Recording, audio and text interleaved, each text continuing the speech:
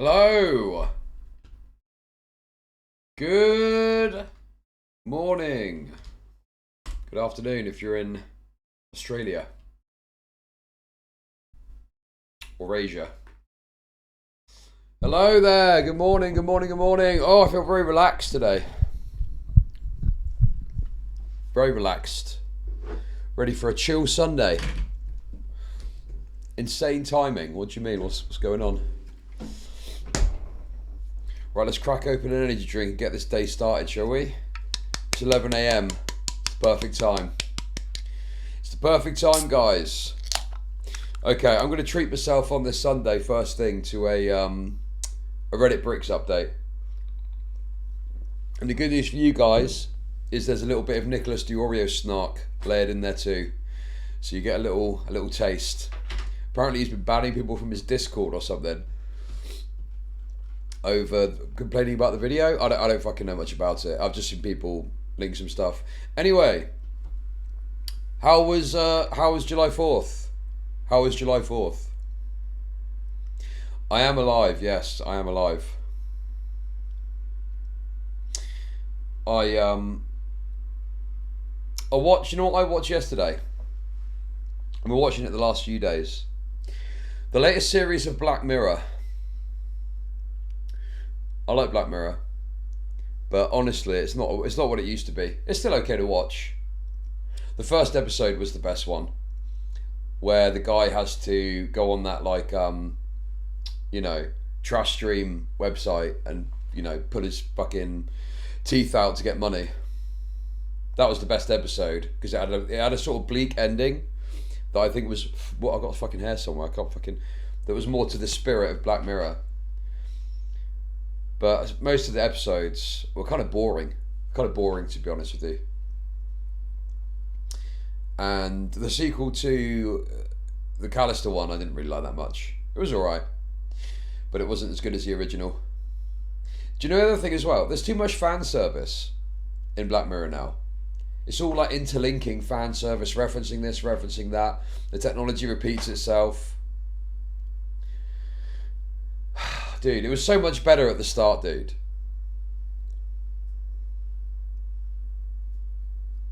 The pig one, oh, dude, it was so good at the start. It had a British energy to it that I think really brought it all together. The Americanization of it, I think, has fucked it up, to be honest. I think it got too Americanized. But it was good enough to watch. It was good enough. It was almost like just having it on.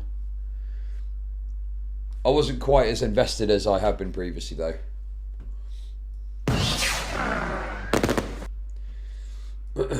Okay, what is this?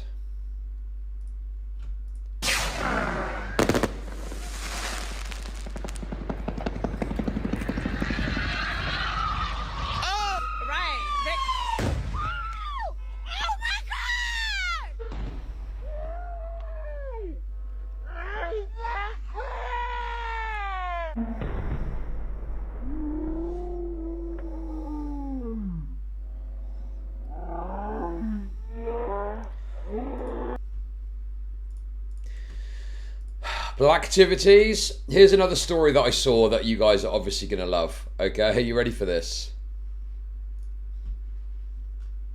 Are you ready for this, guys? I think you know what to expect. Schoolgirl shot in the head by McDonald's worker as a family picked up food. Take one guess. Take one guess. Take one guess. Dude, I looked at it. Oh my god, dude. Now that's what I call a happy meal. Oh my god. I took one look at this and I just thought, it's going to be a black guy, isn't it? It's going to be a black guy. And you click on it and you scroll down and it's a black guy. Oh my god.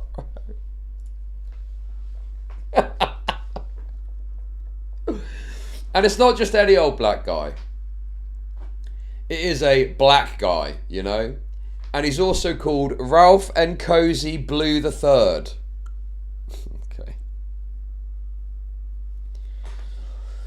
Oh my god, man. It's... Oh, how is one not supposed to just be racist, eh? Anyway, I looked into the detail of it. Dude. The 18-year-old reportedly fired a weapon after getting into an altercation at a parking lot.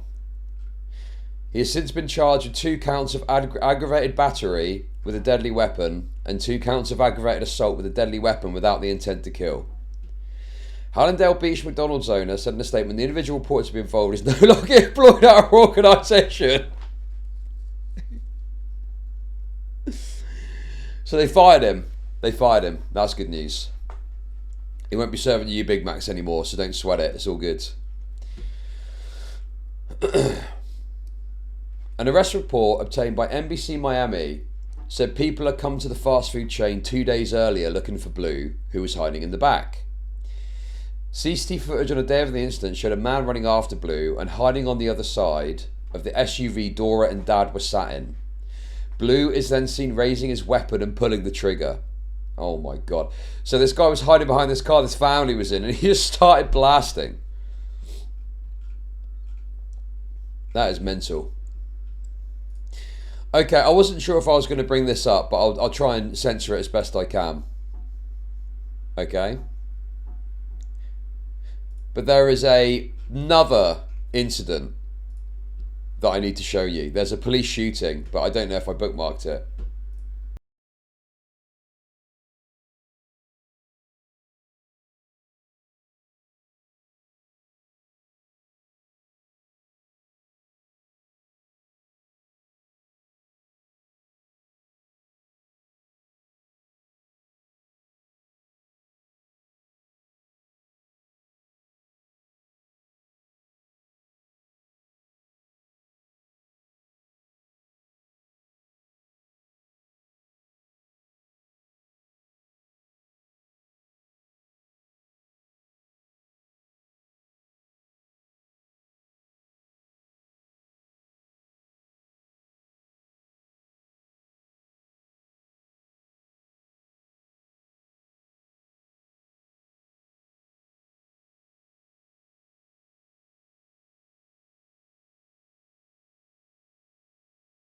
Dude, who is the white guy? Why is he allowed to say it?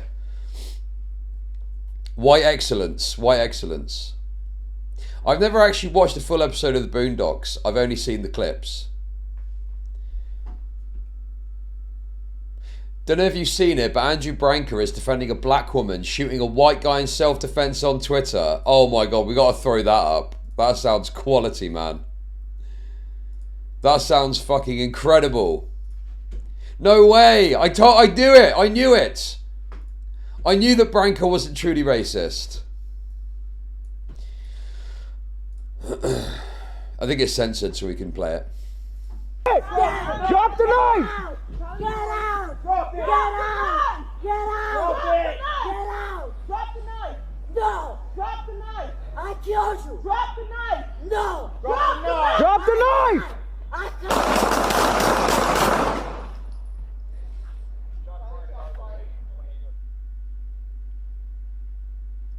What the fuck? What is that zooming? What the fuck, dude? Glad they pointed that out, honestly. I gotta say, I am a bit, you know, I love defending the police, particularly when it's in a black shooting, but I think this is it's rough. It's a rough watch, man. It's a rough watch. And she barely moved, and they shot her, and she's clearly having, I mean, I'd assume she's having some sort of mental health episode. ICE defender can't defend this. Dude, what, bro? Sadly, you're raped. Amarimat signing off. Keep up the racist fire. Content Chuddi. Thank you for the kicks, thank you. Well, the problem you've got with, well, I think legally speaking, I mean, this will be no sweat for the police. This is standard protocol for police in America. I just, you know, they've created some distance, and I think that, you know, I just wonder if there was another route with which to resolve this that didn't involve her getting shot to ribbons. Because I know it's like, drop the knife. Obviously, yes, she should drop the knife, but she must be in some sort of mental health episode, man. I don't believe this woman is of coherent mind and is fucking waving a knife at the coppers, you know. Their shift was finishing. Kneecap bang. I mean, there's loads of that, man. The thing is, people are so fucking dumb, bro. You can't shoot someone in the limbs. It's difficult to shoot someone in the limbs. And on top of that as well, those kind of shots can still be lethal. But also, a shot to the limb might not, eliminate someone. The reality is, police officers are trained to aim for centre mass because that's the most likely way that you incapacitate someone. You know, to stop the threat is to just aim for centre mass and mag dump. That is exactly how police get trained. Yeah, I was thinking that. I was wondering about that because, you know, I would have thought they'd have used that distance with that range as they were backpedaling. I would have thought that, you know, they'd have used a taser or something first.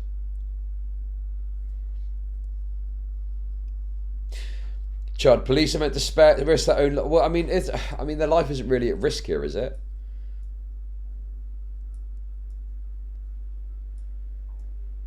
I mean, they're pretty far away when they start. She's pretty far away when they start firing. I think at least try non-lethal first. But then, you know, I don't know the full context and what happened before. But I mean, in this instance, I think that non-lethal probably would have been worth a shot, so to speak.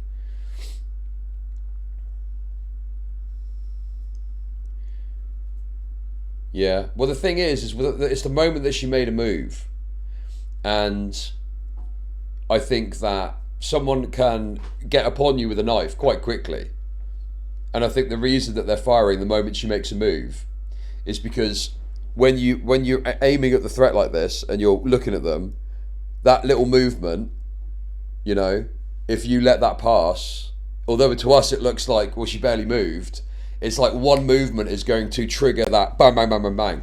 Because their perspective, it's that she could, you know, run towards them, move towards them quickly in a way that they're not able to. And also the other thing too is if she starts moving forward, right, at that point it does become more difficult to hit the person as they're moving. I know it seems like straightforward, they're pointing guns at her, how could they miss? But the moment that she starts moving, actually it becomes more challenging to hit the target if they're moving versus if they're, you know, standing still. It is a tough one, and it's easy to Monday morning quarterback it. I think the reality is that, you know, if you've got a knife and the police are telling you to drop it, you've got to drop it. Unfortunately, in this case, this is probably some fucking crazy bitch having a mental health episode. Do you know what they should have done? I'll tell you what they should have done. They should have sent a... what was the thing Bosch said? They should have sent a social worker with a little card. You know? Answer the Mahawk question. What is the Mahawk question? What was the Mahawk question? Okay, let's have a look. Right. Let's have a look.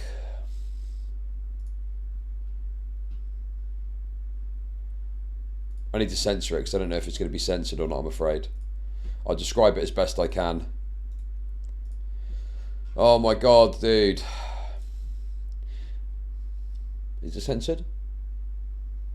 Oh yeah, it is censored. Yeah, you don't see it. We're good.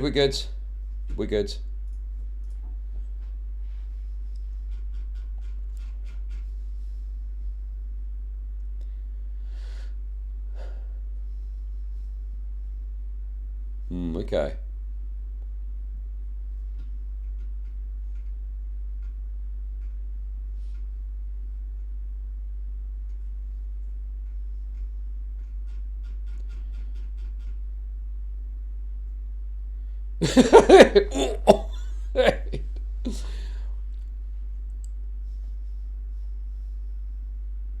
Say the thing again, I can't see it and I'm not scrolling back through.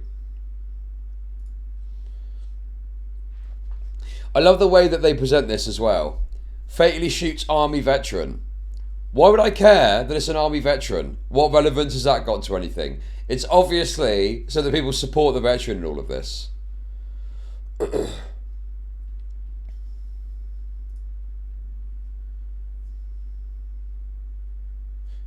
Okay.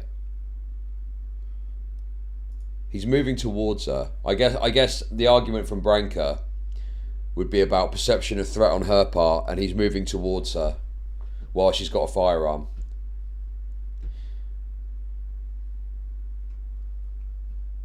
Yeah, look. Why did he advance on an armed person? Yeah. Yeah, no. I think that this is, yeah. I think this is legit. Like, I don't know how it would pan out in court, but I definitely see the argument for why the fuck are you walking towards a person with a gun, for fuck's sake? Because the idea is, if you're brandishing a firearm, okay, even if, say, you were in the wrong for doing that and it's an unreasonable use of force to brandish a firearm, okay? Oh, how racist I am. I don't know, 10. But why are you wasting my time with stupid questions like that? Oh, answer my hawk. I'm a 10. I'm a 10 racist. But the thing is, if you're brandishing a firearm, if you're walking towards someone that's holding a gun and then they shoot you at that distance, my perspective is, yeah, why are you moving towards them? Because you are increasing their legitimate perception of threat by doing that, right? Because you're making it seem like maybe they're going to try and disarm you and fuck with you. So at that moment, that could actually generate a perception of threat that could legitimize lethal force. Okay, I guess is that what Branka's saying?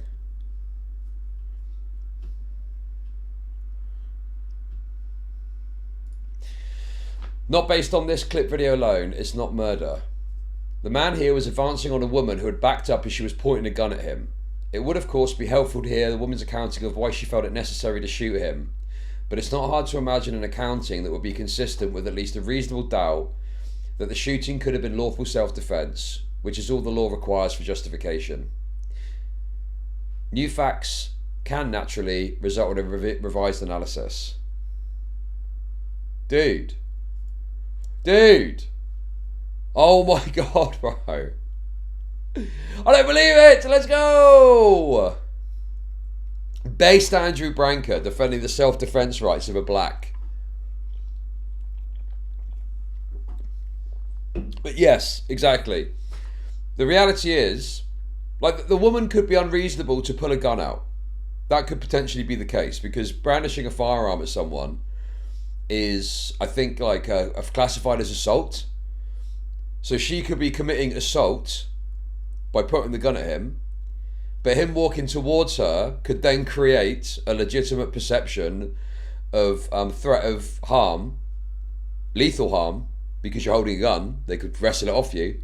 That could legitimize a self-defense claim. I'm pretty sure that would be how it would go, because I don't know if this would be permitted to brandish a firearm like this over a fucking parking lot, you know, interaction.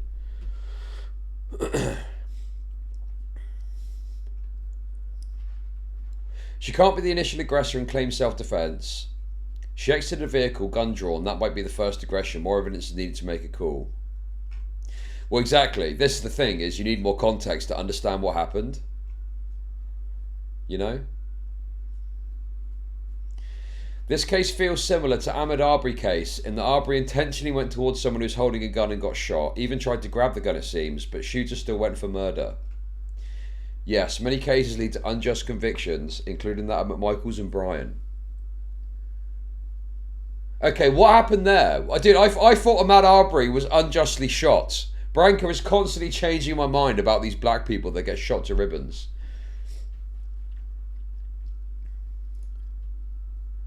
She exited the vehicle, a gun drawn, and becomes a lethal aggressor during a road rage incident. Yeah, I mean, again, we need more context, really.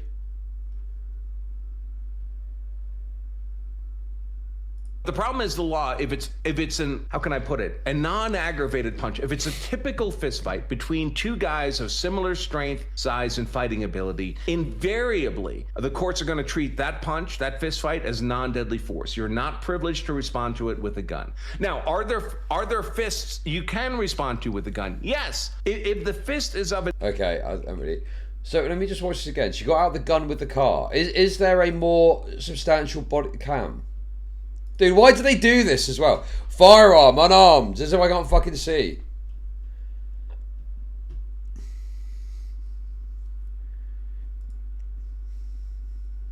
Because the other problem as well is these incidents look at things in like portion segments too. So like an interaction could end, but then it can reinstigate with the rules reset and stuff like that. It's all very complicated, you know. Like for example, you can be an aggressor, but if you adequately remove yourself from being an aggressor in the situation, the clock can essentially reset, and you can then get lethal self-defense grounds, you know. So that's another problem too. Is it looks like he's walking away. You know, if he walks away and she's the aggressor, the clock can reset, and then he can come back and he could be the aggressor, and she can have a self-defense claim then, because he's then aggressing upon her, even though she started the original entire interaction.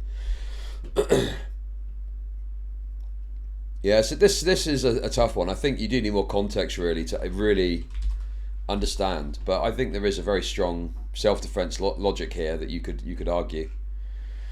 Certainly not as simplistic as those people on X were making out. Here's the full video. Okay.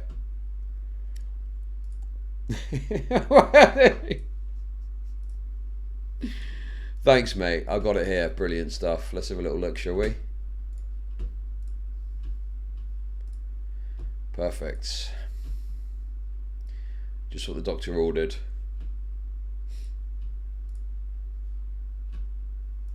Handicap. Wanna kill me? Wanna kill me? Do you wanna kill me? Do you want to kill me? Do you wanna kill me?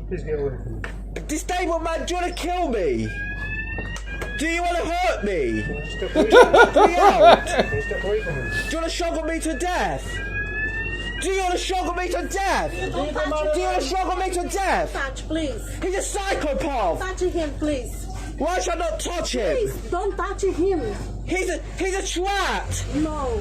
Sorry. He's a twat, that guy. No, sorry. He's a twat. I don't like him. I don't touch him. I don't like him. I just want to shine his head. Excuse me. I just want to escape. No, no. You're a psychopath, man. Psychopath. No. Spastic. Handicap. Excuse me. He's a spastic handicap. Good man, take that. I don't like disabled people. I hate them. I hate them. Hey, come and sit down. Come and sit down. All right, come and sit down. Don't drop me. Come to the knock you out. If you knock me out, if you knock me out, I'll call the police and you can go jail and get raped there. You can't knock me out. I got PTSD. Come and sit down. Come and sit down. Come and sit down. Come. He's a bitch, that guy. All right, leave him alone. He's a bitch. Leave him alone. Come and sit down. See, your friend there's a bitch there. Come and sit down. Come and sit I down. will. All right. Come on the box. I think that this guy is all. I think there's just a lot of. I think there's a lot of disability. I think that's the reality. Oh, by the way, I missed some kicks that came through. Amerimut signing off. Keep up the racist fire content, Chuddy. Thank you, Kirk, Jamin, Floyd, and Yahoo for the kicks. Appreciate that. Thank you. Completely justified. Look at the eyes of the killer. Boss handicap. Wanna I'll kill see me? this. I need to show this bit. Wanna kill me? Do you wanna kill me? It's the way it's just sat there, bro. It's the way he's just sat there. That's so good, man. The way he's just sat there, totally unbothered. Oh my god, dude. What is this? What is this you're sending me now?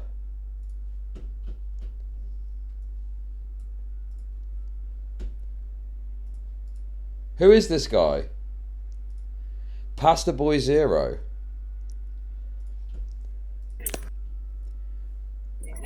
Excuse me. You can literally fuck off, you dirty Hindu. Fuck off. Fuck you. Fuck off, you bitch. Fuck off. No. He's not a good person. Dirty man. You can't wait to. You get man. Go home. What? Let's go home. Let's go home. Leave me alone. Joshua, let's go home. Let's Dirty go home. Hindu. What is this guy steal, man?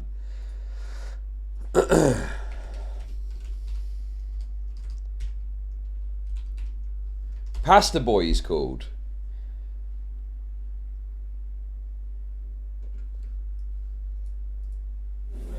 Hello, my disabled friend. Nice to meet you. He's my friend, he's disabled. You know him? Yes. My name is Joe. Nice to meet you, disabled guy. Bro. Do you know what, dude? Do you know what I'm thinking sat here? I'm paying for that fucker's BMW. I'm paying for that fucker's BMW. Look you. No, come on. I'm not gonna plead on you. Don't be scared, don't be a coward. No, Joe, come on. He's disabled. No, he's mentally ill. No. Give me a high five. Joe, come on, yeah. He's disabled. Do you know Joe? Yeah. High five. You got a freedom pass. Nice to meet you. This is great content, man. Another banger from Anglo Pigeon. Another banger recommendation from Anglo Pigeon. Are you smack my bum?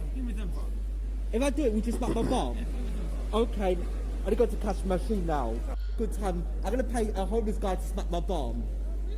That's what I'm gonna do. I have a good time. Yeah. I said £10. I paid you £10 to smack my bum. Now I call the police, yeah? I don't know if it's not. No! Permission. I want you to smack it for me. Now call the police. Can you call the police, brother, please? I paid you £10 to smack my bum. Give it back to me, then. You scammer. Give it back to me, scammer. What a scammer! I paid you £10 to smack my bum and you refused. You refused. You scammer. Refused? I paid £10 for you to smack my bum and you refused. To be fair, that is, I'm pretty sure, a legal contract. So he should smack his bot. Look, I wake you up, paid you £10 to smack my bum, and you refused. Running in the back of the cafe and escaping. Let's go. Oh, that's what he looks like. Walking backwards. Nice day today. Oh, he's got one of those sunflower lanyards. The sunflower lanyard means I'm a totally disabled wretch. Please be nice to me. Well, I think it's easy to point to Johnny Somali because of the black connection, but I think he's genuinely just mentally disabled. I think he's just like a mentally disabled black guy. You know, I think it's literally that simple. Nice day. What do we have there? Bread, egg. What is this? What is this? The floor? What is this? Hello. Bro, he's behind the he's gone behind the service area, bro. Toilet. Go out of here, please. Please, I tried to look for the toilet. Can you please go? No, I'm trying to look for the toilet. Can you?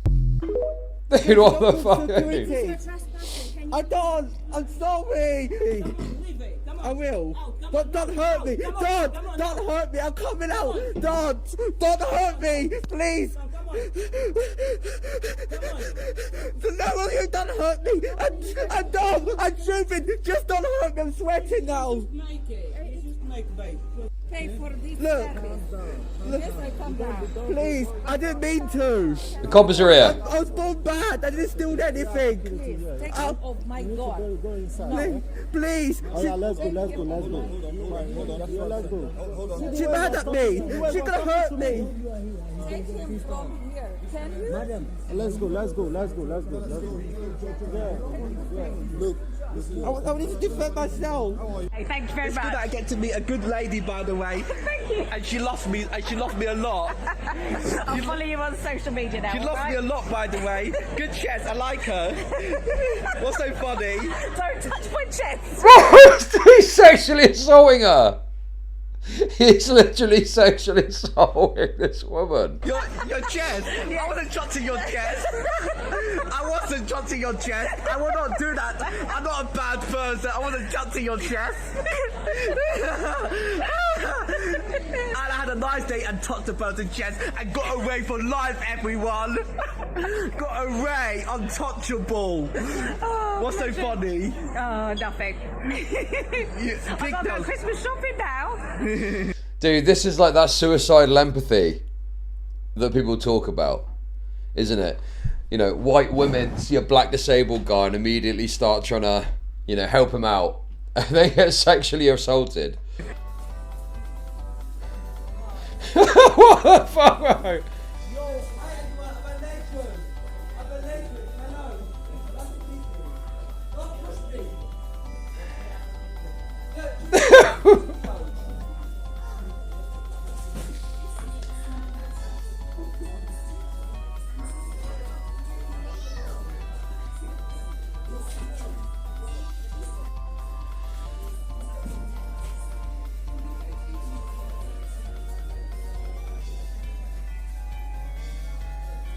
Lady, give me one.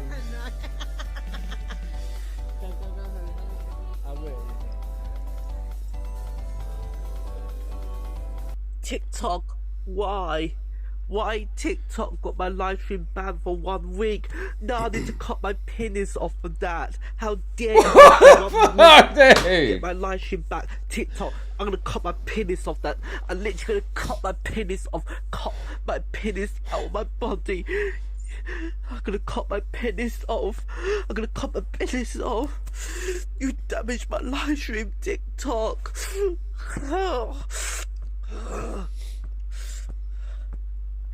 Why are you damaging my live stream? This is another case of people that previously would have, you know, people that would have previously been locked away in some institution now could set up a social media account and make money and shit off of this.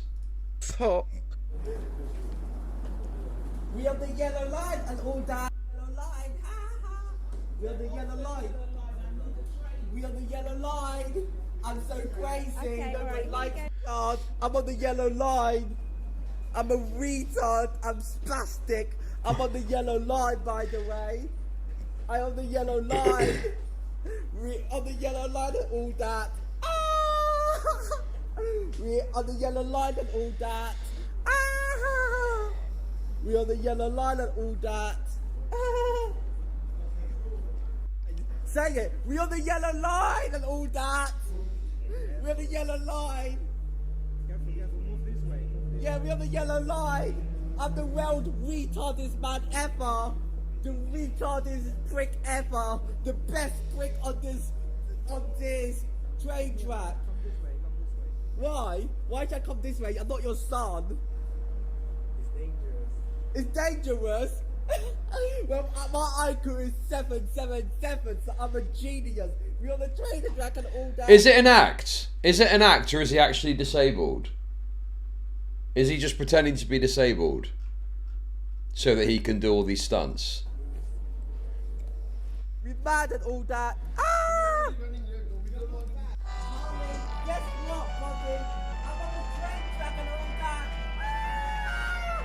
Look, my leg is even there. Ah! Ah! Oh, look, it's over there. It's even fun in the gap. Ah!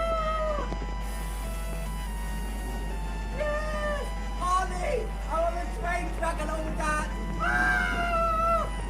We called it train's coming. Come on, you gotta come out. Bro! And don't get scared. Dude, he's literally like seconds away from getting turned into black mist. Let's go.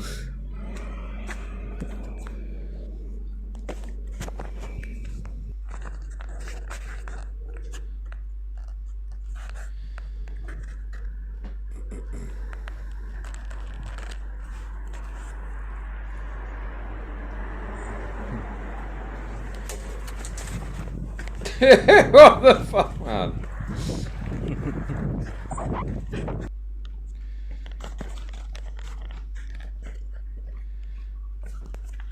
Oh, he's egging houses.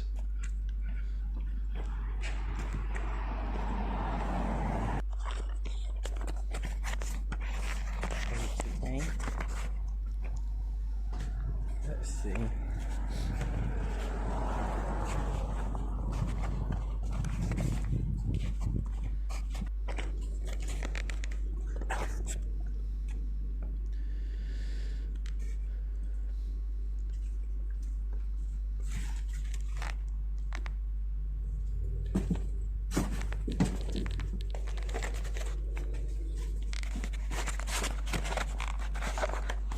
Oh, is he destroying their pumpkins? Come on.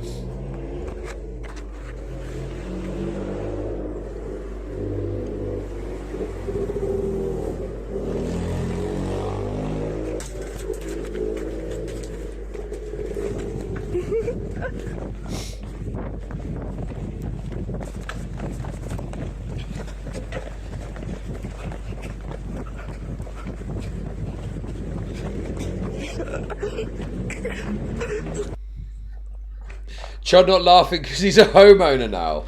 Well, no, even if I wasn't a homeowner, it would be incredibly annoying having to clean egg up off your door, wouldn't it?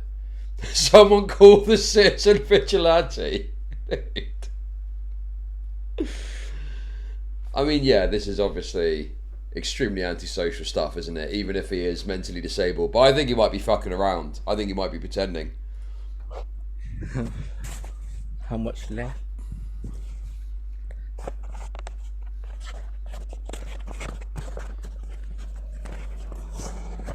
We've got take this and take this.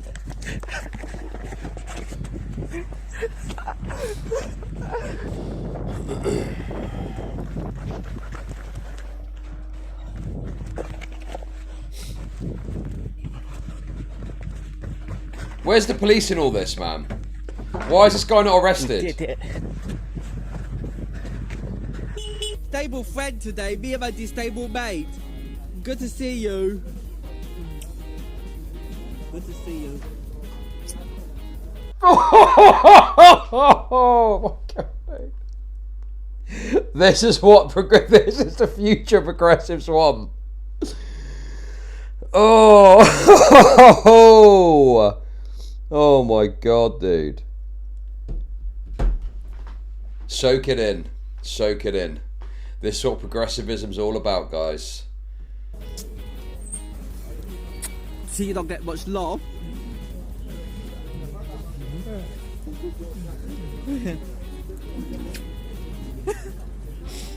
We had a good time. Yeah. Yes, say bye. Yeah. Bye. Disabled people are so cool. Bye, say bye. Yeah. Bye. Bye. Yeah, I'll give you £1 so you punch my bum. Punch it. A bit harder. Punch it hard, very hard. Good. Bro, he actually did it. He actually did it as well for £1. The other guy scammed in for £10. But this guy did it for £1, £1. Dude. Oh my God. A smack there. Yeah, thanks. I helped you. Go away, bro. Today, you do your shopping today. Yeah, well, this is my lunch, you see. This is breakfast stroke. Well, it's at lunchtime. And if you're a cop, how much do you want to tase me, by the way? No, thank you, not today. Would you want to hurt me, by the way? Well, I've got a surprise for you. People don't want to hurt. Why you got a pen in your hair? Why you got long hair? Dude, he just touched his ass, bro.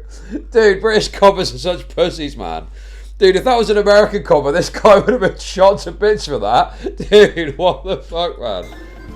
It's very important. I write all my information down. Yes. But be careful. You need to be careful smacking people's bottoms because you might offend them, you might upset them, mightn't you? True, but you're a cop, so it doesn't matter. You're still a human as well, aren't you? Yes.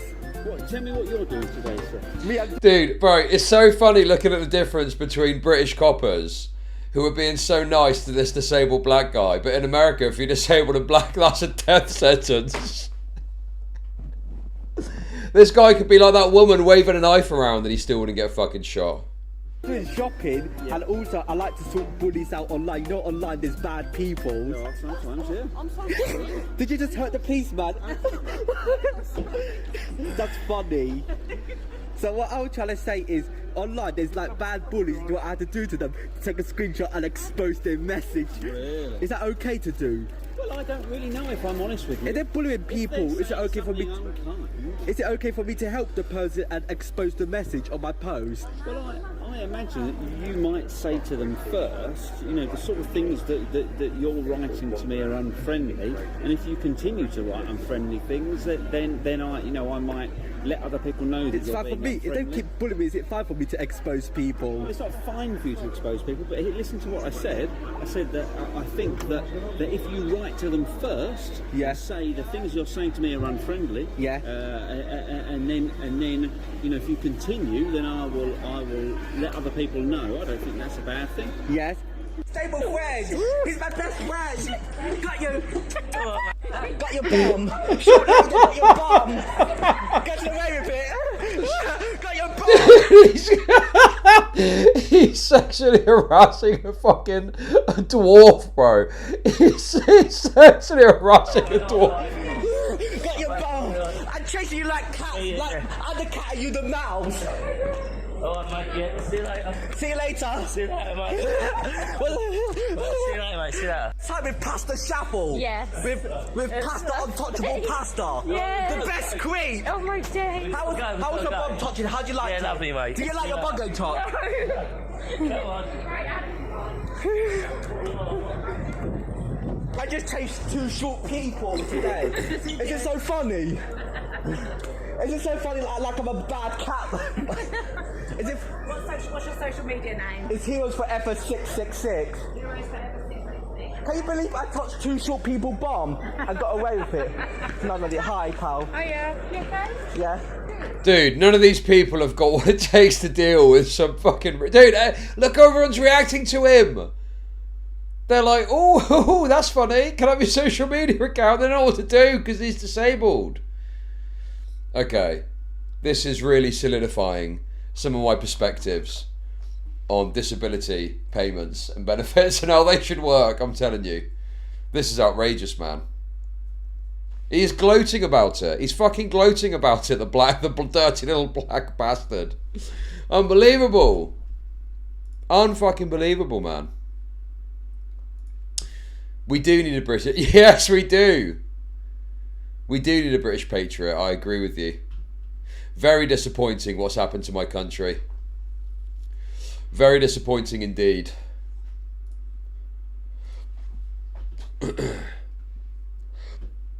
But yes. Don't you have ID check in the UK? Can mentally disabled people have social media accounts? Yeah. There's literally nothing to stop someone with mental disabilities setting up a social media account. And honestly, watching this is making me wonder if maybe we should have a different angle on it. But this guy must be some sort of lolcow type character. He's probably got a Kiwi Farms thread, I would have thought.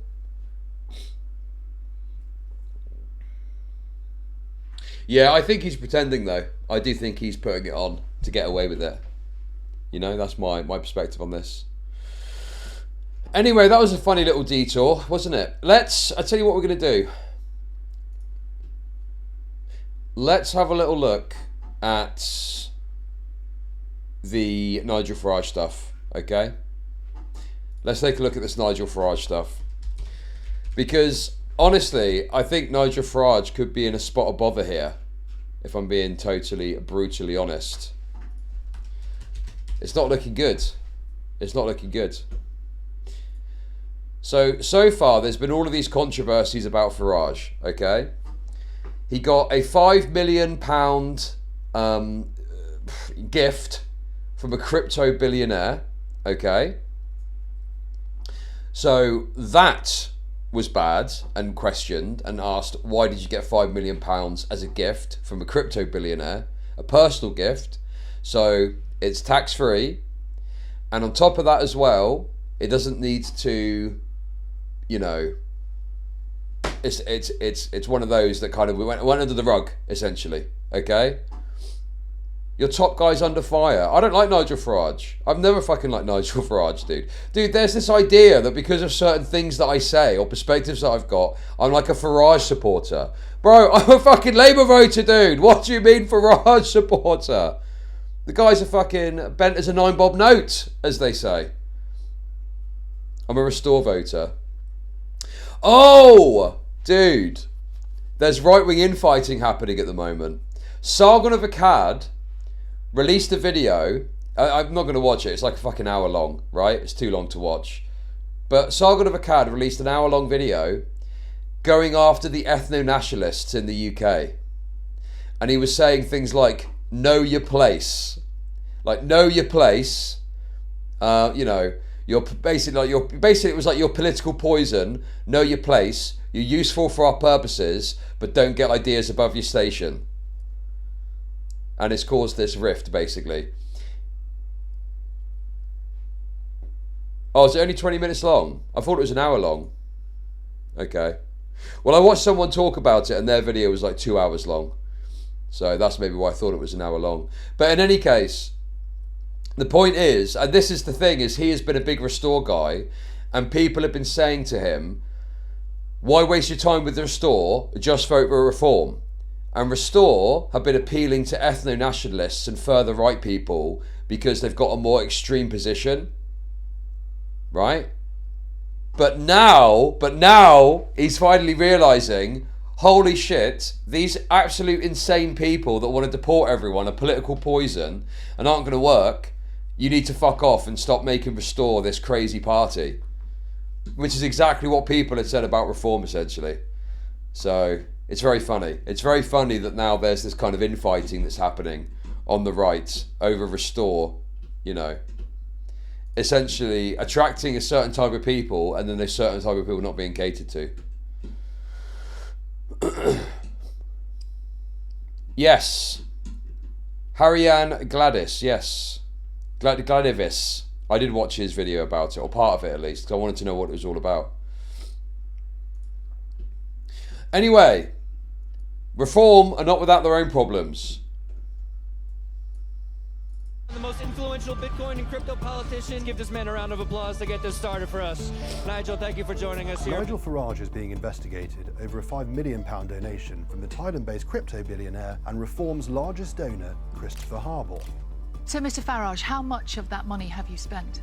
It's literally none of your business. But it turns out Christopher Harbour isn't the only crypto businessman bankrolling Nigel Farage. We are Insight, the Sunday Times investigation team, and for the past few months, we've been investigating this man, George Cottrell, a British aristocrat known as Posh George. He's not just a crypto gambler, he's a convicted criminal too. You probably haven't noticed him before, but if you look closely, he's everywhere. Like the day of the Brexit referendum back in 2016. There's George. Or when Farage had a milkshake thrown at him in Clacton-on-Sea. There he is again. Cottrell is pretty much always by Farage's side.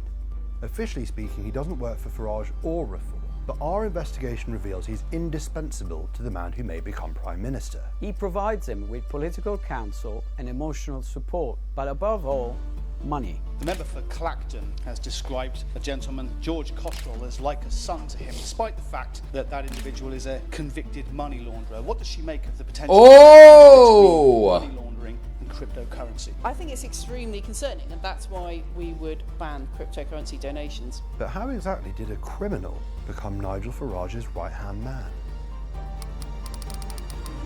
Fellow Americans, I humbly... Yeah, honestly, I think this is going to start to have an impact. I think that people... There's going to be dyed-in-the-wool Reform voters, right? And they're obviously going to hand-wave this away. But I think people that are undecided or are voting for Reform because they want a change from the kind of like corruption of normal politics, two-party system and shit like that, I think they're going to look at this and think, well, you're just like all the others. But for you, it's cryptocurrency. You're getting all this cryptocurrency money. Presumably, my assumption is there's some sort of favourable cryptocurrency legislation that he's then going to look to put in place off the back of some of this stuff, right? I would have thought.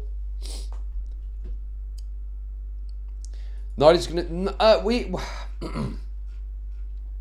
We're not quite the same over here. We don't have as much as an appetite for some of the more fraudulent or insane aspects of political behaviour. You know? We're not really as up for it over here. Stuff like this pisses people off and they don't like it. America is got like, they don't care because they love Trump that much, but it's not really like the same over here. Farage isn't the same. He doesn't have the same cult of personality quite like Trump does, you know? No, I think that there's people that will be bothered by this. I think there's people that will be bothered by this, and it will have a negative impact on his polling, I reckon, and it could impact his chances at the next election. Accept your nomination for the presidency of the United States. This story begins in July 2016. Nigel Farage is in the audience when Donald Trump announces his presidential nomination in Cleveland, Ohio. He's riding high as he's just pulled off one of the biggest coups of his career by playing a pivotal role in Brexit. Dare to dream that the dawn is breaking on an independent United Kingdom. The next day... Oh, it's so funny watching that back, because Brexit has brought about like financial disaster. Our growth is stagnant. You know, we cut off our relationship, our you know, very fruitful, profitable relationship with a massive trading bloc. You know, all these additional costs and issues for doing business now with the EU. Did I vote yes to Brexit?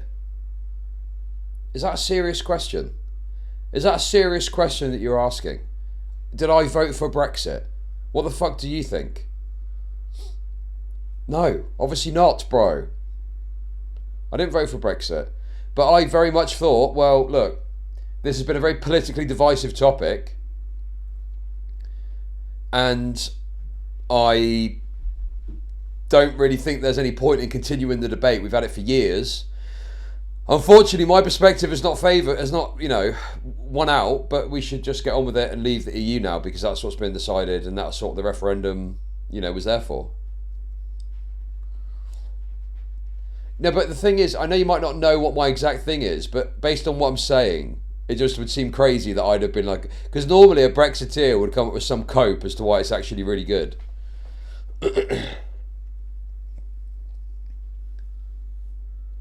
Fuck Europe, we're well out of it. But we're not though, are we? Our country has suffered, you know, financial, you know, degradation as a result of Brexit. He is transiting through Chicago on his way back to London. But as he steps off the plane, a team of armed federal agents are waiting. For a moment, they look like they're there for Farage. Instead, they arrest the man next to him, who at the time was his party's deputy treasurer, George Cottrell. He is charged with 21 counts of money laundering, fraud, blackmail, and extortion. The charges date back to 2014, when drug traffickers see an anonymous advert on the dark web offering money laundering services. They head to a Las Vegas hotel to meet the man behind it, who turns up, none other than Posh George. The men ask him to launder up to $150,000 of drug money a month. Posh George agrees to help, requesting they send an initial $20,000 to an associate in Colorado, who will convert the cash into Bitcoin and then return the laundered money back to them. But when the drug traffickers send the money, Posh George doesn't return the 20k. Instead, he holds them ransom, demanding they pay 80k's worth of Bitcoin and threatening to turn them into the US authorities if they don't. Oh my god, dude. He's just, listen. He's just a thoughtful businessman. He's a ruthless businessman. That sounds like a great ploy. But what the fuck are they going to do? What are they going to do? Go to the police? Say something they can do? Unfortunately for him, the drug dealers are the US authorities. Oh no! Knowingly been caught up in an No! No, they are the police! I didn't think of that possibility. They are the police. I thought they would have tracked him down with some sort of clever thing, but no, it's just a sting operation. undercover sting called Operation Avalanche. After he's denied bail and spends time in custody, George agrees to cooperate. He pleads guilty to a single charge of wire fraud and is released after 8 months. When asked about his friendship with the criminal, Farage shrugs it off. I can't be responsible for what everyone around me does. Maximum security prison in Chicago was a far cry from George's privileged upbringing. He was raised in Mystique, a private island in the Caribbean beloved of billionaires and royalty. He later attended Malvern College, an elite boarding school in the Worcestershire countryside, but he was expelled in 2010. His mother, Fiona Watson, is an aristocrat who briefly dated Prince Charles in her early 20s. The match was killed, however, when her nude photo shoot in the men's magazine Penthouse was unearthed by the palace. She would go on to be one of Reform's largest donors. His father, Mark Cottrell, was equally well connected, attending boarding school at Gordonston in Scotland alongside Prince Andrew. He was described as a Gatsby-esque figure and the source of his wealth a mystery. George had left prison vowing to rebuild his life. He even claimed he would do charity work. Things play out rather differently. In late 2019, he goes to Montenegro. In Tivat, on the Adriatic Sea, he lives a lavish lifestyle, driving a £300,000 Lamborghini, staying in the penthouse of a 5-star hotel, and flying out his friend Farage for a polo tournament. But he's not there on holiday. He embeds himself within the country's political elite and uses a complex web of companies that obscures his involvement in various ventures. One of these enterprises is a gambling website called Tethered.bet. The platform, which cannot operate in the UK, allows people to place huge bets on sports games and politics. It only accepts Tether, a cryptocurrency that is part-owned by Christopher Harborne, Reform's largest donor, and the crypto billionaire behind the $5 million... Oh! Damn. This is all getting very sleazy, isn't it? By the way, what was Nigel Farage's comments about the free suits, about Starmer's free glasses? They were all declared, by the way. They were all declared. All of that was declared, and that's how people found out about it. What was Farage's take on that? I can't recall. Nation. It was a $5 million donation from a... Not donation, no, gift. Gift from... Very different. From Mr. Christopher Harborne. Well, it's being investigated by the parliamentary authorities because they're worrying that it was a donation which you should have declared. It's not a donation. Our investigation found that in the run-up to the 2024 general election, George started bankrolling his old friend Nigel Farage and helping him with, well, everything. From recruiting Farage's staff, as well as allowing Farage to stay at a 5-story house near Buckingham Palace. None of this was declared in an apparent breach of parliamentary rules. Oh. Farage mocked Starmer during his keynote speech at Reform UK conference. He put on a pair of glasses saying something like, "Do you like them? Very expensive, but guess what? I bought them myself." Did you? Or did your mate pay you? Oh, no! No!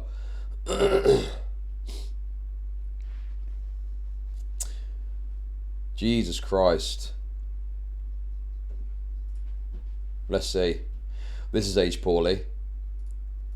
This is going to have aged poorly.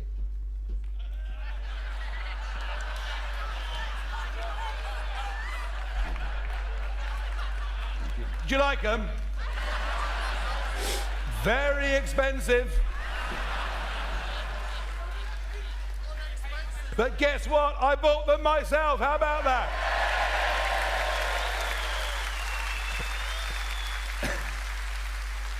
Wow, I got to tell you, the energy, the optimism, the enthusiasm that we've got in this room is not something that could be replicated by any other political party in this country.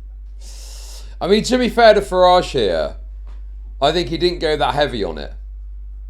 I think he didn't really go that heavy on Starmer because he knew that he couldn't. Because if there's in the background, Like, there's other people that made way bigger attacks. But I think for him, he probably thought, oh, I've probably got to be a bit careful with that. Probably be a bit hypocritical of me to have a go at his glasses too much. Because a crypto billionaire is funding all of mine. He also paid for a young right-wing activist to run and reinvent Farage's social media. The content was short, snappy, and designed to go viral.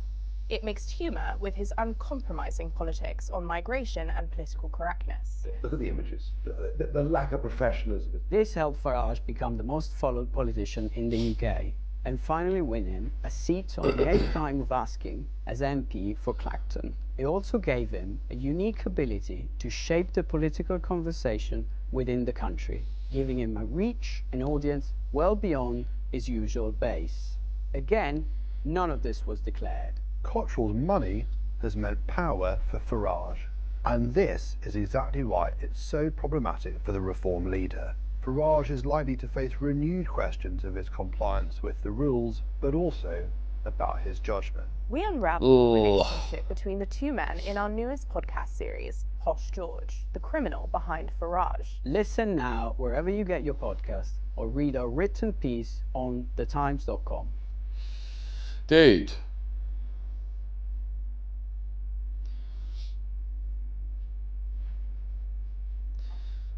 This is pretty rough, man. This is pretty rough for Farage. I mean, this is, yeah, disastrous. Disastrous kind of optics at the very least. Jesus, man. That's tough. The article's paywalled, and the archive stuff doesn't work anymore to unpaywall them. But anyway, you get the gist. Let's watch some more on this. Robert General, you said pretty clearly that you want to get Shabir Ahmed out of the country. But there were similar cases under the Conservatives where the blockage wasn't the 1971 Act, which is what people are talking about now. The problem was that the Pakistanis wouldn't take the men back. Why is it going to be any different now? Well, the lesson from that period is that you've got to use all the levers of the British state to get these despicable people. Yeah, this guy was a Conservative when a lot of the crazy shit was happening with immigration under the Conservatives. And now he's part of Reform. He's doing this thing where he's like, well, that was bad, wasn't it? And it's like, you fucking did it, bro. You were there. You were there at the fucking table, bro. What do you mean it's bad? You're responsible for this. Out of the country. And I'm afraid to say successive governments, Conservative and Labour, have just been too weak. We are not a weak country. We do have ways of doing this. We're giving around 80 million quid every year in aid to Pakistan. The Home Office issues thousands, tens of thousands of visas to Pakistanis. We should be pausing the aid, pausing the visas, putting maximum pressure on the Pakistani government to take this man back. Well, there was a case a year or so ago where the Pakistanis refused to take a single grooming gang perpetrator back to Pakistan unless we opened up the UK to flights from a discredited Pakistan airway. You know, that is completely unacceptable. We're pretending like the UK is some kind of, you know, we could just be pushed around. Well, we shouldn't be pushed around any longer. But you're asking this government to do something which your government failed to do with at least 2 other individuals. So when during a period Oh, that's tough, man. way more aid That's tough. to them now. Why did the Conservative government fail? And you expect because there was a complete lack of will. There was a complete lack of will. It doesn't actually generally emanate from the Home Office. The issue is, will the Foreign Secretary and the Prime Minister of the day be willing to actually row in behind this? And I'm afraid to say, in the last Conservative government, they just were not prepared to do that. They would make up ludicrous excuses like, oh, we can't put pressure. A serious country would have executed him after a swift trial. Well, unfortunately, we don't have the death penalty over here, so that's not a possibility. So we don't have the death penalty. I don't know what to tell you. Yeah, it was a bit quiet. Pressure on Ethiopia because it will damage diplomatic relations with Ethiopia. Well, the British public don't care. They just want to get these people out of our country. So what if it harms relations with small countries around the world? Get grooming gang perpetrators out of the UK. It can be done. It just requires the strength of character to do it. And I can assure you, be in no doubt that if Nigel Farage was Prime Minister, and Zia Yusuf was the Home Secretary, these things would be done. Ah, well, let's talk about those two individuals. And let's clear up one thing, which is... Checks notes, it was a foreign Jew. He got rid of the death penalty. Really? Who got rid of the death penalty in the UK? That sounds like bullshit, to be honest with you. Who is that exactly? Who are you talking about? Sydney Silverman. That doesn't sound very Jewish. Oh.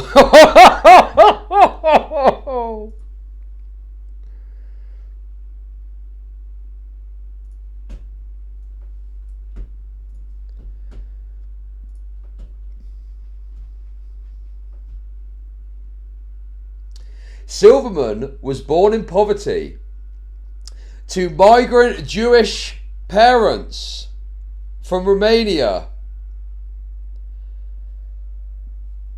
Dude, Anglo Pigeon is just correct.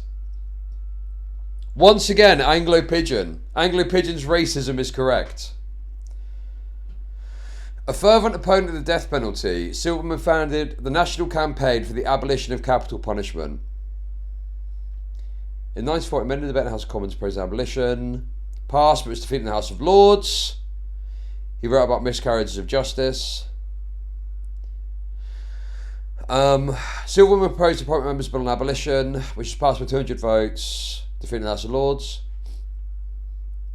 In 1965, he successfully piloted the Murder Bill, abolishing capital punishment for murder in the UK, and for a period of 5 years, with the provision for abolition to be made permanent by affirmative resolutions. Right.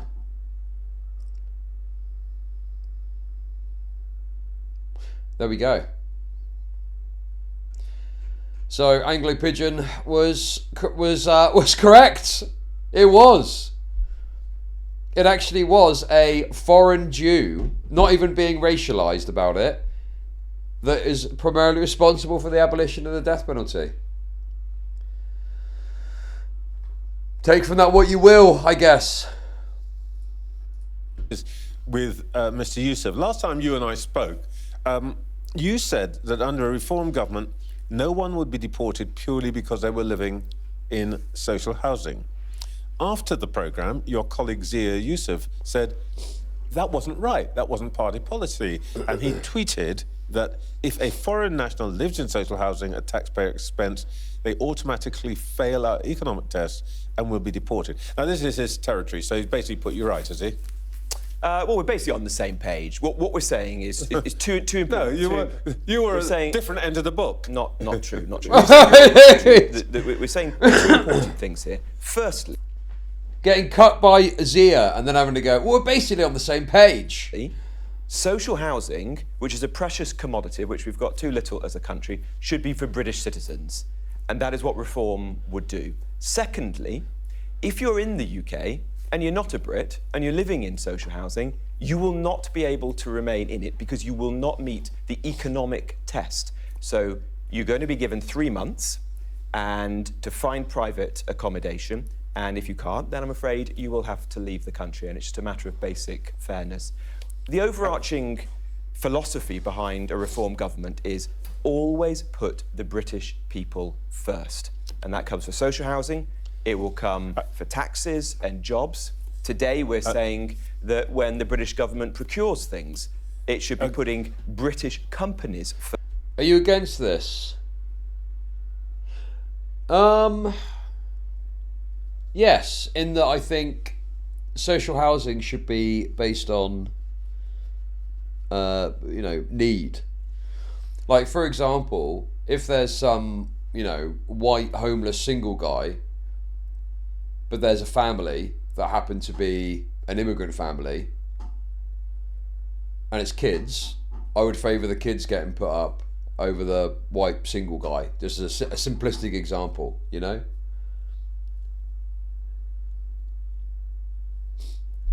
Need to pay the migrants who is a free house.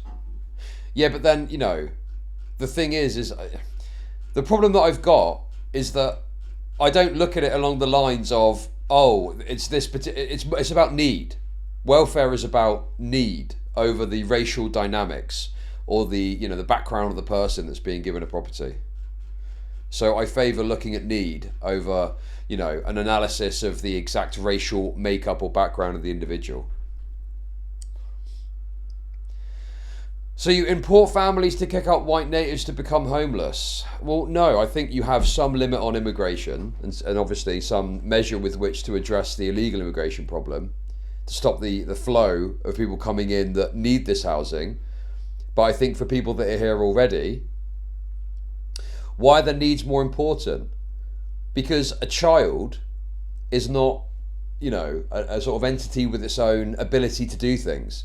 And so if their family decides to bring them to the UK, they've not made that decision. They've not made the decision to come to the UK, their parents have. And I don't agree with punishing the child because their parent has made a bad decision.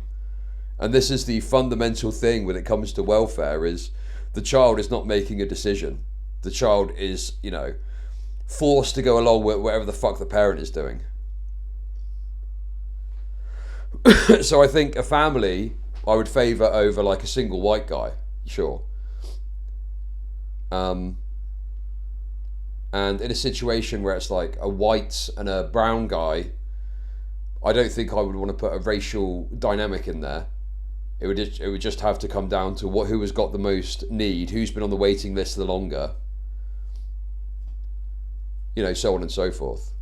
I don't like the idea of racialized components to assessing means testing of benefits or distribution of certain limited benefits,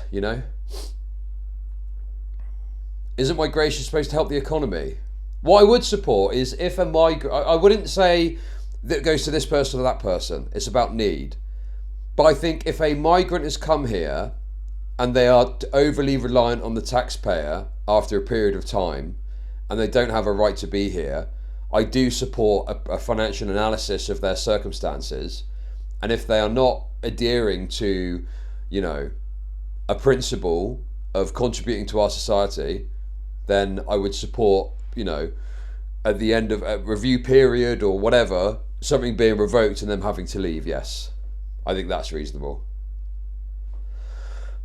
If someone is coming over here, contributing, working, paying taxes, fine. That's what it's supposed to be. But yes, obviously people should not be allowed to, come over here,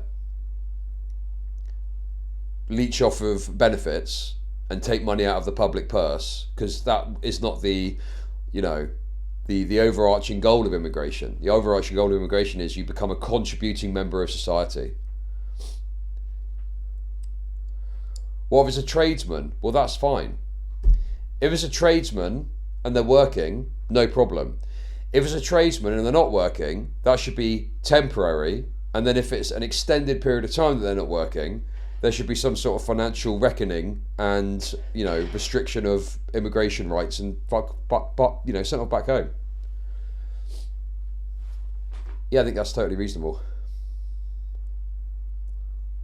So I think there should be mechanisms for this stuff, but I don't like the idea that we start to assess, the distribution of council housing based on racial or background dynamics. It should purely be based on what the need of an individual is, And there's some people that might have a less favourable racial dynamic if you're racist, but to me, I don't look at a black kid and think, well, they're black or they're an immigrant. I think, well, that's a kid that needs help regardless of where they've come from or how they've got here. And they've not made the decision to come here, their parents have. Sadly, you're raped. Hear me out, Chud. A labor camp. Now I know what you'll say, but what if it's a nice labor camp because we are nice people now? Thank you for the kicks, thank you. Well, they don't become contributing members of society. Well, but that's not true. It's not that simplistic.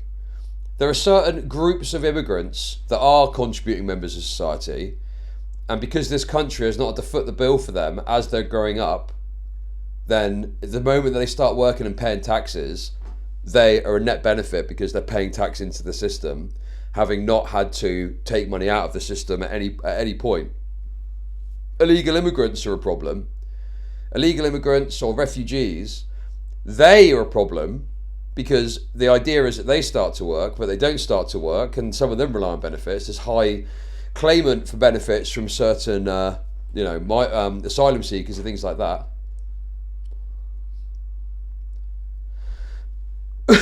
So yeah, I don't know, dude. It's complicated. I think there's complex problems that require complex solutions, and I don't think there's any one size fits all. This is how it should be. It should be contextually based, and there should be a, you know, bookkeeping of one's contributions as an immigrant, because you're here as a privilege, not an absolute right. And if you're not contributing effectively, yeah, sure, I think that it's fine to send them back. And I think that if you commit a crime, well, that is a serious violent crime. That is one of the most egregious breaches of all. You know, it's one thing to scrounge about on benefits as an immigrant, right? Versus it's more of a sort of passive taking of the piss, so to speak. But if you come over and commit a crime and rape a bunch of people, that's mental. You are breaking the, you know, the terms of the social contract to an extremely, you know, outrageous degree. And so yes, I think those people should be deported, which is why it's so insane that this guy, you know, for whatever legal means, can't be deported. Yes, Chud, I understand. Those not contributing are bad guys. I know what I must do. So yeah, I don't know, man. You could say the same for a native. I mean, to be honest with you, are you talking to someone else? The problem is a native has got, you know, a native has got an absolute right to be here, but because where else can they go? They were born here, right? But with a native, I also support restriction of benefits, and I think that needs to be reassessed too, even for native people. I think there does need to be a re-looking at some of these benefits and you know, who's getting paid them and whether or not they need to be paid them. And some of the stuff I was looking at with this PIP shit was fucking insane to me. That to me seems like something that needs to be restricted. The fact you don't have to have a doctor's record or notes is absolutely insane to me, and it can just be based on your self-professed, you know, experiences. So I think there's savings you can make there. I don't know, man. I'm not just like, oh yeah, the natives have an absolute right to benefits. No, you've got to fucking work and do something and be productive. Put some money in the public purse. You've got to be productive too. So it's kind of like a joint aspect to it. It's not just, if we stop the immigrants, that's going to solve everything.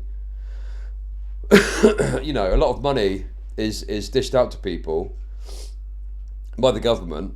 That also needs to be reviewed and looked at. You know, get rid of the triple lock on the pension. You know, there's loads of things that can happen. But obviously some of this stuff people don't want to go fucking near. What is this? The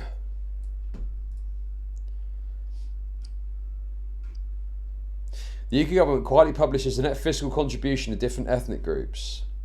Whites are the only group to make an overall fiscal contribution and the net losers to the tax and welfare system. Okay, what do these graphs mean? Okay, that's wonderful.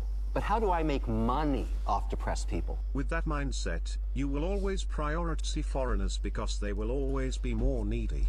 White guys will always be put at the back of any list under the guise of fairness. Why would you expect natives to support a system like that?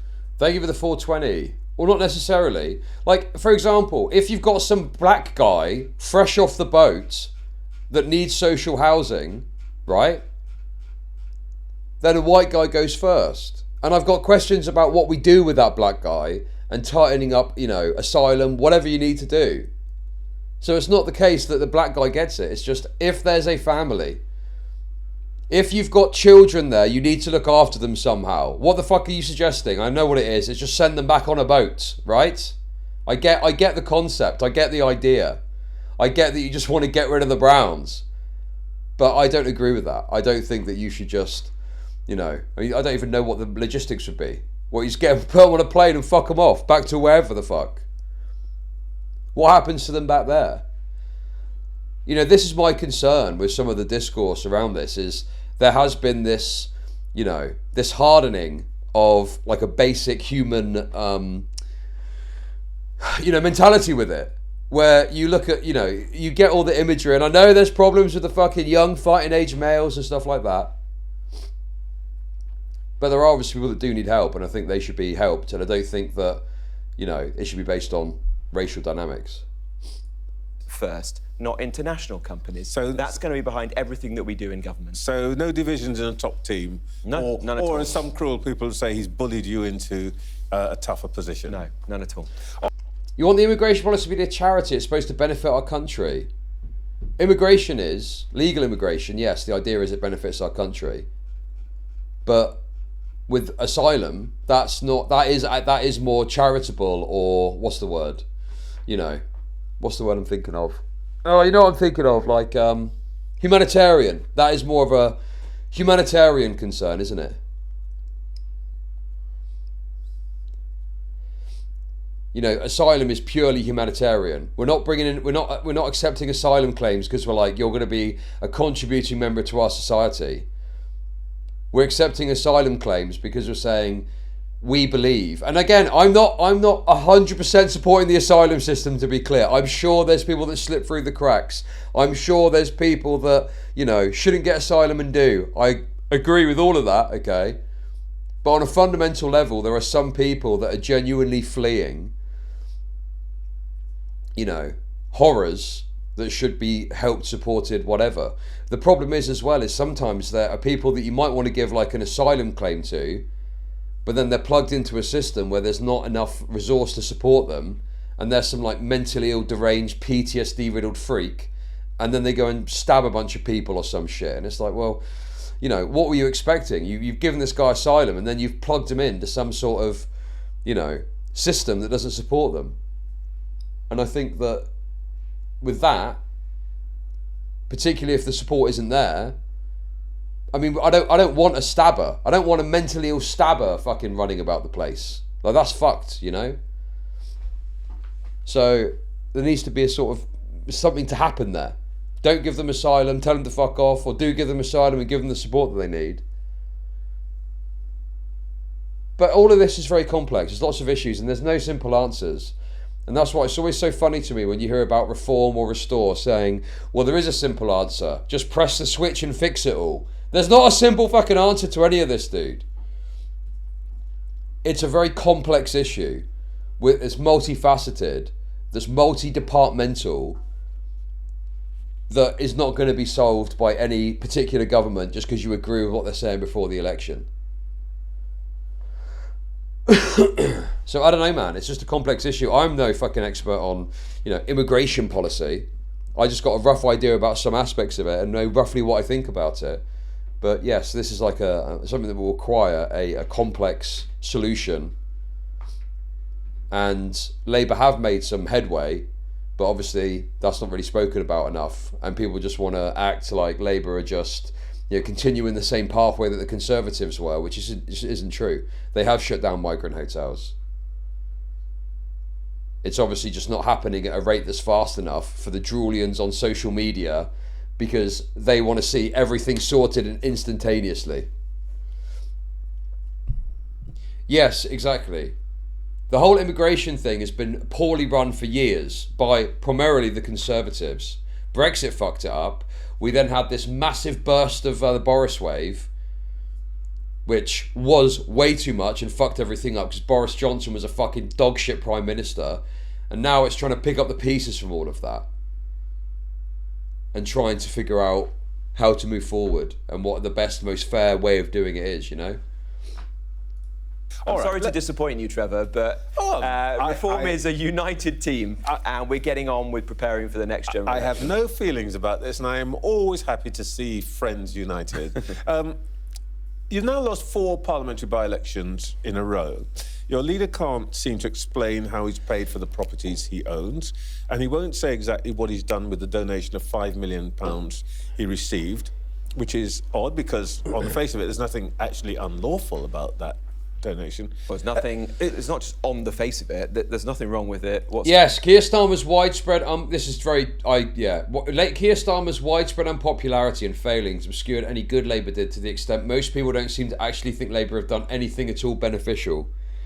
Yes, it is a big problem, but it speaks to Starmer's communication issues, and it speaks to the fact that things have happened that shouldn't have happened with more prudent political game playing or something earlier. Like the Mandelson stuff was massive, and that never needed to happen.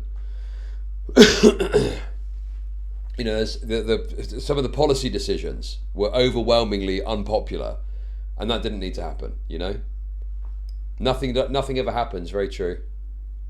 Whatsoever, it's a private gift from a friend to Nigel. Nigel has good friends who support him. It is. Whoa! Imagine having to go and sweep like this, man. You literally, your goal is just to sweep. You must go and sweep. Inquired into by the parliamentary authorities. Well, sure. We're very confident whether it will be dismissed. But the point I really want to get to is whatever may or may not be true. Is Nigel Farage now becoming more of a liability than an asset to reform? Don't be silly, Trevor. Nigel is... What do you mean, don't be silly? Well, because it's a silly... You've lost half a dozen points. It's a daft question. You've lost half a dozen points. You can barely hear a word out of your leader. He's keeping a low profile. Nigel Farage is keeping a low profile. Nigel Farage is keeping a low profile. Nigel Farage is out and about across the country. In fact, he was in America the last couple of days meeting the US Vice President. Well, he's travelling. He's done more public... To remind you, he's a British MP. He can do as much as he likes in America. He's also somebody who is the leading...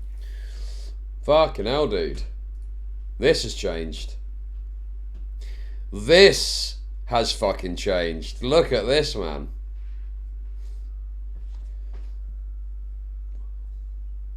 Conservatives at 19.5, Labour at 20.5, Reform at 26.5. And they'd be looking at predicted 207 seats. Fuck me. What a fiasco, man. What would even happen there? I guess Reform and Conservatives would have to form a coalition. There'd be no other option. Yeah, even if you put all the, you know, even if you put all of the other lefties together, you don't get there. So it would have to be Conservative Reform coalition. Yes, the 2010 Parliament was a coalition government with the Lib Dems and the Conservatives, where a lot of these fucking... a lot of stupid shit happened during then. But, I mean, you know, the thing is... what other option is there? The coalition of chaos. Conservative and Reform, yeah, 100% increase in the state pension with cuts everywhere else again. No, I think... I mean, there were, you know, obviously there'd be favourable things for wealthy people, for pensioners, but I think their overarching concept would be a reduction in tax broadly in order to promote growth, which, you know, trickle down economics, isn't it? Trickle down economics again. It'd be very Thatcherite kind of concept probably. Also, what would happen with some of the stuff Labour's doing, like renationalising the rail? Would they like reprivatise? Like, how would that work? Because surely this stuff that Labour are doing is going to mean that the rail is going to be nationalised, and that's going to be it. They can't go back from that, surely. Chud will become right wing. Well, many would say that I am right wing already. Well, they can, but that would be like a fucking ball ache, wouldn't it? The UK got a debt to GDP of 130%. They can't take on more debt. They need to cut benefits, and like 50% of all benefits go to the elderly. Yes, dude, I don't understand. Benefits have got to be cut. That's it. There's too much money. There's too much money being fucking dished out by the state. And the number one cost is to the fucking elderly. Right? They get way too much. That needs to be pulled back. Secondary to that, you need to look at some of these disability... Bro, go and look at PIP and disability payments and stuff like that. It is crazy how much it has grown. And the fact that 39% are psychiatric disorders, that's mental, bro. That is fucking bollocks. I guarantee you there's some fucking bollocks happening there that needs to be pulled back too. I'm telling you, man. I do not believe that 39% of people on this are legitimately claiming it for psychiatric disorders. Bullshit. Bullshit. Especially considering there's no You don't have to show medical records in order for a claim to be successful. Also, another thing with it too, so you go for your assessment to see whether you can get this payment, right? And that's the Department of Work and Pensions, who are obviously incentivized to look for issues and look for problems, right? However, if you're denied by them, there's an appeals process, okay? There's an appeals process, and because they want to have a separation to keep it fair, that's a judicial process. So I think it's like a judge and two experts make an assessment, and the appeals process has got a success rate of, I think, 60-odd%. Right?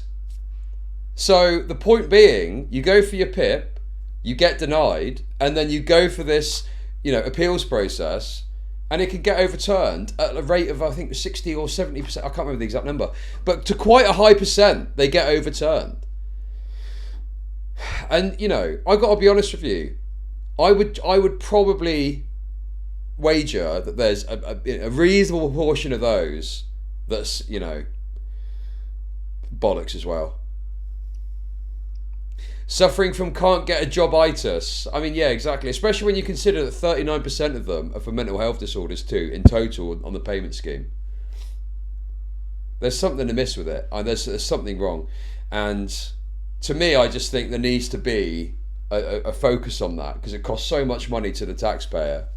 There's got to be savings that can be made there, surely. So there's stuff like that, which is really fucking annoying. Income tax probably needs to increase. I think each bracket could probably increase by a couple of pence. That would probably be something worth looking at too. Fuck that. See, dude, this is the problem. This is the issue, bro. This is the issue. Is people are just completely antithetical to that. But the country's in a totally raped state at the moment. And we've all got to, I think, for the sake of the future, if particularly value things like the NHS, right? I think you just have got to accept that, if you want good public services, you do need to pay for them. And as it stands at the moment, the way the tax system is structured, it isn't paying for the things that you want it to pay for,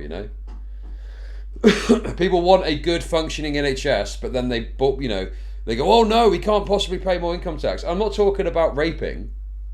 I'm talking about, a few pence here, a few pence there in the pound. To the point where it would only be, 20 or £30 difference in your pay packet per month. Something like that, So, I don't know, dude. I don't know. I just think that there's stuff like that. I think some sort of land tax, maybe, targeting people that have got a big property estates. I don't know, man. I don't know what the exact right answer is, but I'm just, there needs to be savings, and there seems to be specific places that savings could be made, and there also needs to be an increase in revenue. And I think that not touching income tax and stuff is a mistake. And I think not touching income tax, but increasing national insurance contribution for employers, I think that was a mistake. I think that's caused problems. You're kind of like putting it all on the businesses, just thinking they can soak up and absorb the cost of it. But that's not necessarily the case, especially businesses that run on certain margins. Small to medium-sized businesses that rely on part-time staff, I think there has been a negative detriment from just focusing and going, let's just take it from the businesses. Yeah, exactly.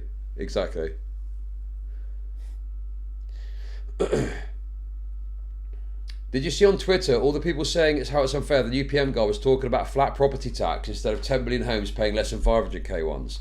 That's actually Andy Burnham's property tax idea is actually great, because the council tax system is fucked. You pay based on valuations from the 90s. It was supposed to be a temporary measure, but then it became a long-term solution because no one wanted to fucking touch it because it would upset certain groups of people.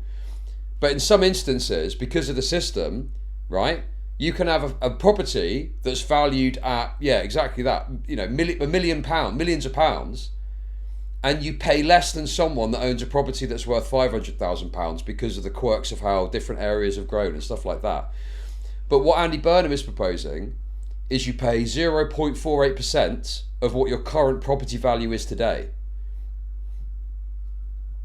What's wrong with that? That's more than fucking fair. That's more than fair, dude. What the fuck is wrong with that, dude? That makes perfect sense to me, yes. Pay on the basis of what your property is today rather than a valuation that was valid in 1991.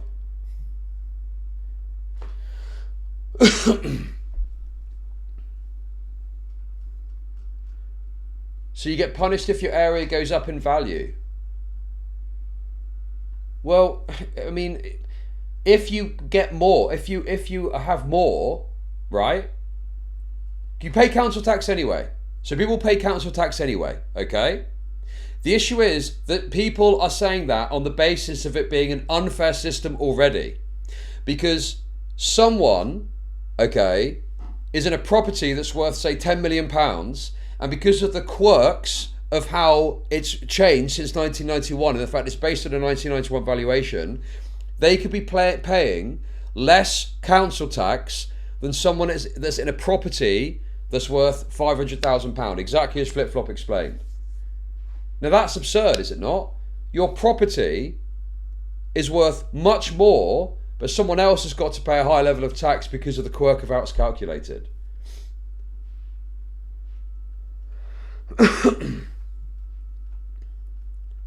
I think that's completely reasonable. And also on top of that as well, he's also saying that he'd scrap stamp duty.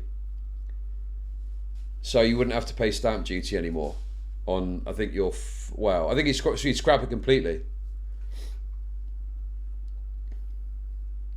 Which would help growth, because stamp duty can be an impediment for people getting a house. And on top of that, if someone wants to invest in property, they might not be able to afford or want to pay X amount up front, but rationalising it as, you know, X amount over a period of time. So yeah, I think that Andy Burnham's tax proposals are actually quite reasonable, to be honest. I don't really have a problem with it.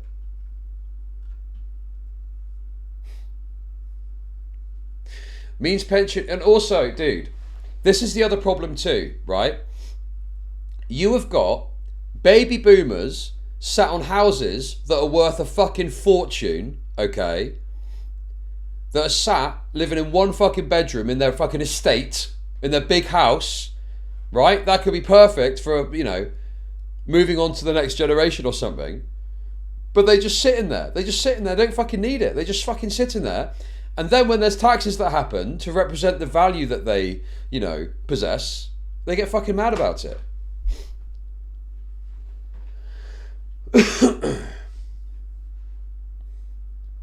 Don't you pay council tax by the band and the number of adults in the house? You get a discount if you're a single occupant. But other than that, I don't think there's, you know, I think there's exemptions if you're students and stuff like that as well. But it's based on the bands. The bands are based on the valuation of property from 1991. So it's based on this outdated concept, and obviously things have shifted quite a lot since then. But yeah, man. It's pretty crazy, isn't it? Look at this. This has changed dramatically. So anyway, I don't know, dude. I'm not Dan Needle is one of the best guys when it comes to talking about taxes. I would recommend, was it Tax Policy Experts? That he's got a good idea of what's what with that sort of stuff. Character who's likely to be the next Prime Minister of this country is quite right that he travels around the world and meets other statesmen. But my point is this. Nigel is one of the most hardworking people in British politics. He's been out touring the whole country. And look, we're leading in the opinion polls. We've led in the last 350 opinion polls. Nigel is on course to be the next Prime Minister of this country, and we are now preparing for that. We're selecting our candidates. We're raising the money that we need. We're professionalising the party. We're writing our manifesto. We are going to be ready to take on Andy Burnham whenever he's got the guts to go and get the mandate that he needs to get. You still have to deal with, if you like, the lingering questions about, if you like, the character of the party and the leader. And there's another story today. What exactly, can you tell us, is the role of Mr. George Cottrell, who is a man convicted of money laundering in the United States, who appears regularly with Mr. Farage, and who the Sunday Times today says pays for his security. Now, a spokesperson for Reform has called the story baseless and contrived.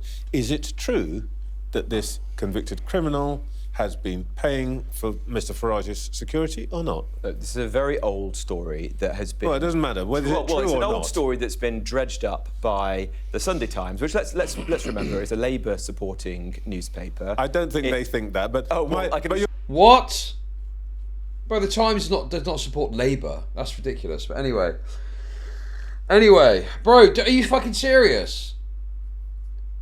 You go and look at like the Times Radio on YouTube and look at all the shit they say about Starmer and tell me that they're fucking Labour supporters. They're one of the main sources of what I saw constantly shitting on fucking Starmer. But you're not even answering my question. They backed the Labour Party at the last general election. Is it true or is it not true?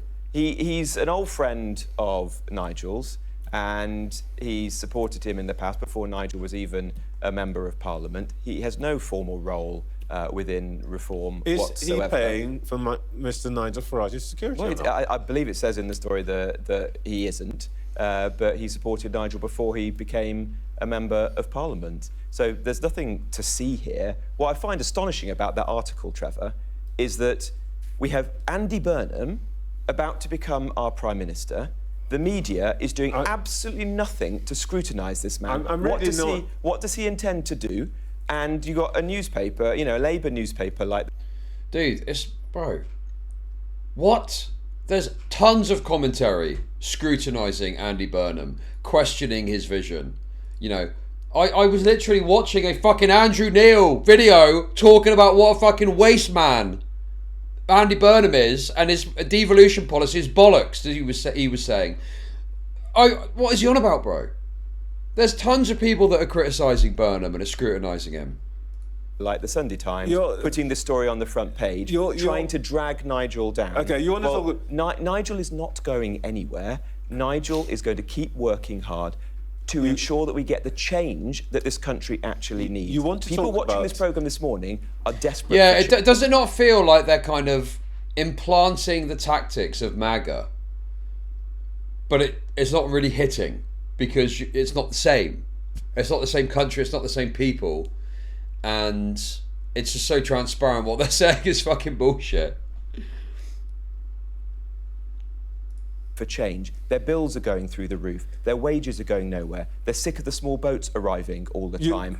They think the country is going down the toilet, and we need to make sure that we've got a government with real change and a strong leader at the helm. That is Nigel, and that's Reform. 3 minutes ago, you told me that Nigel Farage is going to be the next Prime Minister. Yes. So people watching this programme want to know who their next Prime Minister is going to be. What is this person really? Who are his friends? Who is he influenced by? So let's just deal with him and not the person that you're saying is not going to be next. Let me just say it, Joe. It's an important point. Let me ask you I'm just saying that the media seem to be fixated on Nigel. I don't care about constantly trying to knock him.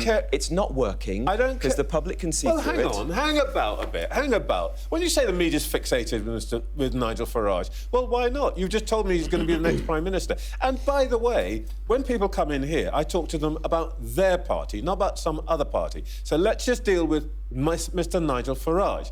You are telling me that this Mr. George Cottrell is just some acquaintance. He doesn't, you tell me, pay for Mr. Farage's bodyguards and so on and so forth. The thing with this is, why would you not scrutinise Farage? His party is heading the polls. It is widely speculated, well, it was widely speculated that he'd become the next Prime Minister. That is shifting now. There's shifting sands in politics. But still, it's totally reasonable to question him, what he's doing. He exists like a main figure in the elections. This is the problem with Reform. They were loving it when they were at the sidelines, lobbing grenades. But now they're in the firing line. They don't fucking like it. Yes, this is what politics is all about. You've got to be scrutinised. And I think these people act almost exacerbated that they're being questioned about things that are completely relevant and topical and legitimate to ask, you know?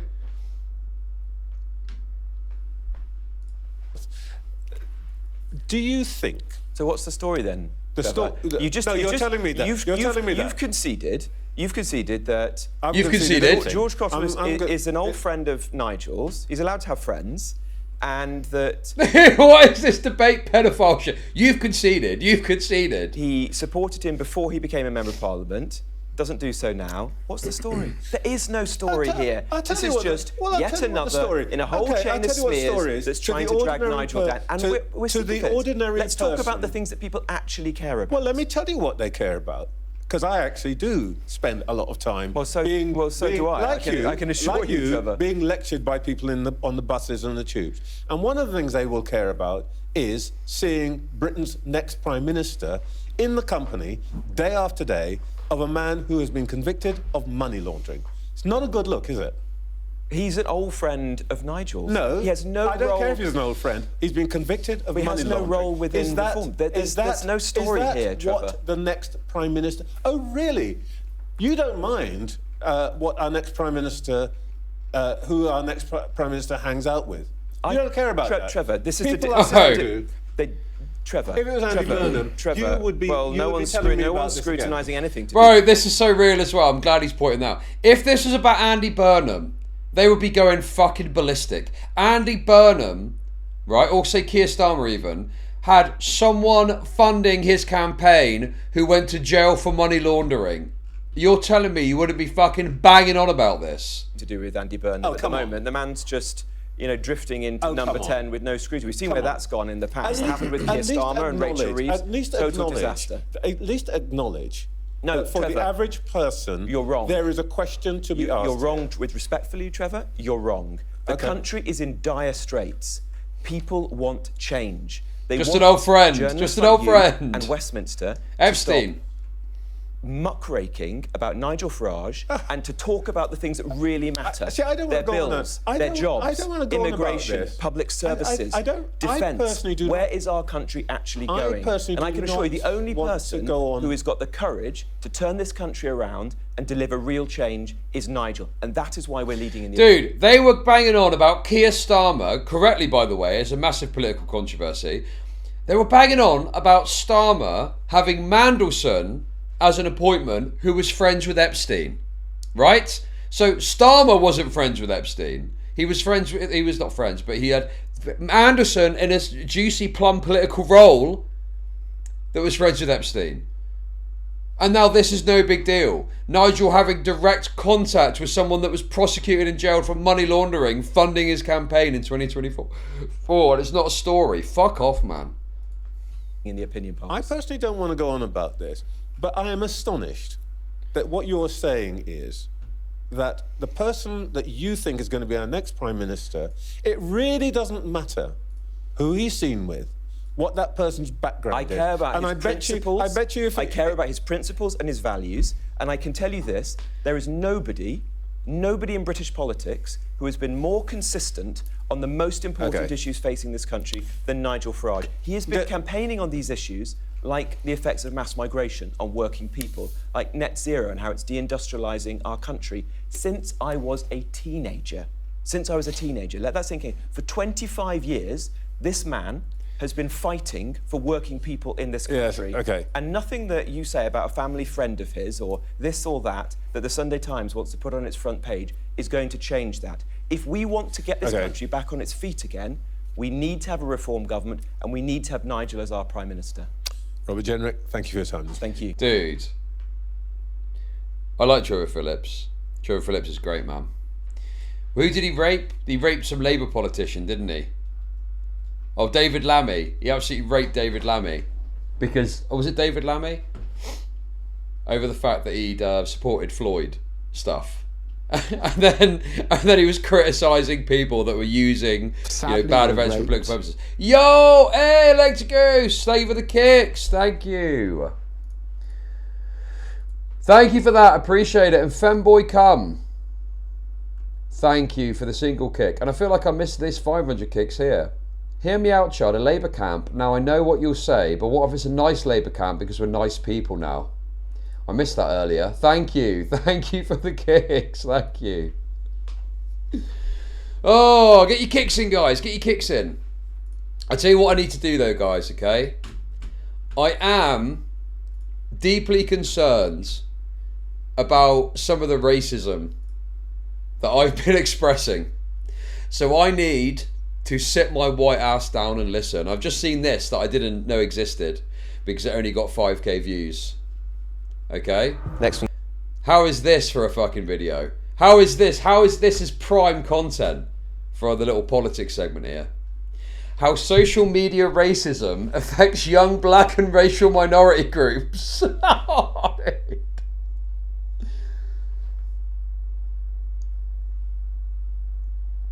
We're going to sit our white ass down and listen. Next thing you know, I could be getting DMs, these crazy things like, I don't know, the N-word. What they're too scared to say in real life, they're not scared to say online. Like helps normalise it in real life. These young people see racist content every single day, and it hurts them. They say they're resilient, but worry their peers are being influenced by the hateful content they see in their feeds, fueled, in their opinion. Wait! Influenced by the hateful content they see in their feeds. Hang on a minute! What's he doing there? Why is this fella? Why is this... Wait, what? Why is this guy in there? He snuck in. He's stuck in for a laugh, hasn't he? Dude, he is literally one drop. He must be a one drop case. Fueled, in their opinion, or he's Arab. Rhetoric. It's just really dehumanizing overall. They feel there's a new legitimacy in being racist online. I'll just go like, oh, another racist video, then scroll. It's not really the best place for a child to be. They make it sound so based. So young people from black and minority communities took part in exclusive... I love the fact they've wheeled out the blackoid for this. They've wheeled out the blackoid presenter. Oh, Kamali, right? We've got to do a story on how blacks are upset over people saying slurs on social media, okay? Get yourself down there and talk. You can speak Ebonics, right? Get down there and speak their language. exclusive new research that we commissioned with Goldsmiths University. They told researchers that they are fearful some politicians and influencers now post racist content openly rather than as anonymous trolls, and the way he puts it. The way they put it, bro. They're posting it openly now. They're just posting it openly under their real names. You can do that now. But there's little accountability. Well, in 2025, 95% of young people from black and racially minoritized backgrounds said they saw racially abusive content on social media. Now, young people say that they see this sort of stuff every single day before breakfast, and in fact... Okay, dude. We see the stuff every day before breakfast. But here's a question. How would you feel if you hadn't have eaten breakfast this morning? Riddle me this! Riddle me this! Sadly, you're right. They don't know. When you see these whiny insecure teens whine about being minorities, explain to me how it's different from when Stylo would cry about some fun. Dude, thank you for the kick, scrimping kick. Thank you, thank you. Listen, okay? Stylo's a sore subject on this stream, so we'll have to leave that one. But thank you for the kicks nonetheless. Anyone who doesn't see it. So our research builds on a bigger study by Goldsmiths, which was funded by Meta, the owner of Instagram, Facebook and WhatsApp. Now the sample size and data analysis are different, so it can't be directly compared, but there are significant updates. Dr. Naomi Thompson is one of the lead researchers on the project. Young people... You cannot be serious. You cannot be fucking serious, dude. This is the person that's heading it up. This is what they actually fucking look like. They are a walking fucking meme, bro. They're literally a walking meme. Okay. Could you not have found someone that doesn't look like a walking SJW meme? Is that possible? People have said to us both in the first phase of our research and in our more recent phase that they get pretty overwhelmed by the racist content that appears in their feed. And that can be videos of police brutality, videos and images of public violence against... Wait! Videos of police brutality. Is it videos of police brutality that... Are we watching the same videos? Because I'm watching blacks getting justly shot by police officers for being violent, okay? Are we talking about the same videos, or are you accessing a different pool of videos that I'm not seeing? Videos and images of public violence against black or other racially minoritized groups. Videos and images that depict people from their racial groups as criminals. Right. Videos that depict them as criminals. What does that mean? What does that mean exactly? I think, to be as fair as I can, I think what she's getting at is there are videos of criminals of a certain ethnicity or race, and that's used to paint all races with that behaviour. But I would imagine the videos themselves are videos of someone committing a criminal act. No, but the problem is, in all seriousness, this video's having an influence on me already. In all seriousness, it is obviously the generalisation, right? Like, you see a black person committing a crime and all the comments are banging on about how all blacks are criminals. Yes, I can understand that's probably quite tiresome, okay? I get that. So we got a group of young people together here in the Odd Library in West Norwood to get their thoughts and feelings of living online. I'm going to start off with you, Joshua, and get your sense of how important is social media to you, do you think? To you and to your generation? To my generation, I think it's pretty important. It's kind of pre-integrated into our lives. Like, a lot of people, when they wake up, the first thing they do is maybe scroll on TikTok or check their Snapchat or Instagram or something like that. So, what's his name? Wake up, the first thing they do is maybe scroll on Joshua Ikpunakahai. Okay. TikTok or check their Snapchat or Instagram or something like that. So, I'd say it's pretty important, yeah. Does anyone agree? Yeah. Does everyone check it first thing in the morning? Yeah, I try not to. Yeah. But it is also a form of income for some people, so it is their life. Like, they'll do social media all day in terms of scrolling. And what a great form of income it is, getting paid to be racist on the internet. And making them putting content out there. Do you see racism when you turn the phone on? Well, the real take is, I'll try and give some real takes beyond all the jokes, okay? That for if your business is racism, okay, business needs to be good all the time. The point being, if you set up an account, you know, called Blacks Criminals or something, I don't fucking know. But the whole point of the account is posting videos of, you know, people committing criminal acts, black people committing criminal acts, right? You're not going to post a video that is favourable to the other side of that, right? You're not going to post something that shows like a white person committing a crime or something like that, because the whole point is this is about blacks doing stuff. So let's just post a video of a black, video of a black, video of a black, video of a black, video of a black. And then obviously that has an influence in some way on the timeline, because you just see all these videos of black people committing crimes, which, yes, they're overrepresented, they do commit crimes, but it can create this perception, particularly if you're black, that the idea is that all blacks are committing crimes, and some people explicitly state this. So that's the problem, isn't it? That's the issue. It's just because you see 100 videos of black people committing crime, that it doesn't then follow that all blacks commit crimes, you know? There's obviously plenty of black people that don't commit crimes and are just normal contributing members of society. So yeah, I don't know. It's I understand their frustrations. I do get it, and I look at Twitter and I am like, fucking hell, man. Yeah, it is a lot. It is a lot of unrelenting. You know, same perspective. I wanted to look at the comments, bro. No way. Look.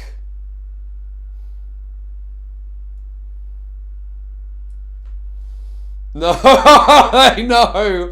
They know. They fucking know, dude. They fucking know which side their bread is buttered. If I kept scrolling, I'd definitely like go through comment sections and see. You could find it. Yeah. Or you could even find it in like small, like harmless comments. But realistically, they do have. There's less than a 50% chance you'll get robbed by a given black man. Tell these racist chuds we have facts on our side. Exactly. Implications behind them. What was her name? Harmless comments. But realistically, they do have implications behind them. Find it. Yeah. Oh, that's not so bad. Christina Luzu. Christina Luzu. That's easy to pronounce. Or you could even find it in like small, like harmless comments. But realistically, they do have implications behind them.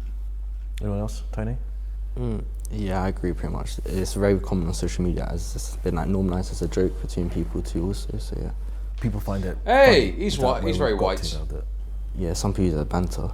When we started, you know, the internet seemed like this fun, exciting world, and then suddenly it's descended in some parts of it to a really dark, scary place that we don't want to be. I've deleted most of my social media, and it's for the purpose of it's just ultimately it's not good for you. You know, I think since I've deleted it, I feel. Wakanda forever. Wakanda forever. Dude, this guy is just a race cuck, isn't he? Don't worry, my fellow blacks. Don't worry. I've deleted social media. I don't want to see you guys get shot to bits all the time, so I've got rid of it. I feel like I've become a happy person. What about you, Maya?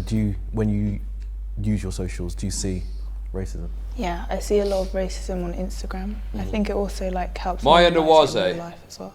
There's often that excuse made, isn't it, that people kind of hide behind. One thing I will say is that Instagram. So you know, you look at like Twitter and you expect it, right? You expect it to be a bunch of racial.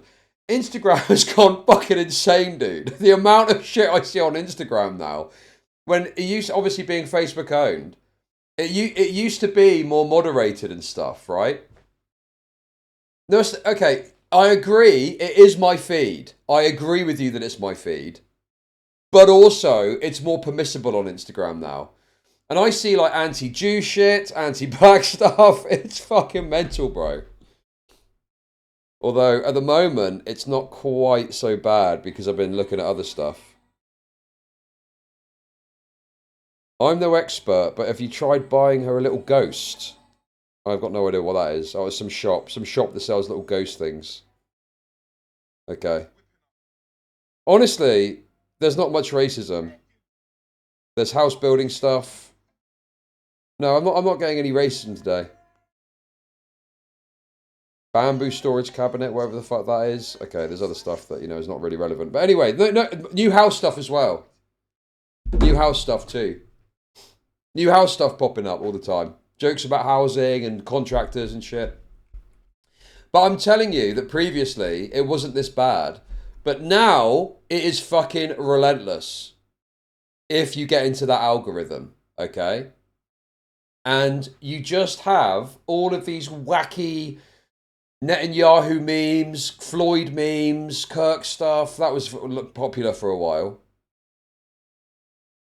Oh, God, it's mental. It's fucking mental. I can't even explain how bad some of the reels are in terms of like, oh my God, that's within TOS. That's a crazy reel. And obviously it's funny to me because I'm white. I just laugh at it and think it's funny. Okay? But if you're black, it does get, you know, I can imagine it gets tiresome. It gets tiresome to constantly see a bunch of racists talking about how blacks are all criminals and shit like that, you know? So I don't know, man. I do see the frustration with this, and as much as it is just put the phone down, yeah, sure, I obviously agree on a fundamental level with that mentality. It's just like, where do, you know, you put Twitter down, you go to Instagram, and it's a bunch of fucking racism there too. There needs to be some sort of ground you can go to where you're not constantly having to look at a bunch of racialized shit on social media. The keyboard. You kind of get desensitized to it a little bit. So if I see something on my feed and it could be maybe taking the mick out. Oh, here's something that just popped up. A little bit of a different flavour.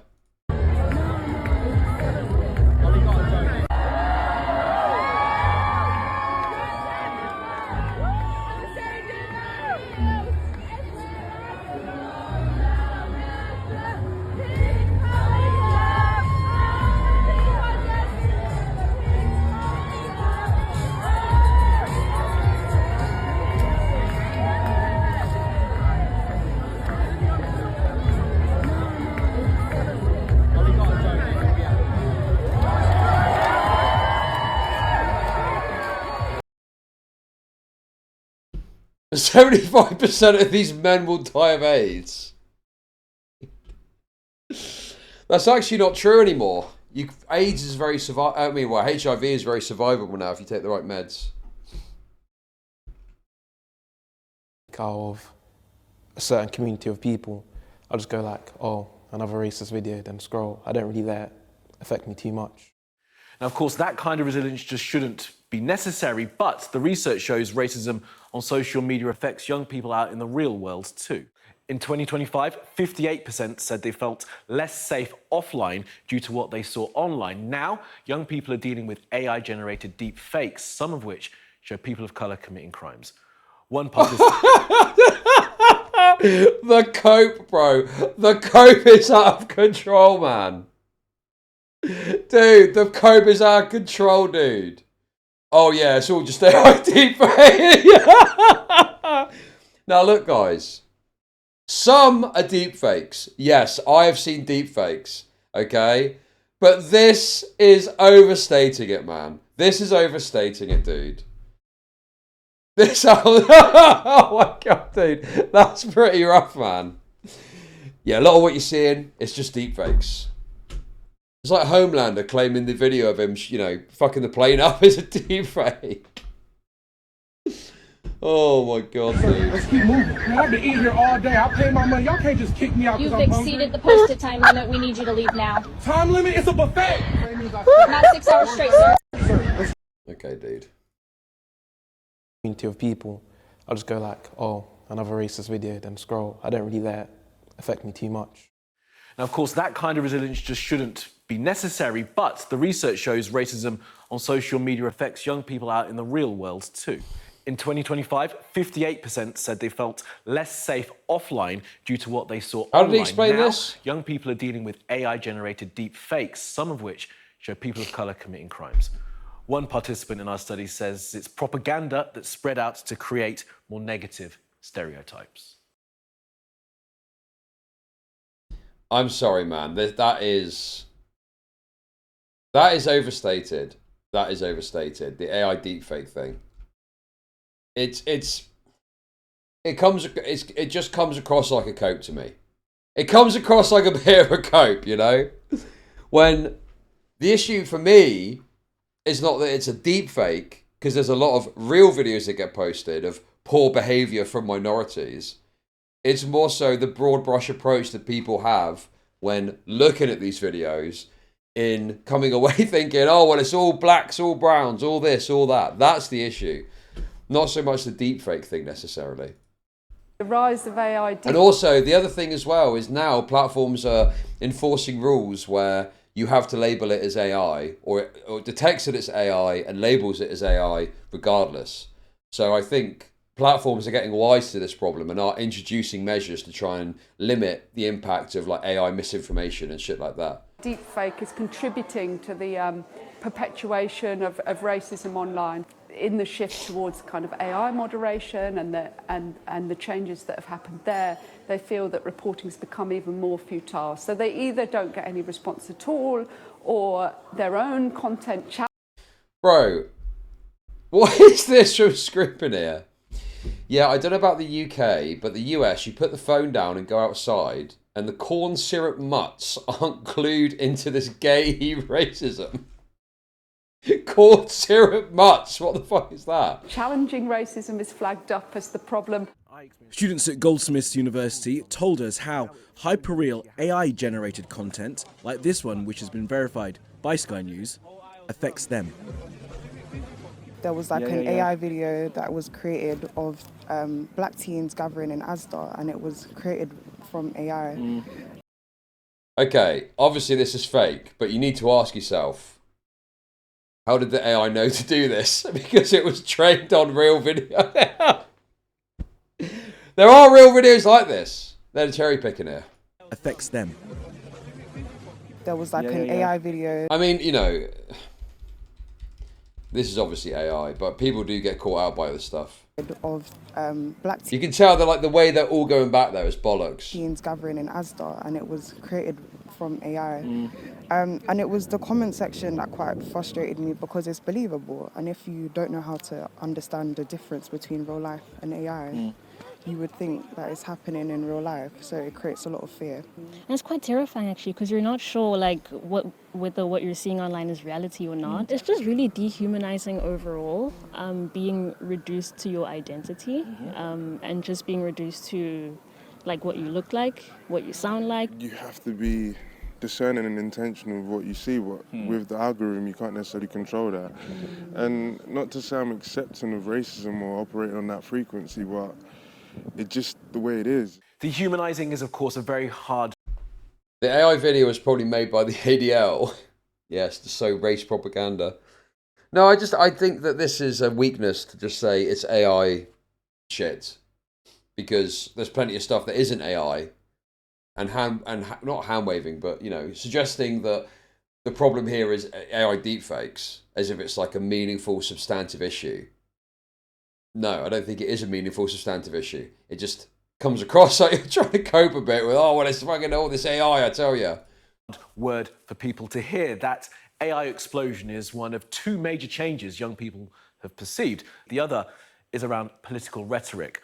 And for some, it has an impact on their real-life relationships. In 2025, 18% said that the impact of racist content affected their friendships outside of their ethnic group. Now they say political language, particularly around migrants, has emboldened people to post more racist content, make racist comments and send direct messages. One young person told the researchers that now real people are being targeted and scapegoated.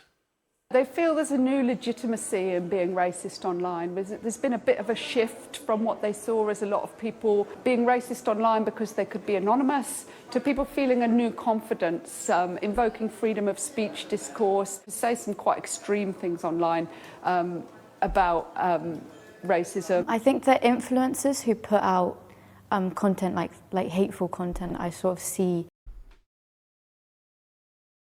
Who would do such a thing? Who would do such a dreadful, terrible, terrible thing? That person's view as who they actually are as a person. I think that what they're too scared to say in real life, they're not scared to say online. In my experience, when I've seen it online, that is me. The comment section is always the worst place, and it kind of like feeds itself. Yeah, 100%. It's just constant comments. You know, they all support each other. They all encourage the behaviour, and it becomes less of a problem. I feel like there's been more racism just in real life as well because of, I don't know, the rise of youth reform and stuff like that. That's the main thing with social media, how many likes you're getting, how many comments, how many views. Sometimes there's certain creators you can see like saying maybe... Scared to say in real life because some minority will physically attack you for words. Well, no, I just think that, you know, social media emboldens everyone to say things that they wouldn't say in real life, because often the things you want to say are very antisocial, you know? Because you wouldn't go up to someone and, like for example, I would, as a bit on stream, do a little Asian joke, but if I went to the local Asian store, I wouldn't go up to them and go, hello! Like, that's just absurd. Because it's a very antisocial thing to do, you know? Anglo would. Now, even Anglo wouldn't be explicitly racist. Anglo would probably just give them a... He'd probably avoid them, to be honest with you, if he could manage it. Yes, this is fake, but it raises interesting questions that you would believe it's real. Tells a lot about society. Your average Twitter poster getting caught posting some fake stuff sounds like you. What do you mean, dude? I am very careful to distinguish between real and AI. And there's constantly things that I see that I'm like, oh, what's this? And I watch it, I'm like, that's bollocks, and I'm not even going to pay it any heed. And there's some stuff where I want to check it's real before I show it, because I'm like, I don't know if that's true. It's just something I've read on Twitter, you know? What's this that you're linking now? Why is it taking so long to fucking load? Chinatown, New York. It's one of the busiest. Right, I don't know if I can count, dude. I don't know what that is. Maybe the N-word or just rude words. And you can, in a funny way, go like, yeah, their heart's not really in it. Like, they don't really mean this. They're just doing this because they know it'll be clipped or they're going to get money like that. And that is a key question. Are the social media platforms engaged in stopping racist content, or is it a part of their business model? Are these platforms taking meaningful action? Young people are very aware about how viral content and the amplification on social media is part of what they feel makes these platforms profitable. So they're really frustrated that social media companies aren't doing a little bit more. The overwhelm that they feel from the prevalence of this content is very frustrating. Yes, there is a humming sound. It's from this chiller that I've got. Unfortunately, space is limited at the moment. But at some point, I'll be in the other room and we won't have this problem. This is a temporary measure for the short term. To them, particularly when they're trying to curate these things out of their feeds and it keeps coming back. What's your experience been like of how engaged they are and how much they realise that this is a problem? It was Meta that actually funded the first phase of our research, and at that time there were people there that were very engaged and interested. You know, they commissioned this as an independent piece of research, but were interested in what we were finding. Why must social media have more control? I mean, yeah, I don't like the idea of control. I think the problem you've got is, how do you solve the problem on X? That isn't just, you know, stop looking at it. Because on X it is fucking crazy and relentless. It's pretty relentless. You can't really get away from it. I guess you can curate your timeline, perhaps. That's possible. That's possible, I guess. But, you know, you still have to go through the swamp to do it. I don't know, man. It's a difficult issue. It's a difficult issue. And I think that I do get, if you're a minority, I mean, for me, it doesn't fucking make any difference because I'm white. So I see some, you know, racist shit, it doesn't affect me. But if you're a minority and you see it constantly, yeah, it's going to be like at the very least annoying, if not worse, to have to constantly see this shit. So I don't know, man. It's a difficult problem. But I do not think there should be government intervention. I think that's wrong. I think that, you know, we need to be cautious to not too stringently moderate. I think having a more, you know, I think having platforms where it is more tightly moderated so that you don't have to see it constantly is probably of benefit. The issue you've got now is if you don't go on Twitter. So Twitter or X is the kind of window to the world now where you're going to see rapidly breaking news be discussed. And there's so much now that you see on Twitter, it's become such a big part of seeing the world that you are losing out by not being on it if you're interested in keeping up with current events, you know? Because something will happen, and nowadays it will get mentioned on Twitter before the news has covered it because it's instantaneous. Some policy gets announced, or there's some incident that's happened, or there's a video going around. It's going to be on fucking Twitter like that. You know?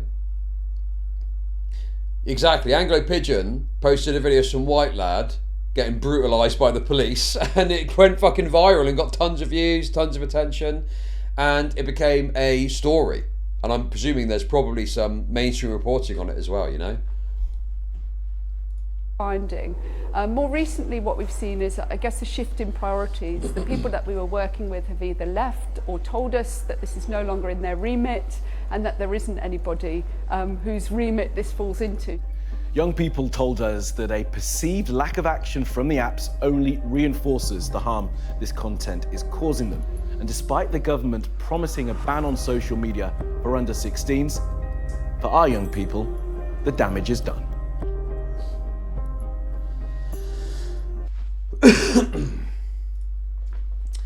Okay. Meta has clear policies on hate speech that prohibit content that attacks people based on their race. We remove any language that incites or facilitates serious violence, disable accounts, and work with law enforcement when we believe there's a genuine risk of physical harm or direct threats to public safety. TikTok, between January and March 2026, are the videos we remove for violating our policies on hate speech and hateful behaviour. 97.1 were removed proactively before they were reported to us. We use a combination of technology and moderation teams to remove content that promotes hate speech, hateful behaviour, or promotion of hateful ideologies as it violates our strict rules against hateful behaviour.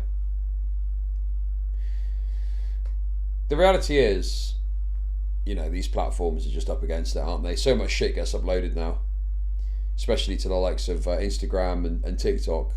It's probably quite challenging to fucking moderate it all. And these tools, these AI tools suck as well. We've just got a volume issue. There's a volume issue. People can just upload so much shit now. It's mental, you know. It's kind of crazy when you think about it. Okay, let's do a bit of Green Party stuff. I've not covered the Green Party for ages actually, since my mate became councillor. What has this gay Jew got to say to us today? I wonder what you think should be top of Andy Burnham's list of priorities. I think the first priority for our new Prime Minister has to be a wealth tax. We have vast inequality in our society. The 50 wealthiest families own more wealth than 34 million people in this country. It's not... Okay, is it really that bad? Is it really that bad? Maybe...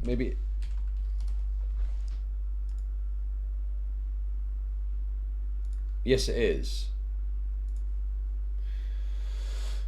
Oh my god, dude. Okay. Jesus Christ, man. That is pretty bad, isn't it? That is pretty rough. Is there a way I can try and fix it? No, okay, I agree. It is my... It wasn't that bad earlier. It wasn't that bad earlier, was it? It's like a boomer TV. I can't put it on the ground. The ground's carpet, and it will fuck the carpet up. It makes you feel safe. Yeah, the noise gate's cooked. Well, in any case, my hope is that by the start of next week's round of streams, I'll be in the other room. No, I think it's if you got headphones on, it's fucked, basically. And I don't like the idea that it's happening, you know. I'll just have to turn it off or something for a bit. It'll be fine. I'll just unplug it for a little bit. And then this is the last time I'll be in here anyway. Yeah. Sadly, you're raped. This lisping bum sniffer can't fix his tooth gap still. The only thing a new PM should be worried about is not being an embarrassment like the last 10. Okay. That should be it sorted now. Is that better? There's only cans of drinks in there, so it's not a problem. Oh, dead air. Dead air. Thank you. Thank you for the kicks. Thank you. Sustainable, and that's why so many people watching this program this morning are worried about transport to work, about the price of fuel, about putting food on the table. All of these are problems that a government have the capacity to fix, but years of squandering it under Keir Starmer has left us in the state we're in. Andy Burnham has to grasp this agenda. At the moment, things don't look good. He's appointed Josh Simons, someone who was fired as a minister because it turned out that he'd allegedly hired an investigator to follow journalists around, and James Purnell, a corporate lobbyist who made the case for oil and gas companies and the private healthcare companies. We actually need someone in number 10 who cares about people in this country and not about making profit for the super rich. Just pick up on the idea of the wealth tax then. There's a report this morning in the Mail on Sunday that he is considering reducing the threshold for the proposed mansion tax from £2 million down to £1.5 million. Would you support that? The Greens in Scotland support that kind of idea. Would you support that idea? It would be a step in the right direction, but what we can't do is tinker at the edges, and we should really be looking at something like a land value tax. Most people agree that council tax in this country, for instance, is a regressive system that hasn't been working, but a land value tax would be a much better way of bringing income into the Treasury. But the first place he should be visiting... The problem with the Greens, man, is they do just look at one side of this. They are what the rightoids want you to think Labour is, to an extreme, in that they just want to take, and spend. They don't want to put any restrictions in on benefits. In fact, it's quite the opposite. I don't know the ins and outs of their benefit policy, but I would wager that they'd be a lot more generous with dishing out benefits to people if they had their fucking way, The Judeo-Bolshevik Greens. What? That is old school anti-Semitism. I like the sound of that. That's good. So yes, I think that certain taxes are fine to implement. I just think that it also needs to be balanced with, cuts in certain benefits and certain government expenditure in order to balance that out. And I don't think it should just be the case that we're, thinking about what taxes we can take, whilst simultaneously not thinking about how can we save money from all this fucking expenditure that we're doing. Is to bring capital gains tax in line with income tax. The reason why that's important is right now, if you clean a bill... The first place he should be visiting, though, is to bring capital gains tax in line with income tax. The reason why that's important... So I get why people like the sound of that, okay? But the problem is that there's some people who will work, pay income tax on the money that they make, an extra that they get, they'll then invest, and then they've got to pay capital gains tax on the benefit of their investments. You're double taxing, working people's money that they're putting away diligently, okay? And even at the other end of it, where you got someone whose income comes purely from capital gains tax, would that not potentially have a negative detriment on investment? I don't know what that looks like, but you're taking money out of the investment market and you're putting it into the government coffers when that money could be reinvested. There's this idea that people will sell something, will sell an investment, and then they'll just get the money for themselves and just, spend it all. But that's not necessarily the case. Often it gets reinvested into the market, which is of benefit to the economy. So I think you've either got the double taxing issue at the lower end of that spectrum, or you've got a potential, negative detriment on investment if you increase capital gains tax to too high a degree. I'm still a lefty, guys. Yes, I am still a lefty. Yes, dude. Do you understand? You can be a lefty and still be economically literate, okay? You could be a lefty and simultaneously say, well, that sounds silly because there's negative detriments that come as a product of that because we exist in a capitalist market-based economy. Fucking hell, dude. Oh, yeah, no, just tax the rich, guys. Yeah, because you're a lefty, you just got to think you should tax the rich and that's the solution to everything. The reality is, because I fully support a well-funded welfare state, but there are, economic realities that you have to contend with, and these lefties refuse to engage with them. So they just propose these taxes. Basically the left will just act like the wealthy, an endless tax tap that you could just keep turning the pressure up, and there's no impact to that. You can just keep turning the pressure up on the wealthy and there's going to be no impact and the water's going to keep flowing. And if you turn the tap up more, the water flows even harder. But that's not how it works. That's not how it works. There are, complexities to this. And you need to balance, people that have got broader shoulders bearing the brunt of the responsibility of tax. You need to balance that with a tax system that doesn't lead to people engaging in behavior that can then inhibit their tax payments, and then also inhibit the economy as well. It's about striking the right balance. And the problem with the Greens is their balance is all fucking wrong, and they just think that the upper echelons of society could be constantly taxed and there'd be no further negative detriments from that. It's just tax, tax, tax, tax, tax, or this tax and this tax and this tax and this tax. Exactly, yes. If the tax is too high, it can actually decrease tax receipts. And on top of that as well, it can inhibit growth. If you tax too high, your country's growth can be inhibited, and you want your country to grow. And the thing is as well, is if the government tax and then they invest it in things that help future growth, that's fine. And we should obviously have some tax for, people who are needing it, but that should also be focused on, for example, getting someone back into the workforce, like an investment in someone that's not currently working, so that they can go back to being a contributing member of society, right? And my concern with a group like the Greens is they'll tax, and they'll spend it on a bunch of fucking bed blobs and useless bollocks, rather than actually doing things which are going to help the future financial state of the country, So, yeah, I don't know. So, tax is important. I agree with tax. But lefties will ignore economic realities to pursue and push policies that sound good to a bunch of retarded progressives that don't understand the economics at all. That's my issue. That's my problem.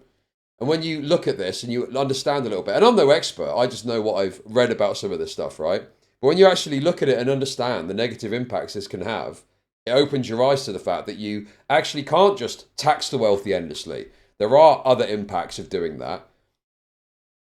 And you need to take that into account when you're thinking about what is a legitimate policy that's fair, equitable, and doesn't inhibit growth, Yes, exactly, bro. Gary's economics and his fucking impacts. People thinking that a wealth tax is the answer. When, again, wealth taxes are expensive to administer, don't actually produce much tax returns, and lead to other behaviour from wealthy people that means that they could end up leaving the country and not paying tax at all. Make changes to the way the businesses are operating to reduce their tax liability, reduce investment, stifle the economy. There's loads of fucking problems with it. But it just gets pushed endlessly as this solution,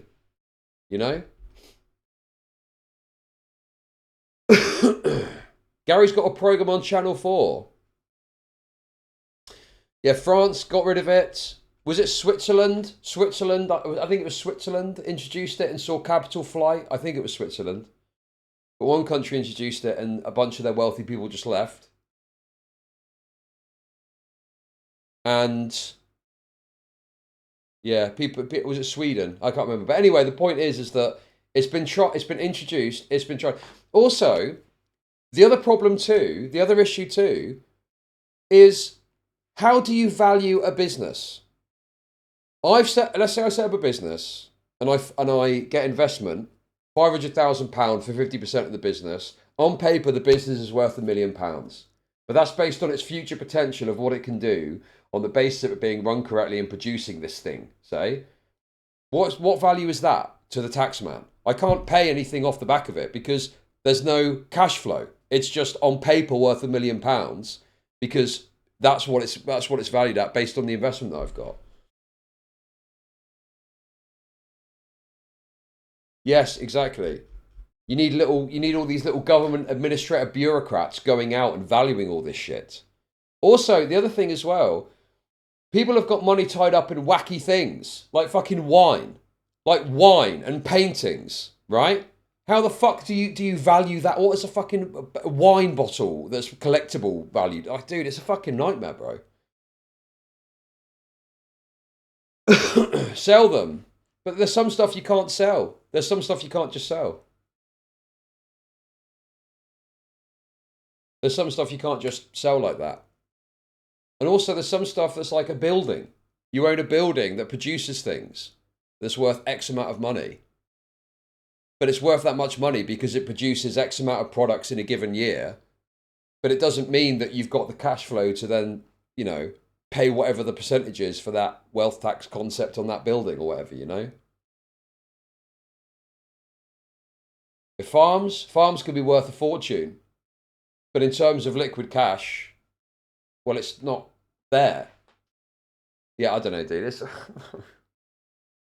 It's just this policy that lefties have found that sounds good because they've got this mentality that you can just constantly squeeze wealthy people and there's no issue with that. And they've got broad shoulders to bear. Also, the other thing as well, I think some people genuinely do not understand the difference between wealth and liquidity.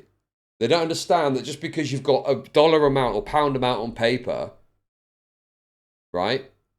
They don't understand that just because you've got that doesn't necessarily mean that you've got that much money in the bank. Some people genuinely think that that if you've got a wealth value of £500 million, that you have literally got £500 million in the bank. People genuinely do think this. They don't get it. They don't understand it. It's fucking mental, bro. It's mental how illiterate some of these people are. And I'm not fucking any, you know, I'm not a fucking financial guy. I'm not an economist, for fuck's sake. But it's like little simplistic things like that people just don't know. But yeah. It's like asking a poor to chip in $1 per $10 he makes to the union. But it's not, though. Because wealthy people have got all of their wealth tied up in assets and don't necessarily have, you know, cash representatives as a percentage of that to give to the taxman. And then also, even if they did, is it better that that portion of money goes to the government? Or is it better that they retain it and invest back into the business? So that's another problem too, is are you inhibiting potential growth by asking for more? Now that's a problem too. And here's my question with it as well. If it's such a good policy, why have so many countries that have implemented it walked it back? If it's such a fantastic policy that's a benefit and it works, why, in countries where it's been implemented, have they put a stop to it or severely watered it down? Is right now, if you clean a building, you could be paying more in tax proportionately than the person who owns the building. That's just not fair, and that's not natural. It's a political choice. And Andy Burnham... What? What is this going on about, bro? What are you on about, dude? No, it's bollocks, bro. It's fucking bollocks. It's some sort of like financial, like, what's the right word for it? It's like this like trick. It's this trick that they play. Where they talk about this idea that a janitor is paying more. I don't even know what that means either, proportionately. What does that even fucking mean? A janitor doesn't have wealth, necessarily. So you can't really compare a janitor without wealth to someone with wealth, right? But if you want to talk about percentages, it's this narrative that wealthy people just don't pay tax at all, which is absolute fucking bollocks, bro, right?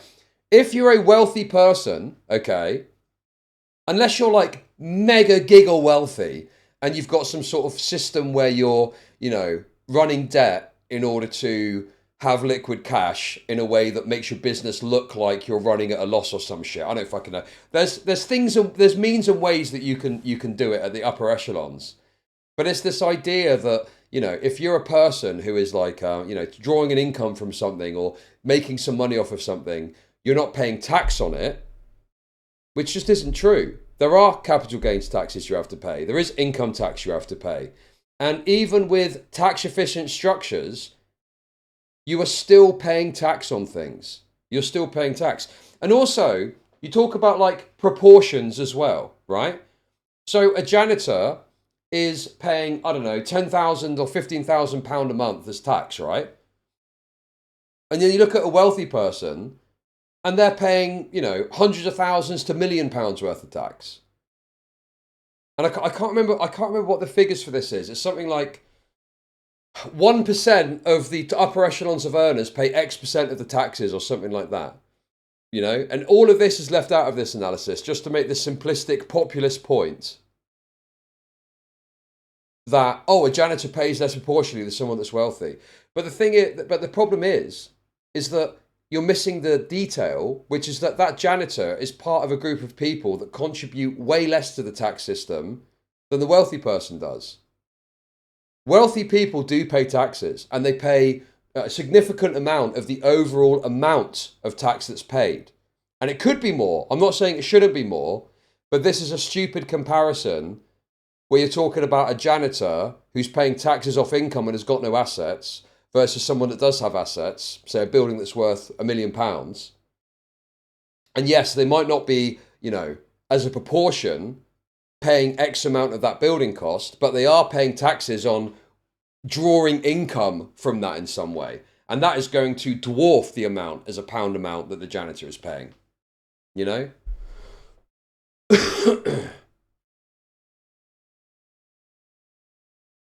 Dude, none of this is antithetical to a left-wing perspective. I don't know where you guys have got this idea that being a lefty means you have to ignore financial and economic realities. You have to accept that we exist in the system that we exist in and find the best means with which to bring about lefty ideals within that. It shouldn't just be, well, we just tax the rich. And oh, yes, it is true that a janitor pays proportionally more than the person that owns the building, you know? It's just stupid. It's stupid lefty populist brain rot that doesn't take into account economic realities in order to push a simplistic narrative that people can just nod their heads along and go, oh, yeah, that's true, actually. Could make different political choices, like taxing 1%, for instance, on assets of £10 million or more, or 2% on assets of £1 billion or more. We really need system change, and in every single decision, it has to be, how can we redistribute money and power from the very top into our communities? You'll know the argument, of course, about the wealth tax, that you drive people out of the country, they take their wealth and their money elsewhere, and that then, if they are the people who are helping to drive growth, affects the rest of the economy because we don't get the growth that we're after. How do you square that circle?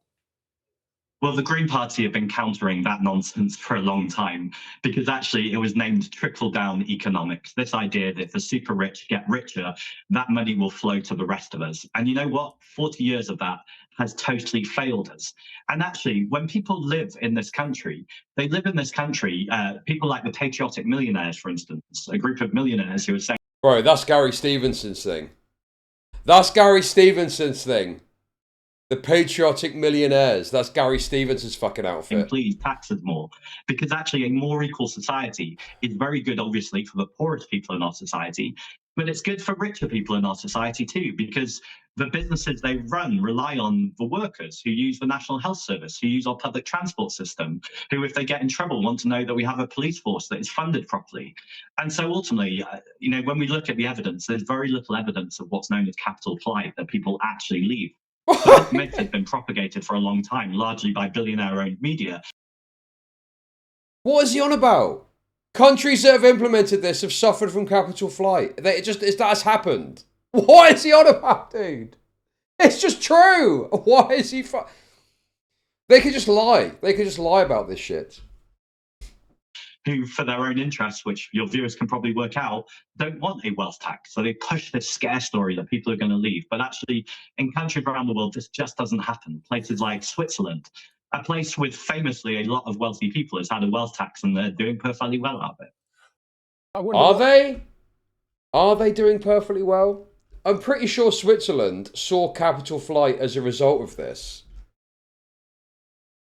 And I'm pretty sure they amended it. They amended how it worked as well. And also, I don't think it is generating meaningful tax revenue. Yeah, I don't know. I don't know. I need to look into the Switzerland thing. But I think that people point to Switzerland when there's other aspects to their tax system which aren't similar to ours. There was another case like that, I think, where there was a wealth tax in a country, but they didn't have other forms of tax, so it sort of balances out. But other countries obviously have had to remove it. The average Britoid, like Chud, who sims for browns and billionaires, that is why the UK is constantly raped. Yeah, I need to look into the Swiss thing, but I feel like there's a lot being missed out. I think that's a, I think that's a cherry-picked example, and I would presume I mean, for one thing, I'm fairly certain there was capital flight from Switzerland when it got introduced. Or there was some aspect of that. And I'm certain there's other factors too. What's this? Dude! Is this real?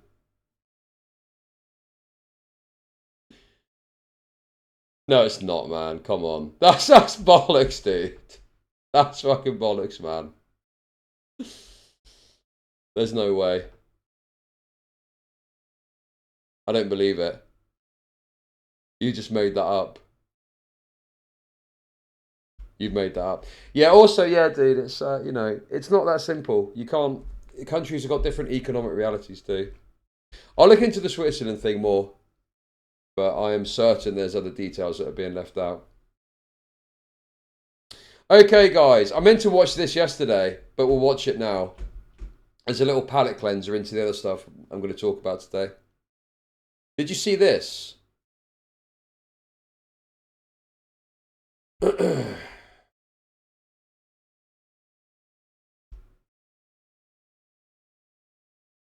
That's Sticks Hexenhammer. That's Sticks Hexenhammer, dude. And look at how he's titled the video too. Those who son't won't, but those who try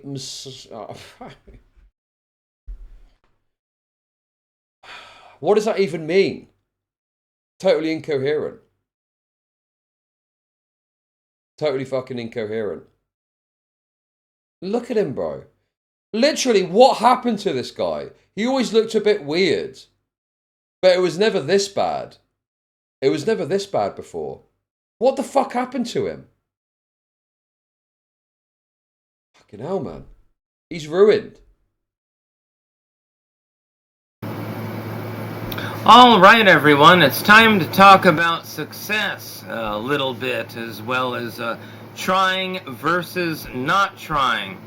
Here's his arms as well. Look at his arms, bro. Look at his fucking arms, dude. And this video is about success. Oh my god, dude. Speaking of fucking humming, dude. Here's the simple part. Here's the too long didn't read version. If you try to succeed, there is no guarantee that you will succeed. You may fail epically, regardless of whatever it is. Maybe it's cooking, music, it doesn't really matter what it is. If you do not try, you are guaranteed to not succeed. So that becomes your problem. This is why you should always take the plunge. You should... Yeah, dude. I mean, you need to see how his videos used to be back in the day. Is he banned off of YouTube or something? Why is he on Rumble? Why is he on fucking Rumble? Okay, look, perfect. Look at this. This is from dude. This is perfect. This is it. Why can't I click on it? Okay, well, I'll just show you, look. This video, and it's on any day other than the upload date, you're probably seeing it autoplay on my YouTube. Why can't I make it big? Why can't I make it bigger? What's going on? Oh, bro, oh my god, dude, look. What the fuck, dude? This is mental.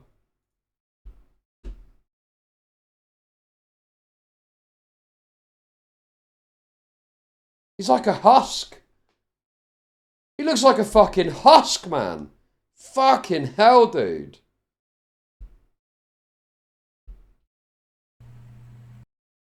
He always had a weird look about him, but he looks like Dom's wife, Maria, in that Gears of War scene. In the Gears of War 2, where she comes out of the Locust, you know, prison or whatever, and she's all fucking decrepit. I'm honestly blown away. I've not really followed what this guy's done recently. I watched some of his body cam stuff. What's this?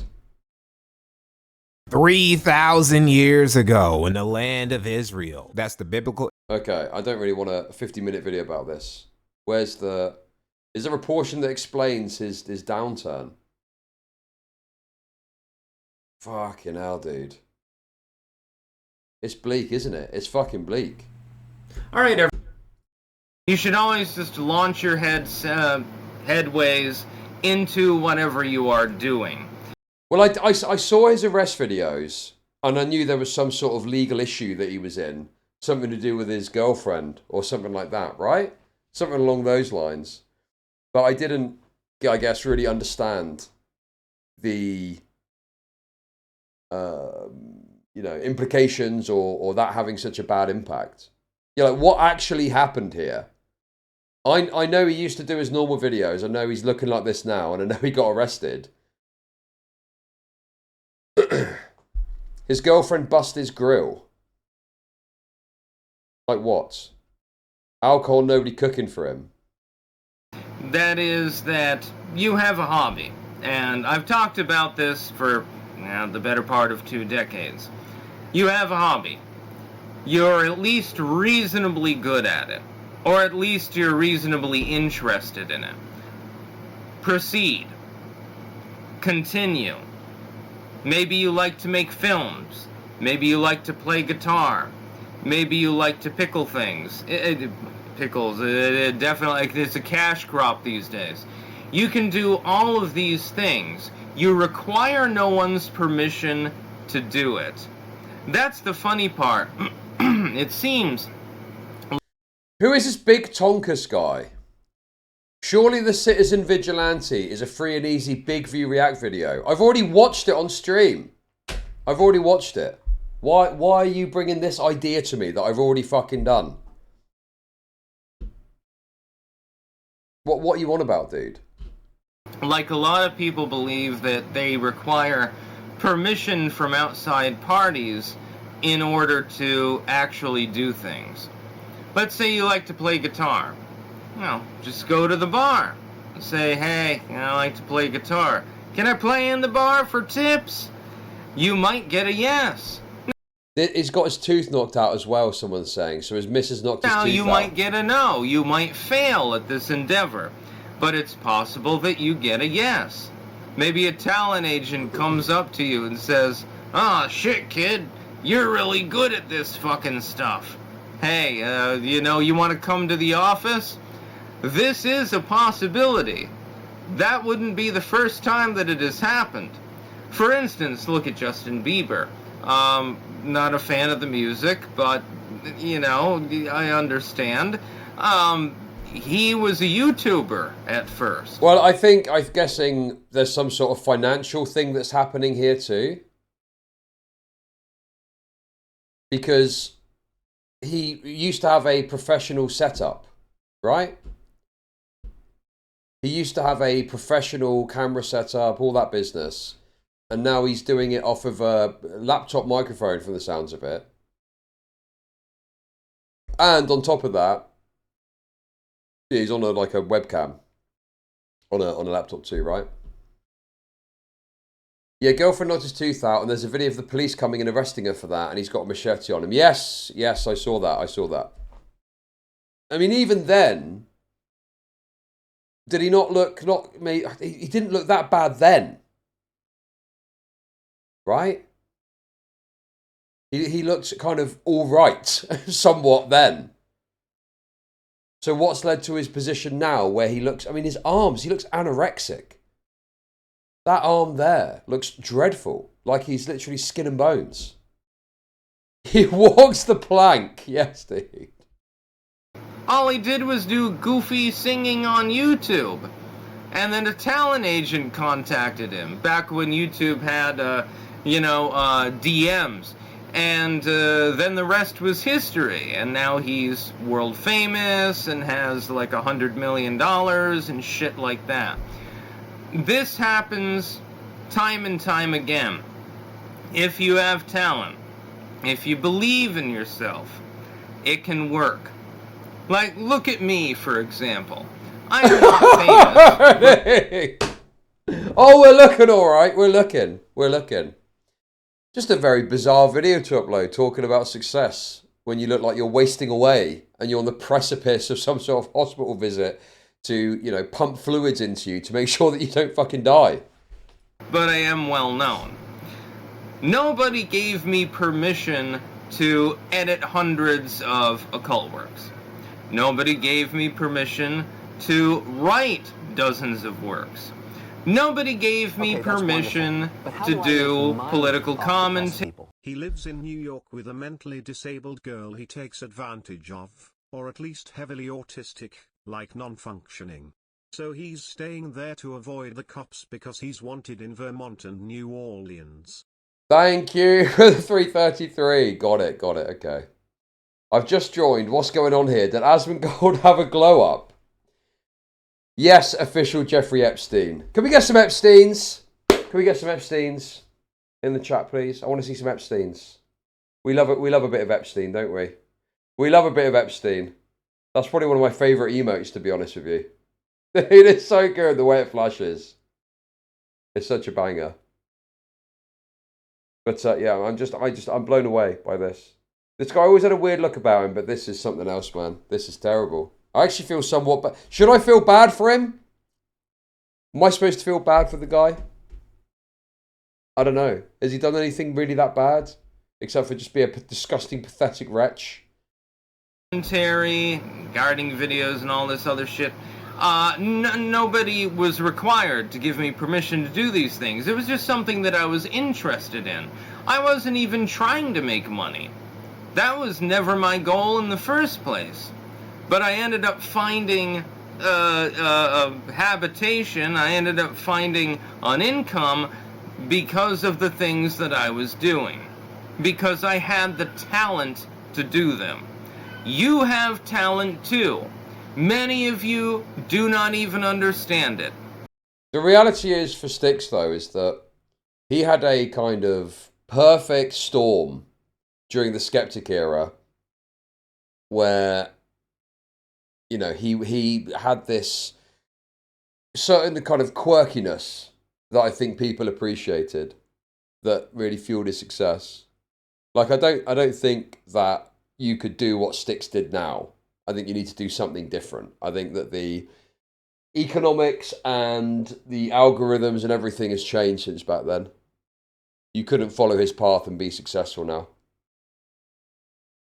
But he did have, it was the occult stuff. I think the thing that really sold Styx Hexenhammer was that he had all the kind of, correct takes on the skeptic stuff about the SJWs and all that kind of shit, right?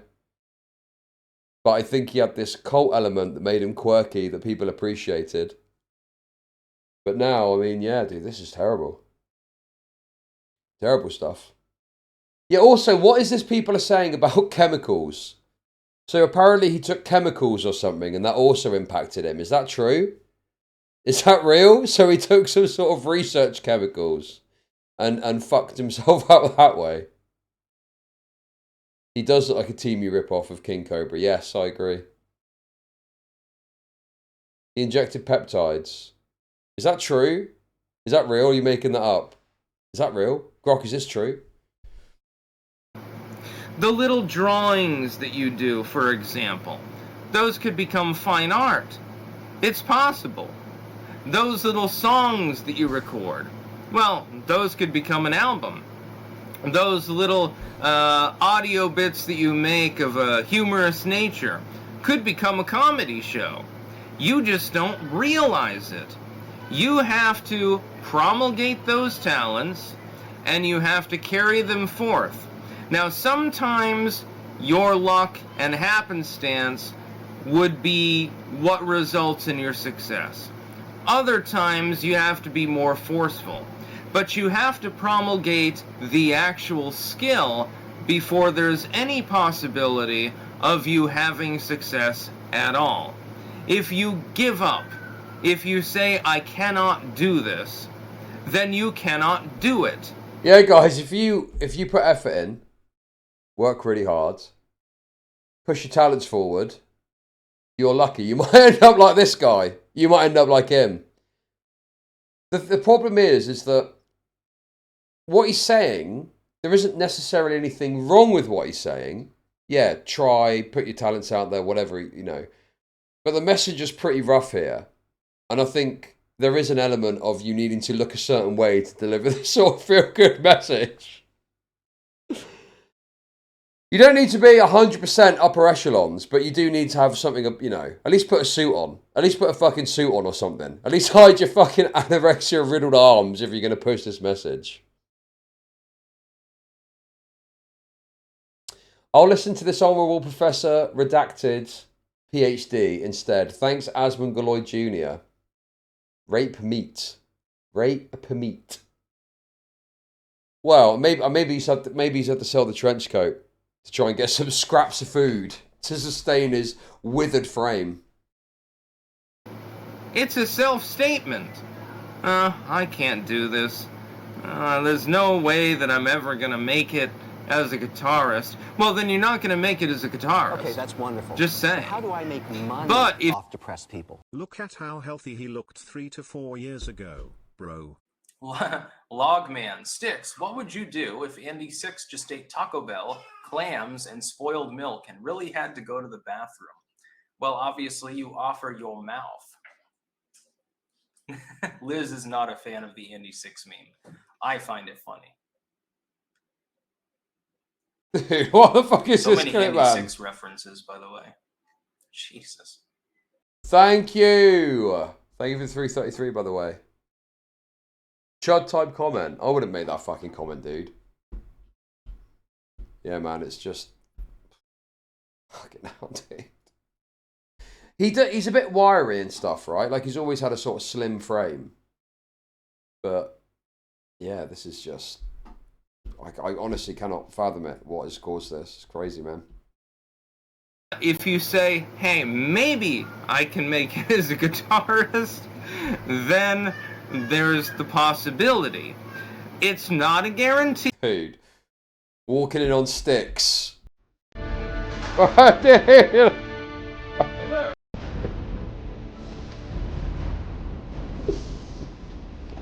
Get up, you sack of shit.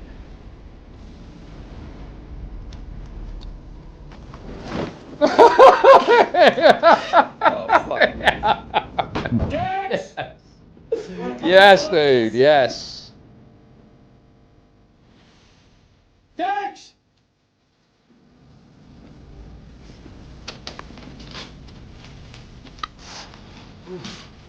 Jesus. Victor? What the hell? That's just Victor. Call an ambulance. The fuck is this? Versus be more like it. Also forensic. What's going on here, California, get your people out of here. Come on now, go. No one touches anything. Some kind of friggin' wax sculpture or something. Sloth. Sloth.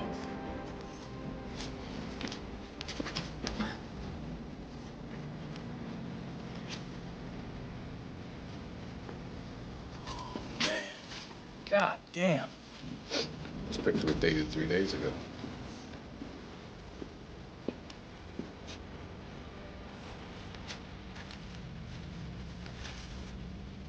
Dude, that is literally us looking at his old YouTube videos. You realise that, don't you? We were just doing that, but with YouTube. We're doing the modern day version of this. This must be the first one. Look. It's dated exactly 1 year ago today. I got a hair sample, I got a stool sample, I got piss, I got fingernails.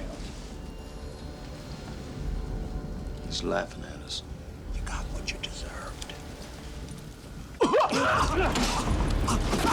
alive! He's alive! Sticks! Sticks, it's time to make a new YouTube video talking about what success looks like.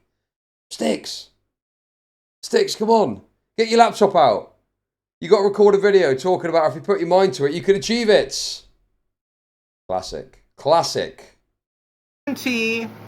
It's not, something that is sent down by God or something like that.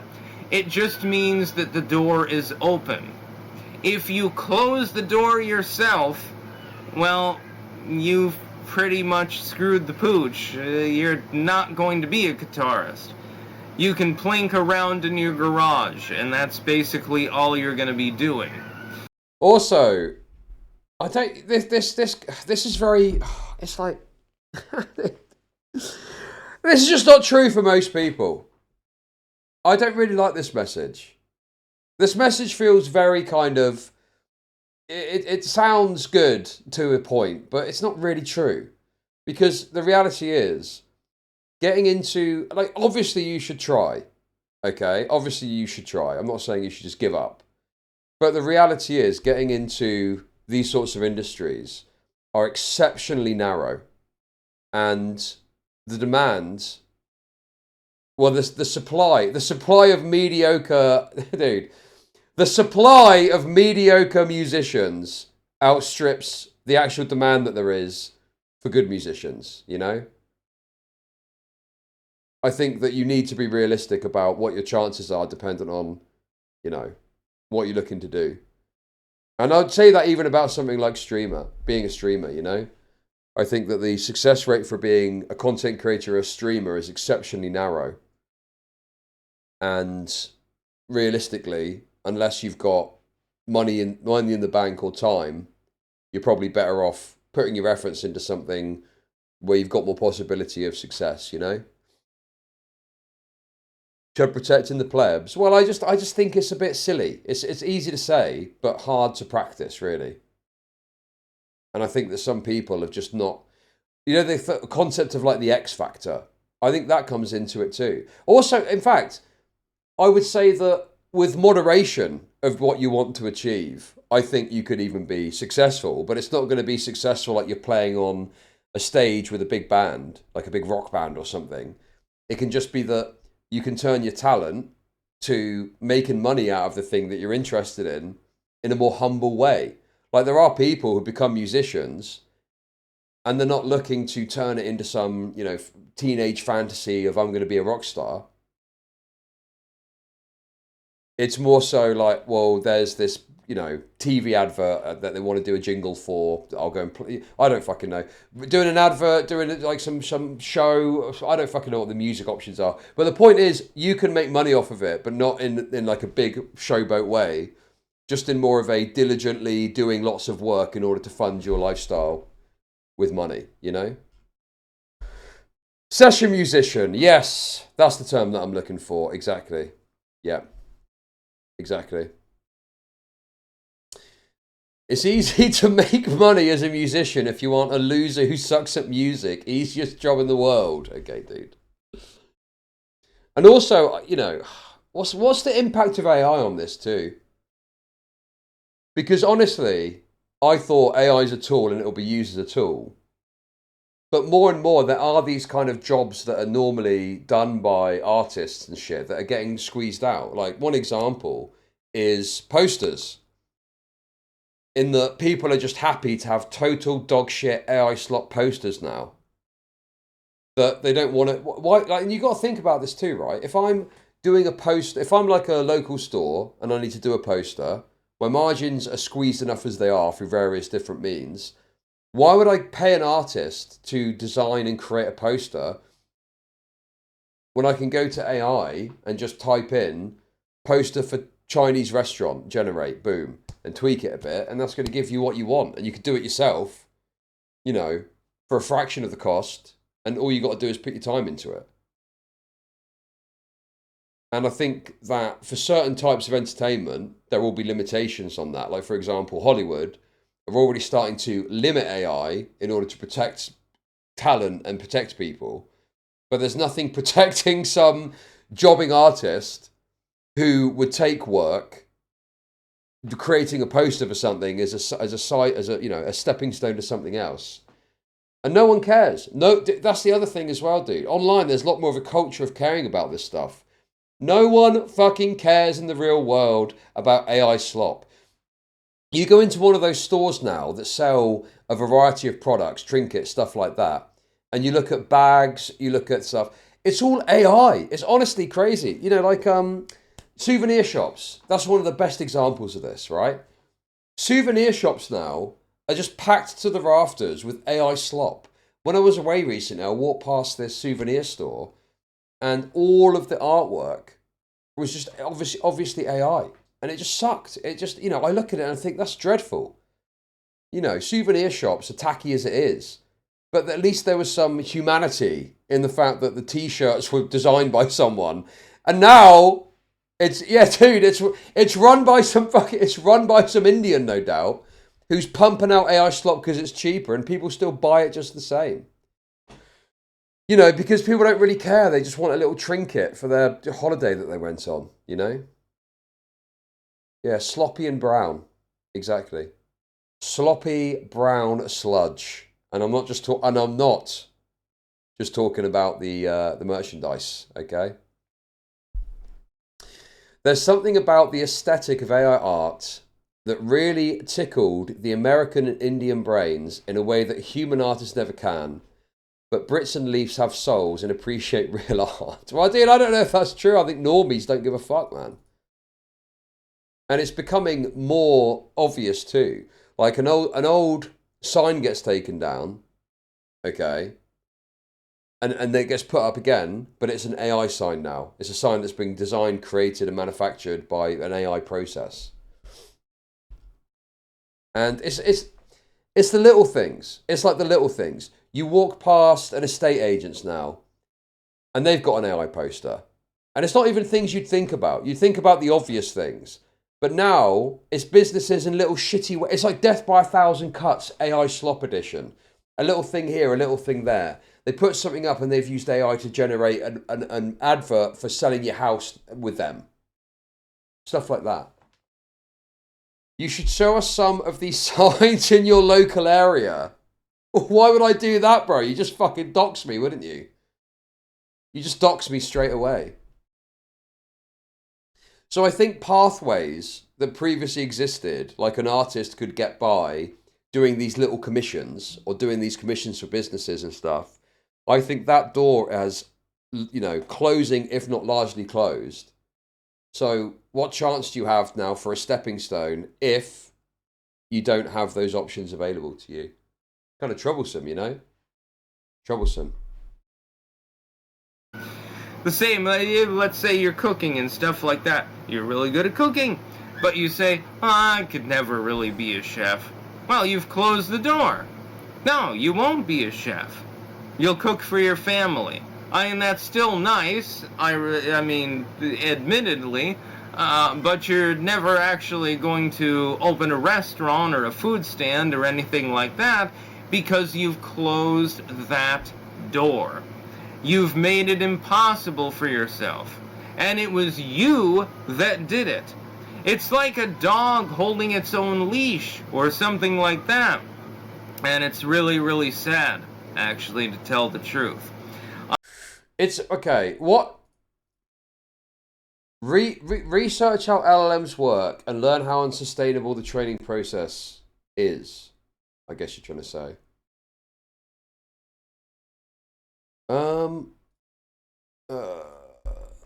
Really?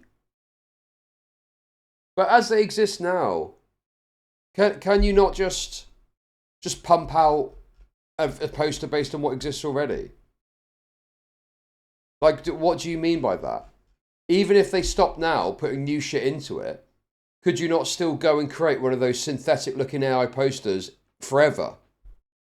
I want my little minnows to succeed in everything in life. As many of you as possible. And I know that many of you have great talent. I know. I've seen it. I've seen your art. I've listened to your music. I've seen your designs and everything else. I know that you're capable of it. So believe in yourself. Dude, yes! This is what I'm talking about, man. Look at this. This is precisely the energy that I was getting at. This sort of shit, bro. You know? You know what I'm talking about? You go to a store now, and it's just this. That's hard as fuck. See, look, you guys like it. You guys like it. But normies like it. Normies will look at this and buy it and not think twice about it. Because they don't fucking care if it's AI. They just think, oh yeah, that looks hard. That looks fucking hard. And you look in the background, it's all over fucking... I mean, it's all slop, isn't it? You know? But you can just pump this out now. And, you know, originally, someone would have had to design and draw this. And it would have looked a bit cheesy or whatever. But, like, who cares? Someone did it. And that was money in someone's pocket for doing art. But now some G can just plug some letters into an AI generator. And that's the end of it, isn't it? You know? AI is poisoning itself. If you train AI with other AI's data, it's like inbreeding. It extracts common bad patterns. Okay. Really? I need a boss-ass with a lion's head drinking and smoking. No, I think you're coping. Anyway, Mormon Logic, I don't think this is... I think that you... Even if something stopped now, an Indian could set up a store selling paintings and pump this out forever using what's already out there. Can I get that in wolf? Of course you can. Just go to an AI, put it in, and say replace it with a wolf's head. The money laundering stores, possibly. But then I've seen normal stores which are selling merchandise, like, you know, souvenir shops.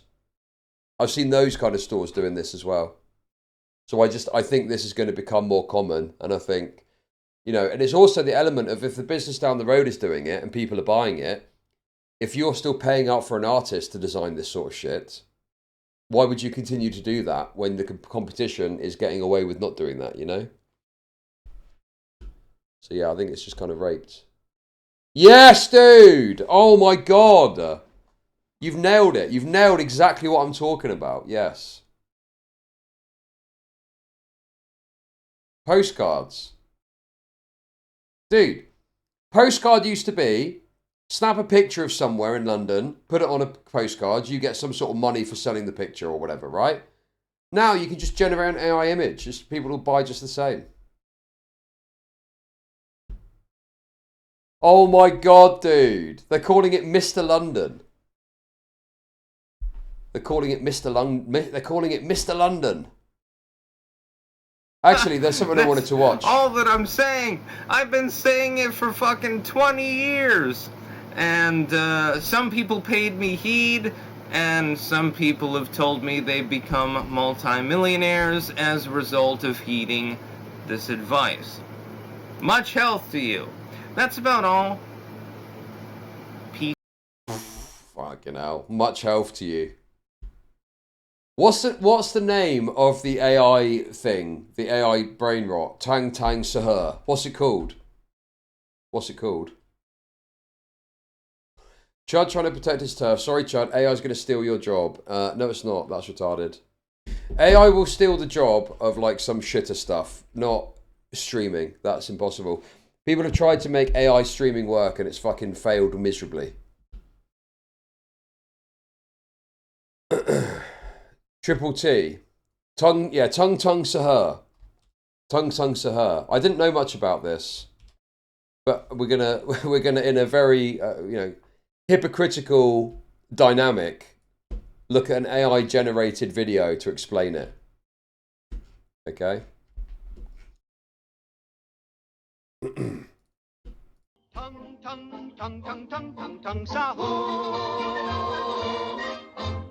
Did you know? I'm a public domain character, which means everyone can use me freely. That's right, Triple T. But an evil French company is trying to privatize me. There's a legal battle happening right now that will decide if brain rups are free or locked up behind copyright. What What's your case, Spider Sammy? No one can have authorship over brain rots because they were generated with AI. What do you have to say, Momentum Lab? Our IP was created by our prompter.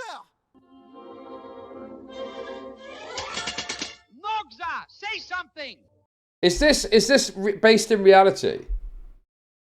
Is this based in reality? I think we're. Watch this, Chud, and it's a 40-minute video. I don't think I'll watch it on stream, but I'll save it for another time, sure. That company made a slop-tillion-dollar deal with Epic Games to bring me in Fortnite. While many enjoyed my skin, these French fries got slopping rich.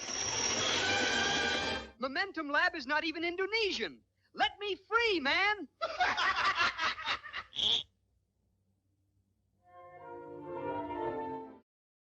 Look, brain rot ain't intellectual property.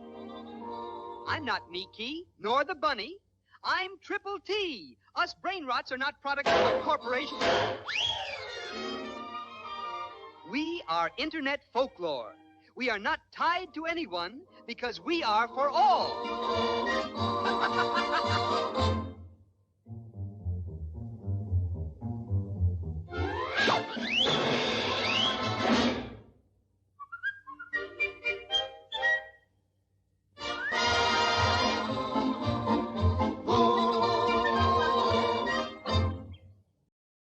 Tung tung tung Sahara is for everyone. Dude. What? We are living in some fucking wild times, man. Tung tung tung Sahara. Now this is at the forefront of the latest edge of AI copyright fucking legal shit. There he is. There he is, guys. And it's also in. I know what Steal a Brain Rot is because my kids played it or play it still, I think. But yes, that's mental. Tung Tung Tung Sahara is at the centre of a bizarre federal custody battle over brain rot characters. The case pits Spider Games LLC and Speedy Simulator Gaming LLC, the companies behind Steal a Brain Rot, and Momentum Lab SAS. A French company that says it represents creators behind some of the most popular brain rot characters online. In court filings, Momentum said Tung Tung Sahara was created by Indonesian, that says it all, doesn't it? Indonesian says it all. Was created by an Indonesian content creator, Noxa, who drew on the Ramadan tradition of being woken up for Sahur, the pre-fast meal, with the character designed as a humanoid Kentagon carrying a wooden bat. What? What does any of that mean? What the fuck does any of that mean exactly? The result was one of the most recognizable characters in the Brain Rot universe, and eventually one of the many viral figures featured in Steal a Brain Rot, a Roblox game where players collect, steal, and earn virtual currency from different brain rot characters. Why Tung Tung Sahara is in federal court. The dispute started after Momentum sent Steal a Brain Rot's owners a cease and desist letter claiming intellectual property rights in Tung Tung Sahara and saying the character needed to be removed from the game. Or is this the Muslim thing? Slit drum or hollow wooden bell. Okay. I see. So Tung Tung Tung Sahara, the mallet is actually for hitting the bell. Is that right? Am I understanding this correctly? Hence Tung Tung Tung, I guess. Is that it hitting the thing? Tung Tung Tung, it's time for Sahara. Is that it? Oh my god, dude. Well, you learn something new every day. You learn something new every day. Oh, and he's the bell. Oh, and he's the actual bell. He himself is the bell. Okay. Okay, I get it. Okay. According to Momentum's filings, Spider and Speedy initially moved Tung Tung Tung Sahara from Steal a Brain Rot and entered licensing talks, but the two sides were unable to reach an agreement. Momentum claims the game later reintroduced Tung Tung Sahara without permission. Spider and Speedy then filed a federal lawsuit asking the court to rule that Momentum does not own or valid or enforceable copyright over the Brainrot characters. Oh my god, man. Hello everyone. We're the agency of Noxa, and I'd like to clarify the situation about Tung Tung Sahur in Sammy's game Steal a Brainrot. Noxa did not remove Tung Tung Sahur. Neither Noxa nor us asked for Tung Tung Sahur to be removed. Sammy asked us to contact his lawyer. While we were waiting for the lawyer to get back to us, Sammy decided to remove the character from the game. It was Sammy's decision. Steal a Brainrot is making millions of revenue using Noxa's work, in which we invest time and resources. We were always happy for discussion, and Noxa would be happy for the players to keep playing with Tung Sahur. The situation isn't fair regarding our partners who have acquired our license in all fairness. Please share this information. Let's Tung Tung back! Oh my god, dude. Oh! Their argument centres on whether the characters can be protected by copyright in the US, with the complaint claiming that brainrots were generated by artificial intelligence without the human authorship required, I can't speak properly, for copyright protection. Momentum has pushed back hard on that framing. In its own filings, the company says Noxa and another creator, Brino, used an involved artistic process to create the names, backstories, voices, music, and videos tied to the characters. Oh my god, dude! What? What? Is that a real lawsuit? Is that actually a page from the lawsuit? What have we come to? What have we fucking come to, man? Tung Tung Sahur and you din din din din done ma din din din done. You din din din you din din din done ma din din din done. You din din din done ma din din din done. No. You din din din done ma din din din done. There we go. We got it. Perfect. Copyright laws are outdated and retarded and need to be changed. That's what I think about all of this. That's what I reckon. Oh my god, dude. Momentum's pushed hard back hard. Yeah, the company has also filed counterclaims for trademark infringement and for competition. This is mental, bro. The company says it has already licensed Tung Tung Sahur for other games and products, including Plants vs. Brainrots, Pudgy Party, Fortnite, Brainrot Fight, toys, books, ebooks, and other consumer products. I gotta be honest with you. I do wonder if there's a case to be made here, as absurd as it sounds, because it's just some shit at AI art slop. But yes, I think this could well be protected under copyright. No? I don't know. I don't know how it works, but I can see the argument, certainly. What a stupid fucking legal battle, though. It isn't. Yeah, but if that's the case, why are these companies licensing it from them? That's the thing that I don't understand. That's the problem. That's the issue, is if they've already got licensing agreements for this, why would they do that? Why would Fortnite license this from this company if they didn't need to? Because no one's told them to stop yet. Okay. But who knows, bro? I guess we're going to find out. Okay, so that's quite a good meme. The fact that that's in a lawsuit. Okay. AI can't be copyrighted, but the problem is, dude, the issue with this perspective, though, surely, is that if you've gone through some process, so if I generate an AI image, okay, and it's just some absolute nonsense, fine, but if I've gone through a process of coming up with a name for it, coming up with, you know, a backstory for it, and coming up with all this shit about it, like, at what point does it become a character that I can then protect, you know? That's the problem, is I think there's probably some line you would cross where if you put enough effort into coming up with it, because I think, you know, if you're making some AI slop song, sure, yes, I see that that's not copyrightable. I'm talking about if you come up with a character, but you happen to use an AI prompt to make it, but you create a whole thing around it, I can see that being more protectable than just some, you know, basic image that you've generated. Exactly. What's the demarcation line where it goes from random slot to an actual property? Exactly. Exactly that. Because this is probably just about generic slop getting generated, no? The US Supreme Court declined on Monday to take up the issue of whether art generated by artificial intelligence can be copyrighted under US law, turning away a case involving a computer scientist from Missouri who was denied a copyright for a piece of visual art made by his AI system. Okay. What was the art? Does it show it here? What was the art? And then I would decide.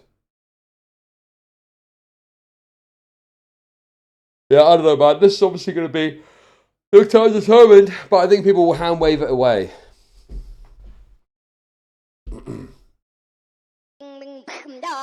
Oh, fuck off, dude, bro.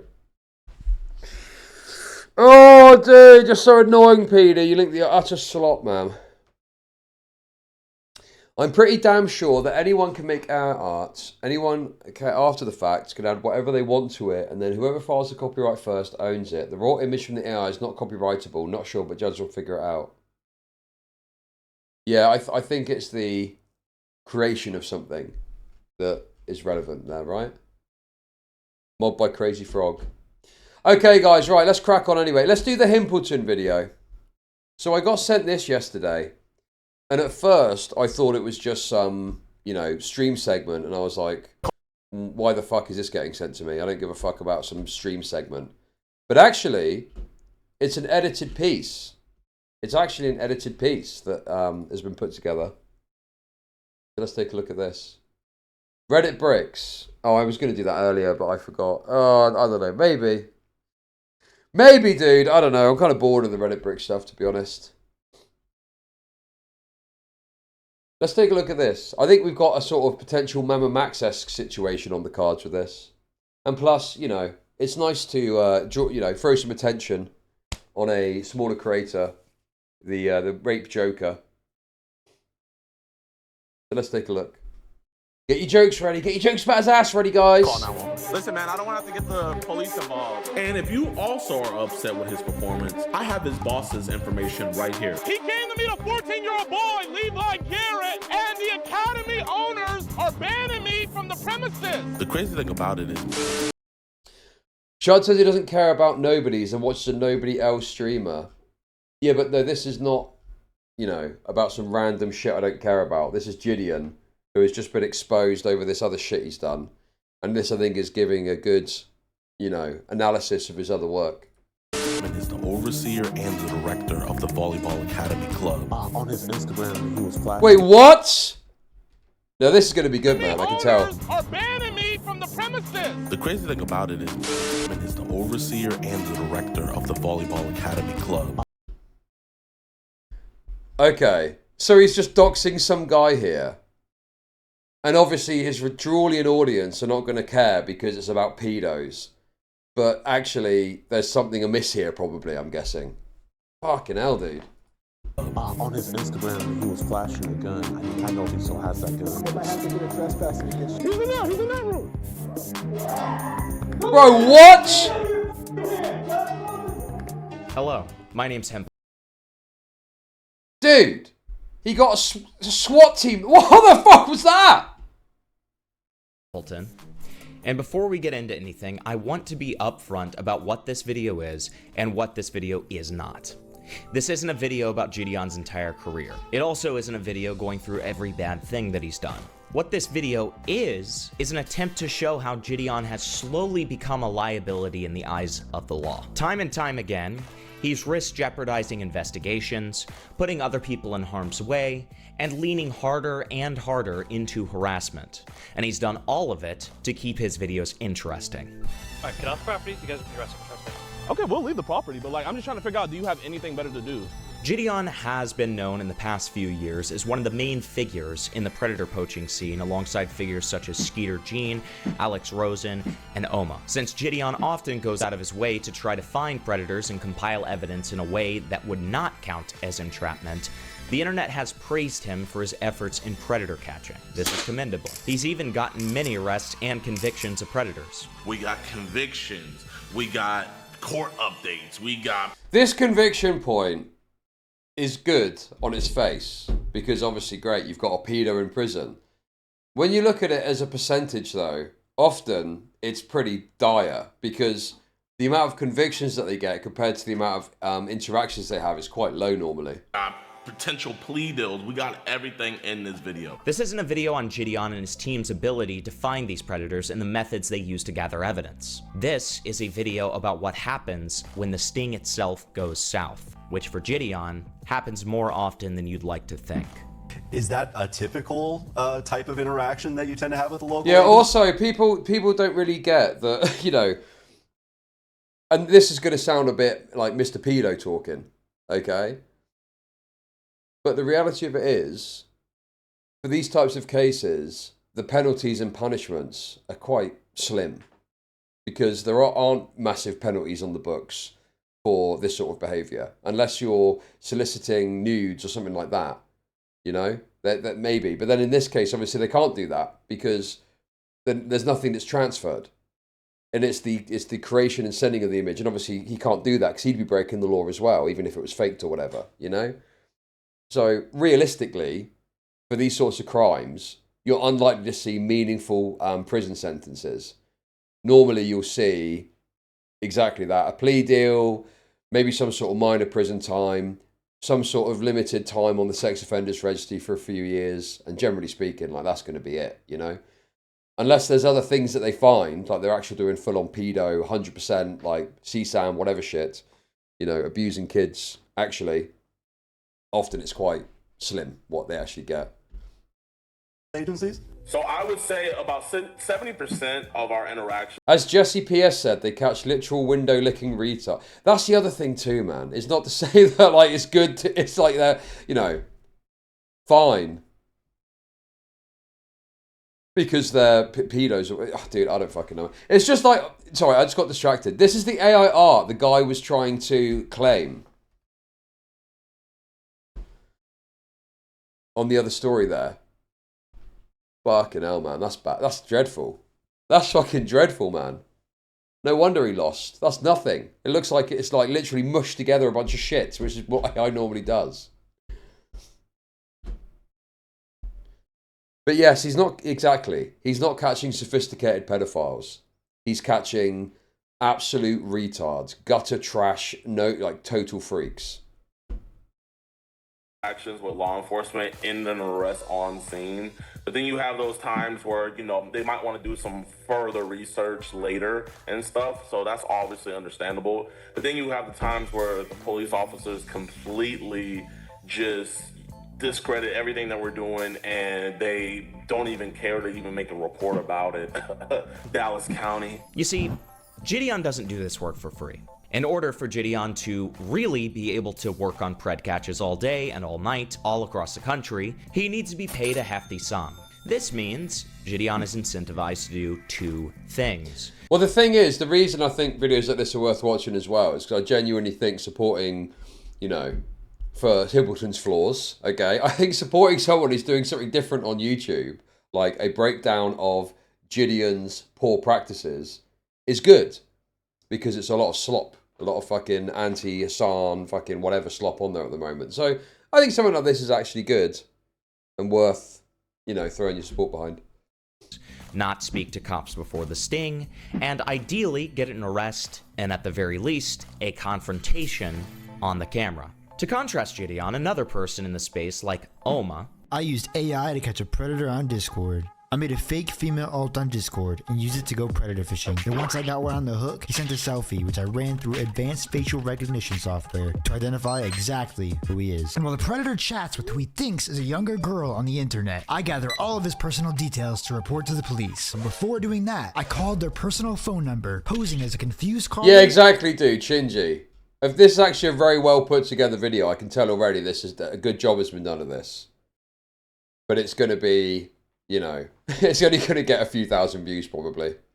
before revealing I know exactly who they are and confront them. JIDEON tries to go across the country in order to convict Preds who are willing to solicit minors for acts. In traditional predator catching stings, the cops would be involved far before the sting actually takes place. So the cops and investigators can see what options are on the table. The cops could either invoke the fact that they have probable cause to arrest the individual. Dude, what is this?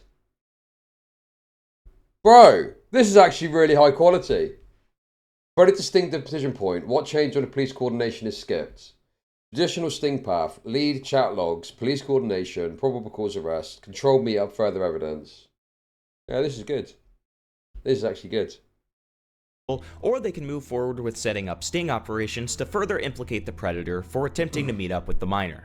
JIDEON and many other people online skip this step, mostly because it's more costly to work with cops across multiple jurisdictions. And if you're a bit more cynical, most police probably want to do the stings themselves without a YouTuber on the scene. At the very least, there is a conceivable chance of the police telling the YouTuber to stay out of the rest of the project. Albany police on Friday arrested 34-year-old Charles Melick, a registered sex offender, on an outstanding warrant.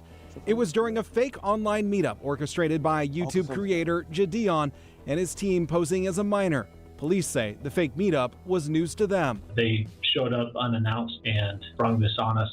That's one of the concerns that we have had in the past when we've assisted with other groups. Police say these types of stings may have good intentions, but can also pose a risk to the public. First thing is public safety. And so in this particular situation, we don't know who we're interacting with, and we don't know what that confrontation is going to look like. Yeah, dude, that's the thing is, viewers know the YouTuber. Viewers know who the YouTuber is. The police officer showing up has got no fucking clue who JIDEON is. They're seeing some random black guy, so straight away he's going down in the police's estimation, obviously, okay? And then they don't fucking know what this guy's done. And they, you know, they lay it on them as if they're supposed to just go, oh yeah, you've done everything correctly. We can tell without checking, thank you. But they don't fucking know if they've gone through a process or done the right thing or done the correct thing to get what they need. But they act exacerbated when the police don't immediately, you know, get down on their knees and start sucking their cocks. Well, yeah, because they don't fucking know what you've done. And their concern is you fuck something up that's fundamental that could, impede their ability to bring about justice. On Thursday, Kaiser police tipped off by we got a code black, open fire. JIDEON made 2 arrests. 29-year-old Kyle Andrew Monroy of Kaiser and 41-year-old Christopher James Lloyd of Portland. The Albany Police Department and area agencies, we do our own stings, and those stings are also very productive, but they're controlled to minimize risk to the public and certainly not put anyone in jeopardy that's unnecessary. In fact, Inside Edition in 2023 did a report on JIDEON's friend Skeet Hansen, who he routinely collaborates with, citing some of the same problems listed above. At the time, Skeet stated that, "Do you think you're doing a public service?" It's sort of 50-50, you know, we're of course trying to make entertaining content, but ultimately we want these individuals to see justice as well, if possible. Some people have called you a video vigilante. Boopak Shakur! Oh my god, dude. Boopak Shakur. That was so wild that I found that guy, watched his insane predator catches, and then he got shot to death. Wasn't that a crazy thing, right? Do you remember that? And he was the guy that was popping tires and like slapping people and stuff like that. Oh, man. Boopak Shakur. He was a Rumble creator. Let me see if I can find a... Oh, man. We'll do a quick sideline because it's well worth it. We'll see if we can find a little example. Let's have a look. Boopak Shakur. Whose video is even on YouTube? Well, this is little news report is.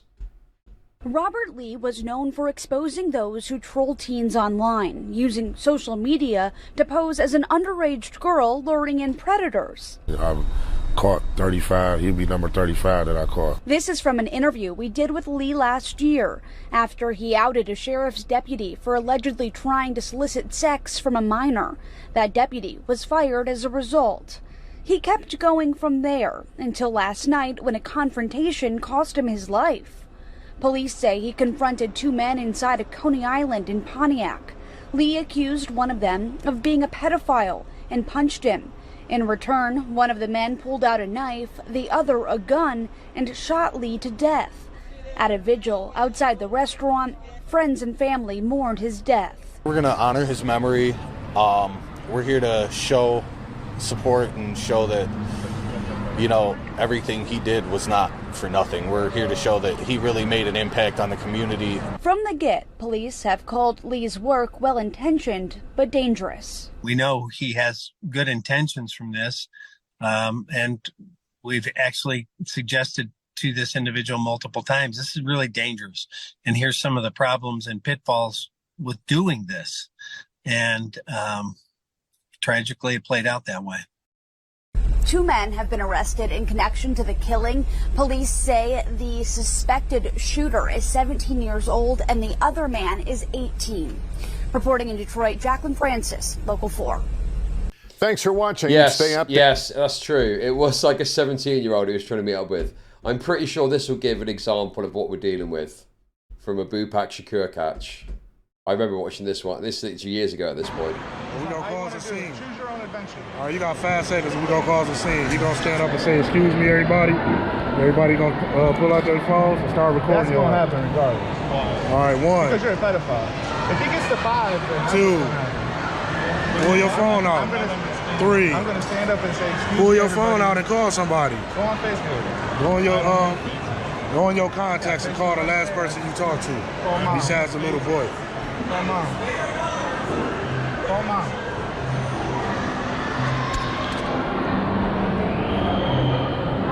Hold on, man. I can't hear shit. It's loud as fuck around this thing.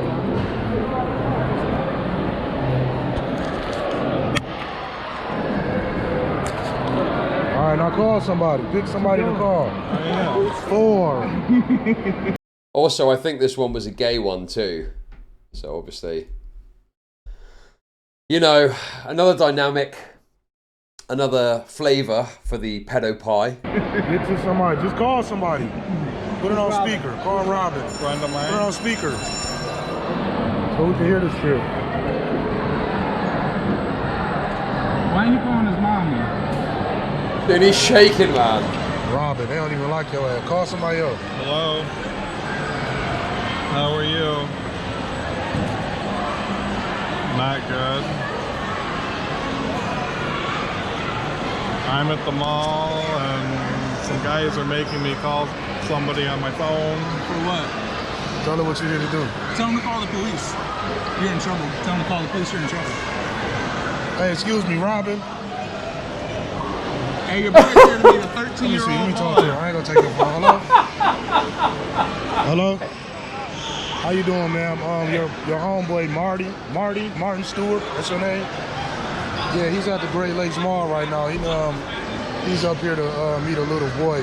What, 13 years old? 13 years old. He came to meet a 13-year-old boy at the Great Lakes Mall in the food court for sex. Pedophile. He said he wanted to eat his ass and suck his dick. Like, we got a conversation and everything. Hey, look at me. You can sue me. Because we give him an option, we gotta tell him, we gotta make him tell somebody or he can take his ass to jail. We call the police on him. So just let everybody know that Martin came up here to meet a little girl, a little boy for If sex. I'm lying, sue me. Alright, let me see. Hey, is that done now? Because let's get this going. So what I'm gonna do is I'm gonna stand up and say, excuse me, everybody, this man's here to meet a 13-year-old boy for sex. And then we're gonna walk outside and get your license. Okay, well, I told you that was gonna happen regardless. Call it Mumsy. Hey, you either call them or the police. So based. It's going to detectives. But I am gonna put it. Hey, Mom, what's going on? I'm calling your mama. Hey, how you? Also, didn't this guy go on to do his own predator catching? Isn't he in loads of videos where he's slapping people and stuff? I'm pretty sure it's the same guy. But yes, basically, this I remember. When was this? I mean, it must have been when this came out. I think, like, yeah, three or so years ago. I found out about this guy, and I would just watch his videos because they're so entertaining. As much as I disagree with this whole process because it's obviously totally antithetical to like normal justice, it was just so funny the way that he handled these people, and then he got shot. What you doing? Is this Marty's mom, Martin Stewart's mom? You better not touch me either. Hello? Is this Martin Stewart's mom? How you doing today, ma'am? I got some bad news about your son. Your son is up here at the Great Lakes Mall trying to meet up with a 13-year-old boy and have sex with him. Are you going to tell your mom that we were lying? Yeah, you were. She hung up on your ass. Excuse me, everybody! Nigga, fuck you. Here, take your phone, bitch. This man's here to meet a 13-year-old boy! Pedophile! You're a pedophile! This man right here is here to meet a 13-year-old boy! On the pedophile! Excuse me, everybody! This man is a pedophile! In Auburn Hills, Michigan! He's here to meet a 13-year-old boy! I do think the pride hat really brings this one together, doesn't it? Really kind of puts a bow on it. In your city! He's a pedophile! See everyone! This man is a pedophile! He came here to meet a 13-year-old boy! At the merry-go-round. Fucking pedophile ass! Excuse me, everyone! This man is a pedophile! He came to meet a 13-year-old boy on the app Grindr! Yeah, he a fucking pedophile. In your city! This man is a menace! Yeah, he's a pedophile! Yeah, he came to meet a little boy. This man right here came to meet a 13-year-old boy on the app Grindr! Check your children's devices. There are predators trying to take them from you. Hell yeah, bitch ass He's nigga. here to be a 13-year-old boy. You know what it is. You know what it is. Pedophile in your city. Can't fuck a little boy. Hey, he told a little boy he's gonna eat his ass. This man is here to be the 13-year-old boy on the app Grindr. He is a pedophile in your city. Party Marty. His name Martin Stewart. Dude said his name as well. Dreadful. These grown men pretend to be children online to have cyber sex. Fight back. Yes, dude. Fight back. Defend yourself. AKA Party Marty. Party Marty. Ain't that a bitch? Party Marty. Excuse me, everyone. This man is here to be the 13-year-old boy on the app Grindr. Yeah, he said he was gonna eat his ass. He's gonna eat a little boy's ass. Oh, that's his phone. Look, that's your mom, man. Excuse me, everyone. That's your mom, This man. man is a pedophile in your city. Yeah, your mom, she called you back. This man right Tell her here what is you a up here doing. pedophile in your city. Tell her what you doing, dog. Excuse Tell me. her what you up here doing. Why you like 13-year-old boys? Yeah, he trying to meet a little boy at the Ferris wheel. Why you trying to meet little boys? Said he's gonna eat his ass. This nigga nasty, dog. He's a pedophile, dog. Said he was gonna eat a little boy ass, 13 years old. Excuse me, everybody. This man right here. No, he's you ain't saying get- 13-year-old boy. You ain't get to do Martin nothing. Stewart off the app Grindr. Yeah, you know what it is. Yes, sir. You already know. Hey, You know excuse exactly me, what it everybody. is. This man right here, he's a pedophile. What you saying? Yeah, he came to meet a little boy at the merry-go-round. You gonna lie? See, the beauty of this is what's he going to do? This is how this works. And obviously, you know, you can't call the police. So you're getting, well, you can't call the police, can you? So you've just got to take these guys hassling you. You gonna tell your mom the truth or you gonna lie? You gonna lie about it, Party Marty? What you gonna say? You gonna tell the truth? Party Marty. You gonna tell the truth? Well, he Marty? can, but... Where you at? Trying to meet a little boy by the motherfucking merry-go-round, dog. Yeah. Where you drive? Where you park Use at? Just one phone call. Hey, this man's here to meet a 13-year-old boy. He's a pedophile. Oh yeah, he definitely won. He's a pedophile. Yeah, definitely won. He's a pedophile in your city. This man's gross. Look at all these kids around here. You lucky you don't get stomped down, boy. Came to meet a little boy by the fucking merry-go-round. Kia? Your car. Oh, you trying to find your car? You don't know the lingo? You You're talking lost? to kids, you gotta know their lingo, man. You lost? Your car over there, ain't it? You forgot where you parked? Hey, we just caused a big old scene. Cops is coming. Yeah, the boys are We can gonna get it get all you, done then today. boom. Auburn Get it all Hills done gonna be today. playing Locked that in, shit. You won't have court till Monday. Okay. We don't like that. I think it happens in this video. Yeah, you know what they do to motherfuckers like you. Yeah, don't put them like on that, y'all do you, shit, G. little rat? This nigga's a straight You a little pedo. rat pedophile. You don't like that. Huh? Then what you here for? What you come to do, dog? You not a little pedophile? What you come to do? You ain't coming to meet a little 13-year-old boy? Huh? Huh? What you come to do, You cuz? coming to meet a 13-year-old boy? Huh? Is this Toyota? No. Toyota? What you got, a pet? You got a pet mobile? You got like a Come small on, me. car? I think it's in this video. If I can walk, what are those? You probably drive something small and pedophilic.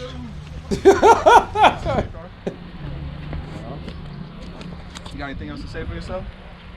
No. Get in your car, dude, and get the fuck on. EG. All we doing is getting your license plate. We don't want to do shit to your 6396. stupid ass.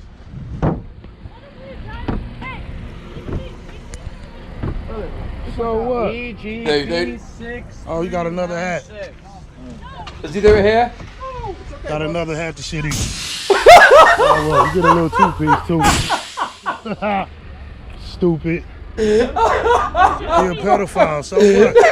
So what? He told a 13-year-old boy he's gonna get his ass. Defending that? Go ahead and defend it. Go ahead and defend it. Yes, dude, yes. I'm so glad I remember correctly. I didn't want to spoil it if you hadn't seen it before.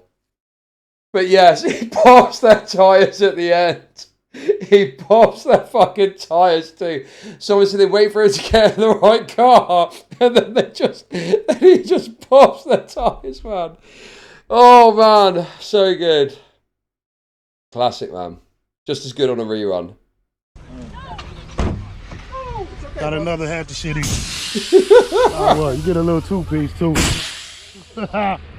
Stupid. He a pedophile, so. And then people are also, what the fuck are you doing? And he's like, yeah, he's a pedophile, defend it then. Like, dude, it is like the normal mentality of predator catchers on steroids.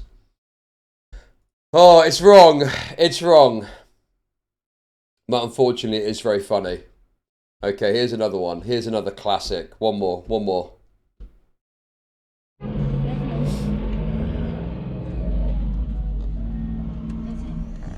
You want me to go work it?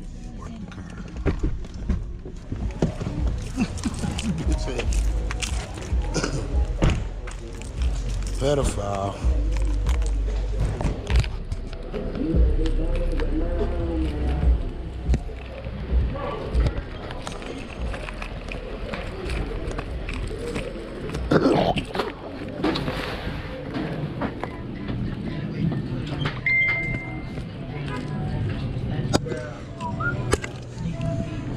Play the small car pedo. I guess it's a... Okay, sure, fuck it. I've not played that for ages, to be fair. That is a stone cold classic of the channel. Yo, Jacob. What's up, big dog? Who you coming to meet? You came to meet a 15-year-old girl, didn't you? Yes, you did. What you here for? You already know what's up. What are you here for? What you here for? You came to meet a 15-year-old... Pedophile! Excuse me, whoa. You came to meet a 15-year-old girl. I have no idea what you're talking about. Yes, you do. What you here for? You stop abusing me, man. What you mean abusing you? I ain't touched him yet. He a pedo. He came to meet a little girl. Pedophile! We got a pedo. He came to meet a 15-year-old girl for sex.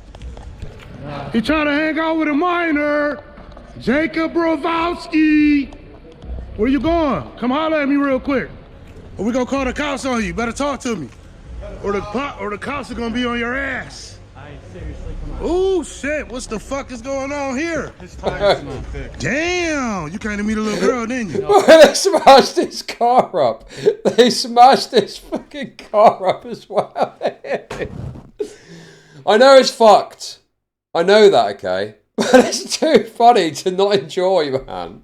I did not. What happened? Excuse me. Can you guys get out of here, please? Don't what you mean? Explain what you here for.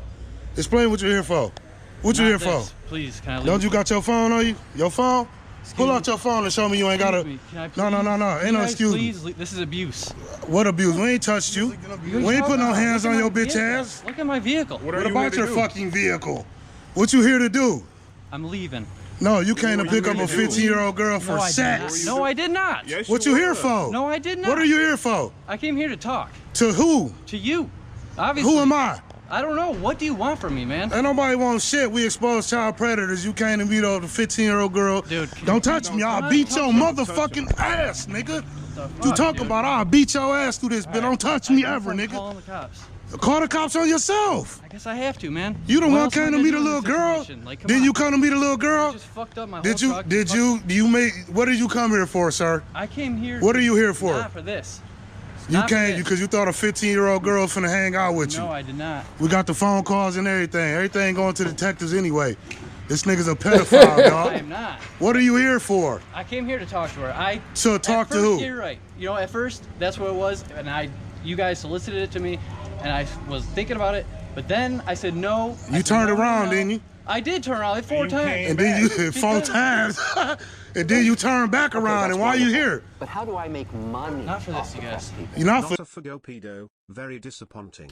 Thank you for the 333. That's because you thought a little girl was finna be in that No, bitch. I was not. Jacob, we got your whole everything. You finna be exposed. Where you from, Jacob? If you don't want us to look, pull out your phone. Pull out your phone and call your peoples. Can you please? And we'll let your bitch ass go. Call your peoples. Pull out your phone. Can you please? Or we gonna call the cops on your fucking ass and get you locked the fuck up. Guys. Yo, leave big nose ass. Damn!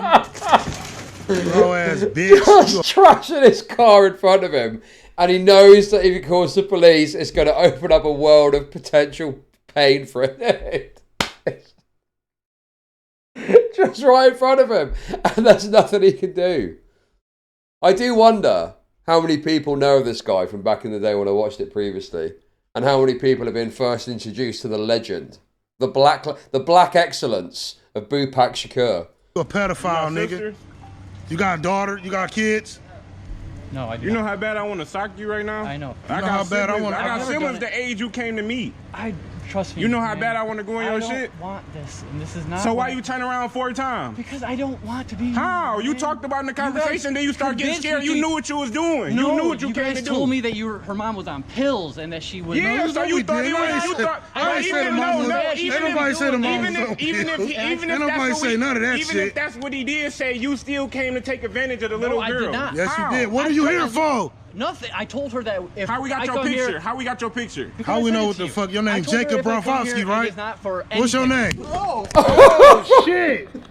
That nigga smacked the fire out your bitch ass. Please? He smacked the flames out your hoe ass. Please, that's what you done? get for being a pedophile, bitch. God, so bro,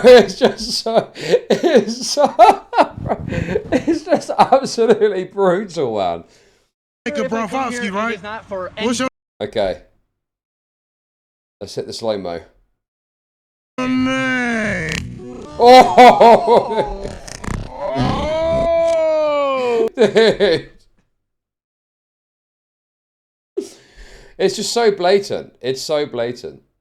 You can't really hate on it, you know? Oh shit! That nigga smacked the fire out your bitch ass. Please? He smacked the flames out your hoe ass. Please. That's what you get for being a pedophile, bitch. Alright. So what you come here for? Admit it. I'm having niggas smack you again. A girl. You're right. Yeah. What? How old? 15. 15?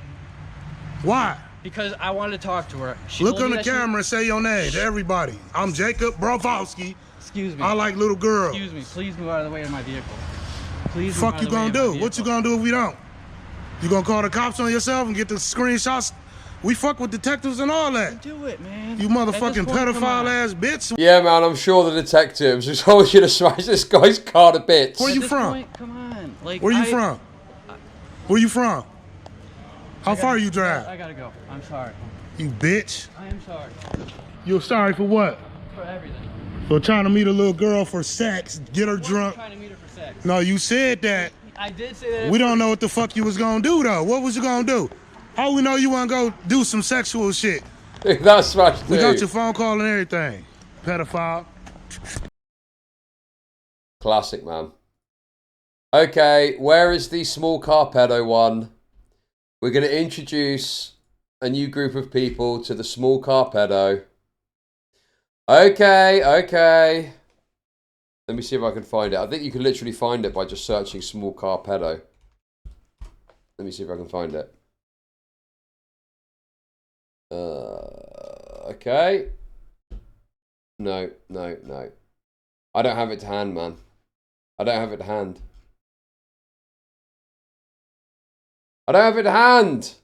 No! What's the guy's name? Fuck. What was the guy's fucking name? Richard? No, that was the name in the video, but I mean the name of the guy that did the YouTube video. It was like Pred Catchers and a Place. And he sounded like Zerka. Do you remember? He has a Toronto Raptors car, so it's perfect timing to celebrate the return of Kawhi Leonard. Life is good. Okay, let me see if I can find it by searching Toronto Raptors. Toronto Raptors. Predator. Something like that. Yes! Oh no, that's not it. No. Fuck, dude! I've got the Moist Critical video about. I've got it! No, that's not it. Fuck! Where's the video, man? Fuck. Right, it was Roger. That was it, Roger. Maybe Moist Critical linked the original video. I just saw one of... Nope.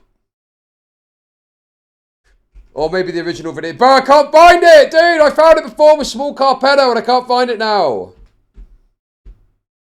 This is outrageous, man. Lost Media. It's not Lost Media. It's out there somewhere. I can only find a short.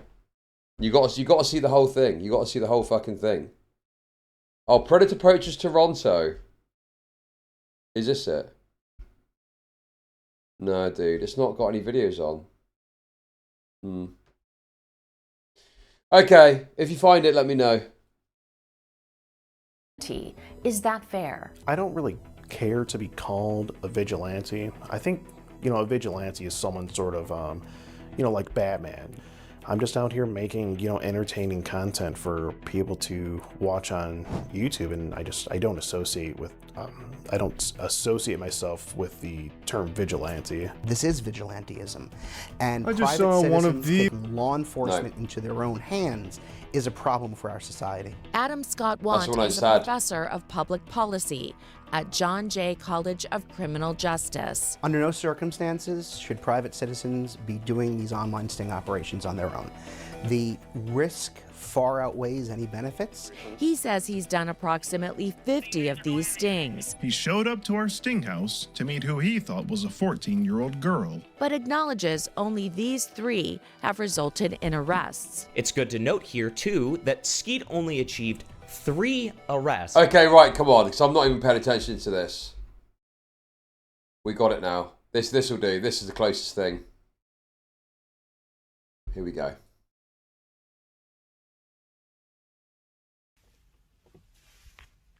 All right, guys, he parked. I'm gonna be putting the cam down so he doesn't see, okay? I'm gonna be covering this cam as well.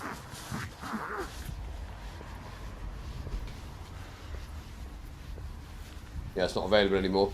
Just so he doesn't see.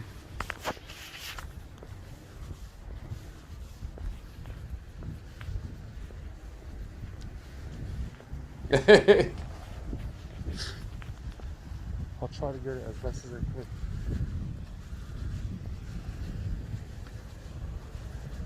What kind is that?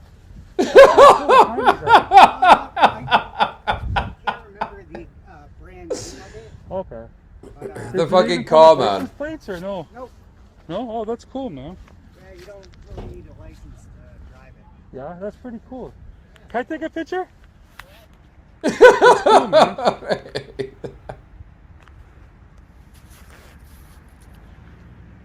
Sorry, what's your name again?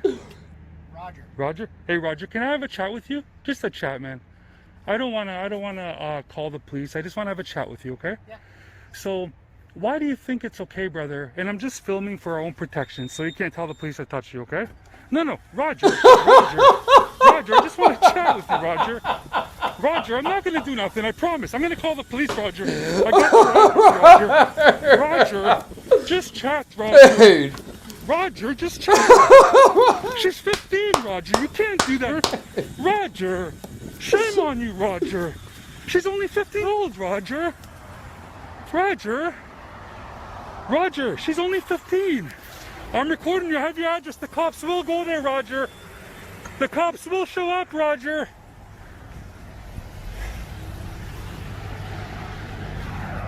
So good, man. You just see it going off like that. That guy peaced out.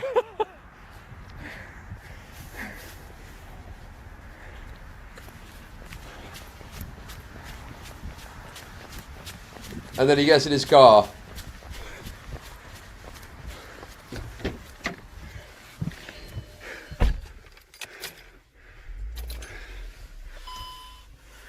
That guy peaced out. He was out of there. He was out of there. See, guys? If he didn't do nothing wrong, why is he running away? He came here somewhere. I don't know exactly where, but he did show up here. Oh, it's got to be him because he's holding up traffic. Yeah, that's got to be him.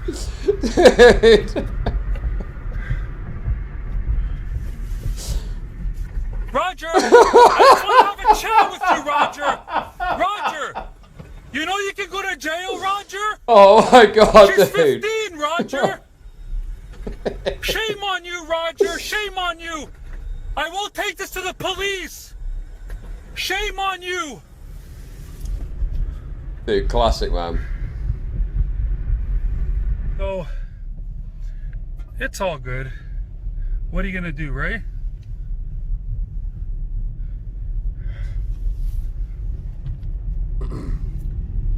It's all good. I'm gonna park right here on the side. It's not staged. Why do you think it's staged? Hey, Roger! Roger! Can we talk? Oh my God! That thing was small. Wow, that thing is small. No, this is back before it was all staged. Well, I mean, obviously, you know, things were staged back then, but no, dude, this was not staged. This was not fucking staged. I don't know what happened to Roger. I don't think he got arrested anyway. I got totally shot. There we go, guys. That's the small car pedo. That is the small car pedo that you're all asking about. Classic. I think, you know, a vigilante is someone sort of, you know, like Batman.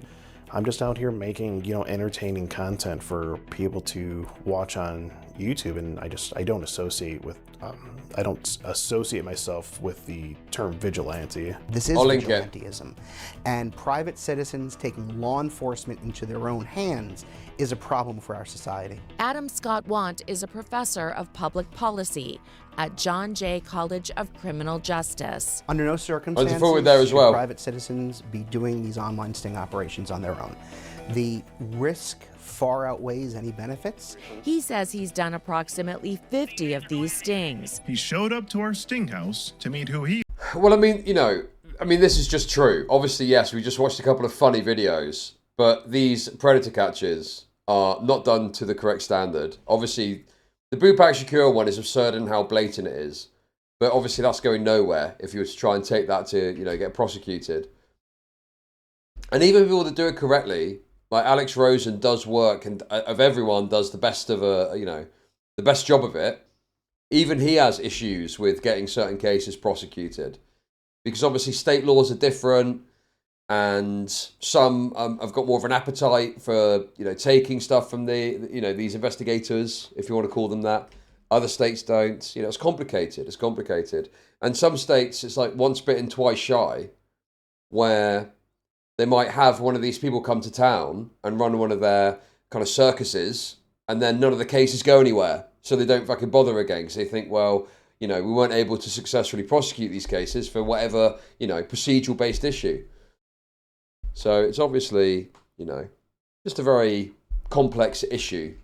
But then obviously these people simplify it down to, well, these police departments are bad because they didn't immediately side with us and work with us.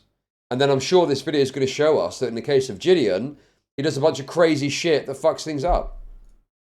he thought was a 14-year-old girl. but acknowledges only these 3 have resulted in arrests. It's good to note here, too, that Skeet only achieved 3 arrests out of the 50 stings that he did. And it's even worse for Ware when considering the fact that at the time, it was not even confirmed if those 3 arrests had gotten convictions. So, to recap, the problem with JIDEON's EDP Watch series is not the investigative work, nor is it the fact that it's doomed to get no convictions. The problem is that JIDEON has been repeatedly told by experts in the field and police departments themselves that police are more equipped to handle sting operations either in tandem or apart from investigators.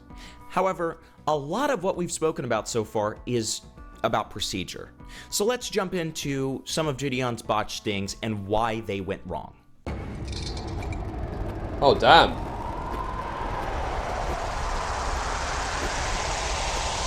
On July 4th, 2024, JIDEON, in collaboration with Roblox YouTuber and Predator catcher Schlepp, posted Pred Catch turns yes, dude! I watched this at the time and said it was insane. into police chase and standoff. I'll let JIDEON explain the situation he's in. The guy that we're catching today, he is not from Minito, Illinois. He is all the way from Chicago. He's driving 3 hours to meet what he thinks is our 16-year-old decoy from Roblox. This dude's an absolute freak. He's talking about getting her pregnant. He's talking about how he's ready to be a father, all this disgusting stuff. We're going to be collaborating with PP Illinois. You guys should have saw the episode where we caught the successful businessman. But I am so sick of this freak, man. This dude is absolutely Okay, and obviously, wonderful. But how do I make money off depressed people? Roger is probably retarded, since he is driving a retard car.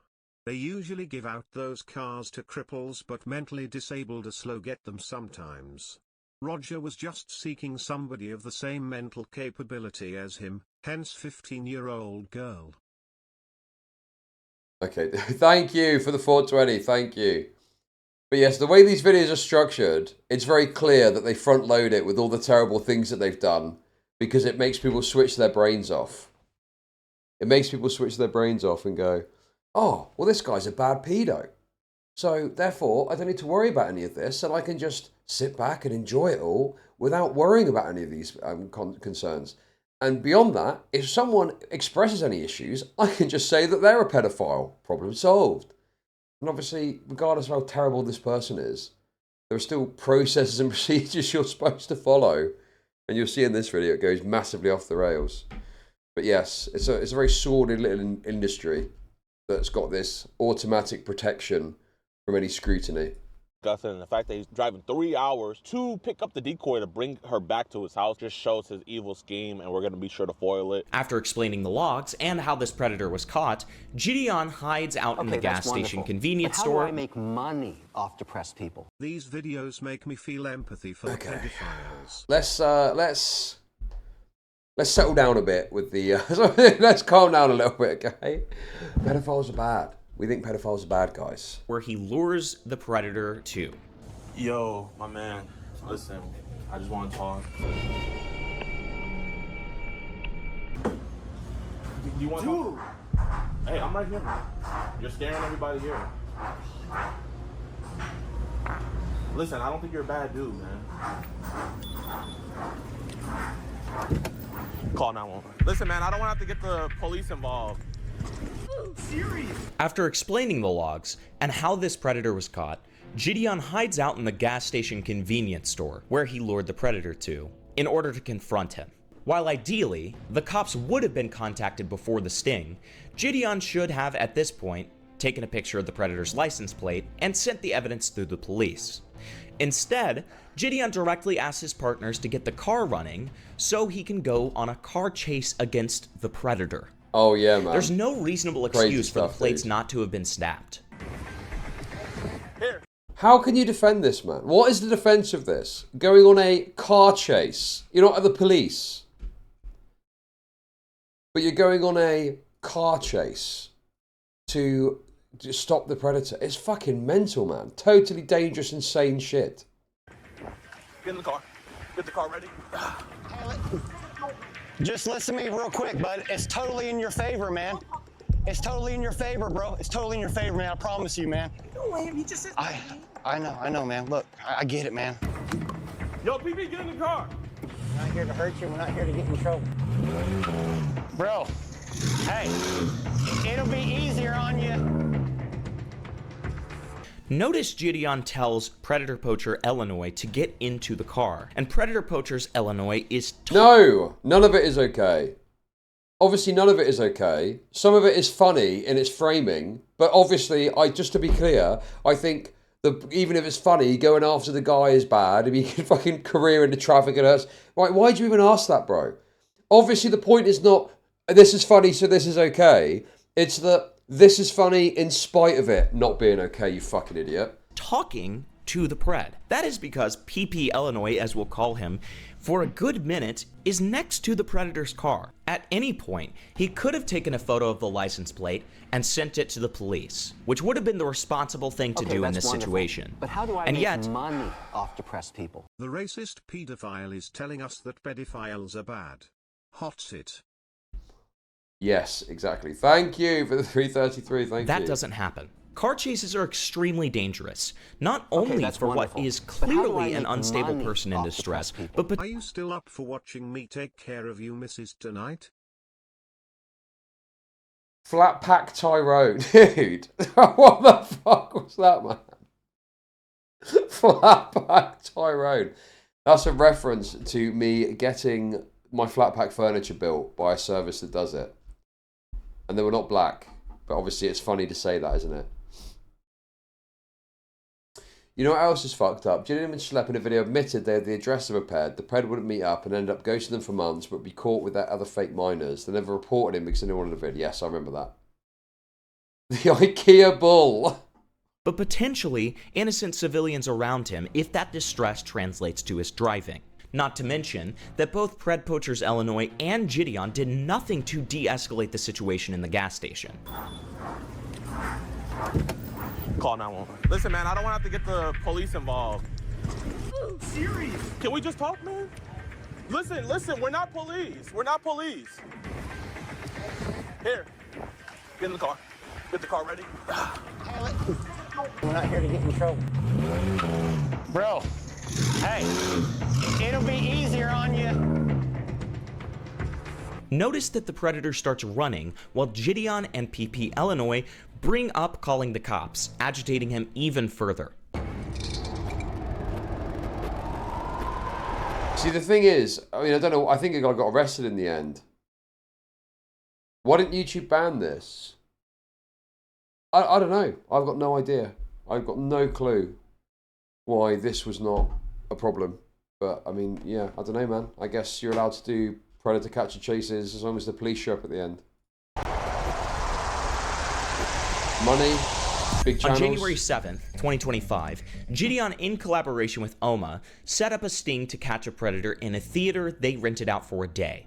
Who's doing that? Chris, he's a lover boy, man. You know, he's obviously a fan of Playboy Cardi. We got a trailer specifically made for him, and Chris wants to do some very inappropriate, nonchalant things for a dreadhead. Exactly, very nonchalant. He also sent pictures of another woman with hickeys, saying that's what I'm gonna do when I see you, queen. So, you know, he's definitely a vampire. Not only did this man not pay for his own movie theater tickets, but he also asked the decoy to Uber him over here. When the cops get called, JIDEON is taken to the side.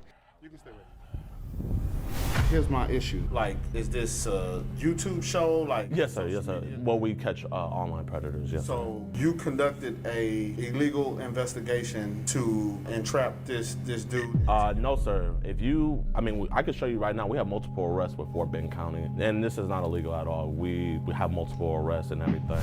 While the cops clearly do seem confused here, there is technically no reason why they need to arrest the predator at this point in time. In fact, according to the Texas Code of Criminal Procedure, the police have no obligation to arrest the criminal at that moment or after having probable cause for arrest. Another police officer then approaches JIDEON and, like I said, I can show you all. Right, I see. So this is an example of, you know, this is a classic example of why are you not just listening to me and accepting what I say? Why are you being skeptical, right?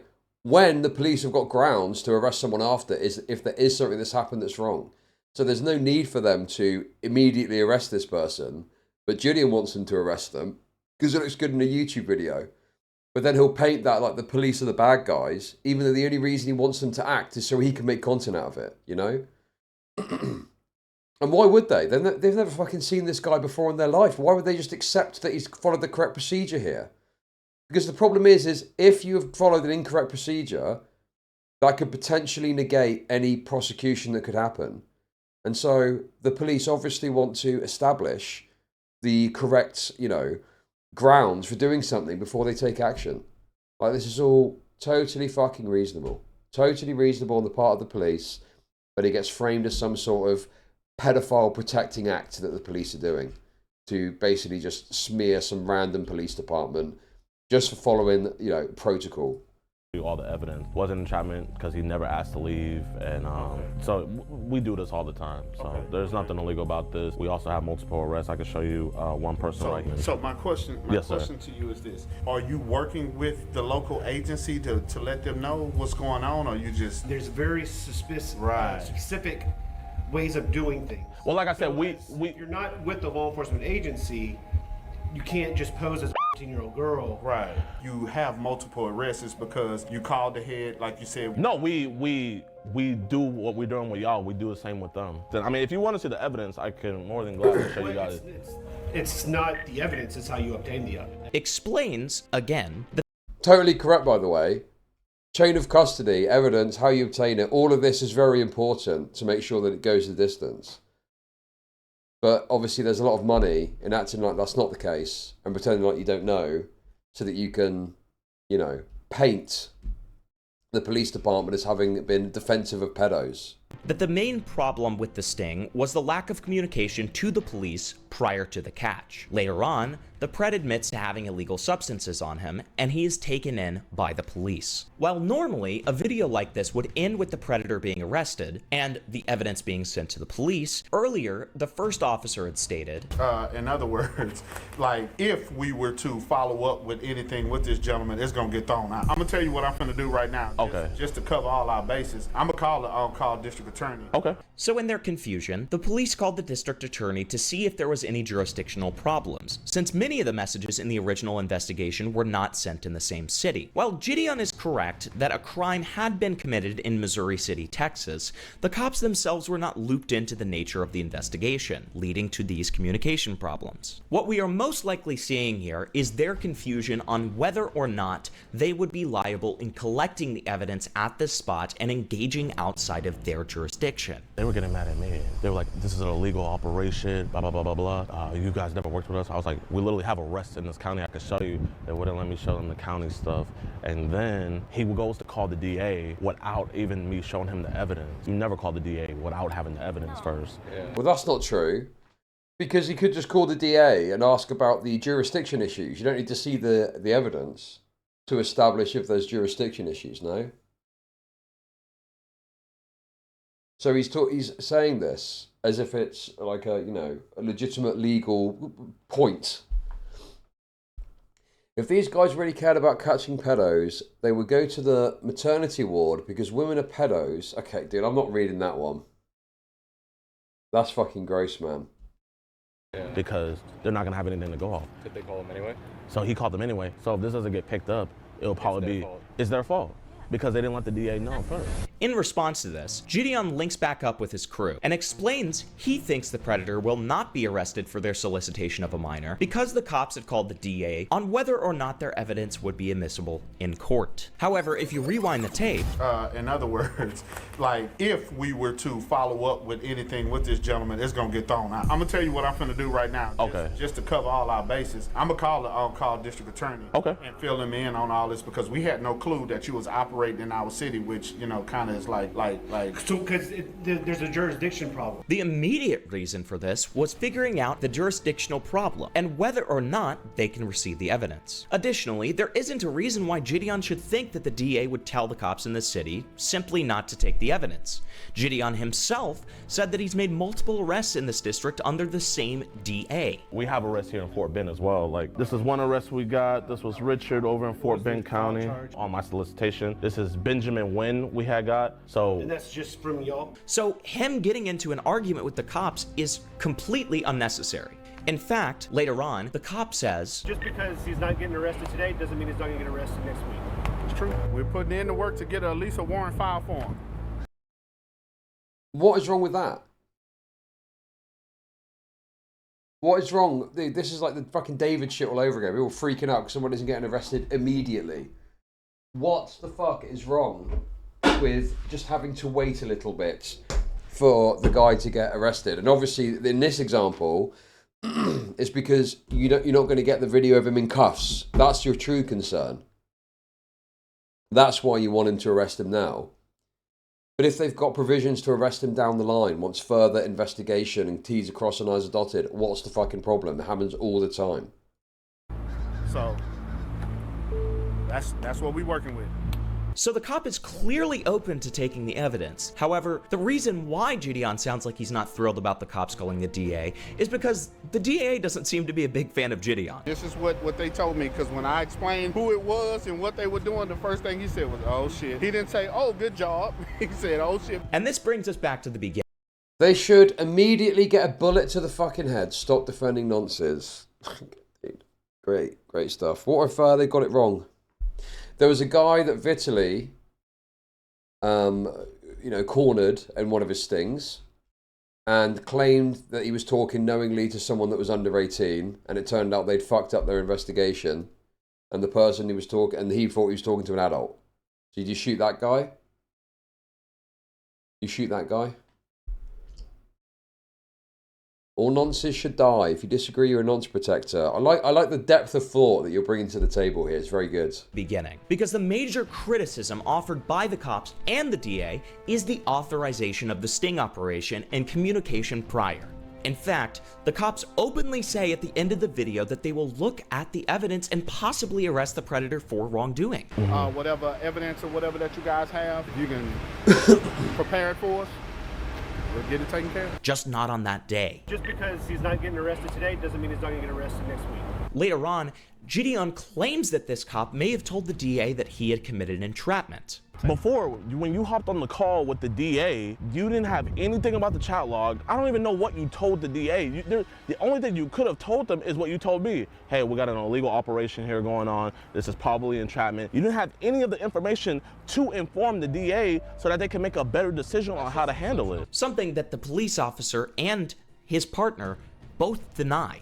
Exactly. I told him exactly what you told me. And after all of this, JIDEON, instead of waiting patiently for the cops to review his evidence, starts spreading the police officer's information and telling his audience to call his lieutenant officer. He later— Bro! What? Dude! That's crazy. That is fucking crazy.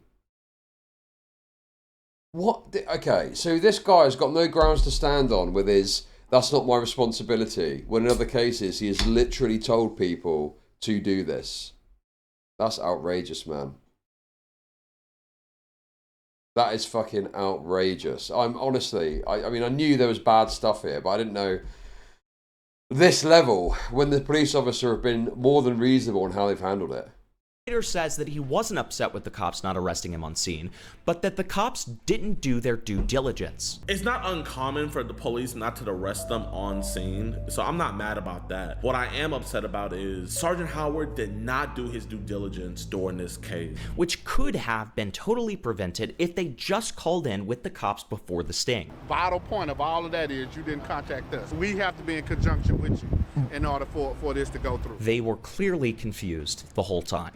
This is not something that cops deal with on a regular basis, so they're not going to be able to give their best responses at all times. Anyways, as suspected, this led to a lot of harassment and phone calls to the Missouri City Police Department, and you can still find comments on photos of the officer. Horrible police officer, seen JIDEON's video and in my thoughts he did not do anything to stop a predator. Brian Middleton, please do a better job with the officer. Really unbelievable, dude. It is utter Julians as well that go and do stuff like this. Total Julians that are like hassling these cops that are literally doing nothing fucking wrong in any of this. JIDEON is like Pinocchio, but his ass grows when he lies instead of his nose. Hey, dude. Hey. We got a bit of JIDEON butt posting. Thank you. Thank you for the kicks. Thank you. Thank you. Thank you. I think that's true. Officer saying he's an awful human being and that he sucks up to predators. But this isn't the only case where JIDEON started brigading people on his millions viewed videos. And it actually gets worse. Oof. On August 13th, 2025, JIDEON released the video, "Volleyball Coach Gets Exposed at His Job," where he catches... Today, we're in Indianapolis, Indiana, and we got a very disgusting guy. But the thing that makes him even more disgusting is his profession. Today, we're going to be pulling up on Mr. Levi Garrett. Levi Garrett... Okay. See, this has got comedy elements here, I must say. He's got a look about him that makes this comedic in and of itself, you know? Look at this guy, dude. That's me without a beard. Is a 30-year-old gay man, and you know, hey, do as I will. But the thing is I will not let you do what you wilt when it comes to the children. He coaches a boys volleyball team. The age range that he is attracted to. Wait, what was Nathan Weddle's job? That's making me think about, do you remember fucking Weddle, Nathan Weddle? Because, yeah, Jake Weddle's dad was a pedo, convicted pedo. Swim coach, that was it. That is actually the age range he coaching. Also, he's pretty aware before the sting that he might not get an arrest in this city. The chances of him getting arrested just goes... So I feel like with a confrontation at his job, with him being around kids, I'm gonna put the ball in the court of the Indianapolis Police Department. He confronted the predator at his workplace, and this causes his boss to have a back and forth with JIDEON. Ultimately, the manager discusses what he will do moving forward, and what he wants JIDEON to do at this point as an uninvolved party in this crime. First off, I want you to know I do appreciate you bringing this up to us. Yeah, I mean, totally. I understand you got a business to run and everything. I mean, I wasn't gonna even get you involed. You have my word on this, right? Okay. I'm going to handle this. Okay. I'm asking, if you guys can do what you gotta do. Yeah. Okay. We're asking you to keep the academy out of this. Okay, I'm not here to put the academy's name out here or anything. This destroys business, and this doesn't come up on background check. I understand that, and you have nothing to worry about. You know what I mean? That's why I was saying you don't want to be on the wrong side of this. And what I would mean by that is like, I'm not defending it. Yeah, and I can see that. You know what I mean? And you know that's the whole reason, Levi, why I asked if maybe you wanted to just step outside and talk about this. You know what you did is wrong, right? Don't look at me. Well, I was told to stand here like a fly at the wall. Well, I think the first thing we should... Been in this entire time? I'm not recording no more now. He left. Your mic? My mic is not recording. At this point, remember that JIDEON said that he was not looking to involve the academy into the situation. This will be important later. JIDEON... Right. So he's just lying. He's lying. And obviously, again, no one is going to question this because it's against the big bad pedos. So no one is going to question this. When this should absolutely be, what the fuck is this, man? It's like a legal issue, isn't it? I don't know what the two-party consent stuff or whatever. I don't know how that works, but in every state. But fucking hell, man, it seems like a massive legal risk. And yeah, how are cops supposed to use this exactly? JIDEON then has a conversation with the Preds as they wait for cops to come by. When they do, the cops approach the two and they say, "Whatever happened here doesn't seem right, but I have to enforce the laws that I'm allowed to enforce." Does Marion, Indiana follow different rule sets than Indianapolis when it comes to the law? Yeah. So there's different laws in the same state. Well, here, I want to tell you, today's your lucky day. You can rip as many 15-year-old boys as you want, man. Go back in there and you have a whole buffet in there, man. Hey, Officer Keith, would you like to see some probable cause evidence? No, I can't take a look at the evidence. Oh, you can't take a look? I'm not going to. Oh, you're not going to. Since you can't look at any of the evidence, I'm gonna just read it. The decoy says, "You mind? I'm kind of young." No, I don't mind. Any pics? And he said, "Cool, because I'm team." And then right after he learned the age, you know, he sent the picture of him in a thong, admitted on camera that this was him. Oh, this is him getting by a dildo. This is his butthole right here. Even if you can't do anything, I totally understand that, but it's just... I mean, the way in which he's doing it as well, it makes it sound like a fucking circus. Why is a police officer going to take this seriously? You should be like calmly and diligently explaining or something. Talking about his fucking butthole. Like, what? People are going to think it's fucking crazy, man. Here's his butt. Officer, here's his asshole. Why aren't you doing anything? just the optics of it, you know. JIDEON is really willing to show the butthole of the predator to randoms for some reason. It's completely unhinged. But again, we'll... Female officer knows the truth, so she's not going to take a strong stance. If you know, you know. The truth can't be buried about women. Get back to that. What needs to be said is that it does seem like cops have probable cause Yo, to... hey! DJ Screwdriver, thanks for the kicks. Thank you. To arrest this guy. But the DA has suspended this action. And while the cops themselves aren't obligated to arrest the predator, it does seem pretty stupid not to. Eventually, the predator goes back into the academy, and the owner of the property comes out. Okay, we'll let all the parents know what's going on then. Yeah. No, you can't be here, period. No, okay, yeah. We're gonna get off your property. I'm gonna just wait right over there, and then when these parents walk out... Whole parking? Dude, he's doing the same thing that he did in the recent one where he's trying to find loopholes. He's doing the same shit again, where he's trying to find loopholes. And then he's, what, threatening this academy. He's going to tell parents about what's going on as well. You will need to verify these messages, check they're all legit, make sure you don't entrap them, make sure we have a proper warrants. What's that? He sent a butthole. We're on it right now, so yeah, exactly. So that building right there is yours? This whole lot. The whole thing, top to bottom. Oh. Are you going to inform the parents what's going on? I'm going to handle the situation. At this point, both the cops and the owner escort JIDEON off the property. Audit the audit, a person much more familiar with the laws around this situation backs up this claim with some qualification. The officer claims that JIDEON was committing an arrestable offense by refusing to leave the neighboring parking lot after the director of the volleyball club asked him to do so. Under section 35-43-2-2 of the Indiana Code, the state's criminal trespass statute, it is a Class A misdemeanor for an individual to knowingly or intentionally refuse to leave the real property of another after having been asked to leave by the other individual or their agent or a law enforcement officer acting on their behalf. Accordingly, if the volleyball club truly did lease the entire parking lot, JIDEON could be charged with trespassing if he refused to leave. JIDEON then starts screaming at the parents. Parent, know what the f you guys are doing. You're a worse piece of shit than him. Mom, I just want to let you know. Right, dude. The thing is, people want instant gratification justice, okay? And they want pedo shot in the head between the eyes. And I get that. I get the fucking emotion about it. But a company is going to have processes and procedures they have to follow, right? And if they just listen to some fucking random fat black guy turning up, they could open themselves up to massive legal liability, potentially, and letting someone go. So even if it was true that he's a pedo, they would need to follow a procedure in order to get rid of him, right?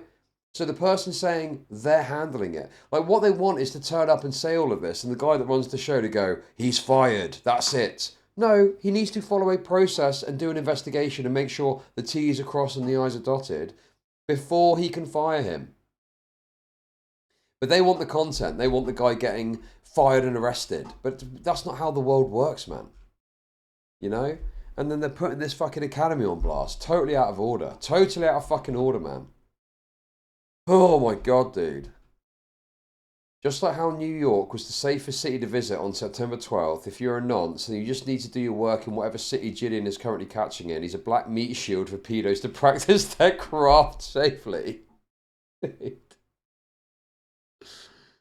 Oh, very good. Very good. Know that one of the coaches, he was talking to a 14-year-old boy sexually online, and we reported him to the police, and now they're banning us from the property. All of this is happening within minutes of the Predator going back into the academy. JIDEON assumes this to mean that the Predator's not going to be fired, even though there's no indication that that will be the case at all. And there seemed to be some indication from the manager earlier that he was looking at firing him. JIDEON starts talking to some of the parents driving into the lot. Oh, yes, ma'am. It's called EDP Watch. This is what the man looks like. His name, you probably seen him. Well, he did leave. Oh, he drove off? He drove off. Okay. I think they fired him. Here, this is literally every message that I'll give that to you. If you want to, you can show the other parents. Cause dude, what? This is fucking mental.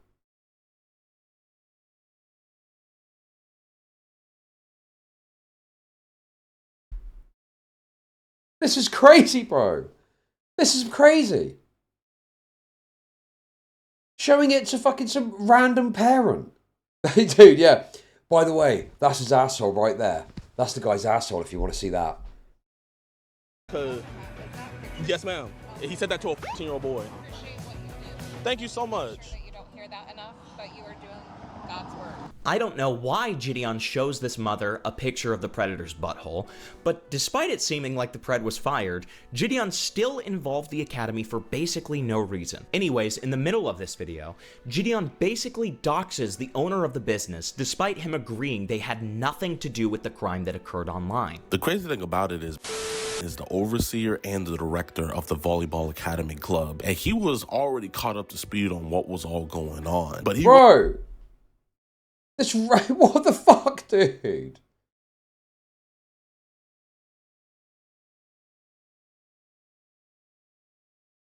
This is fucking mind-blowing. The guy that runs the academy is getting doxxed here. For what? Because he didn't instantaneously fire someone, not knowing exactly what had happened. And then he apparently did fire him anyway. Look, this guy's getting fired, okay? This guy's going to get fired. If you were caught doing that in this sort of institution, you're gone, right? They generally have got abundance of caution-led procedures for dealing with these sorts of situations. So this guy would have been fucking fired, bro. Just because you didn't catch it on camera doesn't mean that it didn't happen. Just because you didn't manage to put it in your fucking YouTube video. Oh, God, it's so fucking irritating, dude. And this guy now is undoubtedly going to get shit for this when he's done nothing wrong. He wasn't too happy that the parents were about to come outside and see this whole fiasco. So as the director and protector of children, he had to clean up the mess before the parents came out. I'm gonna need you to remove yourself from the property. At the end of the video, he also encourages his followers to call the local prosecutor's office so that the case can be opened. As expected, this led to a lot of online bashing of the police. Eventually, the prosecutor responded by saying, a spokesperson for the Marion County Prosecutor's Office responded, saying, quote, we want law enforcement to investigate potential crimes of abuse, and we want to prosecute them. Adding, the Marion County Child Advocacy Center has always worked closely with law enforcement to consult, thoroughly review, and strengthen any case brought forward. The rise of civilian vigilante groups targeting online child predators is putting Indiana prosecutors in a tricky spot, allowing each prosecutor to decide. We have a task force, the Indiana Crimes Against Children Task Force, who do this full time, and they're much more effective than vigilantes are. A year later, JIDEON reflected on this case, stating, IMPD warns that vigilante sting operations can hinder prosecution of child predators. You know what's so funny? You know. Yep, correct, true. What's so also, the other problem as well that these fucking morons don't realise is that sometimes they do a sting on someone and they just have got this, you know, this bullshit narrative that the police don't do anything. But the police do stuff about this, and sometimes they're investigating the same people. And then when something like this happens, particularly if they don't involve the police, or they fuck it up meaning the police don't necessarily get involved, they can go home and wipe evidence and do things in order to try and impede the investigation that otherwise on. So in some cases, actually, it not only is it like making it harder from a zero start perspective, you're also interfering with cases the police are already engaged with and working on. You know, just making it harder to prosecute someone and get them off the street. But obviously, it's total bullshit. These people don't give a fuck about actually prosecuting. They care about content. That's it. Off depressed people. The neglect retard has no idea about HR, paperwork and accounting department. All of those need to be involved to fire even a random janitor. Yes, exactly. Yes. Thank you for the 333. Thank you. Thank you. Thank you. But yes, very, oh God, it's very infuriating seeing it, you know, laid out. And just also knowing that people defend this. Knowing that people defend this shit and don't scrutinise it and just go, well, he's catching bad guys, so what's the problem? So funny that he's showing this right here is that this same police station that he's showing that is saying that can hinder prosecution of child predators, we got a prosecution in that area. All the police stations say the same thing, like, hey, don't do this, vigilantes don't do this. But this specific one that he's showing, they not only arrested the dude, but convicted him. This was the volleyball coach that we had caught. This was in Indianapolis. So his proof text saying that I'm worse than Hulo, whatever. Wait, did they actually get the guy in the end? Right here, child predators. You know what's so funny? You know what's so funny that he's showing this right here is that this same police station that he's showing that is saying that can hinder prosecution of child predators, we got a prosecution in that area. All the police stations say the same thing, like, hey, don't do this, vigilantes, don't do this. But this specific one that he's showing, they not only arrested the dude, but convicted him. This was the volleyball coach that we had caught. This was in Indianapolis. So his proof text saying that I'm worse than Hulo, whatever, is, oh my God, this is crazy. And this is basically JIDEON's MO. He knows every police department hates stings done without prior communication, and that they want to work with him on these stings. But JIDEON excuses this by saying that he's gotten convictions. However, this is basically a non sequitur, because cops aren't against his investigative work. They're against him circumventing the involvement of the police in the sting operation. So far, Yes. JIDEON has escalated situations to a point where innocent parties could have been hurt, and he has also harassed many different police departments. Now, JIDEON is eugenically breeding stronger, more resilient superheroes who will be uncatchable. Rape and eat. Your comments are very troubling. Very troubling, I'd say. Very troubling. let's see him directly waste police department resources while putting innocent parties in harm's way.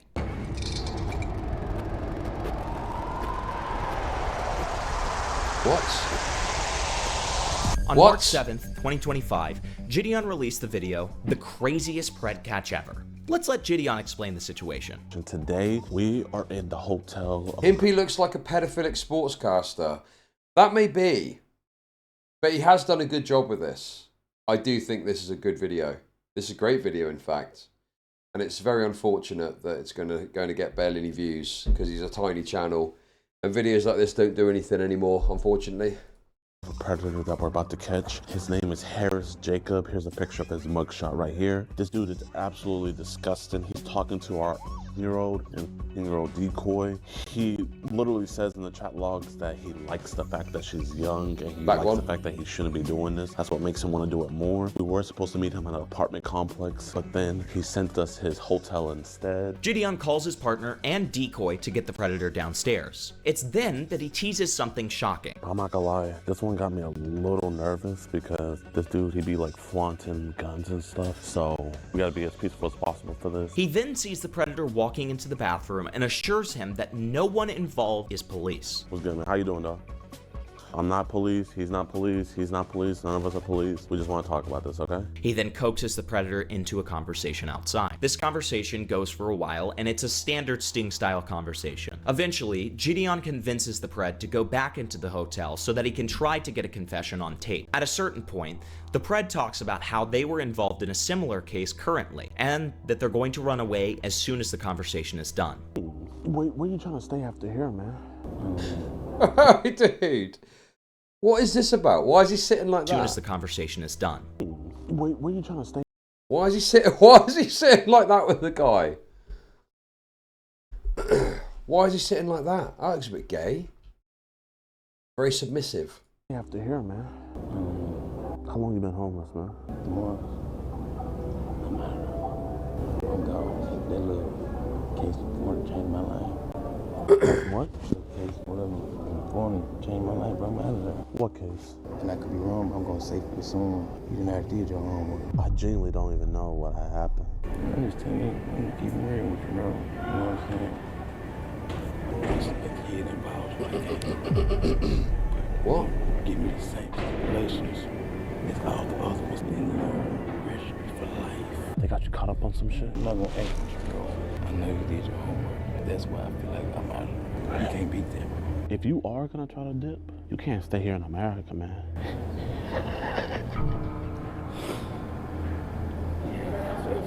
He continues to talk about this case. I'm staying for life. I'm forced to live a certain way. What the person said, they just got lucky and had odds in their favor. 5 different DNAs found me. I'm been identified because I'm the one that became Morrison. Yeah, I'm saying? I'm that encouragement, but it wasn't on none of that. That's just wrong place, wrong time. Like, bro, like, you look at me right in my eyes, man. And it's like, I hope I'm not stupid, but, like, man, I'm genuinely feeling you. Imagine that for rough, a light. Why is it that the black one is the worst one of all? There's apparently gang rape trials. I don't fucking know, man. I don't know. This guy sounds like a piece of work. Dangerous situation. I feel comfortable down. Notice that when the Pred says that he will fight for his life, he was speaking about the legal case that he's currently in. I don't think, man, you don't got to, man. I mean, you're a free man right now, man. Keep on living your life. JIDEON himself seems to confirm this understanding when he mentions that he will help him since he's currently out on bail. Remember this for later. I'm like, you out on bail?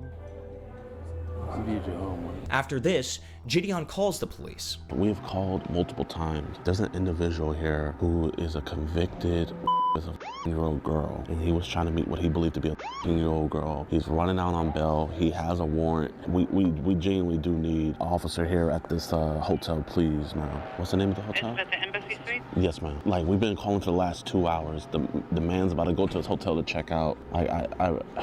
We do have a call in for police, but we don't have anybody available just yet. I'm going to send them another message and we'll get someone out there as soon as we can. Is there any way you could put an urgency? Like, we don't need 10 squad cars, we just need 1 police officer. Notice that in this conversation, JIDEON says that he only needs 1 officer on the premises since there isn't a huge threat. The police are currently stretched for resources, and JIDEON continuously asks when the next officer will be available. The cop eventually says an officer will be there soon. I've called 911. We've been waiting for over 2 hours, ma'am. There's an individual here. He tried to meet what he believed to be a 15-year-old girl. Can we please get someone here? I'm begging, please. It's been 2 hours. The new shift just came in. There should be more officers out there.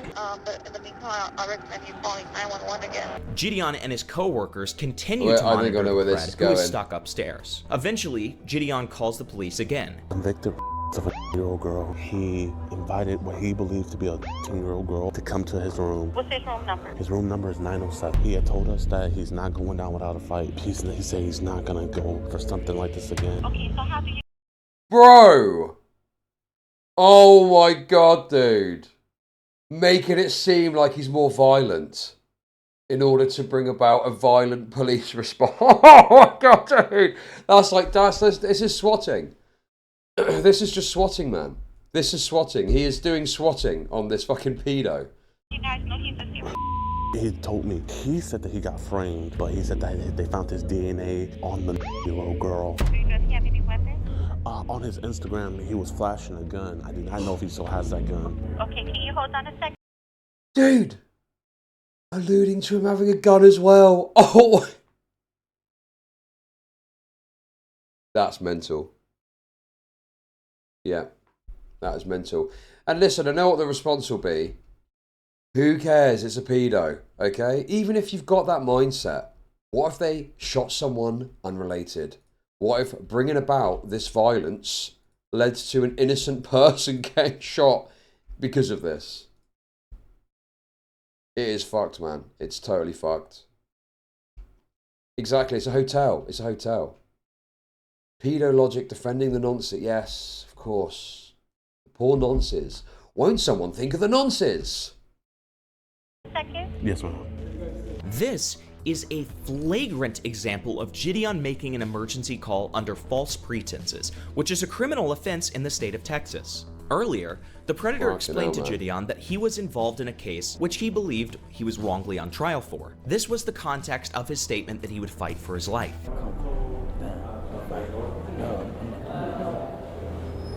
I don't think, man, you don't got to, man. I mean, you're a free man right now, man. Keep on living your life. So I'm like, you out on bail?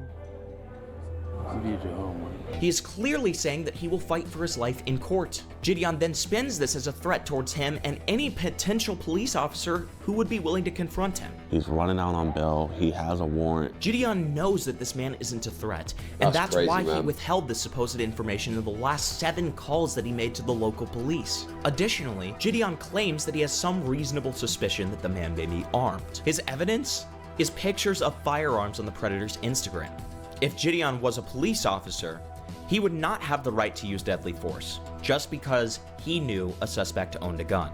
So just because the suspect owns a gun and there's no indication of him having it on his person at that moment, it's not fair for JIDEON to say that the suspect is presumably armed and dangerous or could be armed and dangerous when there's no indication of him having the gun on his person at that moment.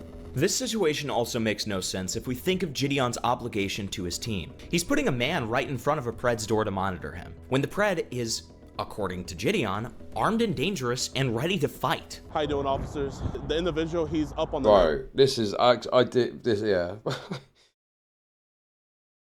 Who watches this and doesn't have serious questions about... Who the fuck is watching this and not going, damn, this seems really fucking dangerous. This could cause some problems. It's literal kids, bro.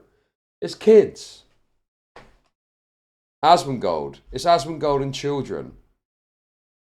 Yeah, second monitor content. That's probably true as well. Yeah, people watching it and not really paying full attention. Yeah. On the 9th floor right now. So what are you guys doing? So what's going on? We have an organization called EDP Watch where we report individuals who talk and solicit sex with minors. The individual upstairs right now, his name is... YouTube channel or something? We post our videos on YouTube and everything, but our main concern is to give the evidence over to police. We have active cases that are currently in trial. We travel the whole United States and report online predators. So he thought you guys... Yeah. We got to cover all of it and a supervisor all the way? Yes, sir. You said something about him being armed or something like that? Or? He had posted on his IG him with like a it looked like an automatic pistol. Like, we don't know if he still has it or not. Dude, once again, he's trying to kind of bridge the gap between saying something which is obviously fucked, like he's got a gun in there and he's definitely going to use it, and saying something that gets the response that he wants. He's constantly trying to like play on the edges of this stuff, isn't he? Constantly trying to tease at the boundaries. Yeah. And he was telling us that how he's not going to go down without a fight and everything like that. You guys are willing to help out? Eventually, the police come, and JIDEON comes to explain the situation to them. However, the cops seem mostly focused on the Pred as a potential lethal threat. Jimmy, I need you to keep eyes on him. He might be in the stairwell. Tell me he's in the back stairwell. Okay, so he's going down the stairs then? Yeah, he's going down the back stairs. I need you to keep eyes on him, please. I'm on the first floor. I'm looking in the back stairwell. Do you want me to pop out this back door and see if I see him? Yeah. I don't see anything outside. I don't see anything immediately in the back. Again, JIDEON is totally okay with keeping his coworkers in the line of fire of this Pred, and the police reasonably ask JIDEON to leave the stairwell for his own safety, but JIDEON doubles down on him being their eyes in the back of the hotel. Meanwhile, more police cars arrive with weapons and shields. JIDEON then runs into the main lobby.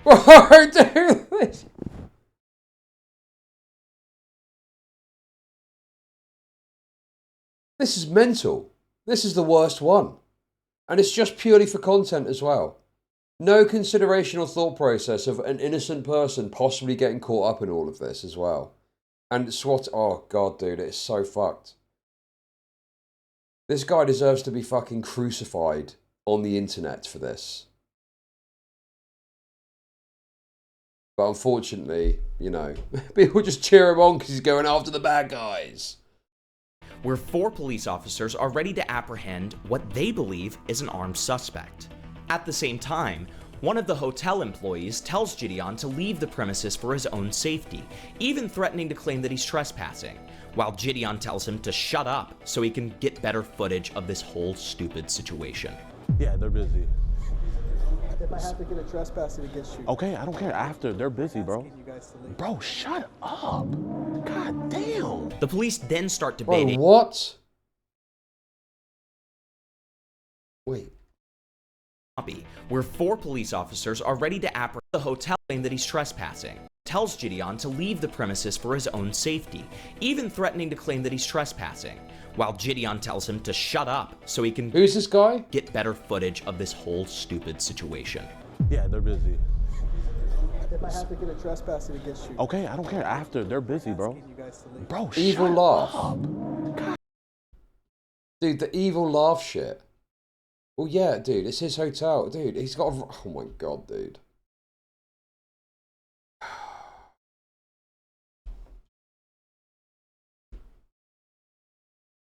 So obnoxious, man. This guy's totally reasonable. And they present him as some evil guy. Only because they're interfering with the content.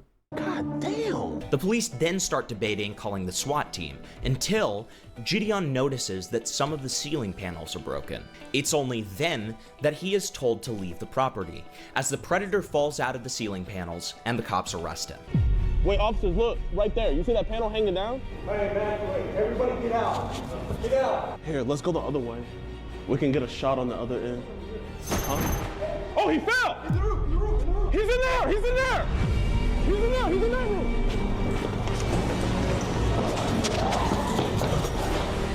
Fucking hell, bro.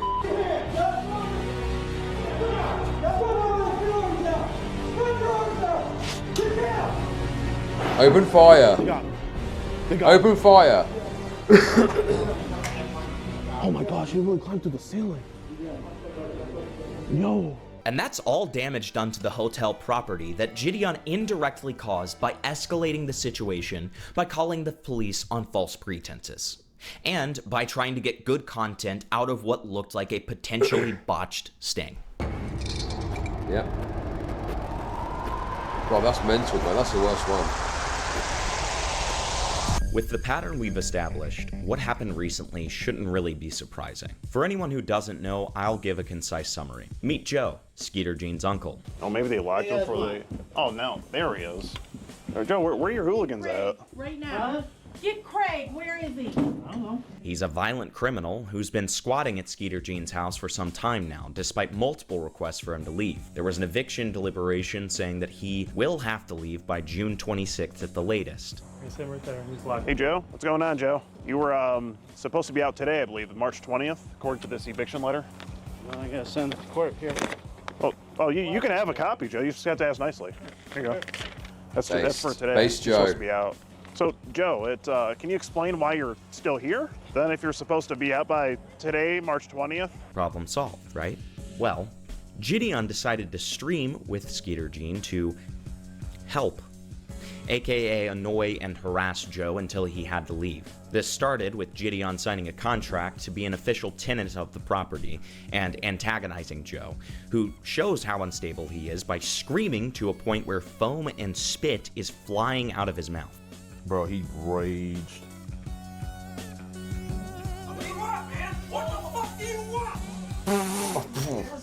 I missed that before. I missed that before. That is pretty wild to be spitting. These are the people Chud doesn't want Citizen Vigilante to shoot, by the way. The tenants have rights to... Okay, bro. Get away from me! No, he can't! Get out of here! I don't give a shit! Get out of here! I was brushing his teeth, was he? Don't fucking bother me!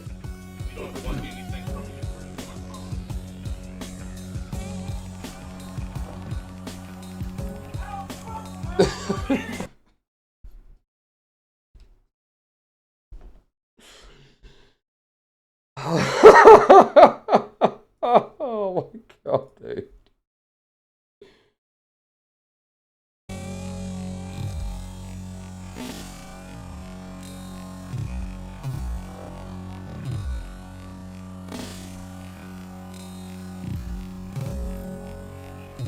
Sadly you're raped. A nuclear arms race of who can moral fact the hardest I see.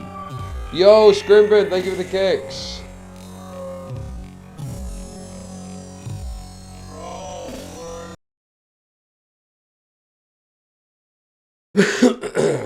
You guys are sick. You guys are total fucking sickos, honestly. I disavow. Not like Skeeter, man. We're not gonna ball. Fuck Skeeter. Fuck your association with him. You associated with him, right? I mean, yeah, he... So you're an asshole. He rented the place out to me. You're an asshole. You associate with him, you piece of shit. You associate with him? No. I didn't slow it down to get... Wait! What's this over here? Dude, what the fuck, dude? What is going on here? Why is it there a second time? Why has he got a cheat cam set up? What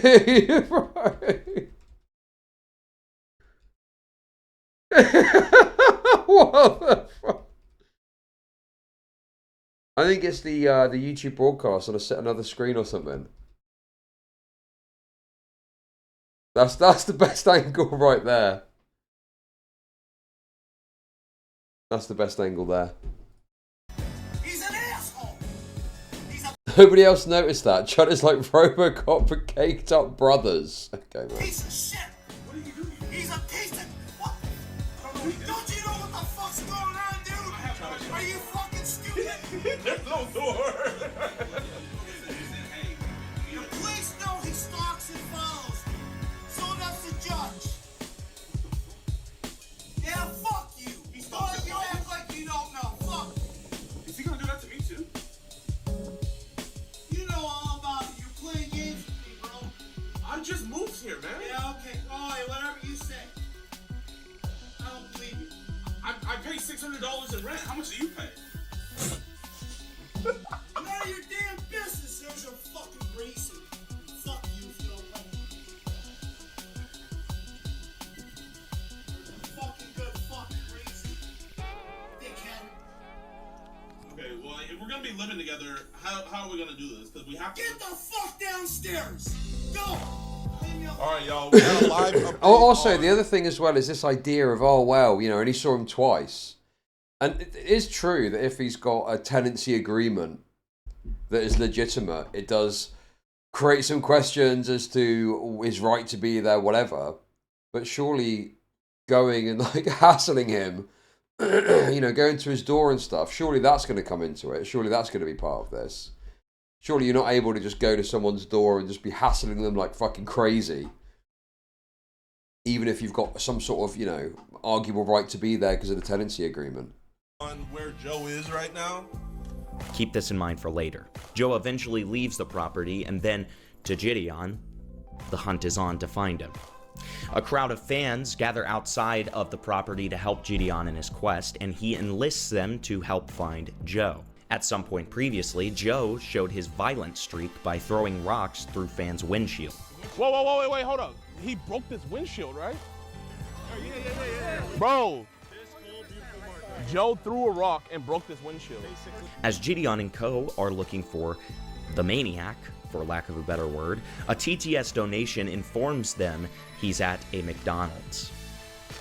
The cops dropped Joe off at McDonald's. I see him. Along the way, JIDEON enlists the help of two children who can't be over the age of, I don't know, 15, riding bikes, and tells them to look out. You can have your name on the lease, but if the police courts decide you have to stay away, it supersedes the lease. Right, yeah, sure. Okay. So there could be some sort of court order that supersedes it or something. Yeah.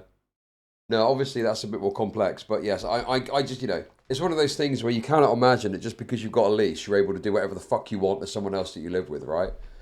Especially if, you know, your conduct and behavior is hassling and fucking with that person.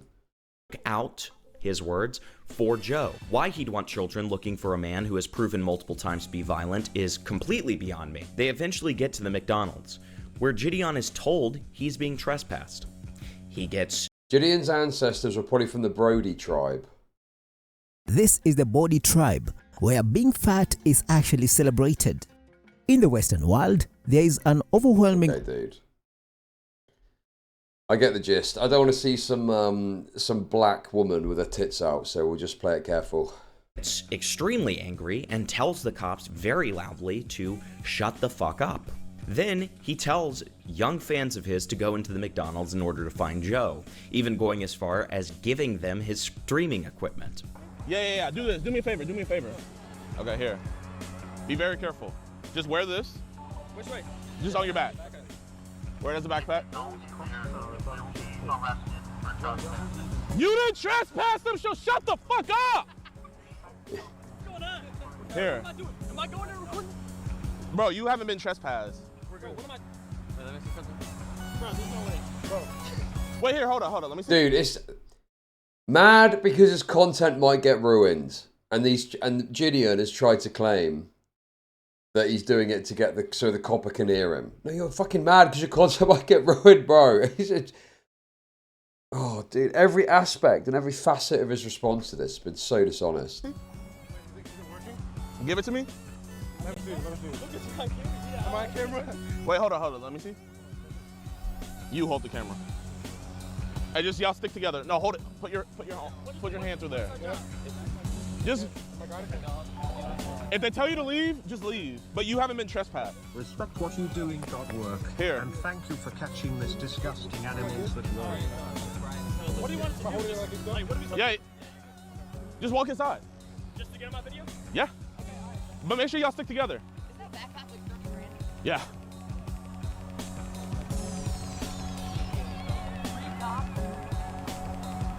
They have not. Yeah, hold up. Wait. Actually, come back. Bro, they're really protecting Joe.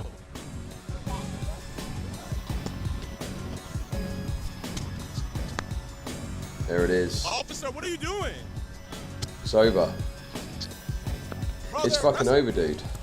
Officer, they never trespassed them. You can't trespass somebody. From there, the cops interpret this as a violation to the trespass, as well as disturbing the peace with the screaming and the large crowd that he's gathered, and proceed to arrest JIDEON and 3 of his young fans. During the arrest, JIDEON says, "I'm a multimillionaire, and I'm willing to take this as far as it needs to," outright saying this will end with the arresting officer being arrested himself. This is a violation. You cannot arrest somebody that never went inside and was never trespassed. Ma'am, they are arrested children that never went inside of a McDonald's. Call the fucking DA and see how fast that shit gets dropped, you fucking dumbasses. Call the DA and see how fast that shit gets dropped. Watch. Call the DA. You think JIDEON would react to this video? I mean, dude, it's... I mean, I think it deserves more views. Because it is quite well put together. But, you know. Obviously, it's barely going to get any fucking views because it's a tiny channel. So... I don't think it will be reacting to this. I think this will probably just be ignored tragically and wrongly. DA, and see how fast that gets dropped. I am a multi-millionaire. I promise you, I can take this as far as you want. Officer, you will be in a deposition and you will be arrested. This is... Chud was gassing this up and Himbleton had 400 views after 4 hours. You understand that, you know, something can be of a good quality and not get much attention because the person that's put it out has got no followers, right? I mean, yeah, unfortunately, it is not, you know, getting the views that I think it should. Officer. After getting bailed out, over the next 48 hours, he copes and freaks out, doing multiple streams, crying over his constitutional rights being violated, despite it being obvious he was causing a scene and disturbing. The thing is, I know we've done all the jokes about it, right? I get it. You know, whatever. But it is fucking mental. It is crazy. There's a reason it gets so much attention. The piece.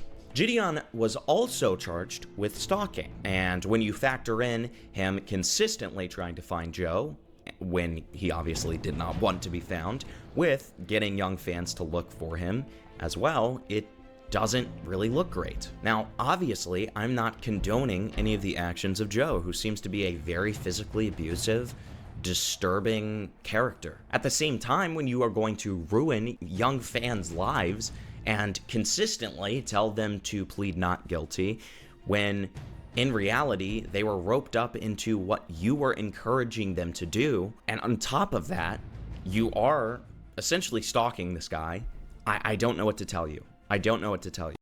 That's not his cock. Okay. That's not his cock outline, apparently. It's just a crease in his shorts because they don't fit properly. Settle down. I already analysed it.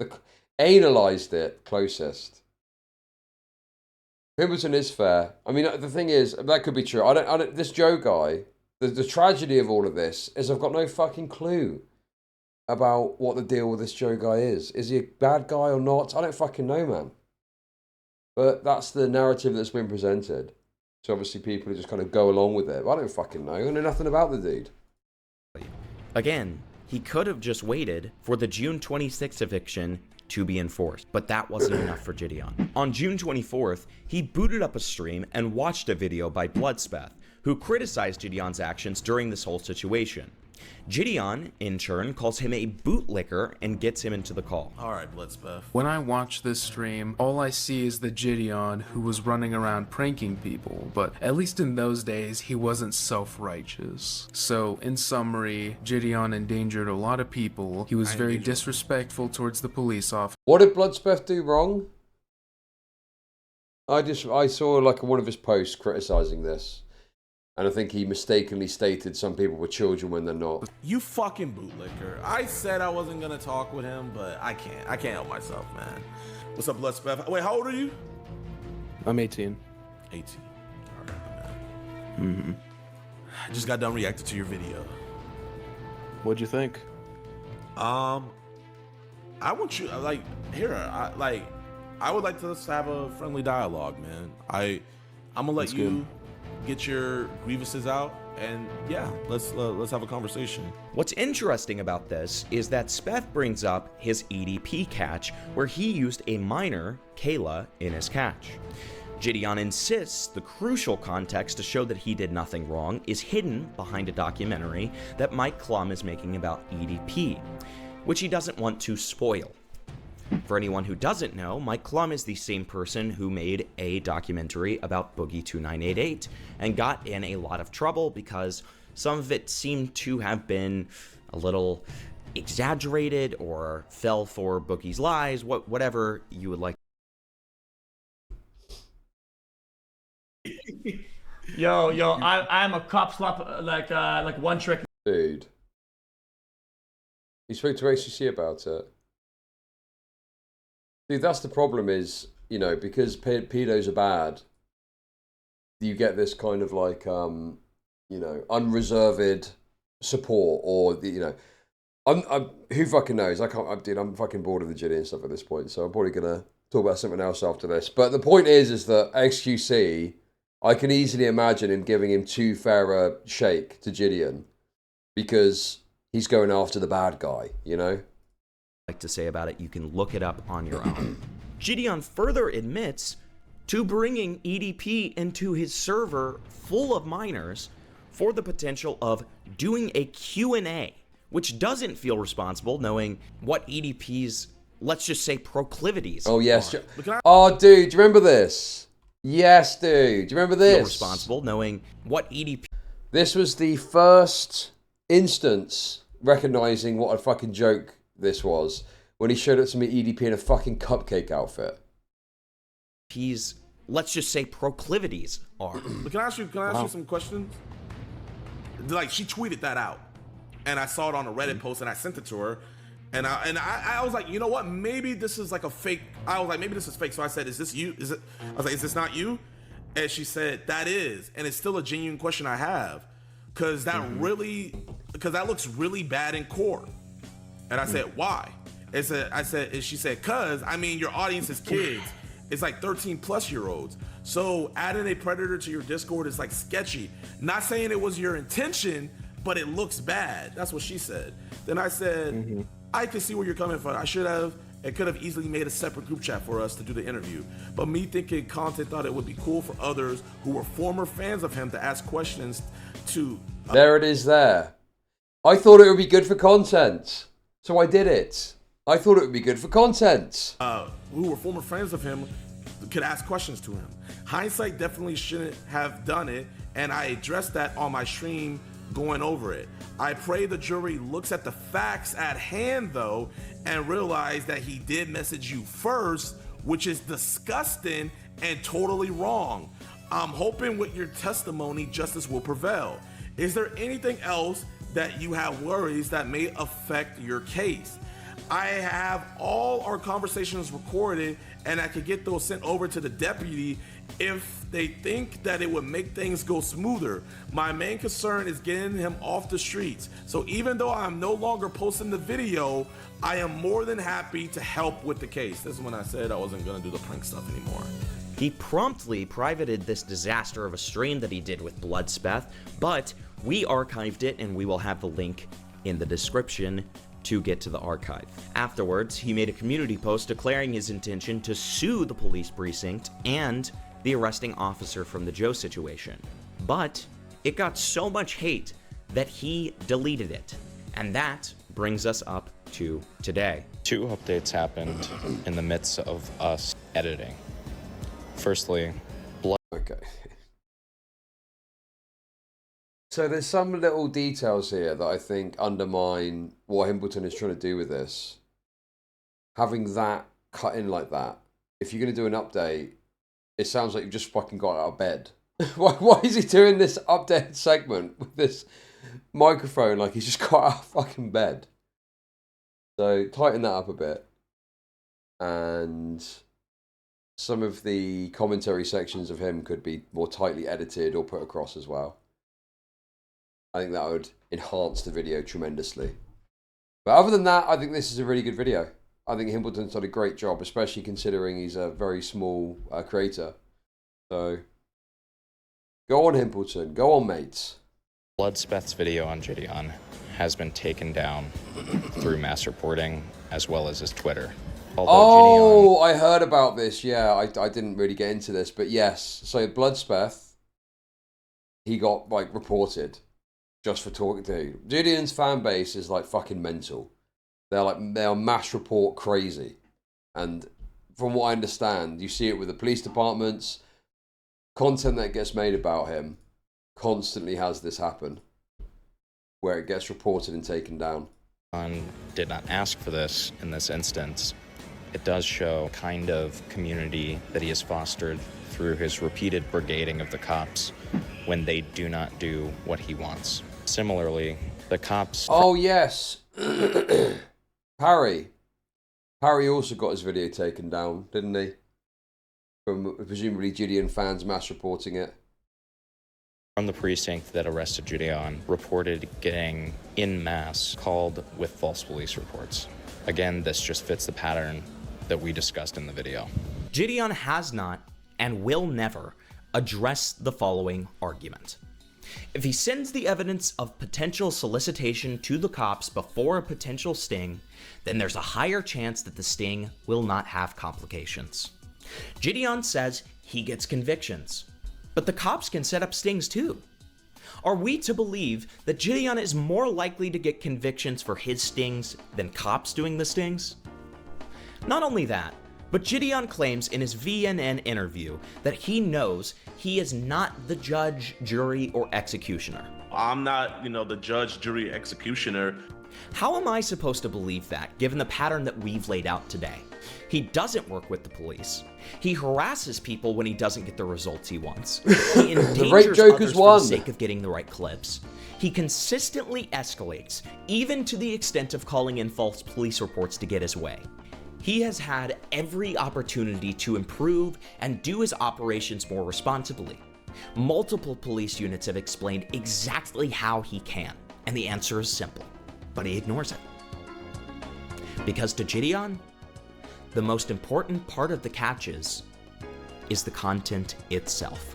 True! I've been Himbleton, and until next time, have a great day. Dude. Well done, Himbleton. I think that was really good, actually. I think he's done a great job there. I can't even remember what the drama was with him. Didn't he mention being raped or some shit? I can't fucking remember, dude. But Himbleton has won, guys. He's won. That was good. That was a good video for once. Oh, man. I got to be honest with you guys. I am feeling fucking rough today. I've got this cough type thing. I'm going to keep streaming. Don't worry. I'm not making an excuse to leave early. I think it's like construction dust. I think there's like construction dust in the air. I'm not going. I wanted to cover the other stuff that I've, pushed back this week before I fuck off today.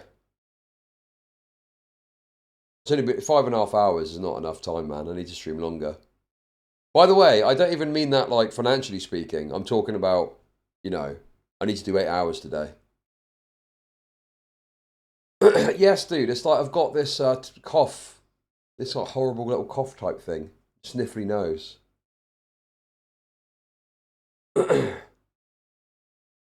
Well, the thing is, I messaged the company about doing a post-renovation clean when the rest of the flooring stuff goes in, right?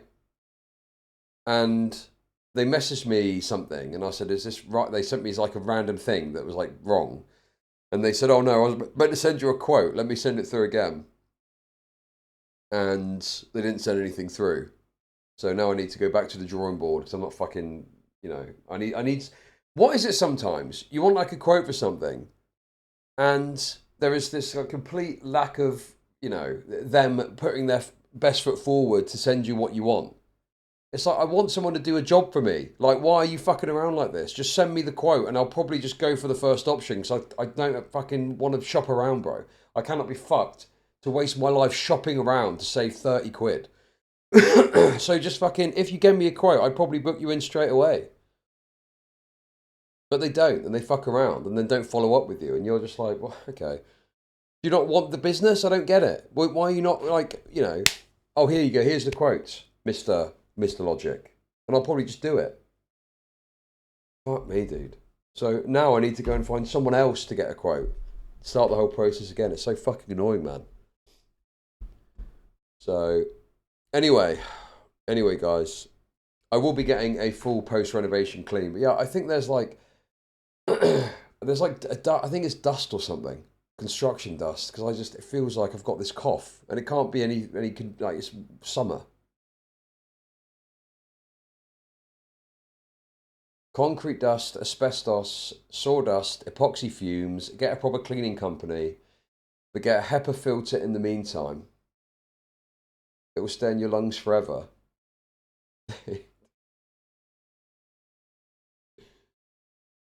What? What do you mean? It's fine, isn't it?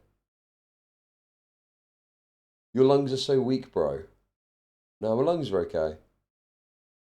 What doesn't kill you makes you stronger, like drinking from lead pipes. Very true. Also, Chud, make sure to research the early life of a company CEO before hiring a cleaner. No, it's not that level. It's not like concrete dust. It's just there's very fine dust that exists as a product of a renovation that needs to be cleaned up. And I wonder if that's the thing that's you know, causing me to be a bit raped. Maybe you need to exercise. Yes, I do. I do need to exercise more. I agree. I do agree with you there. I do agree.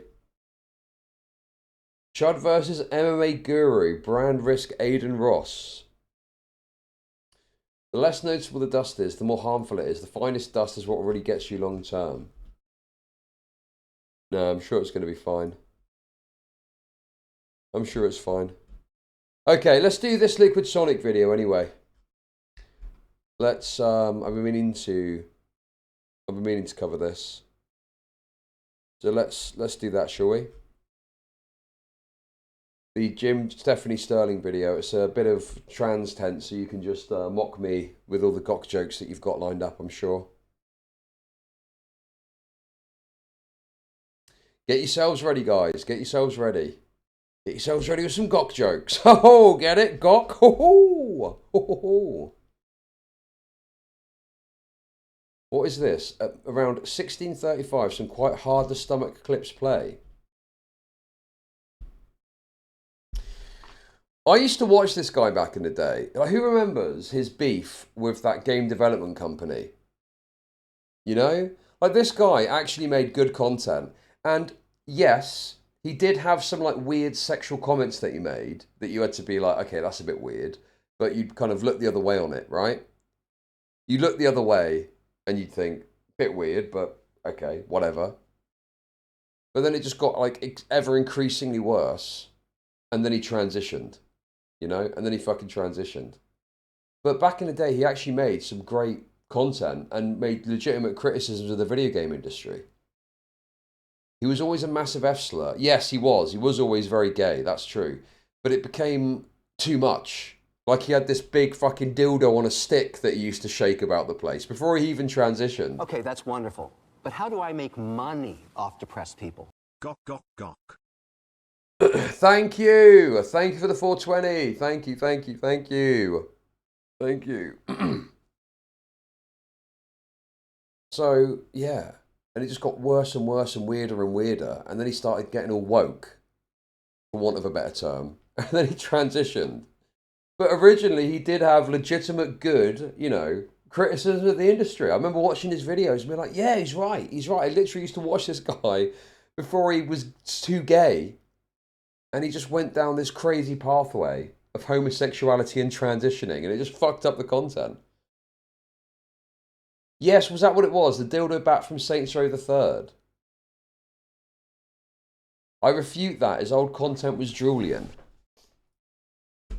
Really? Well, we'll watch the video and find out, I guess. But I thought his old content was good. It was good anti-video game industry content. But anyway.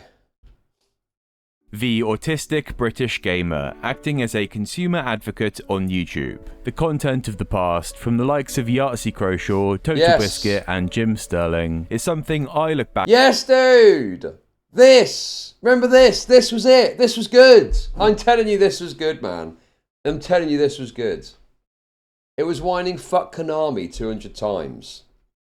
At quite fondly. Some people will have criticisms of them, I am sure, especially for Sterling, but on the whole, these people were seen as honest, independent creators willing to dig their heels in when it came to advocating for the consumers of video games. And I'm more than willing to consider that I may have a rose-tinted pair of nostalgia goggles on, but I see it now a decade ago as a much better time for gaming and the discourse surrounding it. Nowadays, Yahtzee is still doing his thing. He seems to have a good reputation and be an honest and respectable guy. Then there's Total Biscuit, who is sadly no longer with us. Some may not have liked his autistic screeds and his R-Traps gay controversies in his later life, but I see this as a great loss. And then there's Jim fucking Sterling's son. Now their career tells a bit of a different story. Okay, they have had a particularly unique and weird off depressed people. This is the end game for a theater kid, Chud. TikTok, TikTok. Thank you for the 420. Thank you. Did fall from grace, losing around 180,000 subs and having their reputation tarnished. Some progressive types claim Sterling's fall off is just due to transphobia, but alongside the cartoonish transition, the content took a nosedive so drastic that a once well-liked figure... Yes, dude, bro. Also, I just want to point out too, right? This is actually Liquid Sonic popping off as well, by the way. I saw loads of people talking about this on Twitter, right? This was getting reposted, spoken about. This is actually Liquid Sonic popping off, so great stuff. Great stuff, Liquid Sonic. Look at what happens when you don't focus on hyper-autistic nonsense and cover something that people are broadly interested in. You pop the fuck off, let's go! Is now dragged into the modern era as a pathetic, unwatchable, and at times detestable person. But before we suffer through any of that, let's take it back to the good old days. So realistically, I think this is probably the first video that's done this. No, this is not hyper-autistic nonsense at all. This is a video about the downfall of Jim Sterling has got broad appeal amongst a wide variety of different people, gamergators, you know, whatever. There's a wide variety of people that would be interested in this because they go, and you don't have to have like a hardline political position on it. You can just say they used to be cool and talk about stuff, and then they became trans and became weird, and it sucks, you know. And look at Jim Sterling's entry to content creation. Zelda fans, you're wrong, you're stupid, and your mothers didn't raise you right. Hi, I'm Jim Sterling, and I used to think that Fallout fans were the biggest fucking idiots on the planet. Then Diablo 3 was announced, and then I realised that it was Diablo fans who were, indeed, the biggest fucking idiots on... Downfall my ass, Sterling is making a shit ton of money. Yeah, obviously he's successful, but I think that if you compare him to like a Yahtzee has retained this air of credibility regardless of what his politics are and what he thinks about things, you know, beyond games. Whereas this guy's seen as like largely a fucking joke now. It's on the planet. But then Sonic 4 was announced and, well, we all know what Sonic fans are like. Now, as you can see, Jim has always given off the extravagant theatre kid vibe, but he has talked about having a fairly rough upbringing. He's talked about how, as a child, he would travel around the UK with a Hell's Angel as a stepfather, but he still found the drive to try his hand at stand-up comedy and becoming a games journalist. The latter would eventually pay off, as he got a job in 2007 with Destructoid, and it was here where Jim started his most well-known series, The Jimquisition. In its first form, it was simply Jim stood in front of a white wall, going on an epic rant about some gaming topic, and they'd be uploaded on the Destructoid channel. This was very low-budget, uncontroversial stuff, but it would show that Jim could perform, and his show for a time would move to The Escapist. Here he would develop the Jimquisition into more of an elaborate show. He would play a character of this arrogant, self-aggrandizing games journalist turned great dictator. He'd make more serious critiques of the video game industry, along with making his character more animated and manic. But looking back at these now 12-year-old videos, unsurprisingly, they don't quite hold up. There was creativity on display from Jim, but mostly his comedy made me feel like I was talking to a Redditor that listens to electro swing. Space 3 caused a major ruckus when it was revealed it would have free-to-play elements. The producer's justification, which remains on record as one of the silliest ever spoken out loud by an adult, was that mobile gamers expected freemium elements, therefore a horror game based for console users definitely needed it.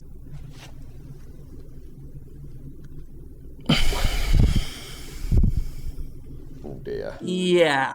Okay, that's some of that. That's aged badly. That's aged fucking badly, dude.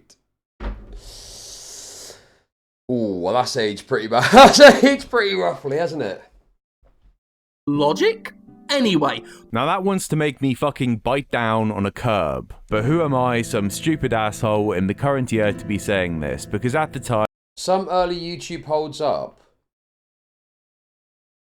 Does it though? I think a lot of this is nostalgia shit. You know. What would you say holds up from early YouTube? And this made him very popular. So much so that he decided to go independent. He launched his own YouTube channel and a Patreon with great success, and would go on to make weekly Jimquisition videos, mostly ranging between 10 and 30 minutes in length for over a decade. And it must be stated again, this show in its heyday was a huge hit. He was regularly hitting over 500,000 views on episodes of The Jimquisition on his then Jim Sterling channel. And one of the things that aided him in his astronomical success was his drama with the games company Digital Homicide and their $15 million lawsuit against him. Yep. Along with the Jimquisition, Sterling also started a first impression series called Squirty Play. This would be similar to Total Biscuit's WTF His series, but he would often play comically bad games. In 2014, one such game that he played was Slaughtering Grounds. 2014, on first impressions, this was just a particularly bad and verging on unplayable Steam game, and it wasn't out of the ordinary for Jim to find and mock games such as this. But on this occasion, the game developers Digital Homicide saw Jim's... when being British gave you an air of sounding smarter than you actually were to kids and Drulians until they learned how raped you are. Okay. Thank you for the kicks nonetheless, even though that was very insulting to me. Video and reacted to it by adding sarcastic text over the video mocking Jim. Observe the text here. Hello, this is Jim Sterling, and I'm a fucking idiot. Don't believe me? Well, just watch this piece of shit review I made. Jim then reacted to this, pretty much just laughing at the absurdity of it the whole way through. Hello everyone, it's Jim Sterling here, and I've upset a developer, I think. As you can see, they re-uploaded yesterday's Squirty Play of... Oh dear, man. Okay, that's aged badly too. Nowadays, this is just mog it. He's getting mogged. Nowadays, Jim is getting mogged. Back then, this was great, but now it's like, oh, you're kind of getting raped here, buddy. Of Slaughtering Grounds, and then added text annotations, slagging me off and calling me an idiot. They were calling me a fucking idiot again. Oh no. No, it's aged so badly. He just sounds like he's coping. Okay, this is pretty bad, man. This is pretty... Oh, no. Times have changed. Times have changed. Wait, what the fuck? I'm out of bullets? It would be nice if they had put an ammo counter on the bottom center of the screen. I mean, I might be a fucking idiot, but even I would notice an ammo counter. This...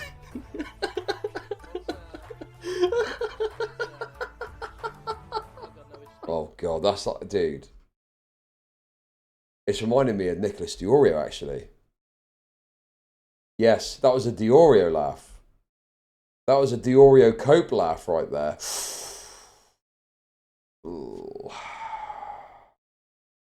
Man, this is bad. This is this is aged terribly.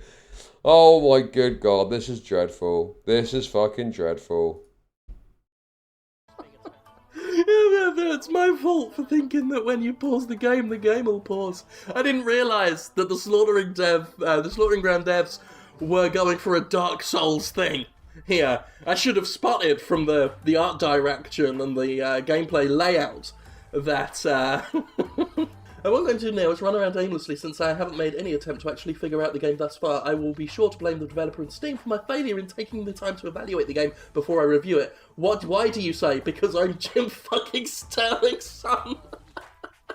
In response to this, Digital Homicide struck Jim with a DMCA claim. This tactic would also be used by the Skateman Rescue devs and Cobra Studios, hoping that this would Skateman Rescue also be used by the Skateman Rescue.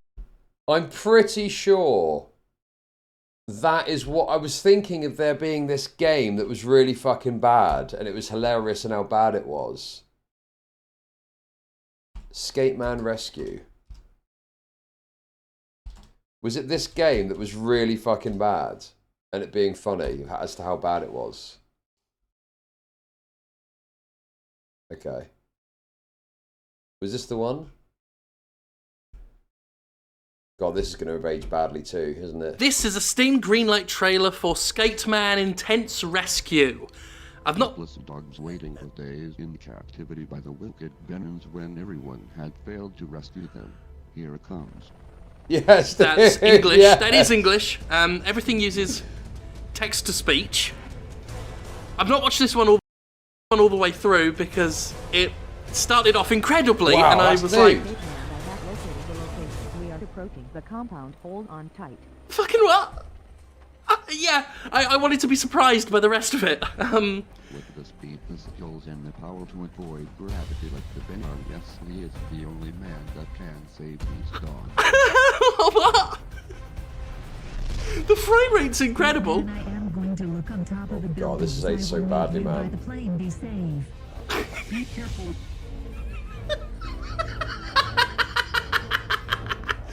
So yeah, this is... The low quality of the game is doing a lot of heavy lifting on this one, man. But it was funny how bad it was. But, oh god, man. Terrible. Terrible business. Oh, I can't even listen to it, man. Cope laughing is just too much. Ooh. Devs and Cobra Studios, hoping that this would silence Jim's criticisms. The video was down for about 2 weeks, but Jim did manage to get the video reinstated, and this ended up being a huge W for him, because he created a Jimquisition episode tearing apart the game and the bad actions of the developers. Jim Sterling has had his prolapsed pink sock asshole dangling down to the floor more times than Bonnie Blue. But according to Chud, he used to be pretty cool. The game's blood effects, for example, were taken from Google image search. You can even see where they fail to wipe the white background from the blood in the game. Slaughtering Grounds' official artwork is a desktop wallpaper. You used blood from Google and didn't... Dude, why was this so good at the time? Why was this so good at the time? Because it was funny at the time, but now I'm like, God, this is a bit fucking gay. This is dreadful. That was normal a decade ago. Your did a 180 and went, game review, this is gay now. We need someone dying and someone sucking a cock for it to not be gay now. Okay, dude. Because it was novel taking apart an asset flip dev. Right, I see. Okay. That makes sense. I guess now, this enslopification of things has made it so that this is just normal now. Yeah. Okay. made by someone else and not credited, and it was of course discovered that Imminent Uprising was censoring negative feedback as well as banning anybody who had anything bad to say about the game or its creator. Also, Jim mocked them relentlessly for their stupid legal takes. It seems Imminent Uprising takes phrases absolutely literally, as shown in an email it sent to Pope. It's okay, Chud, as a normal take. He used to be called and he went trans, when in reality Jim was making a podcast since 2011, making hypersexual homo podcasts until he got gaslit by his audience into being trans. Oh, yes, true. We are all irony poisoned. Yes, that is very true. Now it's more funny to act like the developers based for making a dog shit game and calling Jim Sterling a fat retard. Popad, where it declared that my video wasn't protected under fair use because my criticism was unfair. Yes, these guys believe that fair use means fair use. As in, if you think the critic is being a meanie poophead, you can try and weaponize the legal system again. Dude, I wish there was more kindness in the world. Your name is Rape Meat. You've called yourself Rape Meat. And that's the kind of thing you're bringing to the table. Against them. And as Jim Sterling knew 10 years ago, making an argument such as that is incredibly fucking stupid. Jim did it with malice, did he? But again, this was a big hit for Jim. He handled it greatly, he did not back down, everyone was on his side, and he got 3.5 million views on this video. I must say, it was genuinely great content, and a year later, Jim decided to revisit Digital Homicide and investigate their other games. Yes, Jim found out that Digital Homicide were spam releasing games that were no more than Unity Store assets, and they were using shell publishers to cover their tracks as they flooded the then... Yeah, I think that's it, isn't it? I think that this was the initial opening gambit of Steam relaxing or having early access stuff that led to a flood of these kind of games. But now it's just accepted, and you know that it's full of utter dog shit slop. So now it's like, you expect it. Yes, but this was the first time we saw this. Okay, that makes sense. Now I can cope about the content actually being good back then. Steam greenlight program with asset flips and low effort games and not build a bad reputation for Digital Homicide whilst doing so. So in retaliation to this, Digital Homicide filed a lawsuit against Jim pro se, meaning they wrote the document themselves. And initially with this lawsuit, they sought damages of $10 million, and some of the claims in this lawsuit were just demented. They oh yeah, dude, also claimed $10 million, and some of the claims... Also, they put, look, that character, they put Jim in one of their games. You're just raped at that point, bro. They turned you into a fat, ugly goblin. They put a fat, ugly goblin in their game and said it's you and it looks a bit like you. You're fucked, man. You're totally fucked. Also, notice the jarring dynamic here, where you've got Jim Sterling here, and then here you've got Stephanie Sterling. Fucking hell, man. Bro, you played that dog shit Bond game on stream. You were the last one to comment on quality. That's true. And I've stopped playing the Bond game because it fucking sucks and is boring.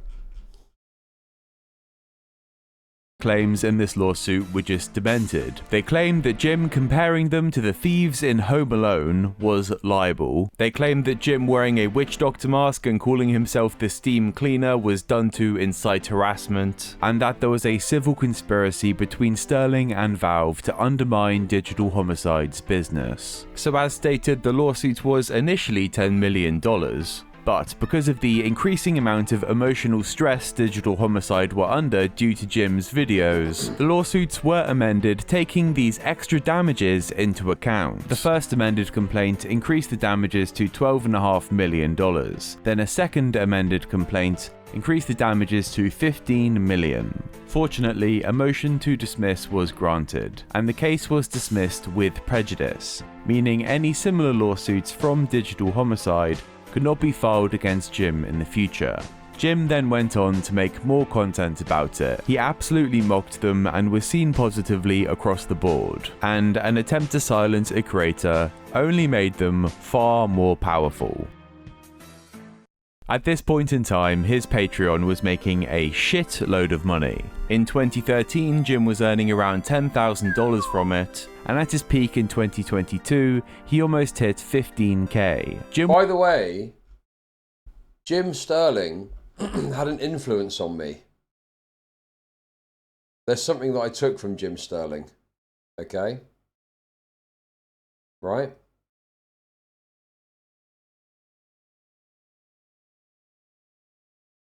You know what it was? He had his Patreon set as a pay what you want routine. So he just had it set at like $1 and you could just pay, you know, a nominal amount of money.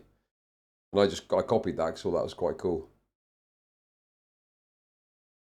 Because you see here his per Patreon is $165. It's because, I don't know if it's still the case now. But yes, originally he had it set up so that you didn't have to have like a, you know, a thing. You just had a pay what you want model. Jim would go on to get quite a few wins throughout this period of time. For example, as Jim... When it comes to making money and doing nothing, then Chud will act. Yes. Exactly. You see right through me, Flip-Flop, don't you? Jim was taking home the money with Patreon, he decided to turn off ads for his channel, meaning then he also wouldn't have to worry so much about content ID. But the problem... Dude. Oh, I guess that's his earnings now. But at its peak, it was... Yeah, okay, I got it. Yeah. Because I was going to say, you know, 7k is all right, but you wouldn't switch your ads off for 7k, but he was making 15k per month, which is pretty good. Just can't really argue with that, can you? That makes sense. Okay, Jim would go on to get quite a few wins throughout this period of time. For example, as Jim was taking home the money with Patreon, he decided to turn off ads for his channel, meaning then he also wouldn't have to worry so much about content ID. But the problem that Jim ran into was that when he covered something from a major publisher, they would then grab the video and run their ads on it. So in retaliation to this, Jim came up with a plan called the copyright deadlock. He would intentionally show copyrighted content throughout his videos of all of the major publishers that were known for claiming videos. And this would result in multiple companies claiming the same video and then having to dispute each other's claims. This would mean that there would become a stalemate, and eventually no ads would end up running on the video. Provided you know a content ID claim is coming, not terribly hard to predict, and can find some other content ID match content to include, easy as fuck, you can at the very least make sure nobody is making money off of your work, even if it also means you can't either. And I mean, if you weren't going to make money off it anyway, you might as well make a mockery of the system and take a petty little victory as reward. We have a system where it's actually better to infringe on as much copyright as possible than abide by fair use. A system where I'm now not worried about using whatever music or footage I like, because it literally doesn't matter whose rights I'm encroaching on anymore. And you know, at the end of the day... Okay, I think that's good. You got to be hyper jaded to think that's anything but based. I think that's based, man. I think that's quite funny and based. This isn't a huge thing, but it was clever for him to figure it out, and it's very entertaining to watch it play out. And things like this would endear him to so many people. Again, when Konami were deciding to stop making games and sell out all their big franchises to make pachinko machines, yes, Jim was there to dude, rip the shit out of them, and again, it was pretty entertaining. Oh, but I gotta say, that comment earlier that it was 200 videos of fuck Konami, yeah. Then you see this and you're like, oh, okay. So he's just, you know, trite sentiment. Konami bad. Oh my god, dude. Do you know what? I never liked this guy. I always thought this guy was just a Reddit loser. So, you know, fuck him. And even back then, when he started to get called out, he revealed in a Fallout video that he was polyamorous and some type of bisexual, and he was just like, fuck you, I don't care. And at the time, it was like, he may be some weird, gay, fat cuck, but you know, he's talking about Konami and Ubisoft. His degenerate activities would leak into the show, but not at all like how they would eventually end up doing. A criticism that I would have of the golden era of the Jimquisition though, is he did start to get quite self-indulgent. Like the amount of time he spent talking about boglins, for example, as a viewer at the time, did start to test my patience. Yes, dude, yes. I was more, I vividly remember Jim Sterling stood there with a big fuck off dildo, constantly waving it about and just being like, okay, can you talk about Konami sucking now, please? Can you talk about how the new Aliens Colonial Marines game fucking sucks? Rather than banging on about some dildo on a stick, you know? Oh, I get it, man. Yes, you're gay. Very funny bits. Okay? And what is the boggling thing as well? But what was the boggling thing about too? I remember the boggling shit too. Is that the little rubber puppet that you put your hand in and you go, it turns inside out as well, I think. Those things stank after a week. I mean, it depends on what you're doing with it, doesn't it? You know? Depends on what you're, depends on what you're sticking in there, shall we say. Let's put it that way. And this goes for anyone that does a weekly schedule of releasing videos this size, but he would phone it in on occasions and release something that really wasn't worth the viewer's time. So overall, I do find the dry and mean style of comedy that Yahtzee has more appealing to Jim's, and he may not have weaponized his autism as effectively as Total Biscuit did, but when he was talking about the games industry, he was a guy the average person could get behind. And I'd say when he was on his best run, probably around 2016, he did make some good content. So as far as I'm concerned, we're done. Thank God for me. Not worth it. So then why don't we look at the bad? And I believe this did start to come pre-2020 with Jim's podcast, The Podquisition, and Jim's co-host, Laura Kate Dale. I have Uh-oh. Transgender spotted. Transgender spotted. Get your cock jokes ready. Blah, blah. Okay, this is going to be rough. They look autistic as well. You know what I mean? They look like they've got that autism, that trans autism strain. That's the kind of energy. Okay, that's that wonderful. From this. But how do I make money off depressed people? You either die at your mid-30s, or you live long enough to see yourself become a trans lefty pervert. Thank you for the $5. I'm 40, and I'm not a trans lefty pervert, so, you know. I've covered Laura in the past. They are the stereotype you already think they are through and through. They're an autistic, trans, hyperwoke, sex-obsessed games journalist that blends said journalism with being an irritant woke scold that often gets things wrong and still fails upwards. I think Laura is what triggered Total Oh my god, dude. Super Smash Bros. Ultimate Persona 5 to includes a disability slur. No. Disability slur. They really tried with that one, didn't they? Didn't work though. Didn't work. Now we can call crippled retards as much as we want, and there's nothing you can do about it. Gets things wrong and still fails upwards. I think Laura is what triggered Total Biscuit to totally spaz out about the R-Trap's gay thing because they got very upset about the comment. R-Trap's gay. Me. No, genuine question. And the Podquisition was just endless sex jokes and complaining. It seemed like they were only ever happy when they were talking about sex, which really was an upsetting insight of what was going to come with Jim. And personally, I became an unknown psychic enemy of Laura at this point and stopped enjoying Sterling's content in turn. He did have some stupid dramas as well, like people were trying to DDoS him and dox him because he gave Breath of the Wild a 7 out of 10, even missing how ridiculous it is to get pissed off at something like that. Retrospectively, that's quite a fair score. He also got in quite a lot of shit for giving Hellblade a 1 out of 10 due to a game-breaking bug. I think this was more seen as fishing for drama and attention seeking over trying to make a good point. I've never played Breath of the Wild. Do you know what? I can't remember. I've never really got into the 3D Zelda games. The last one I remember playing was the The SNES one. What was the SNES one called? Where you start off in a rainy village.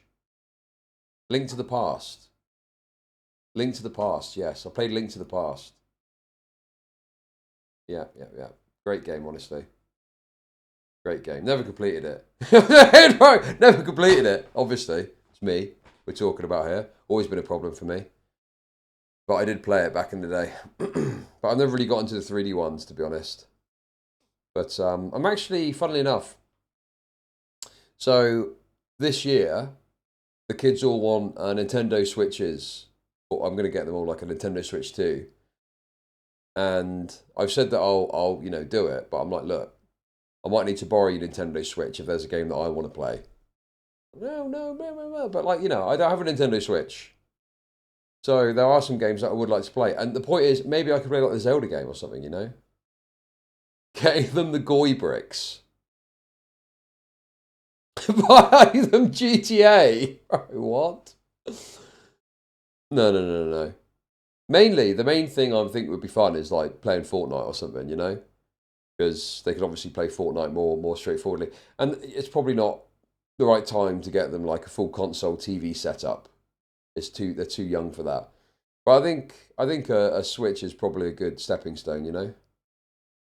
Come on, kids, don't you like having a cool dad who plays video games? What games are on the Switch too that are worth playing? To be honest with you, I just have to buy 4. Because what about if they want to play like Mario Kart and stuff? How much is a Nintendo Switch 2? How much is a Nintendo Switch 2 exactly? They're like hundreds of pounds, aren't they? Fucking hell, dude. They're like 500. Oh my god, dude. Oh my god, they're so expensive, man. And I think it must be said, Jim has never really been good at games. I think he has the typical games journalist level of skill. But people weren't really there for his gaming reviews. They were there for his exposés on bad business practices. They were there for the Jimquisition. Even the Squirty Plays series stopped eventually. I think when Steam opened the floodgates, you should buy one for yourself a couple of weeks later so it doesn't diminish the gifts to them. My dad used to always buy himself a copy of every gift he got me, and it's why I'm like this, I think. Wait, what? What use is that supposed to mean?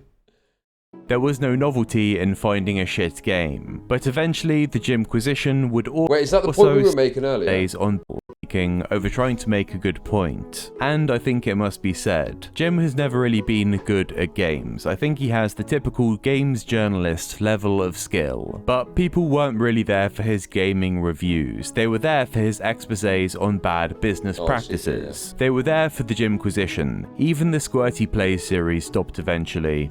I think when Steam opened the floodgates, there was no novelty in finding a shit game. But yes, that's what we were talking about earlier. It got to a point where there's so many shit games on Steam, it wasn't like it was where you found a shit game and it's like, oh my god, this game's so shit. Now it's like, well, yeah, Steam, what do you expect? There's loads of trash on there. So that, yeah. Games like Roller Skate Man, or whatever it is, are 10 a penny now. Eventually, the Jimquisition would also start to change, and this came with Jim Sterling announcing that they were a trans femme non-binary. They became a new person named James Stephanie Sterling. Oh, hi! This is where it gets really good, guys. This is where it gets really good. For you to make your little jokes. Now, come on, look at them, man. They look horrendous. They've just put a wig on. They've just put a fucking wig on. That's all that they've done. Wonderful.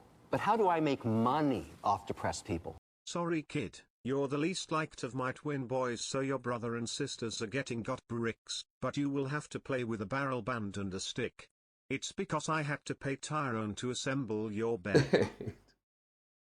Thank you for the 420. Thank you. I mean, I don't know, man. It's just the problem is the birthday. Obviously, having twins, you end up with the birthday on literally the same day. That's doubling the cost straight away. And then, my daughter's birthday is like soon after that. So it's just a lot, you know. It's just a lot. One piece of advice I would give is if you do want to have kids, try and figure out the dates of, you know, birthdays, so it's not all bunched up in one, you know, month. Hi, didn't see you there. I'm Fem Sterling, here on the Jimquisition for the first time. fuck. So I've been pretty much full-timing it in my non-binary finery. Been doing that on some social media, been doing that on live streaming, been doing that in this building, and as of last night, recording now. I think I stopped watching Jim Sterling before all this, so it wasn't a massive thing, like, problem, but I just remember being like, what the fuck? What? Really? Because I've always had this kind of I've always had this bigoted mentality my whole life, really. Where if there's someone who I like, and they come out and say gay, I do think less of them. I do think less of them. I do think like, oh, that like little brief moment of disappointment. Of, oh, okay. Like there is a kind of cheaper, it's lessened or cheapened them in some way. Do you know what I'm getting at though? People are going to act like I'm crazy. People are going to be like, oh, that's so bad and bigoted. You know what I'm talking about, and you have the same thing. You have the same thing as well. You see it happen and you go, oh. You go, oh.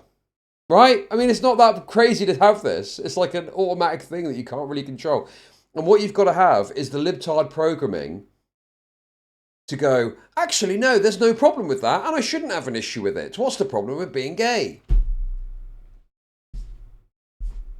Well, it's not that there's a problem with it. It's just there's a certain feeling you can't really stop yourself from having when you find out someone that you didn't think was gay.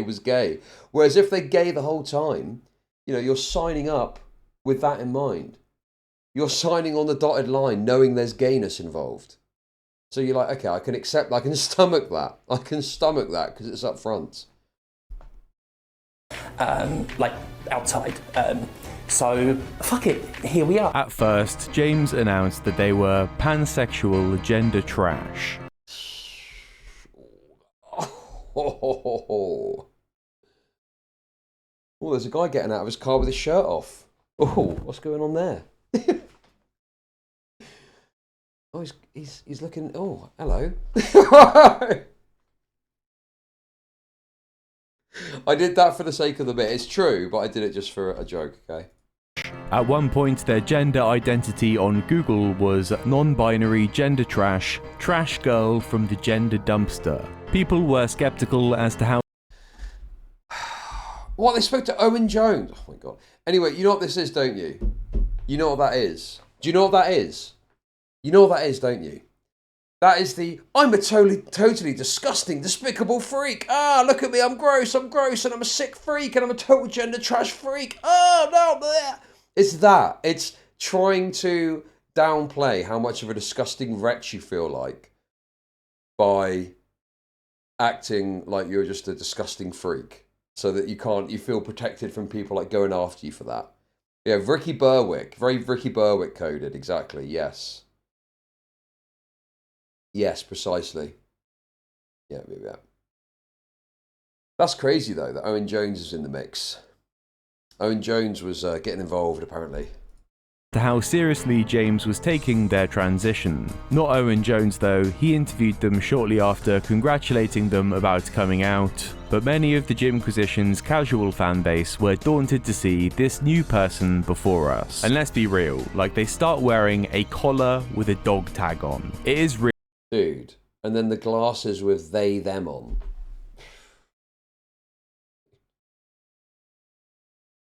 And, you know, you've got the bitter disappointment of, you know, the other aspects of this, and then this absurd presentation too. Oh, God, man, it's bad, isn't it? It's really off. Normally, I'd see a channel like this and I'd think, oh, that's a bit weird, but I wouldn't dwell on it. But then this is the Jimquisition, come on. And the character has always been a comic caricature as well. But now we have what looks like a comic caricature, but needs to be taken very serious. Classic Otaku. Jim Sterling from Pathetic Edgelord to YouTube's Princess of Pansexual Pandemonium.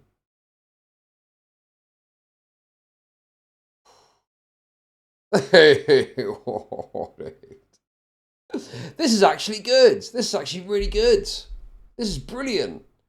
This is actually brilliant when you think about it. seriously. And now the Jimquisition is whatever the hell this is. Some of these clips coming up are difficult to watch, but I do think examples need to be given. Before we get cracking with today's video, I have a spooky Halloween story for you, so settle in. Content warning, by the way, for upchuck references, and well, I guess we could call it medical body horror. So, this weekend, had a wrestling booking, was travelling with a friend and colleague who I quite like, so, I was trying to be, hot and sexy at him for most of the day. I'll let you know how that ended up. Later that evening, I threw up all over his bathroom because the HRT I'm currently on has convinced my body that it's pregnant.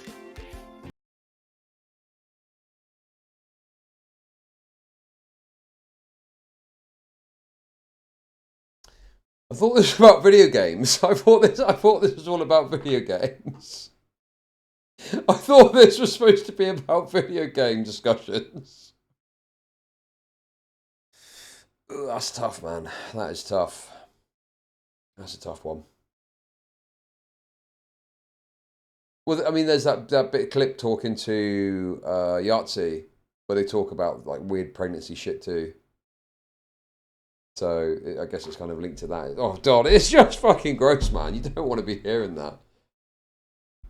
Fun. They then go on to tell more of the awkward story about them throwing up at a guy's house that they thought was cute. See, it's difficult for me because I am all for YouTubers making whatever they want and not being at all beholden to their audience, but then again, this is not what we signed up for. James then went on to talk more about their phantom pregnancy on Yahtzee's podcast. And that's one of the things I was going to mention in the catch-up at the beginning, is that I am pregnant.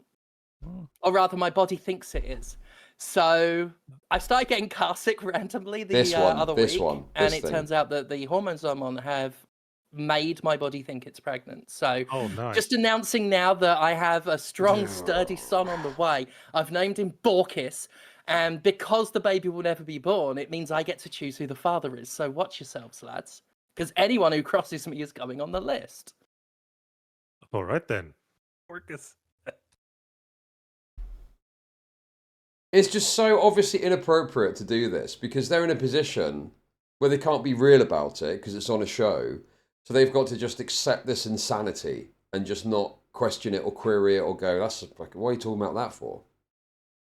And this is a classic tactic of people like this. Lady Raincloud did it with on a show I did years and years ago, back in 2020. Came on and just said all this crazy shit about not being able to get a job because they're trans. And then obviously in a progressive space, what can you say?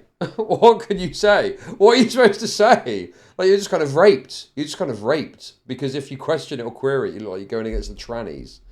And it's the same situation here, where if there's a legitimate, reasonable, why the fuck are you talking about this? And I don't know what this podcast is, but I'm guessing they're trying to, avoid or circumvent having some sort of controversy crop up off the back of responding badly to this, Oh, God, dude, what a disaster. The things It's on beholden to their audience, but then again, this is not what we signed up for. James then went on to talk more about their phantom pregnancy on Yahtzee's podcast. And that's one of the things I was going to mention in the catch-up at the beginning, is that I am pregnant. Or rather, my body thinks it is.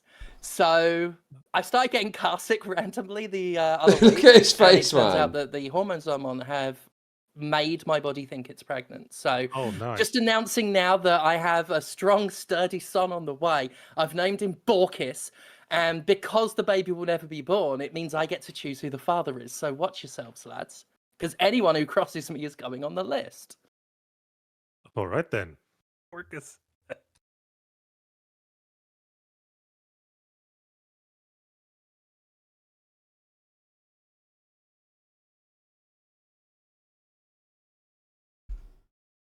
Thoughts? Jimmy's being totally serious here and not joking with co-hosts that can't go with the flow.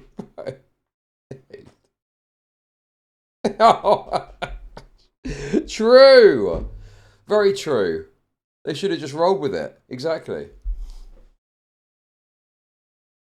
Moving on. And incredibly uncomfortable content becomes very commonplace in the Gymquisition. And I feel like it's even masking to call these sex jokes. Like, with no reference to the topic at hand, and with no humour, James just starts being randomly obscene. You can sit there, you big tough guy game bro, looking all haughty with your arms folded, snorting in derision, but who are you fooling, really? What's your performative indignance achieving even? It's just you sat there, alone, watching this on your phone, surrounded by your plastic statues of slasher movie murderers depicted as big titty anime girls. Admit it. You don't just save scum, you are save scum. You're a dirty, pathetic, nasty little puddle of save scumming filth. That clip goes...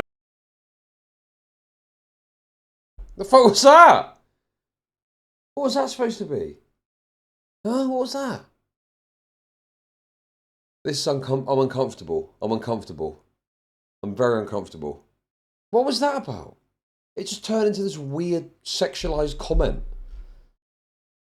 It goes on for a lot longer. I am cutting these short, and you don't have to go looking for these, right? Every video something like this happens, and it starts to feel like some type of exhibitionism that the viewer isn't consenting to. And trust me, dear viewer, I am saving you from worse stuff, but I will show one more clip that is quite alarming. Now, my extensive research has concluded that you can give your Switch to a nickname, but Nintendo's famous hatred of the something-th amendment means you can't call it Stephanie's fuckpad. However, you can name it Cunny Stuffers Anonymous, so that's very good news. What? Hey? What? Huh? Surely, Stephanie just doesn't know what that means, right? It's not even a pedo dog whistle, man. It is just an outward expression of some sort of pedophilic desire, is it not? They wouldn't call it a dog whistle. It's like a foghorn. Okay, let's call it a foghorn then. Is not a no?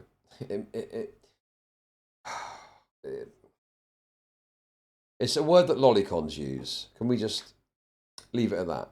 Lolicons like to say this word. This is totally wretched. This is fucking sickening. And is it possible it didn't mean I'm a disgusting trans pedophile a decade ago? Possibly. Well, this wasn't a decade ago. This is in the last few years, no? And it's not just this, the content has got worse too. All they do is complain about their shit life, and they've adopted such progressive thought that freemium mobile games are no longer predatory, but they are ableist. Does that become an accessibility matter? I don't know. I'm just talking through a desperate haze of physical agony right now, but I dare say time skips and speed ups are certainly considered enough of a need that ableist freemium games exploit it often enough. And I don't want to chastise Ableist? What? What the ableist? What? Of all the things you can criticize microtransactions for, it's ableism.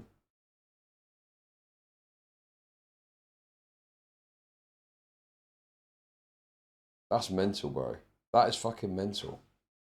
Time passing. Worse too. All they do is complain about their shit life, and they've adopted such progressive thought that freemium mobile games are no longer predatory, but they are ableist. Does that become an accessibility matter? I don't know. I'm just talking through a desperate haze of physical agony right now, but I dare say time skips and speed ups are certainly considered enough of a need that ableist freemium games exploit it often enough. And I don't want to chastise people. What is ableist about it? What is the ableism aspect? You're sat there playing a mobile freemium game. Sat there playing. You can play it in a fucking wheelchair. What is I literally, genuinely do not understand what even the point is there. It's almost like just trying to put it in there so you've got some sort of lefty progressive cred, rather than actually being a coherent argument there. Addiction? I don't know, man. Takes advantage of ADHD. Am I retarded? Yes. Okay. I just don't see it, man. Why? But why would I give a fuck about ableism towards ADHD? ADHD paid the time skip. I don't see it, man. What? Because having ADHD makes you distracted easy. Oh, dude, I don't fucking get it, man. I don't get it, dude. People for addiction, but they have given I in. was thinking of it in some sort of mobility aspect. But even the ADHD thing, I don't understand this idea that it's ableist to have microtransactions. Does that mean that any mechanism that you can engage in that's, you know, speeds something up in some way? Just getting a... I don't fucking get it, man. I cannot fathom it. Into being an exploitable adult. Once a successful gaming YouTuber, they have figured out that they are trans and have ADHD, so now all they're capable of is being a pathetic bed blob. And now any game where you have to figure something out is a chore to them. They want all of their gaming experiences spoon-fed to them like a baby, and they harness progressivism and accessibility as a reason for this having to exist. Remembering where to go, what does what, where I needed to head after I got the item that lets me do new stuff. My brain. I'm not asking for a game to be its own walkthrough, but those compasses and mission markers. It's ableist because you have to pay to speed it up. So if you're mentally sped, you have to pay because you literally can't wait. I mean, surely that's something that you'd have to take medication for. I just think with that mentality, if there's something that interfaces negatively with depression, is it ableist? Is it ableist because it interfaces negatively with a psychiatric disorder that is like untreated? Well, that's a treatment issue then, isn't it? You should seek out treatment so that you are not in that position for that to happen. Yeah, exactly. That's like a you problem. That's a you problem to sort out. Yes, there's things that will, you know, give you the option to pay money to speed some, you know, thing up. It doesn't make any sense. It doesn't make any fucking sense, bro. Markers and glowing trails that people... Bro, please follow me. Absolutely not. I have no idea who you are, and I will not be following you.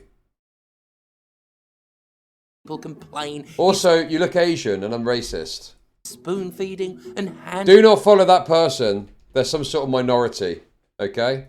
Remembering where to go, what does what, where I needed to head after I got the item that lets me do new stuff. My brain. I'm not asking for a game to be its own walkthrough, but those compasses and mission markers and glowing trails that people complain is spoon feeding and hand holding and casualization. To some of us, it's the difference between playing a game and our brains locking up like Bethesda software at launch. And you see, I think James now just hates every...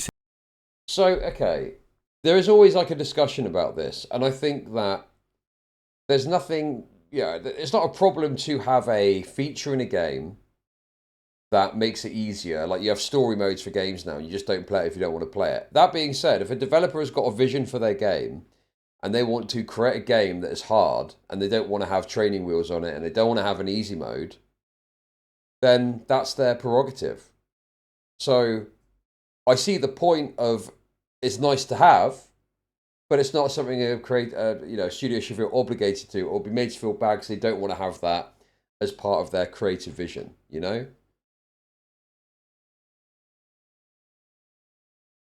Yeah, I don't know. Because the thing is, people think it's just a case of putting in an easy mode or something.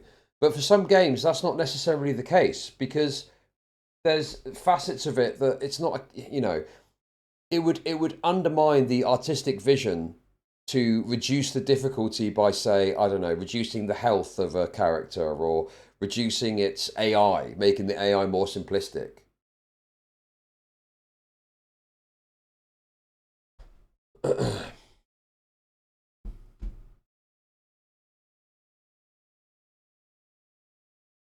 Okay, what is this, man? Right, fuck off, dude. Don't fucking play him then. Don't fucking play him, bro. Don't play him. Dude, I can't stand it, man.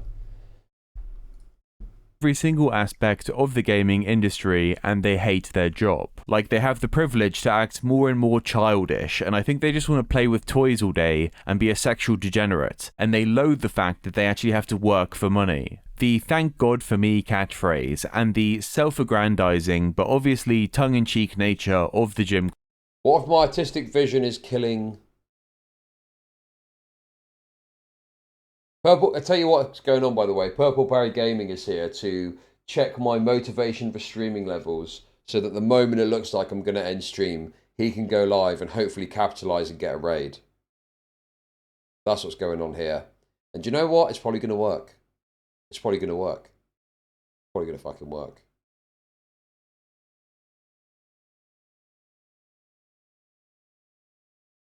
So yeah, I think that's... yeah.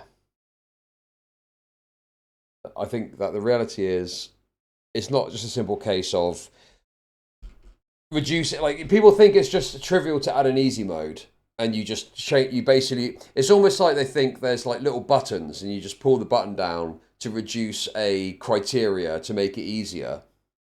But that's not necessarily how games are made. And I would imagine that with From Software, it's not a simple case of pulling a slider down to reduce health. There's complexity in the design of thinking about that as part of the overall process of creating the game. So it's not as simple as just put an easy mode in, you know?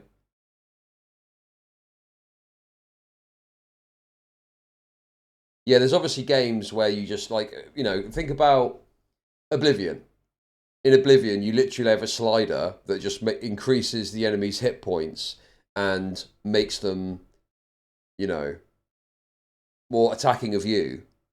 But that was set up because they were trying to deal with this gap of experience points and shit like that, right? So that was to fix a specific issue with the game.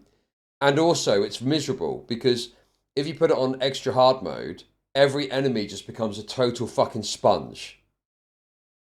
It's just fucking obnoxious, you know? And there's other... I can't think of the examples off my head, but there's other games where when you increase the difficulty, the enemies just become bullet sponges and it fucking sucks. So, yeah, it's not necessarily just a slider thing and it could ruin the game experience. Whereas, you know, if the game genuinely is not for you and it's too hard, either watch a gameplay video or just accept that not every game experience is designed for everyone. I remember when accessibility was about being able to get into a building. But now, accessibility means every experience that exists must be made available for a disabled person. Before you know it, before you fucking know it, they're going to be, you know, complaining that they can't go skydiving when you got no fucking arms or some shit. I don't fucking know, dude. Although, to be fair, you probably could do that, couldn't you? Get attached to someone. And you have a problem with that? Yes. Yes. I think that media... I mean, for example... You know, if someone has some sort of fear or phobia or some sort of disgust response to a certain thing, and that's in a movie, I don't think the movie creator should change the vision in order to make it available or accessible to that person. I think there's some media that just by its nature is going to be contradictory to your view or vision on something, and then you just don't engage with it or don't watch it, you know? And I don't think that's a problem. I don't think that's an issue. Pull up the Nugget Assassin. There are games where part of the experience is making different strategies to deal with certain enemies. You remove that and you just make the game completely uninteresting. Yeah, exactly. Jimquisition has been ripped away to show who James truly is, and now standing there is just a self-entitled maniac. Take, for example, when they did a 10-year retrospective of the Jimquisition. At this point, they'd been losing subscribers, which we'll talk about, don't worry. But it is crazy that they'd done a video a week for 10 years, and celebration was calling. Just a little extra note here, something I remembered. This isn't even fully true. One thing James fails to know is they actually did 2 remastered episodes. So there's been 2 times when James was sick and they've just reposted an old episode. So they have missed 2 Mondays. But anyway, they can live the lie and just say they've made a new episode a week for a decade, and all they do is just fucking complain about their shit life anyway. And the other reason it's hard is because, well, I'm fucking tired. I've stressed and pondered and worked and written and talked about all this shit for 10 goddamn years. Don't know if I mentioned it's been 10 goddamn years. It is staggering that I've lasted in the face of YouTube becoming an unviable platform, this channel being basically done for, and this side of my career not really being something I can just sort of continue on its own. But for the good bits and the shit bits, I have gone the fucking distance. And you know what? I deserve better than I got. I don't care how. Sounding a bit like Chud moaning. Yeah, I was thinking that. I was thinking, God, I sound like this sometimes. Arrogant that may sound. For all I've accomplished in this business, I deserve more than the business gave out. What do they think that they deserve? I really can't. Huh? What do you mean? You've had a, you know, career doing content creation for a decade. That's great. That's a great fucking innings. And you've made a fucking shitload. You made, at one point, making $50,000 a month off of fucking Patreon money. What's the problem? What's the issue? What more could you possibly fucking ask for? That's great. That's a great fucking outcome. Can't figure it out. Again, they did used to do some good work, but now they just create perverted slop. And what, do they want to be paraded around? Do they want to be heralded as a savior of gaming? It's really ugly to see this self-entitlement on display, and fortunately, the general public do seem to see it too. In 2020, James reached the peak of their subscriber count with 900,000, but they have been bleeding them ever since. And currently they sit at 720,000, roughly 180,000 below their peak. And in a very peculiar attempt to own the haters, James has done milestone videos when they dropped below 900,000 and when they dropped below 800,000 subscribers. The I'm going to start doing that. That's a great idea. under 900,000 Very special cool. is really just a whole lot of coping about YouTube, saying that they're trying to hide their vids. The fact of the matter is, somehow they were still doing fairly good numbers, getting between 150,000 and 300,000 views on a video, like doing the same show for a decade with absolutely no innovation apart from becoming a Yeah, that's actually really good. Most of these kind of video game channels, they see this decline because obviously people get bored of the format. But this is pretty decent numbers. binary femme, and still expecting to get 1 million views a video or something is just stupid. But the one thing that they will not entertain is that they have changed and that their content has become unwatchable shit. I've also noticed the perception shift among some of my own fans. People who have told me they went off me, not because of coming out, but because my content and persona completely changed afterwards. And I'm like, fucking what? I was trans before I came out, and literally nothing. Chud farming 50k subscriber trophies to sell for scrap metal. But you don't get anything for 50k subs. I wish, because then I'd have got it 3 times. Nothing about the show changed, except some videos now have multiple topics per episode. But the thing is, you can find genuine fans expressing their distaste with James's new content, and they aren't citing their politics, they seem to agree with them. The show is just miserable to watch. They Okay. My first Steph video was Silent Hell That Is Konami, and I've been a fan since then. I dropped off frequently viewing about 1.5 years ago, but was starting to watch more of the videos again. I missed Gavin on the podcast. Who the fuck is Gavin? And infrequent spin-off doctors and a sliding quality from Gymquisition itself didn't really seem promising. Then there was the 800k subscribers video which fell off, plus the Metroid review had some snide comments I really didn't care for. And the Dead Space review seemed like it physically caused them pain to say something nice about it. What was the Dead Space review about?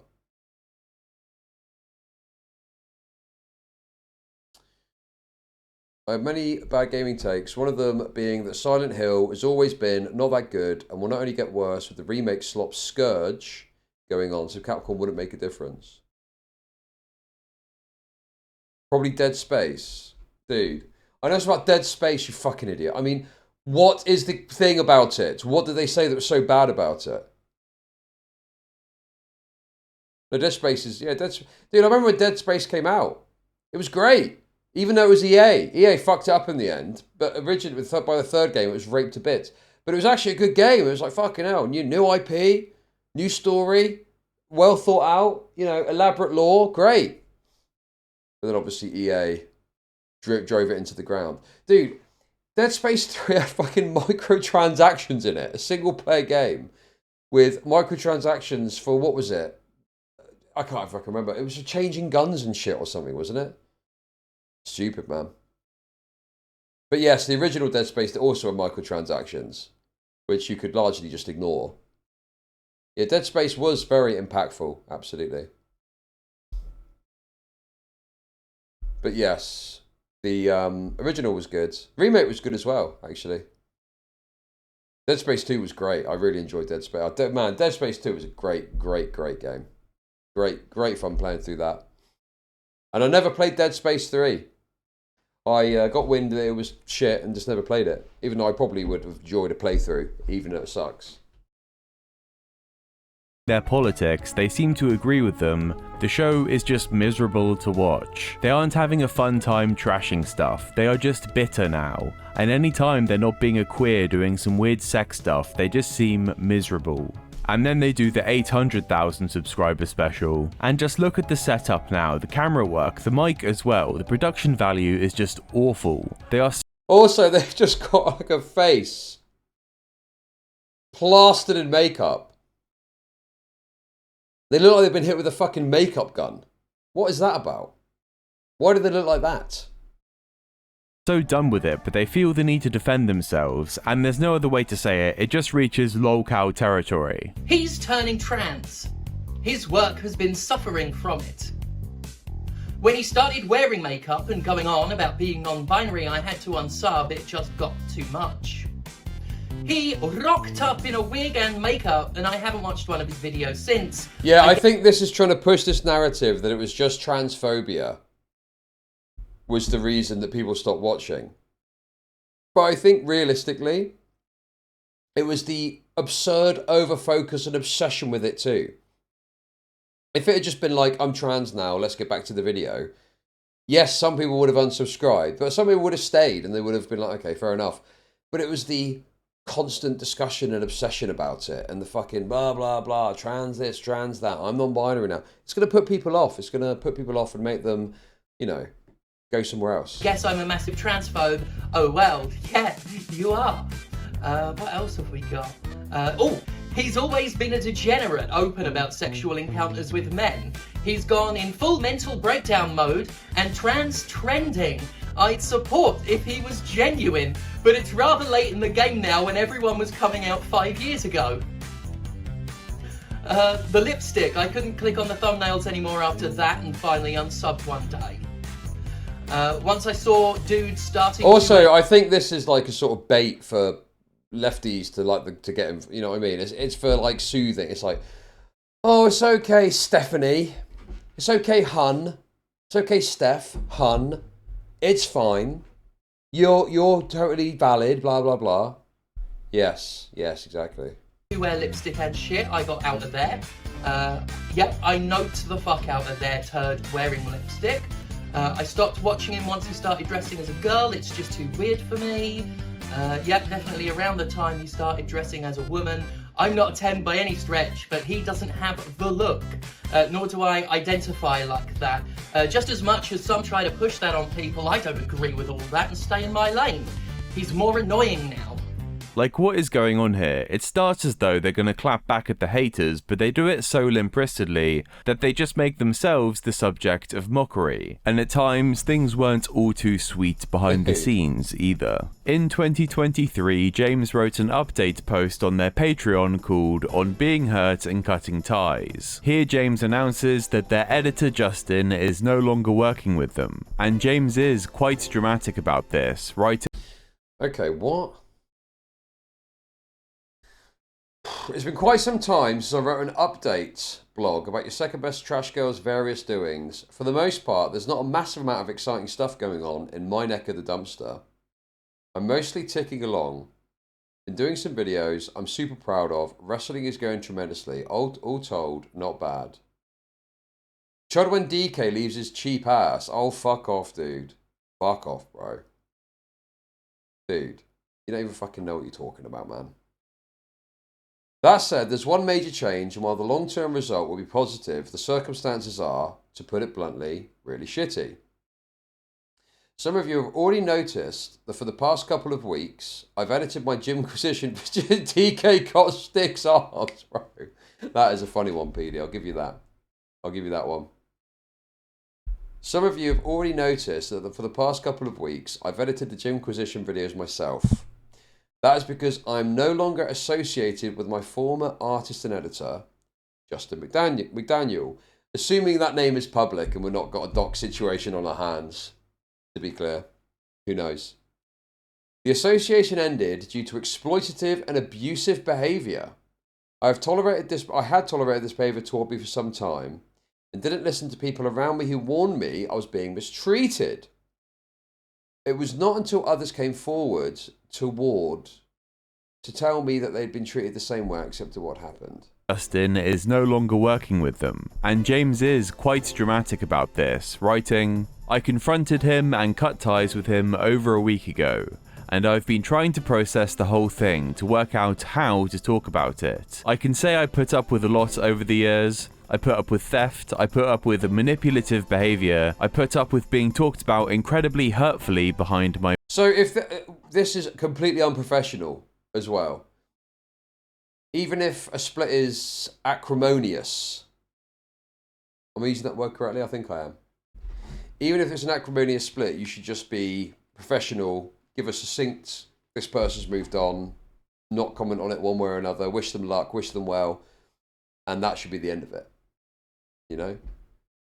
But this comes across as very petty and bitter.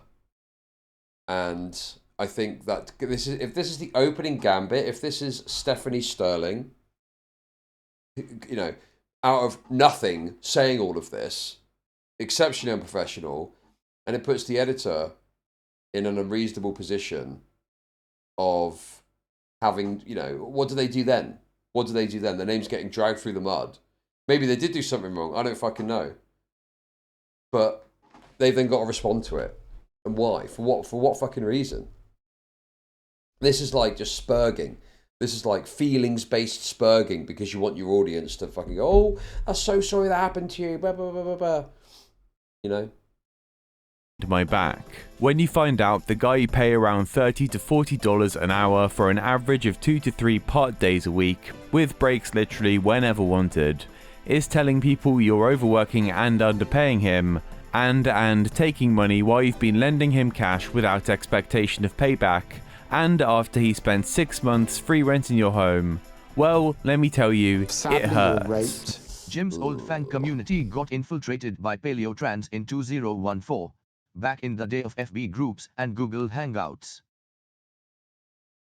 Thank you. Thank you for the kicks. Thank you. Thank you. I mean, that's the problem right there. Moving in together is a disastrous decision, isn't it?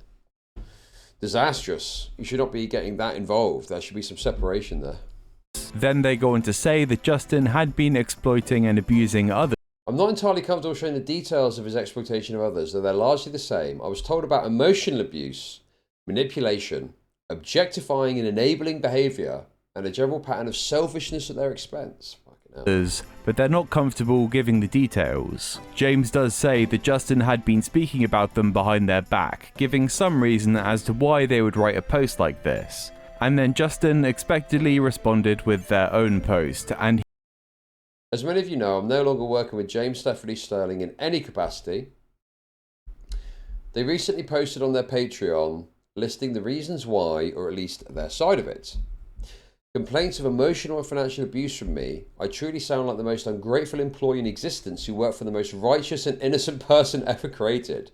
I'm sure they worked very carefully on that statement as well. He tells quite a different story. Justin claims they had been taken on part-time, mainly to make art assets for $1,500 a month. Okay, I started working with James Stephanie full-time capacity in March 2017. I agreed to start at $1,500 a month because it was an average income I was making at a retail job at the time. The reason why they offered me the job was because the retail job was constantly changing hours and they'd been messaging me for help with projects, and I had to say no. When they offered me the position as art director, they said the goal was paying to have access to my skills whenever they needed. They told me when I started about how there would be growth. Notably, they told me that every year I'd be getting a raise. But quickly James started giving Justin more and more work, with him basically becoming a full-time producer and editor of all of James's content. Justin would even end up living with James at one point. After some time, I asked if they also wanted to edit the gameplay videos and soon the Gymquisition. Within 2 years I was editing almost everything in addition to whatever else they asked me to help with. Many of these things did not involve work at all. After the separation with the ex, I was frequently their go-to driver. I drove them all around the state and other states for wrestling shows, many of which I would also film and record. Okay, I would drive to the doctor's appointment, get the citizenship completed and more. I was getting paid full-time hours, so why not? One point in time and took... I mean, clearly Gymquisition was taking advantage of this person, okay? But you also need to have some boundaries here. And even if it's full-time, you should have a clear idea of what it is you're actually doing, you know? Because otherwise you end up in this situation where you're doing this extra shit for them. And yes, it's full-time, but you never agreed to that in the first place, you know? They're like a slave. They're like a paid slave. Or some shit, I don't know. Took on more of a personal assistant role, driving them to events. But with this extra work, Justin only negotiated his pay up to $1,800 a month. He claims he was supposed to be doing 2 days of work a week, and that would work out as around $28 an hour, and that this $30 to $40 an hour number was... Bro, $1,800 a month. Fuck that, dude. Wouldn't bother getting out of bed for that. Fuck that. No, that's crazy though. That's like nothing for that level of work. Was picked out of nowhere, and they claim with all the extra work they do, it became nearer a 40-hour.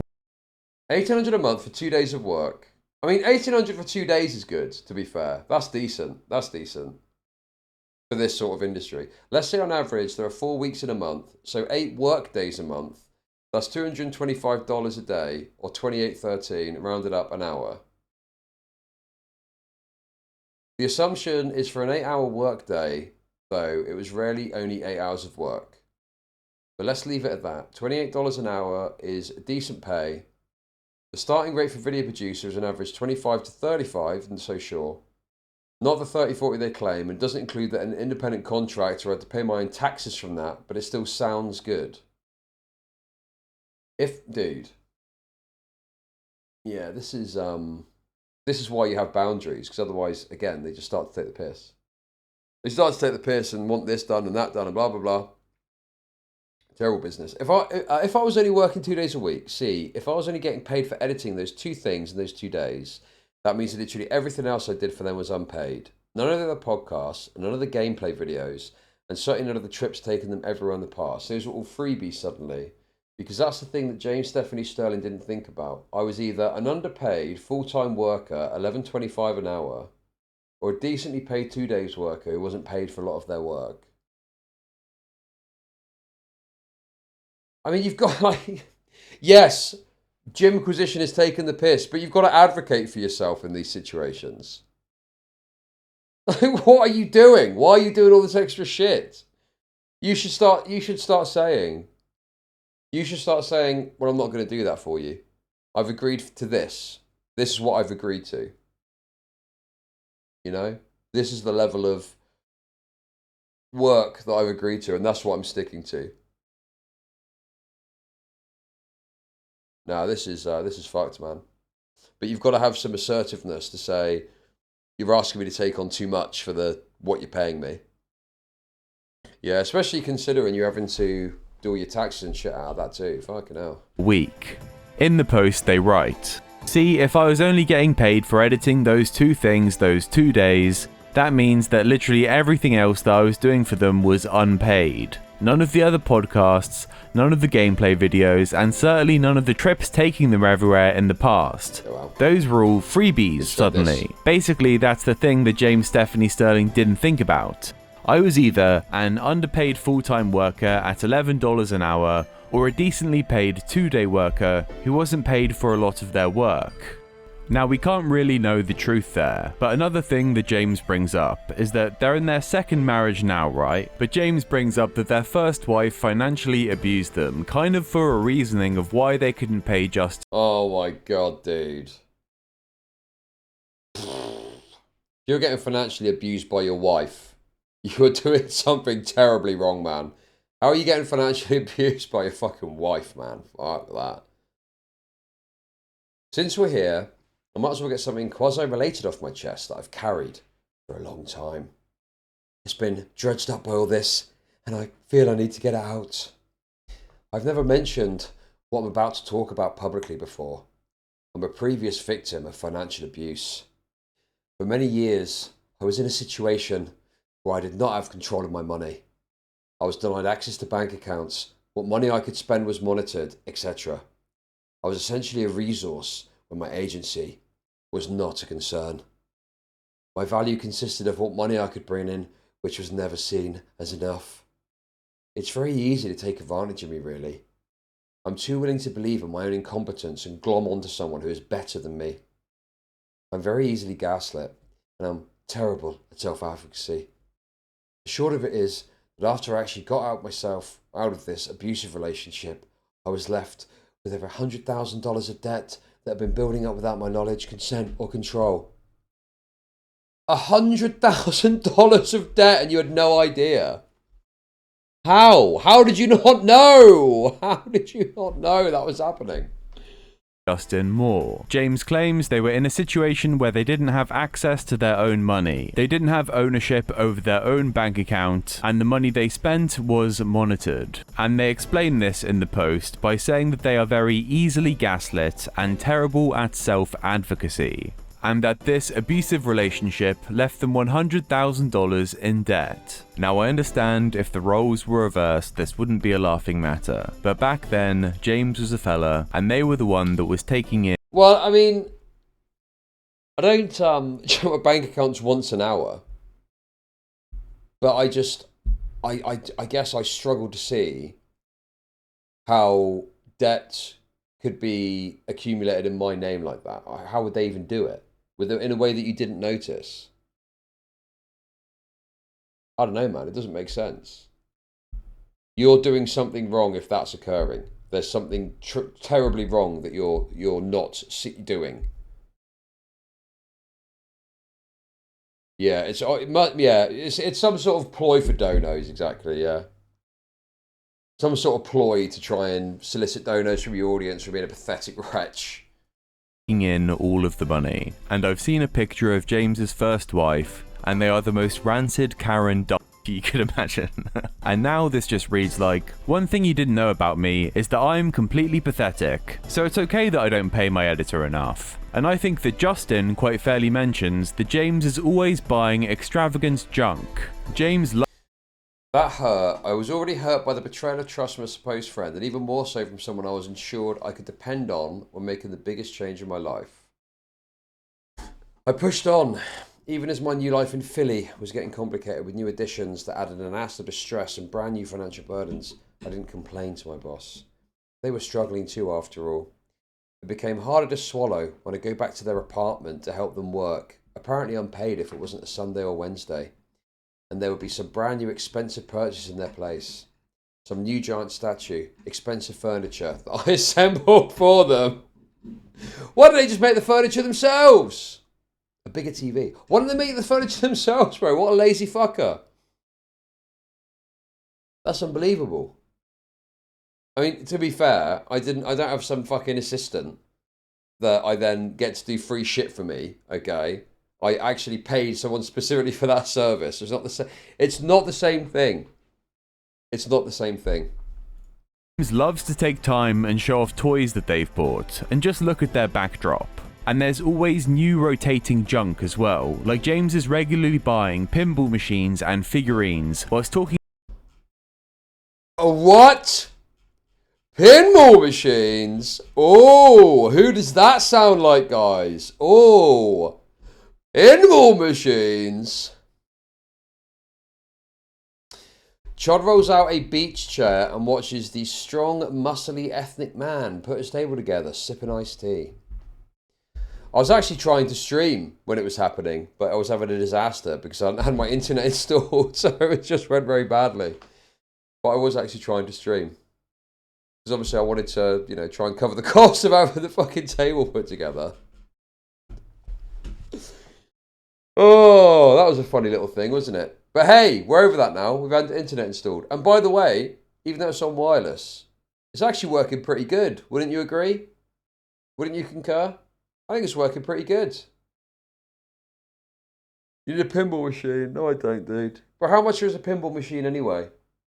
I don't need fucking junk like that. It's pointless. I don't even have any space yet until I buy my next place. Until I get my next place and turn this place into a let. I don't have room for a pinball machine, but when I do, I'll make sure to get one. I'll put up a goal for new pinball machines as well. How about that? What do you reckon, guys? I'm sure Chud paid his white slave a decent wage as they talked about the good old days in South Africa. A real one runs you 1.5 to 3k, but there's some gyms out there up in the 20k range. No, I'm not really into that sort of stuff. Not really my interest, to be honest with you.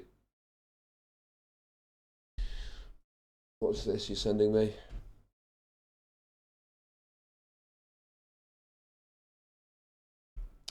Sick building syndrome.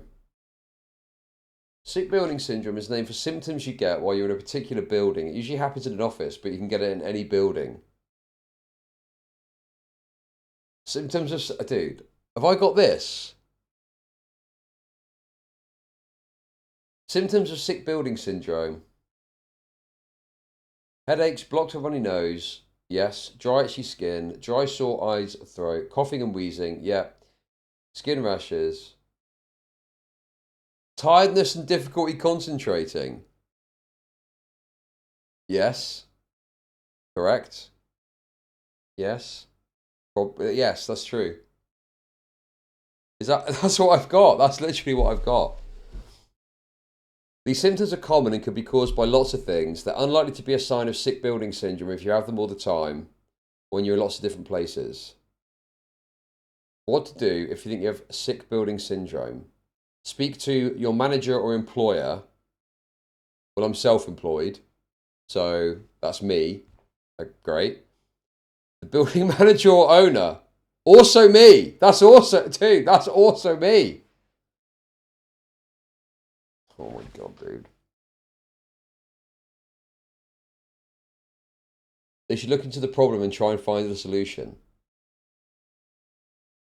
What is the solution? Okay. Open windows to improve ventilation. Set the temperature. 19 degrees. Try to reduce stress. Well, in that case, I'd have to stop looking at chat, wouldn't I? If I wanted to try and reduce my stress levels. Take regular screen breaks if you use a computer. Go outside for some fresh air during lunchtime and other breaks.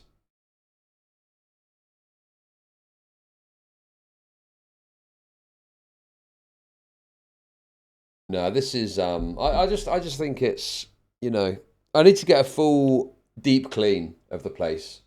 I need to get a full post renovation clean. Causes sick building syndrome, poor ventilation or poorly maintained air conditioning systems, dust, smoke, fumes or fabric fibers in the air. Uh-oh. Bright or flickering lights, problems with cleaning and layouts such as crowded desks.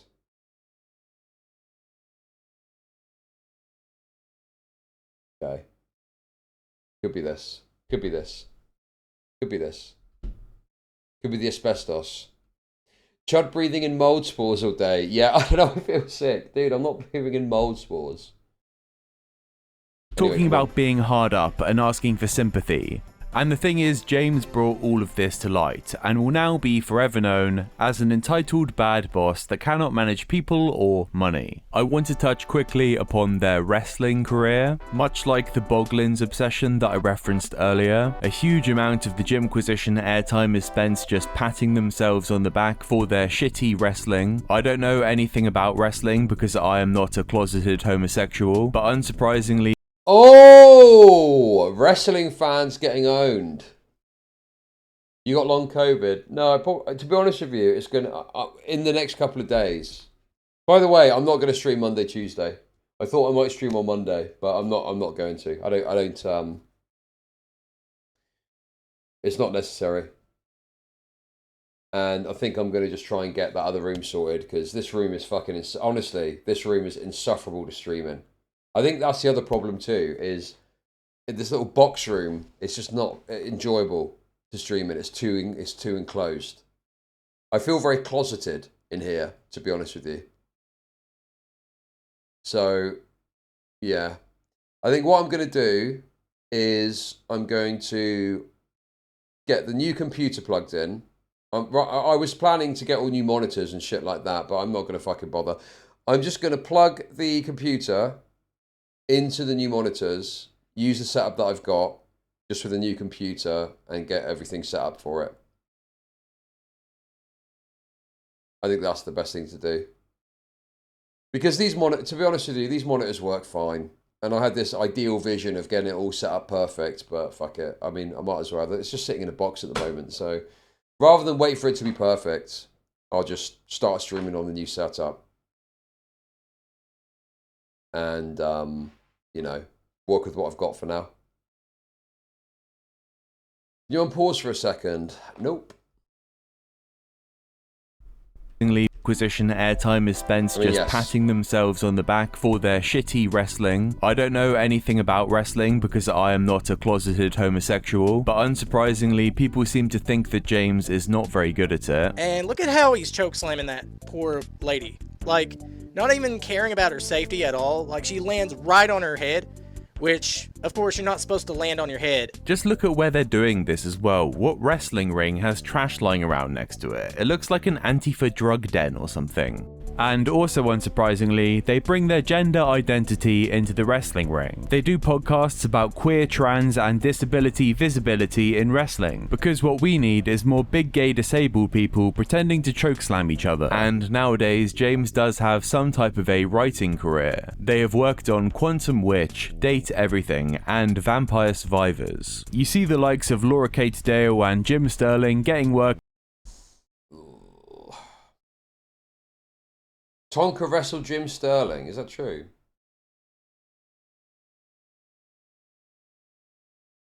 What an image. What a fucking image.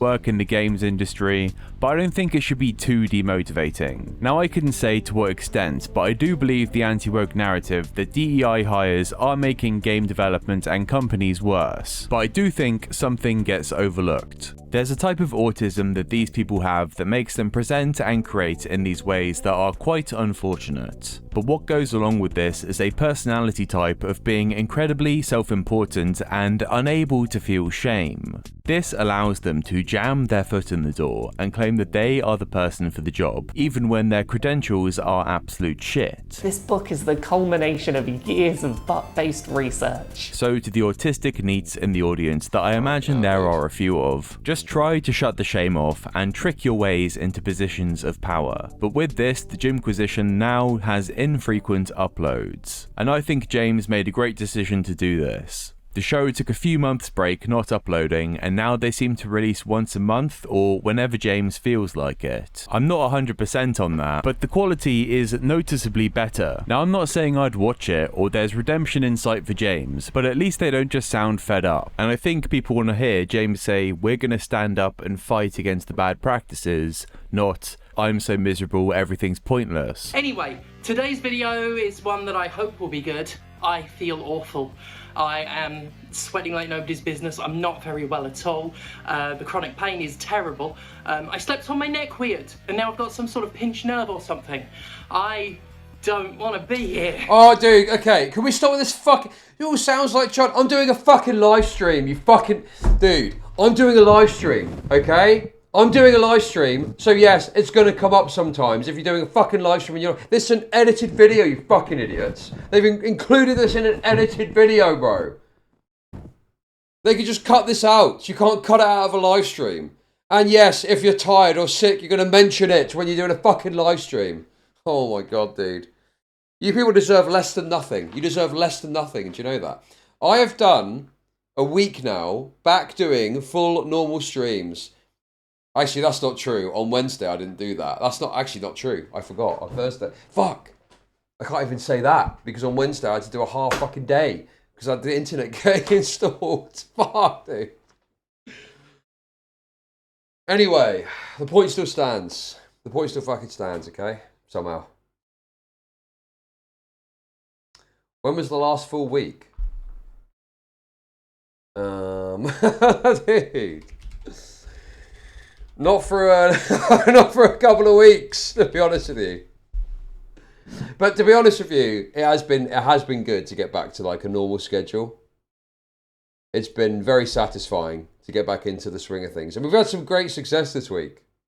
We got some good viewership off the front page featuring stuff. That's good. But yes, guys, it has been a bit haphazard, one could say, of late.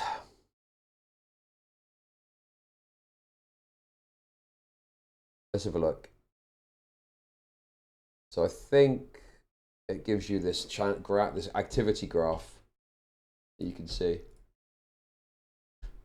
Let's have a lots of gaps, lots of gaps. Lots of gaps there, guys. Lots of gaps there. So yeah, obviously we've got I mean, I wouldn't really count some of this as like airtime. 2 hours, 2 hours, 2 hours, 3 hours, 3 hours, 10 minutes, 4 hours. Fucking hell, dude. Oh my god, man. Jesus Christ. When was the last full week? Okay. This here, look. That's the last full week. Not streaming every day, but I mean a full week of normal streams. 5 10-hour streams. That's over 50 hours of streams in a week. That's decent. No, I don't feel like I need to stream on Monday or Tuesday. Okay, can we just talk about that, please? So here's the thing. Here's the thing that you fucking morons don't think about, right? It used to be that Mondays and Tuesdays was my day off, okay? Because I do the school run on Mondays and Tuesdays, okay? Those are my regular days off. And this is the level of entitlement that you fucking idiots have gotten to now, that if I don't stream on Monday and Tuesday, you act fucking put out about it, right? That's an extra fucking thing, dude, if I decide to do it. And I do it a lot because sometimes I've got nothing to do. So I'm like, well, fuck it, I'll just stream then. I might as well stream and, you know, talk about some news shit or something, right? But you guys have gotten so used to it now that when I don't stream on Monday, you act like that's wrong. No, that's the correct process. That's the correct procedure, actually, okay?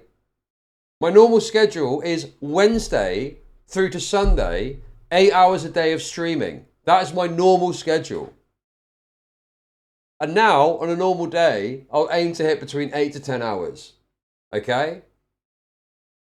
So that's between 40 to 50 hours of streaming in a week. And for a high intensity, high commentary, news and drama show, that's actually good. That's a decent amount of streaming. Okay? If I just sat here monged out playing video games 12 hours a day, right? I could fucking stream for 12 hours probably. But I don't want to do that. I don't want to do that. I want to actually do these kinds of high energy, high intensity streams. And you can't do that necessarily for like 12 hours at a time all the time. You know, 10 hours is pushing it, to be honest with you. 24/7 007 first light streams. Yes, exactly. High intensity, only when you get one guide or see a BBC. Oh my god, dude. Fucking hell. So we're good for tomorrow. No, because after today, I'm going to dismantle my setup and just start to move it into the other room. Because I do have a problem where I just won't do shit, okay? But if I start to dismantle it after stream today, what that means is I've got a reason to then set it up in the other room. I'm not going to just come in here on Wednesday, even though it's insufferable. No, dude. I'm going to spend time. I need to get set up in there. Dude, also, I need to, like... Oh, my God, dude. I've been putting it off, to be honest. I need to, like, transfer everything over to the new units. That's going to be a fucking ball ache. Download OBS. Oh, my God, dude. All this shit I got to do. Download OBS. All this shit I got to do to sit here for 10 hours. Talking shit. It's so annoying. Oh, I dread to think.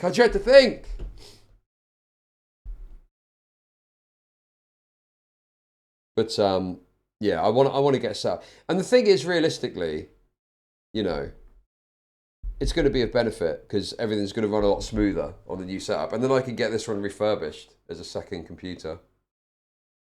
Oh, by the way, dude, another little thing of the tax system, right? So this piece of equipment is within my business, okay? And I get a small tax kickback, essentially, for having this computer as part of the business. If I ever sell it, right, I need to pay tax. I need to pay tax on it now. Isn't that fucking crazy, bro? If I sell the computer, they're going to want some tax because it's considered part of business assets. So now it's pointless selling it. I might as well just fucking keep it.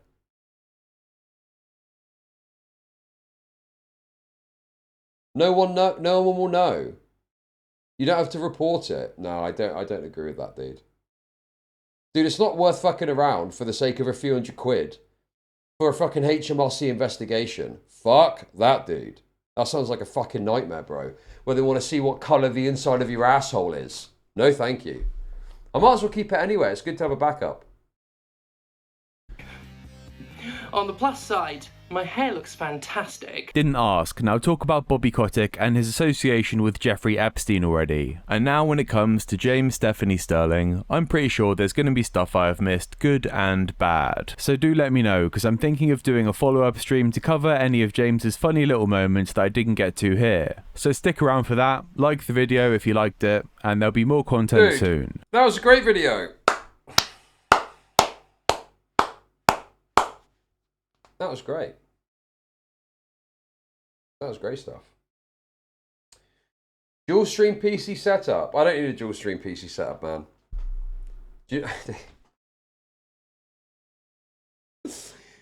I didn't put the thing up again. Okay. And now there's this like plastic lid. And it's shining in my fucking eyes, bro. Oh my god, I have to move it. Oh my god, why didn't I sort it out, man? It doesn't matter anyway, because by this time next week we'll be in a new place. We'll be in the new office. We'll be in the new office. Okay, guys, I'm just going to do a bit of new stuff to wrap up stream today. I was going to cover the nut video, but it's too long, and I don't know if it would literally be the most ultimate quiet quitting shit. I would just sit here, monged out for an hour watching a video about a peanut.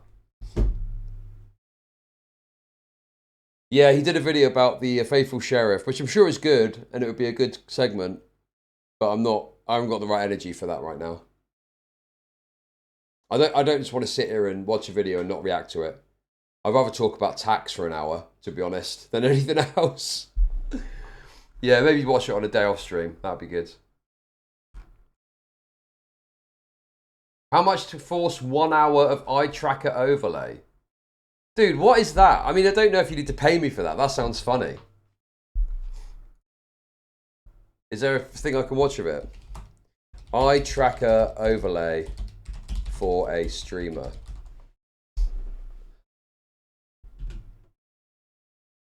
Have you ever wondered how webcam-based eye tracking works? You first need to determine where the eye centers are, know the position of the center of the pupil or iris for each eye, project a ray from each eye center through each pupil center, compute the intersection of those rays. Okay, I don't think this is what I'm looking for, is it?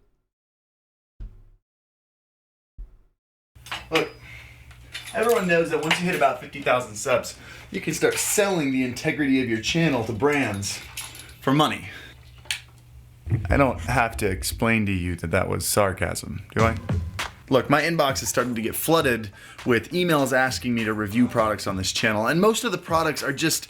They're No, that's not... This isn't it. This isn't it, is it?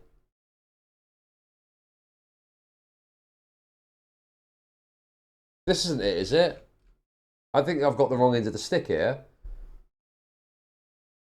Is it supposed to be a thing where you can see when my eyes are looking and it's funny because it shows you little funny things? No?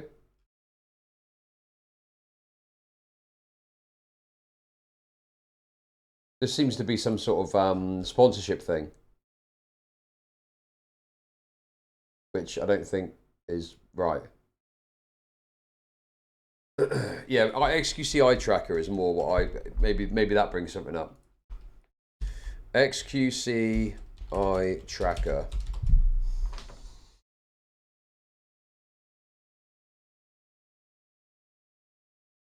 I can't find it, man. I can't find what you're talking about.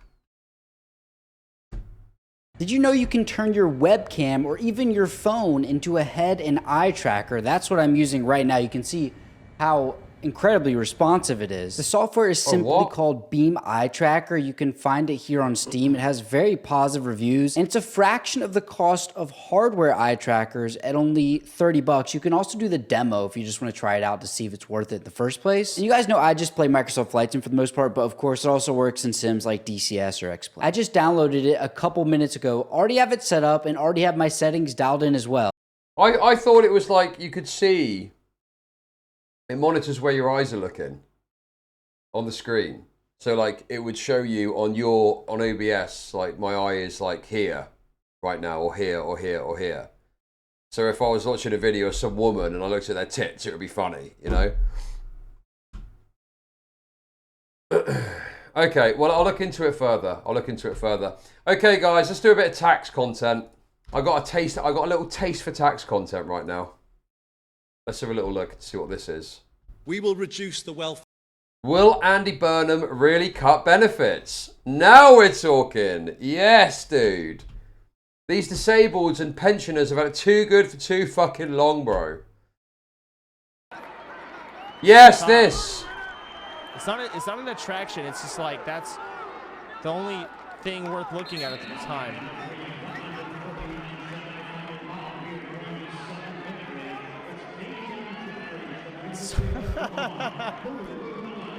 Okay, I'm going to be honest with you. I'm looking at his cock and balls straight away. Straight away, I'm looking at the cock and ball bulge. No fucking amount. Look at that thing, bro. It's fucking sticking out like a sore thumb.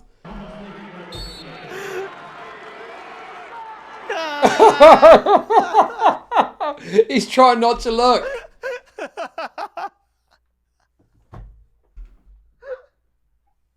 He's trying not to look, bro. We all know where it would be on the JIDEON content, wouldn't we? To be fair, his cock is literally on bro's back. Yes, exactly. Exactly. We will reduce the welfare bill in a way that is fair and lasting and helps people move forward. What are Andy Burnham's plans for welfare? Soon he'll be walking up this street, heading to the door of number 10. He's already said that welfare reform is going to be a top priority, but his plans will mean doing things very differently than how they're done at the moment. You can't batter them with sanctions towards work. For people who can't work, there is no case for reducing their benefits. There's a... Hold your horses. Hold your fucking horses. What does can't work mean exactly?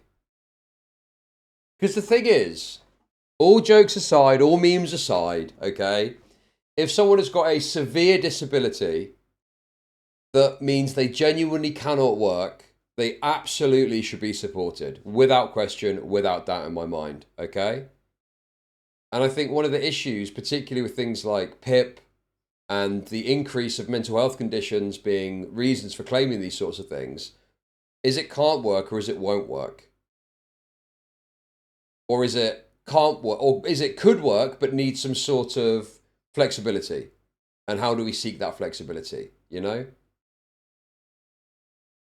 It's you know, there needs to be a balancing act here done. And I think that, you know, doing something of benefit, of contribution, of whatever that is also beneficial to someone too. It's not a good experience. It's not a good life to be sat around as a fucking bed blob all day crying about how fucking depressed you are. It fucking sucks. It fucking sucks, dude. You know, we've all been there. We've all fucking been there. When you've not had a job and you've just been lounging about on fucking benefits, trying to find a job normally. So yes, there should obviously be incentives to and whatever you need to help people get back into work, training, programs, whatever the case may be, you know?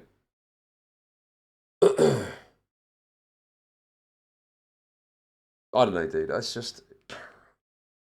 I think that you do need to have an awareness that there are going to be people who are going to take the piss, and you need to have a plan or an idea of how you're going to contend with and deal with that. God, how does everything get dusty so quickly, dude? I only moved in a fucking couple of weeks ago.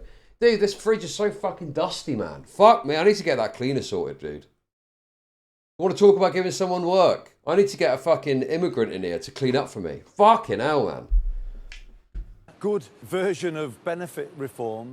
The cuts first approach of Keir Starmer was rejected by Andy Burnham last year, and he has been squeamish about sanctions for benefits claimants in the past. It's going to be, again, something that I will do in a different way to the usual way that it's done down here in Westminster. You often will get an approach, you know, calls in newspapers for people to be tough on benefits. But with a hard-nosed chief of staff, where will they end up? We've spoken to those who've been working with him to find out more.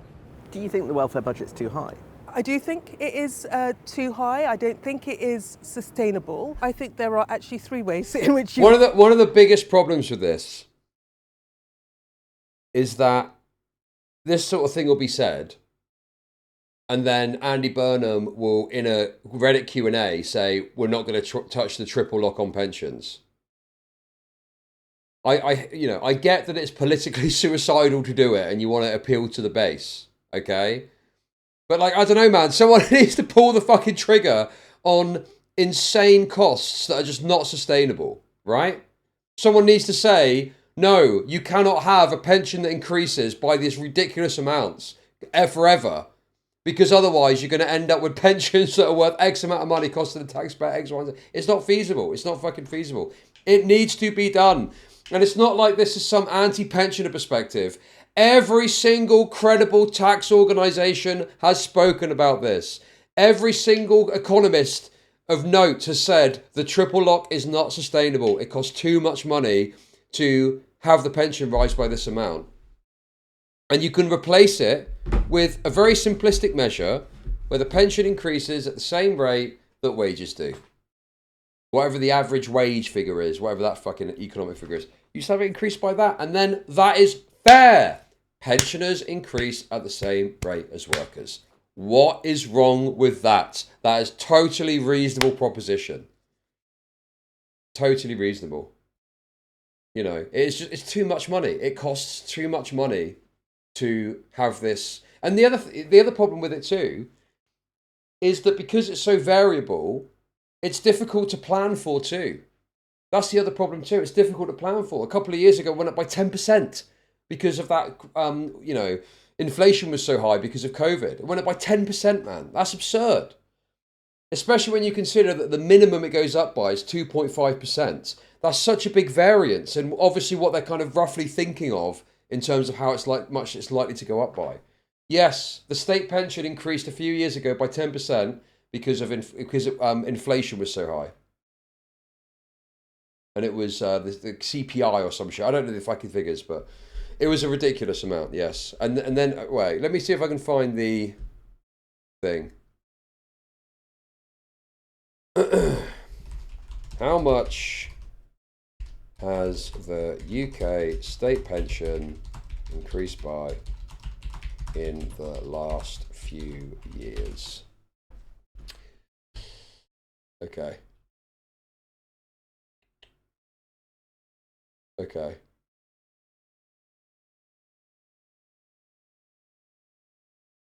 Oh, I was a bit off. 8.5% in 2024. Oh, hang on a sec. It doesn't give me as a percentage here.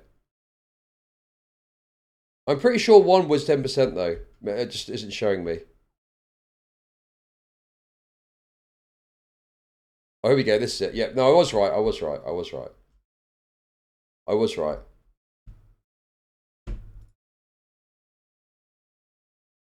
Pension increase from April, 8th of April, 6.7%. So 2,000, 1%, 3%, okay. 5%. This is when the triple lock started in 2010, I'm pretty sure. 3.1, 5.2, 2.2, 2.7, 1.2, 1%, 3%, 2.4%, 1.7%, 0.4, 10%. Yeah, this is the one. 2023 is 10%. And then 6.7% here.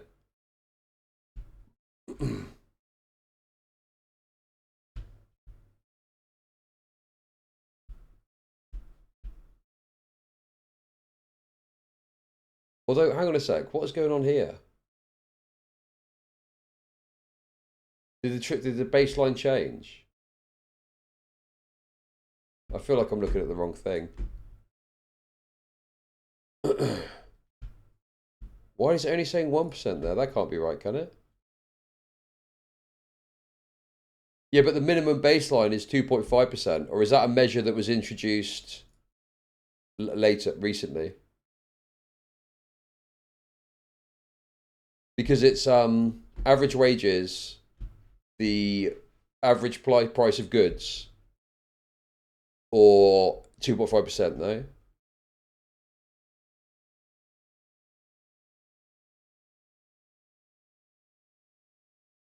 Anyway, like this is the issue that I've got with this. Like, dude, it's so annoying, man. Politicians will just have an absolute perspective on something. They'll say, we're not touching that. They'll say, we're not touching the state pension. We're not touching any income tax. And I just think that it's a mistake to close off these options for you. And I think you need to keep your options open, and you need to make it more like, you know, the classic politician thing of, we've got no plans to do that. Do you know what I mean? We're not currently planning to do that. That's what it used to be like. We're not currently planning to do that. And then you fucking do it anyway, because you need to raise more income or tax revenue.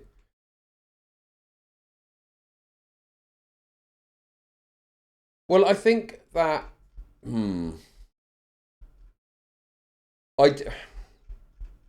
how do you contend with that? How do you contend with the fact that some of these policy changes would just destroy you? Because the pension voting base is so big, you don't want to piss off the pensioners. How do you deal with that?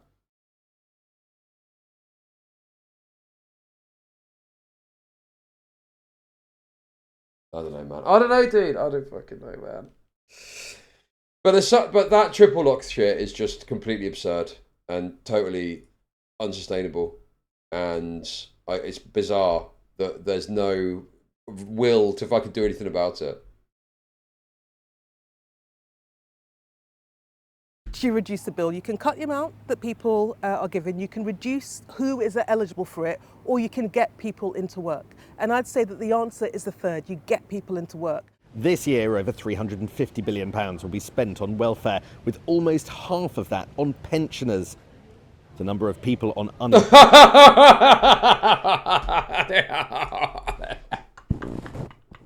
Bro! It's mental. It's mental, bro. It's crazy, isn't it? That being said, though, look at this as well. Look at this too. 50 billion on disability. 50 billion on disability, bro. That's also a lot of money. I think that, yes, you know. Also, I mean, universal credit, that's like welfare payments, right? So that's just people that are out of work and shit like that.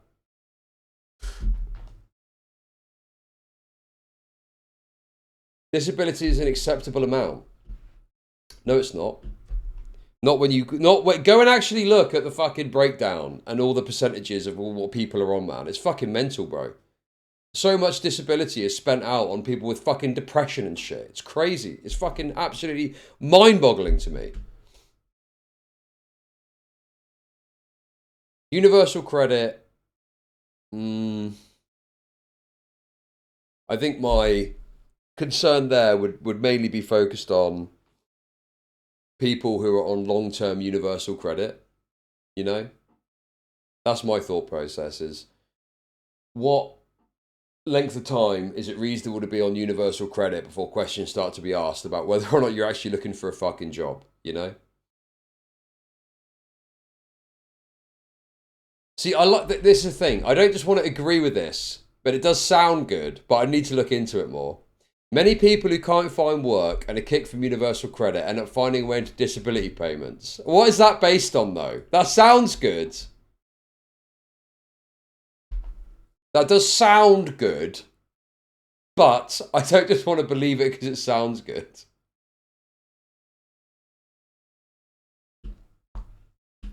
But yeah, I mean, that is obviously an absurd amount of money. And obviously some of it is fair enough. Like, I do think pensioners should, you know, receive a state pension, sure. But it's, you know, measures with which it happens. Also, you know, look, another thing I wonder is these pension credits that they get. What's that all about exactly? You know, welfare for people that are on pensions. You know, you're telling me that you fucked your life up to the point where you can't afford to pay for yourself in retirement, and that's a me problem. I don't fucking think so, dude. Let's start reviewing that as well whilst we're at it, shall we? I tell you what, right, let's just focus on all of it and see what savings could be made. That big piece of pie there. Those 3 slices of pie. Let's have a little look at how we can trim all of them down, I say. Fair, with almost half of that on pensioners. The number of people on unemployment benefits, particularly among the young, has been rising recently, and for the middle-aged, things haven't recovered to pre-pandemic. Oh, good lord. Good lord, man. That is mental, isn't it? Look at that. So that's obviously the 2008 crisis. That's COVID. But it's not reduced back down to pre-COVID levels. What's this spike here? What was that? What's that little spike there? I mean, it's ridiculous. It's completely... It's absurd. And there's this narrative, the particularly progressive push, that, oh, people are just more depressed and sad and can't work now. What? Like, work is more available than ever before, dude. There's so much shit you can do for money now. And you're genuinely telling me that there's all these people that can't find fucking work. It's fucking outrageous, dude. Work is more accessible than ever before. You can literally work from home. Just stream. Just stream. No, it's not. Yes, it is. Yes, it is. Well, okay, let's be fair. Let's be fair here. Let's be fair. I think that the era of, you know, going into a place with a CV has changed. You're out of touch. Am I? Am I out of touch?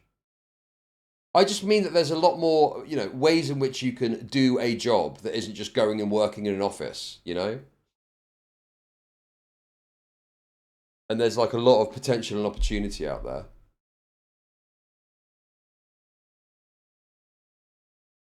Yeah, I don't know, man. I feel, you know, there are tons of new industries and tons of new vectors that you can get into. Most ads for work from home jobs are just scams.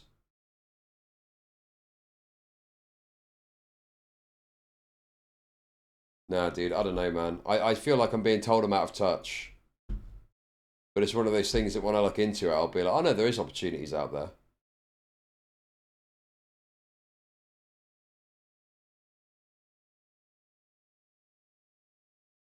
Such as?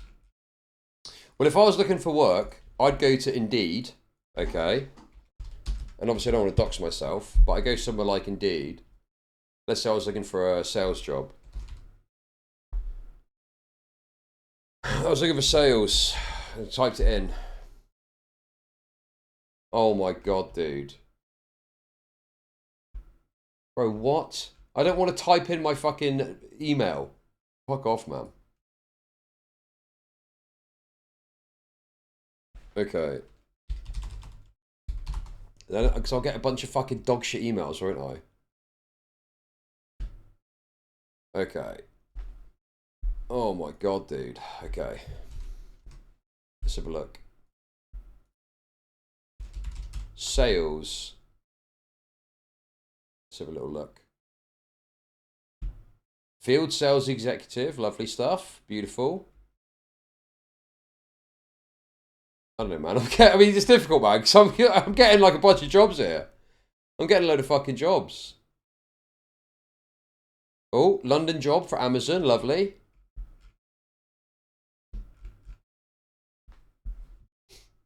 I don't know, dude. I don't fucking know. How do I see what you're saying, that there's no fucking jobs out there? Because I go to a job site and I get a bajillion jobs that come up.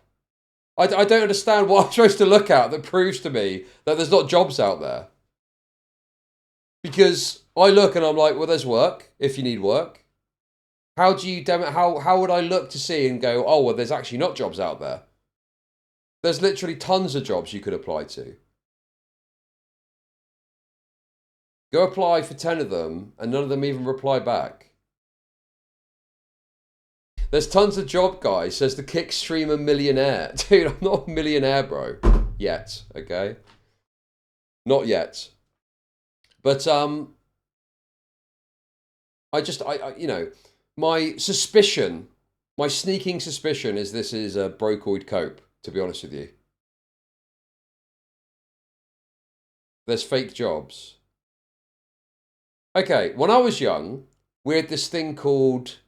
What was it called? I forgot what it's called, bro. That's how out of touch I am. We had this little thing. There were basically people that you go in and give your CV and they'll work on your behalf to get you a job. What's it called? Recruitment consultants. Recruitment consultants. Do they not have recruitment consultants anymore? Do they not exist? Is that not a thing that you can do? That you can go to an agency, give them your CV and have a little interview, and they'll work on your behalf to find jobs. And you don't have, obviously you don't pay for it. The company pays for that service.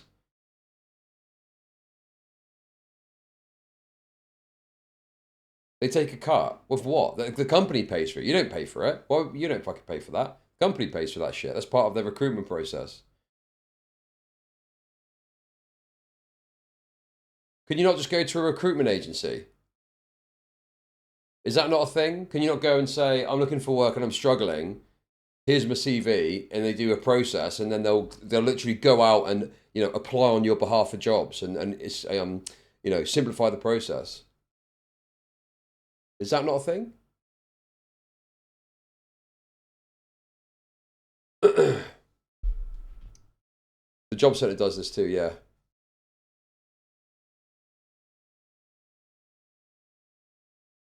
Okay. I mean, I don't know, man. I just think, you know, maybe I'm wrong. Let's say there's some disaster. Let's say my house blew up and I couldn't stream from home and I had to go and get a normal job.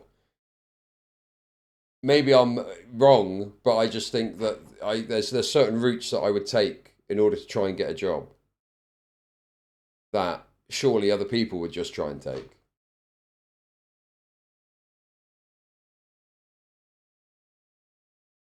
Yeah, I don't know, man. If I'm genuinely out of touch, I'll take the L on being out of touch.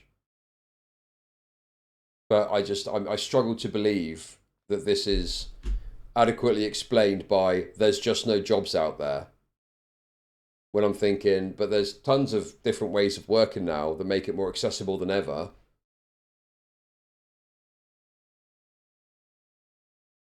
Yeah, I don't know.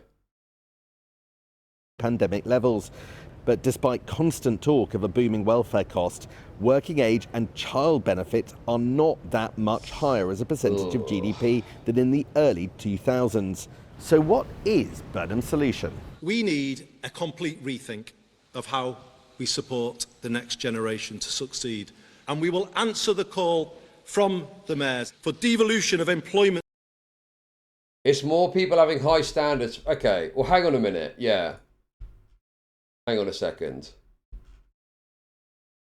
do you mean you can't get a job as in you can't get the exact job you want, or you can't get a job as in there's literally nothing you can do? Because I've had to do it in the past, working for some shitty job because, you know, between normal jobs. And we got some job snobbery potentially. If you have autism, you can easily train AI for 3 to 4 times the minimum wage from home, and everyone gets accepted if they pass a simple qualification. There's no job interview. You never speak to a human. It's the best thing ever. I do it while watching Chud.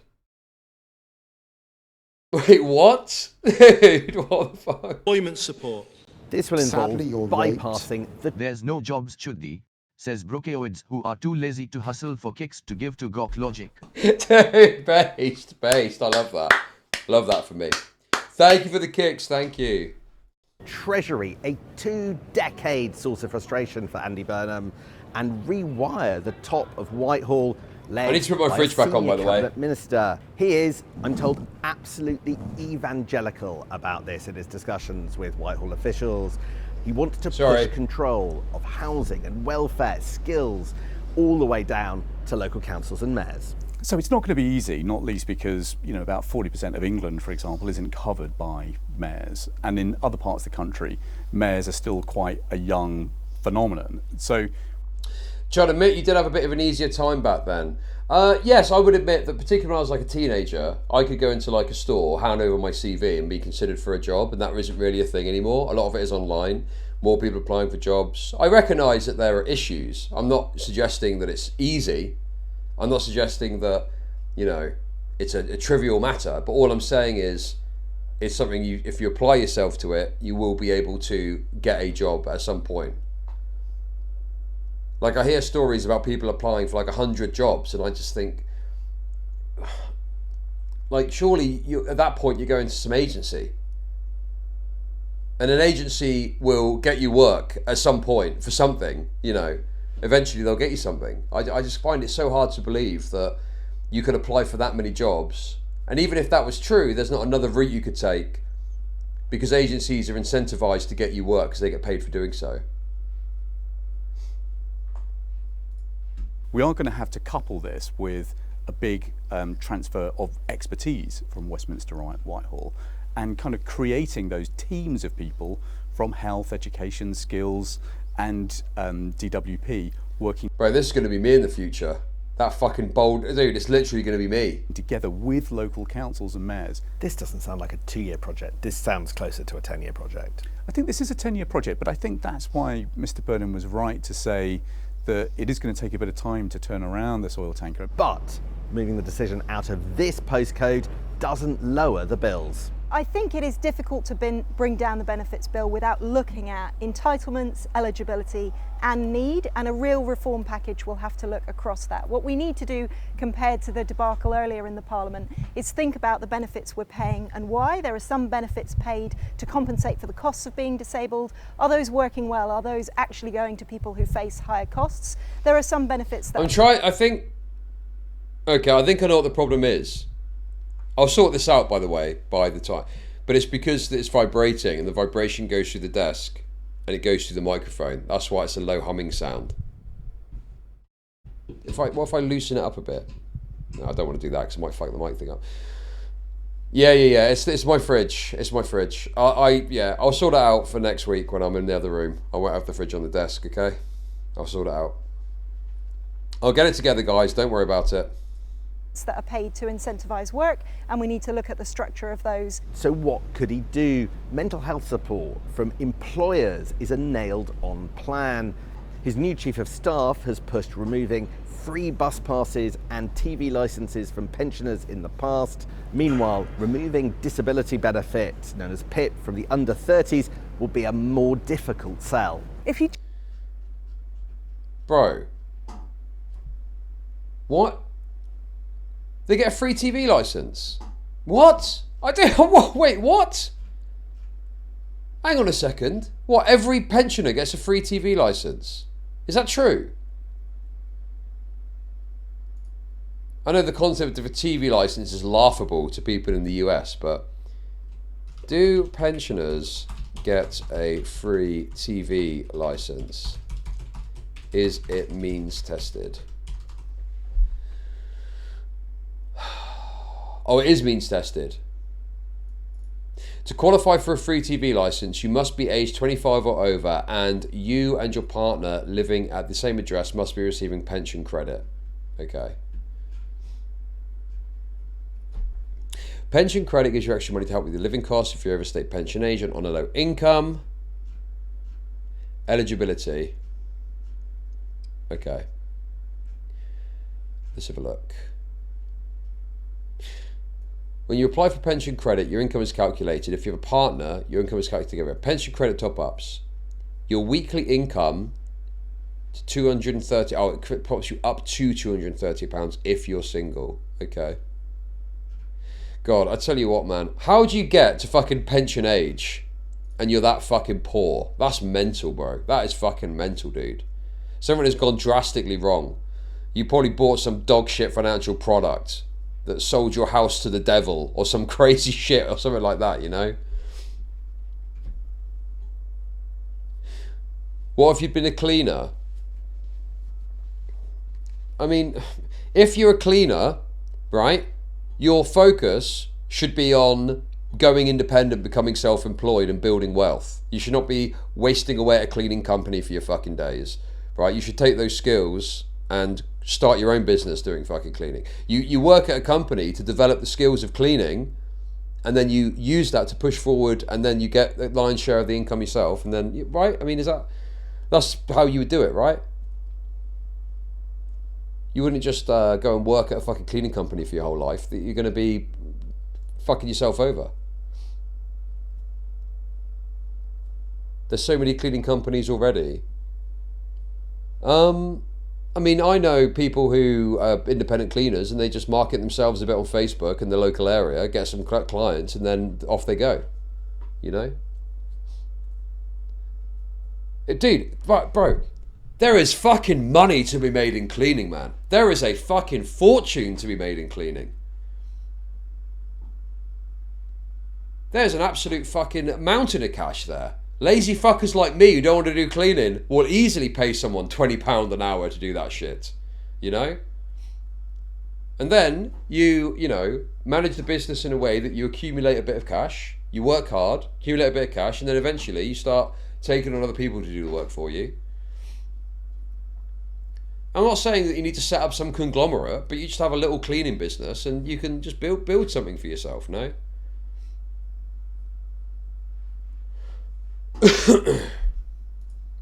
If you just cut the support people have, it pushes them into destitution and precarity. Also, $20 would be like a default rate for a basic house clean an hour, but you could charge a premium for, you know, harder jobs.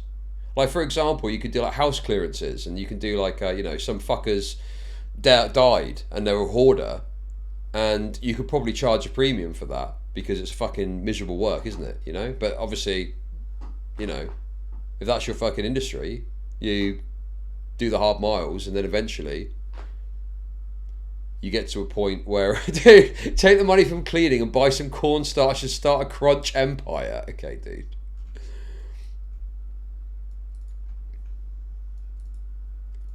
Yeah, I don't know, man. So, like, this idea of what if you're a cleaner your whole life? Well, if you're like a cleaner your whole life, working for someone else at minimum wage, you've failed. I don't know, does that sound harsh? I don't know, bro. You failed at life, haven't you? Because you've not bettered yourself. You've not moved yourself forward. I don't know, man. Like, do something. Do something. I don't know. This just sound hard to do something, bro. Who the fuck wants to waste away their life cleaning for someone else's fucking management for fucking 40 years? You at the start do it. Yo! Soldier Boy's baby daddy, thank you for the 10 gifted as I rant about how people should stop being fucking lazy. Thank you. Cleaning jobs are gone in 10 years. Robots will be doing it. That's fucking cope, dude. That's fucking cope, bro. That's not true. There's always going to be human cleaners, man. There's always going to be human cleaners. Yeah, I don't know, man. I think you can probably build something. Without getting into the detail, I know someone that does cleaning, and it's now their business. They started off working for someone else, And then they went off, they started their own thing, and then it's become their business now. And I tell you another thing as well, the good thing about cleaning, right? Not that I avow this, but there's a lot of fucking cash in hand in cleaning that you can do as well. You know, keep it tucked away from the tax man. And certainly as you professionalise, sure. But you know, tuck it a bit in your pocket. Don't let fucking the tax man know about that. I think as you're building, I think that's fine. Obviously professionalise later and whatever, but I think, yeah, I don't know. You're not helping your point. Why not? What do you mean? Dude, I literally know people that have done this. I know people that have started off working for someone else's business, then they've got experience and knowledge, they've built customers up off of it, and then they've gone out on their own and managed to bring some of the clients over with them and set up their own cleaning business. What is there? What is so crazy about that? That's the thing that people do, and I know because I know people that have done it. What is the issue that you've got with that?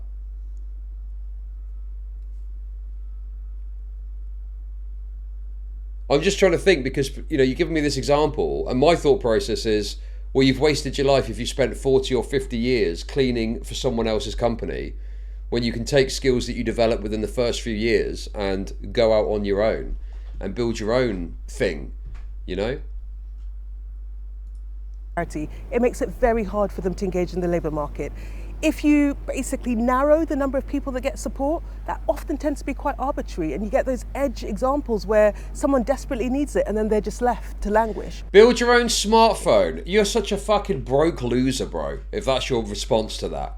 It's not build your own fucking smartphone, is it, bro? You're fucking cleaning toilets for fucking 20 to £30 an hour, bro. It's hardly fucking some crazy knowledge that you need. You build the skills that you need in the first few years working for someone else, and you do it yourself, bro. Holy fuck, man. God, some of you people are just destined to waste away and fail for the entirety of your fucking life. Build your own business. Yes, it's not fucking difficult to have a sole trading cleaning business. No, it's not that fucking difficult, bro. It's not that fucking difficult, bro.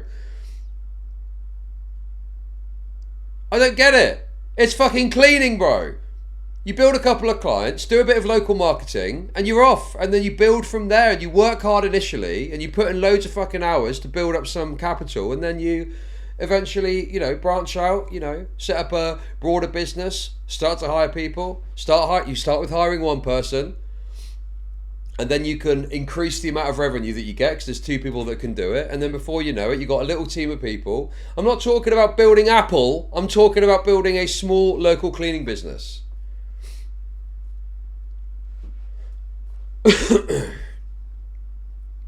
Dude, it's not about giving financial advice. I'm saying, how the fuck do you get to that age and you got no money? And someone said, well, what if you're a cleaner? And my response is, well, don't be a cleaner for 40 years for someone else. Branch out and build it into something. But saving money elsewhere in the benefit bill has already been ruled out. He's taking off the table changes to the... Yes, another good example. I know someone that's a plumber, right? And they worked for years, and that's obviously a bit more complicated than just cleaning. But they became a plumber, they got a trade, became a plumber, worked for another company for years, and then eventually they went out on their own, and now they've got their own plumbing business that they run, and they've got staff. Working for yourself does require follow through and social skills. Well, yeah, I mean, you've got to, you know... Yeah, I mean, dude, yes, I take back. Yep, I don't know what to tell you. Yes, you need to work and do something. Yes, correct. Otherwise, what's the alternative? You just sit there, you know, stuffing money in your boss's pockets for the rest of your life, whilst you get a fucking fraction of it. So steal the previous employer's customers. Yeah, correct. If you build a rapport with someone, it's not like you're being a dick about it, right? You go to that customer that you've got a rapport with and you say, oh, by the way, I'm leaving. And they go, oh, no, why are you leaving? I'm actually going off, I'm doing my own thing. And then they can make a decision, can't they? They can make a fucking decision. Like, there's nothing wrong with that. You have worked to build a rapport with that customer that's attached to you rather than the business. And if someone wants to go with you, that's fucking business. That's just fucking business, dude. If you are the product that can't be offered with that company and you're now elsewhere, fair game. That's business, baby. That's fucking business.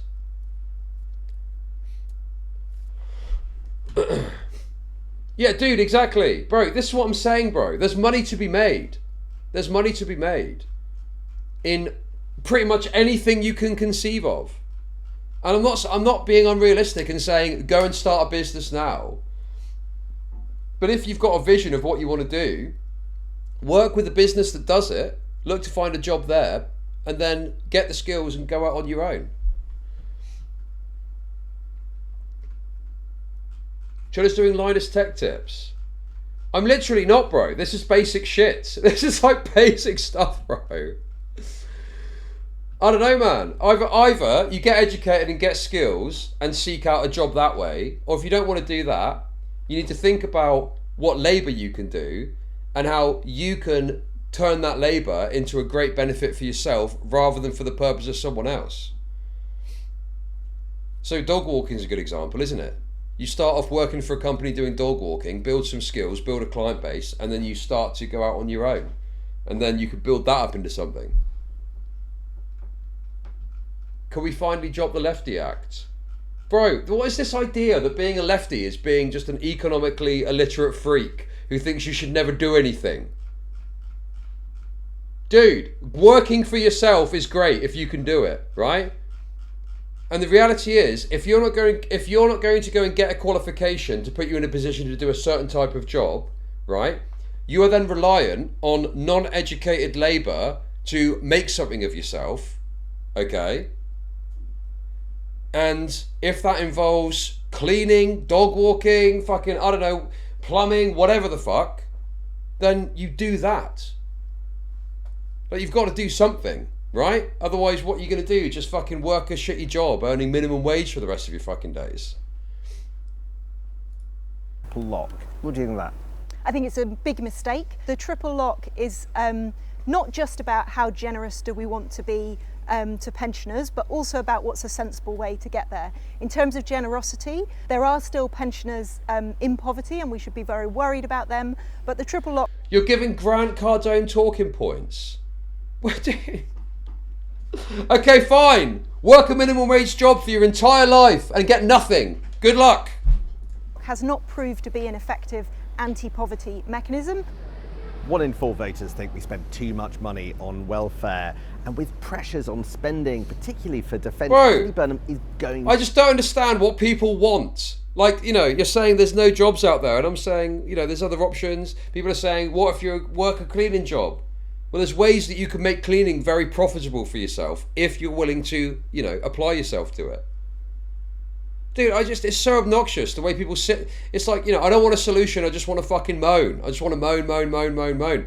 Bro, there's ways you can turn anything into money if you just apply yourself. And the way it works... to tackle this area. But all of this will be a tough sell to his MPs. As one ally of Andy Burnham put it to me, I am more welfare than warfare. Labour that you do, you as a capitalist working class entity, okay? You sell your labour. That's how you make money, is by selling your labour, okay? And you either need to increase the value of your labour to companies, and you do that through training and education normally, or through experience, or you need to take a bigger portion of the money that's paid for your labour. So with the cleaning example, you're taking a bigger portion by managing the affairs yourself on a small scale business basis, or you fucking do education. Those are the two things that you do. Those are the two routes that you can realistically take. So you've got to pick one, haven't you? Otherwise, yeah, you're going to go fucking nowhere in life. And it's just crazy to me that there's people that are acting like, oh no, there's no fucking work. Well, I mean, I fail to believe that there aren't means with which that you could get a job. I'm not saying it's easy. Okay, okay, you just want the dude. Honestly, some of this leftoid fucking retardation is insufferable, bro. What do you want? What do you want then? Okay, just fucking go and work a shitty job forever. I don't fucking care, bro. What do I fucking care? Go and work a shitty job then. It's fucking this is like the bed blob mentality that I've complained about before, where you've got people that will sit there and complain to the point where it's like, well, you're basically just a fucking, you just want to sit there as a blob on your bed all fucking, well, what do you want that? Yeah, sure, you can do that if you want, but you don't fucking complain then. Fucking hell, dude. Oh, I googled jobs, no job. I'm gonna give me my BMW now. Sadly, you're raped. Chud. Time out the boers, please. It's clear they have chosen this life. Sub-only mode. No, obviously it's not easy. No, of course not. It's not that it's easy, and going out on your own and doing something like a cleaning business is going to be challenging. It's going to challenge you, right? But then that's the point, is you have a challenging, thing, and then at the end of it you have something that it benefits you. You put effort into it to get something out at the other end, you know?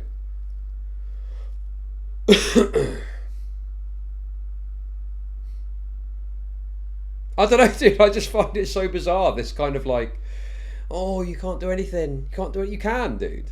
There's opportunity out there. I don't know, man.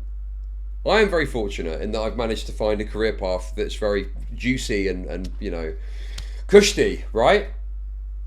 But if this wasn't happening for me, I'd need to be doing something, and you know, either I would have to get some training to get a higher tier job, or I'd have to find another way to start a business that, you know, goes down that route.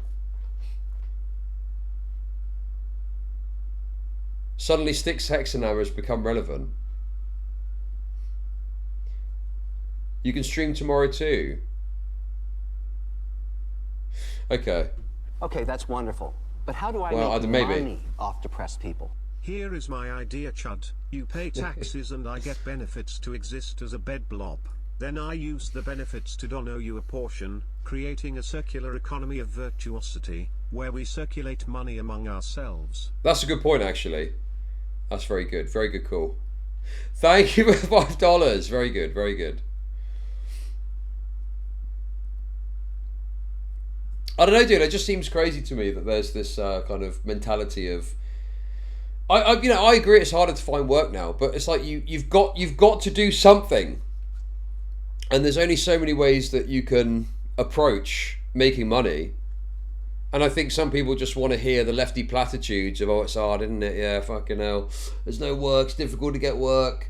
We need more benefits. Tax the rich. Blah blah blah. I'm not against your premise of starting a cleaning business. When you say I'm coping because you want to deny an industry shift of robots doing the actual cleaning within 10 years is just reaching. Save enough to adapt to the shift and your labour cost drops to under 30 pence an hour. Not 30 nor 70 quid for the employee per hour. Sorry for the TLDR. I mean, if that were to happen, there'd be such a fundamental shift in the economic reality we exist in that you'd have to have a sort of UBI or something like that, right? But I just think that this is this fantastical idea that in 10 years is going to be robots cleaning. Well, if that was the case and there was robots doing menial tasks, you would just have to structure a human-based cleaning business that has a different option or something, right? UBI would be so good. There's going to be ways and means that you would say, right, well, this particular part of the market. Yeah, no, sure. But that's what I'm saying is, if indeed, you know, I'm sure that some job websites suck, but if you go into an agency and say, I'm looking for work, here's my CV, blah, blah, blah, they will work for you. You know, you're basically getting people that are economically incentivized to find you work,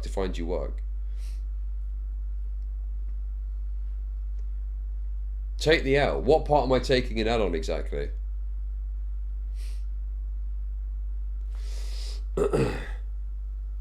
I don't understand. What am I saying that's crazy?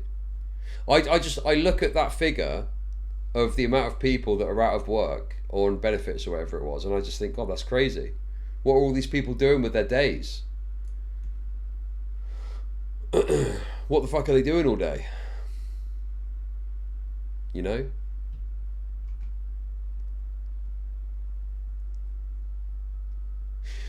I'll be real, I'm a cleaner, and the thought of them realising they could just bring in robo vacuums and cut 50% of our labour hours in half is kind of scary. Yeah, vacuuming is... But then, you know, I'm sure that... I mean, how good are robot vacuum cleaners? Do they do it to the same standard as a human pushing a vacuum around? And also, there's some things that robot vacuum cleaners can't do in terms of vacuuming, right? Like stairs.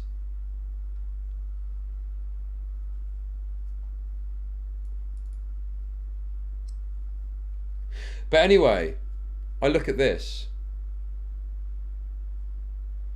and I just think there's something amiss here.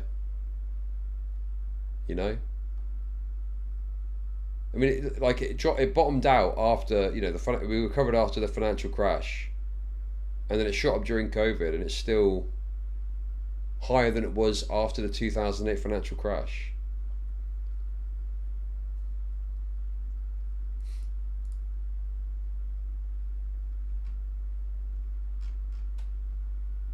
There's got to be something there that isn't just there's no fucking jobs, that I seem to be hearing a lot from chat.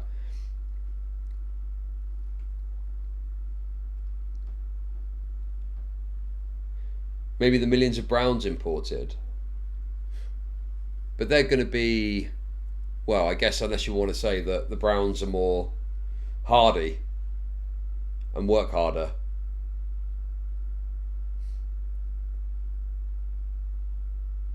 No, dude, I don't know. I think that there is an issue of this kind of neatism, this neatism shit, you know? Your browns don't work. Oh no, our browns do work, yes. Dude, I watched a video. Did I watch it on stream? It was about Mexican workers or something. There was a guy talking about doing a swimming pool south of, you know, close to the Mexican border, and he was sort of talking about how fucking hard workers Mexicans are. And they're just like, whoa, they're fucking out there working super hard. And it put the whites to shame. American browns pick our crops and build our sheds. Okay, anyway guys, what else can I lord it over about? What have we got next? Oh, let's take a look at this FARAGE stuff. There's a new video about that. Reform's Treasury spokesperson, Robert Jenrick, has defended Nigel Farage over allegations that he failed to declare benefits provided by a convicted criminal. The Sunday Times is reporting that George Cottrell gave the Reform UK leader support with security and social media staff in the year before he entered Parliament. Mr. Cottrell, who is seen here with Mr. Farage, was jailed for wire fraud money laundering, in the United States or wire in fraud, 2017. The Liberal Democrats have called for an investigation into whether the Reform leader has breached parliamentary rules. But speaking to Sky's Trevor Phillips, Robert Jenrick said the story is simply an attempt to drag Mr. Farage down. So let's just deal with Mr. Nigel Farage. Donate or you are a bed blob. Yo, hey! Thank you to 2,000 kicks. Thank you. Lovely stuff. Beautiful. Me that this Mr. George Cottrell is just some acquaintance. He doesn't, you tell me, pay for Mr. Farage's bodyguards and so on. Sadly, and so you're forth. raped. Do you think? Hey, Kabiosh, thank you for the gifted sub. Thank you. You're telling me that. You've conceded. You've conceded that. I haven't conceded. George Cottrell is an old friend. Choco Queen, thank you for the sub. And that he supported him before he became a member of Parliament. Doesn't do so now. What's the story? There is no story here. This is just yet another in a whole chain of smears that's trying to. Oh shit, we filled the bars. We're to the ordinary Let's talk about the things that people actually care about. This is a repeat. Our People in Politics correspondent Nick Martin has more. Mr Farage is once again facing questions about money, transparency and his relationship with wealthy allies. And remember, George Cottrell, as you said, is a controversial character. He's a convicted fraudster and he's a long-standing friend of Mr Farage. And the allegation in the Sunday Times article is that Mr Cottrell gave him support for security, social media and even support and money for rented accommodation before he was an MP. And the question is whether that should have been declared once Nigel Farage was elected as MP for Clacton. Now, as we've just heard from Robert Jenrick, they are defending Nigel Farage to the hilt, saying he has done nothing wrong, that he's declared everything he has to declare. But there are still huge questions about whether the parliamentary rules have been broken, and that will have to be established. Now, this is, of course, not the first time. Well, I think what this does is, yes, I think that in line with Burnham going into, there is a fertile opportunity to do things which are popular to fucking move ahead. Yes. But we'll see. We'll see what happens. I don't know how feasible or possible this is. But if Burnham just went in and said, look, this speech stuff's gone too far. We're pulling back on that. Okay? I don't know. Fucking some other popular shit. Dude, just do shit like that, man. I'd be fucking well up for that. Make it so that people could be racist on the internet without fear of prosecution in the UK. It's not going to happen. It's not going to happen. But even if it's not that, there must be some sort of easy popular policy that he can at least bring to the table. You know? They've already turned that back, by the way, in March. Turn what back? That Nigel Farage has faced an investigation. He is currently under investigation by the Parliamentary Commissioner for Stan. They're not arresting people with praise. That's not true. What they did is they changed non-crime hate incidents and they've tightened it up. They still exist in some police forces, but they're more restrictive now to prevent police going out for like petty disputes and shit like that. But unfortunately, the laws governing speech online are still on the books. Standards over a separate £5 million personal gift from the British cryptocurrency investor Christopher Harburn, which was given in 2024. Now that is still underway, and Mr Farage said in that case the money was for his personal use and not for political use. Now, just interesting, some of the details in the Sunday Times article. They say that Nigel Farage did register a £9,000 trip to Belgium in 2024, which was paid for, donated by Mr Cottrell, and a £15,000 domestic flight to the United States, also paid for by Mr Cottrell, but no other support, it's reported, has been registered with the members' interests log. And so that will be the question now. Now, the government, the Labour Party, have issued a statement on this, and we can give you that now. It's quite a strongly worded statement. They say, Reform can't shrug this scandal off and hope that it goes away. Everyone can see through Robert Jenrick's desperate attacks on the media. This is serious and it deserves proper scrutiny. Nigel Farage has been secretly funded by a convicted criminal, and Jenrick cannot explain why. The truth is, Farage and his party are just in it for themselves. What is the best faith right-wing response to this? And no, I don't mean just, oh, Nigel Farage could do no wrong. What's the problem? What is the actual explanation for this shit? They're entirely unfit for office. Now, the Liberal Democrats have also written to the Parliamentary Commissioner on Standards, asking them to look into this latest allegation, saying it raises serious questions as to whether Mr Farage complied with the rules. Now, the question right now is not so much whether Mr Farage has broken the rules. That has not been established yet. The issue is whether the public has a clear enough picture of how Mr Farage is supported as one of the most influential British politicians, and on what terms. Yeah, I think this is well, there's another one as well. Busy in there, George, do you know? It's not busy. It's a pedestrianised area, yes. Yeah. Reform UK is today describing George Cottrell as an old friend. Dude, they are Epsteining the fuck out of this, aren't they? Epstein the fuck out of this. They're literally having him, oh look, here he is with him here, here he is with him there. of Nigel Farage, that his generosity to the party leader should be seen in that personal light. But theirs is a friendship long bound up in politics. Round Parliament Square, down Whitehall, Trafalgar Square. The young aristocrat, known as Posh George, by Farage's side through the Brexit referendum campaign. And still by his side a month later when he was arrested in Chicago over a cryptocurrency wire fraud, convicted and jailed in a sting where he offered to launder hundreds of thousands of dollars for FBI agents posing as drug dealers. He was with Farage as he campaigned to become MP for Clacton in 2024. The Sunday Times today focusing on the preceding months. Excuse me, boys, please. Excuse me. When Cottrell provided him with security, the use of a house in London, and a social media upgrade. We were never asked if we wanted these extreme levels of mass immigration. Hiring 25-year-old Jack. Bro, dude!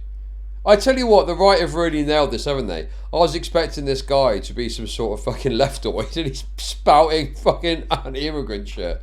Fucking hell. Anderton to bring his viral know-how to Farage's feeds. And 125,000 people isn't a sort of slow motion D-Day in reverse. I don't know what is. Anderton only hired by Reform in the month that Farage himself announced he'd stand in the election. You're allowed to accept a gift, support, whatever you want to call it, from a personal friend before you're a member of Parliament, if it's in a purely personal capacity. So there is... Dude, this is like such cope, man. It's such cope, bro. What does this mean? Oh, he wasn't actually a member of Parliament then, but he was on the precipice of becoming a member of Parliament. And so therefore, this money... dude, obviously, there's a question here of the influence it has now that he's a member of Parliament. Surely to God, there's something there. Why are they acting like it's no big fucking deal? And like they're mad for you having just asked. Absolutely nothing to see in this story. When you're a GB News presenter and you've just been on The Jungle, you do create social media content. Okay. That's nothing to do with his job as a member of Parliament, because he wasn't a member of Parliament. So what are the rules? The House of Commons Code of Conduct requires new members within 1 month of their election to register all their current financial interests and any registrable benefits received in the 12 months before their election.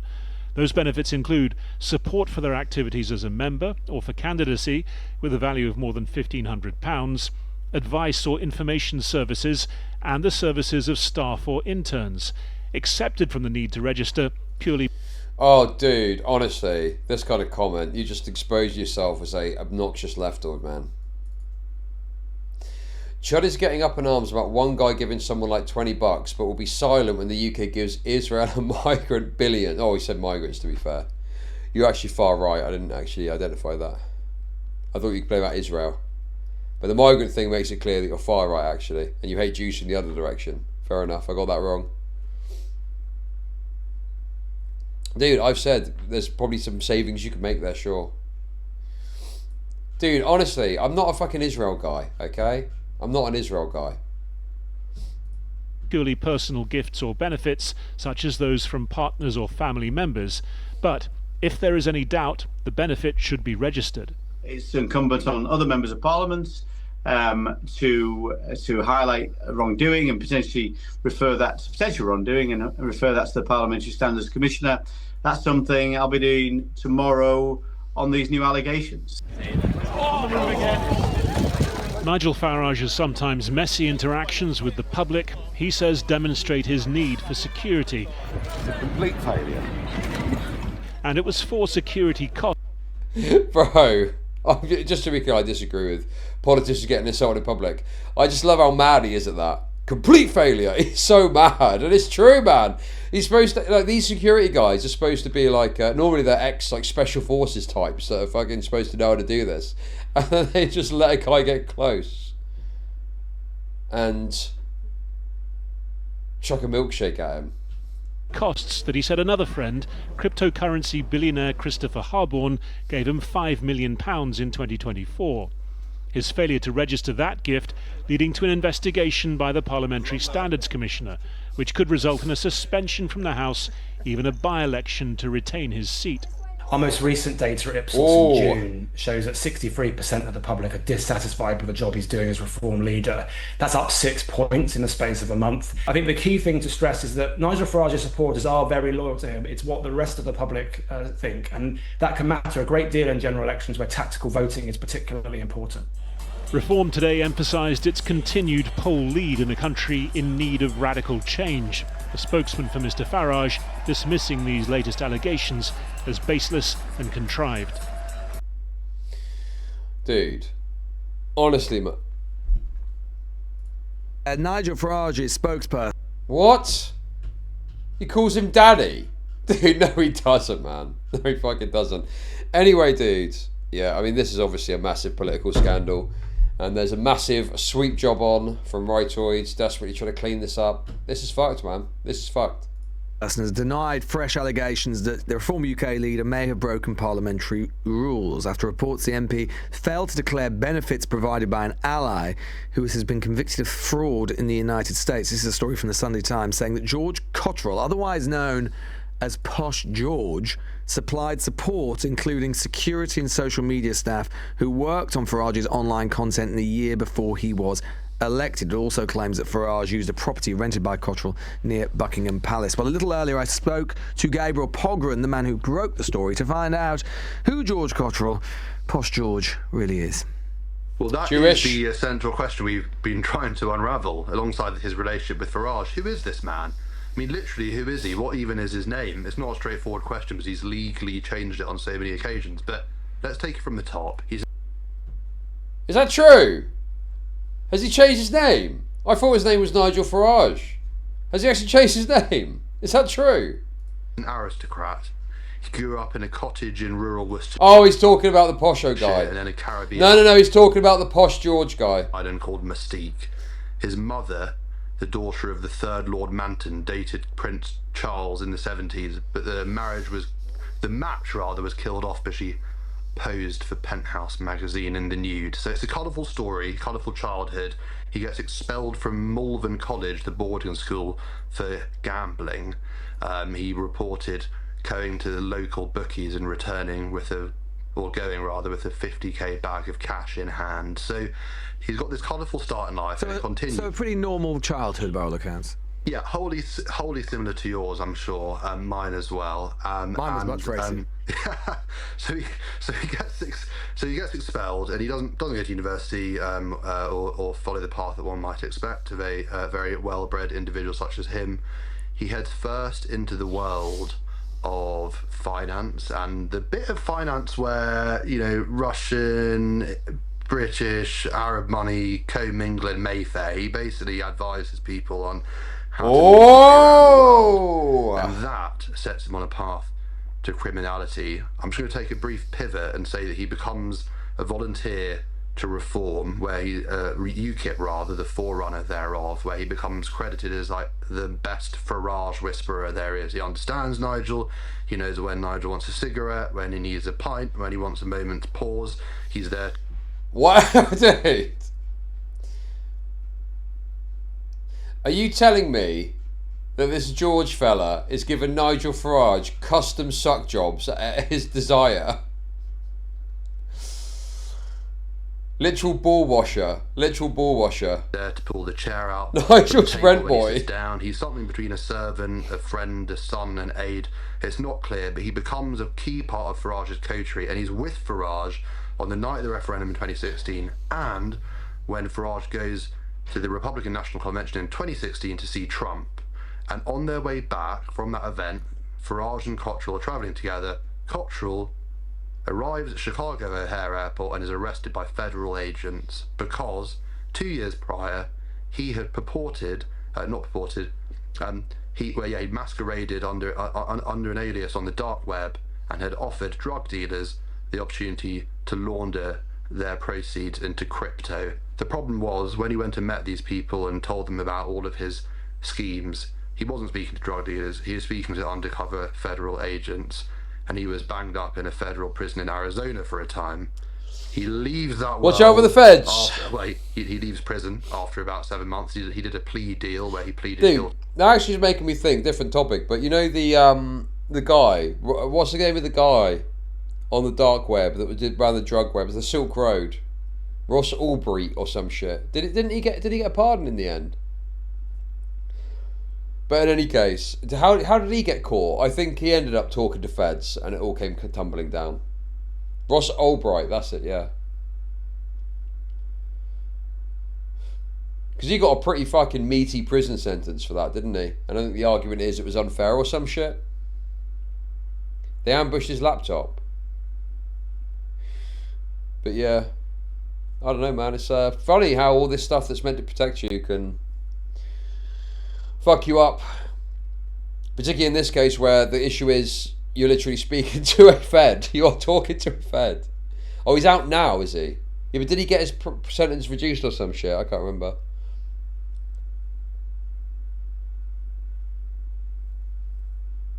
Yes, dude, that's the other thing too, flip-flop, is, yeah, there was other things he did that people don't talk about, and they act like he was just trying to sell a bit of cannabis. But he actually did some crazy shit. Guilty to a charge of wire fraud and agreed to give the authorities information. And then there's a whole interregnum, but the thing that I'll just try and land in the here and now is that he gets back into crypto and back into gambling and moves to Montenegro, all while preserving this incredible proximity to Farage. So despite the fact that he had been convicted and sent to an Arizona jail, despite the fact that the feds had managed to expose him for doing the things that you just described, Nigel Farage keeps him close. Yeah, well, Farage has never... He tried to downplay the charges when he was asked about them at the time and said he wasn't responsible for the actions of everybody who happened to know him. But I think the thing one has to understand is there are lots of journalese squandered on phrases like the most important aide to or the number one person. He really is Farage's guy. It's like there's no division between...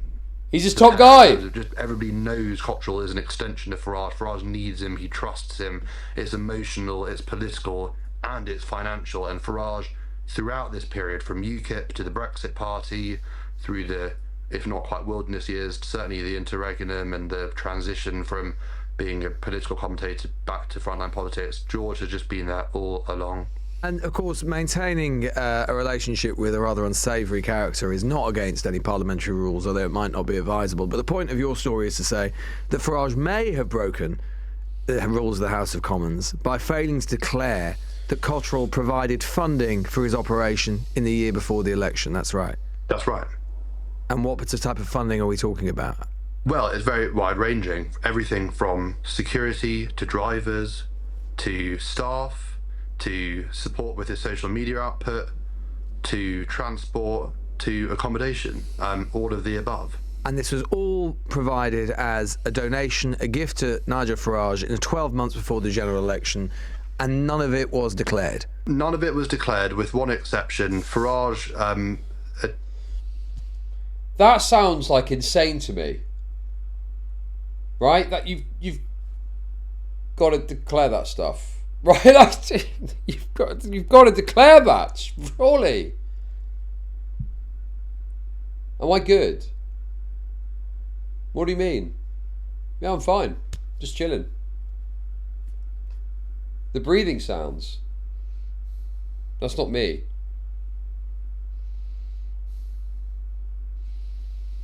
That's not me. That's the fridge again. No, it's not, dude. God, I need to get out of this room. I'm not promising anything. I might do a stream tomorrow.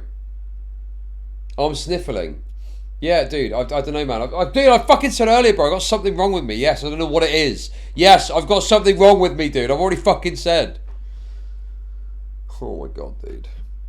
But yes, I may well find time to do a stream tomorrow. But then Tuesday, the flooring's going in downstairs. And that could be the time that I switch over to the new room whilst they're doing that, because I won't want to be doing it whilst there's tradespeople knocking about. So I think maybe I'll stream tomorrow, just do some politics shit, something like that. It just divulged that Cottrell had paid for him to attend a Conservative conference in Brussels shortly before the election. He reported that. There was another occasion where I noticed that Farage had travelled to America to attend a Trump fundraiser in Florida. It was only after I started pestering him about that they reluctantly and belatedly reported that was Cottrell too. But that's in the past. No, the reality is nothing else was declared. Nothing. So Cottrell's literally paying people, his lawyers have told me, from a bank account in his name to staff to Nigel Farage, who are responsible for broadening his reach, managing his personal brand, bringing his message on migration, culture wars, climate change, the economy, reform, Tories, Labour. He is literally paying those people to do that job. The rules say any benefit received in 12 months prior to one's election must be declared. Farage didn't declare it. And the point is that... so he's banging to rights. My understanding is that Farage is using the same defence that he has done with another person heavily associated with crypto, that is Chris. No. This is not just Farage bad. This is Farage has got a new financial calamity to contend with. The fact he was supported with money he was supposed to declare and he didn't. That's like a whole other thing beyond anything else, right? It's Christopher Harborne, the man who provided him with the £5 million gift, is also, in a way which is compliant with the rules, given £12 million to Reform. He's saying that much like his gift from Harborne, this was all before he was an MP.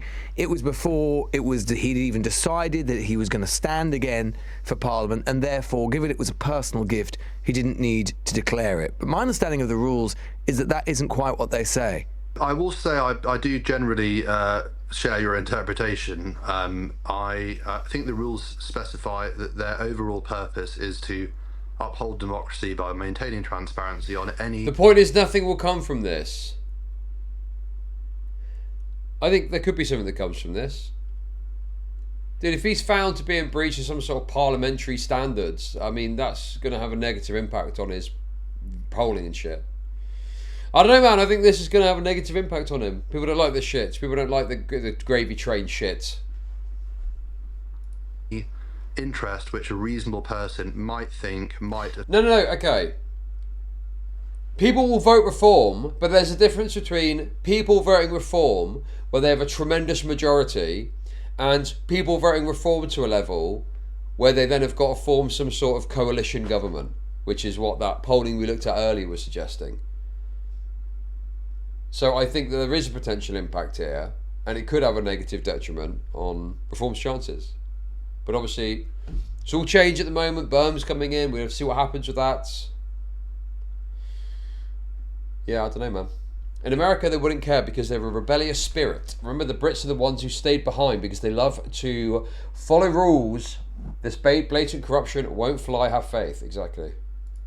Might affect the words or actions of a member of Parliament, and that includes specifically that one must register any gift or benefit exceeding £300 in value, which it uses this language is in any way related to a person's political activities. What that means is it's not, quote, purely personal. That is to say, it's not a box of chocolates on Valentine's Day from your wife.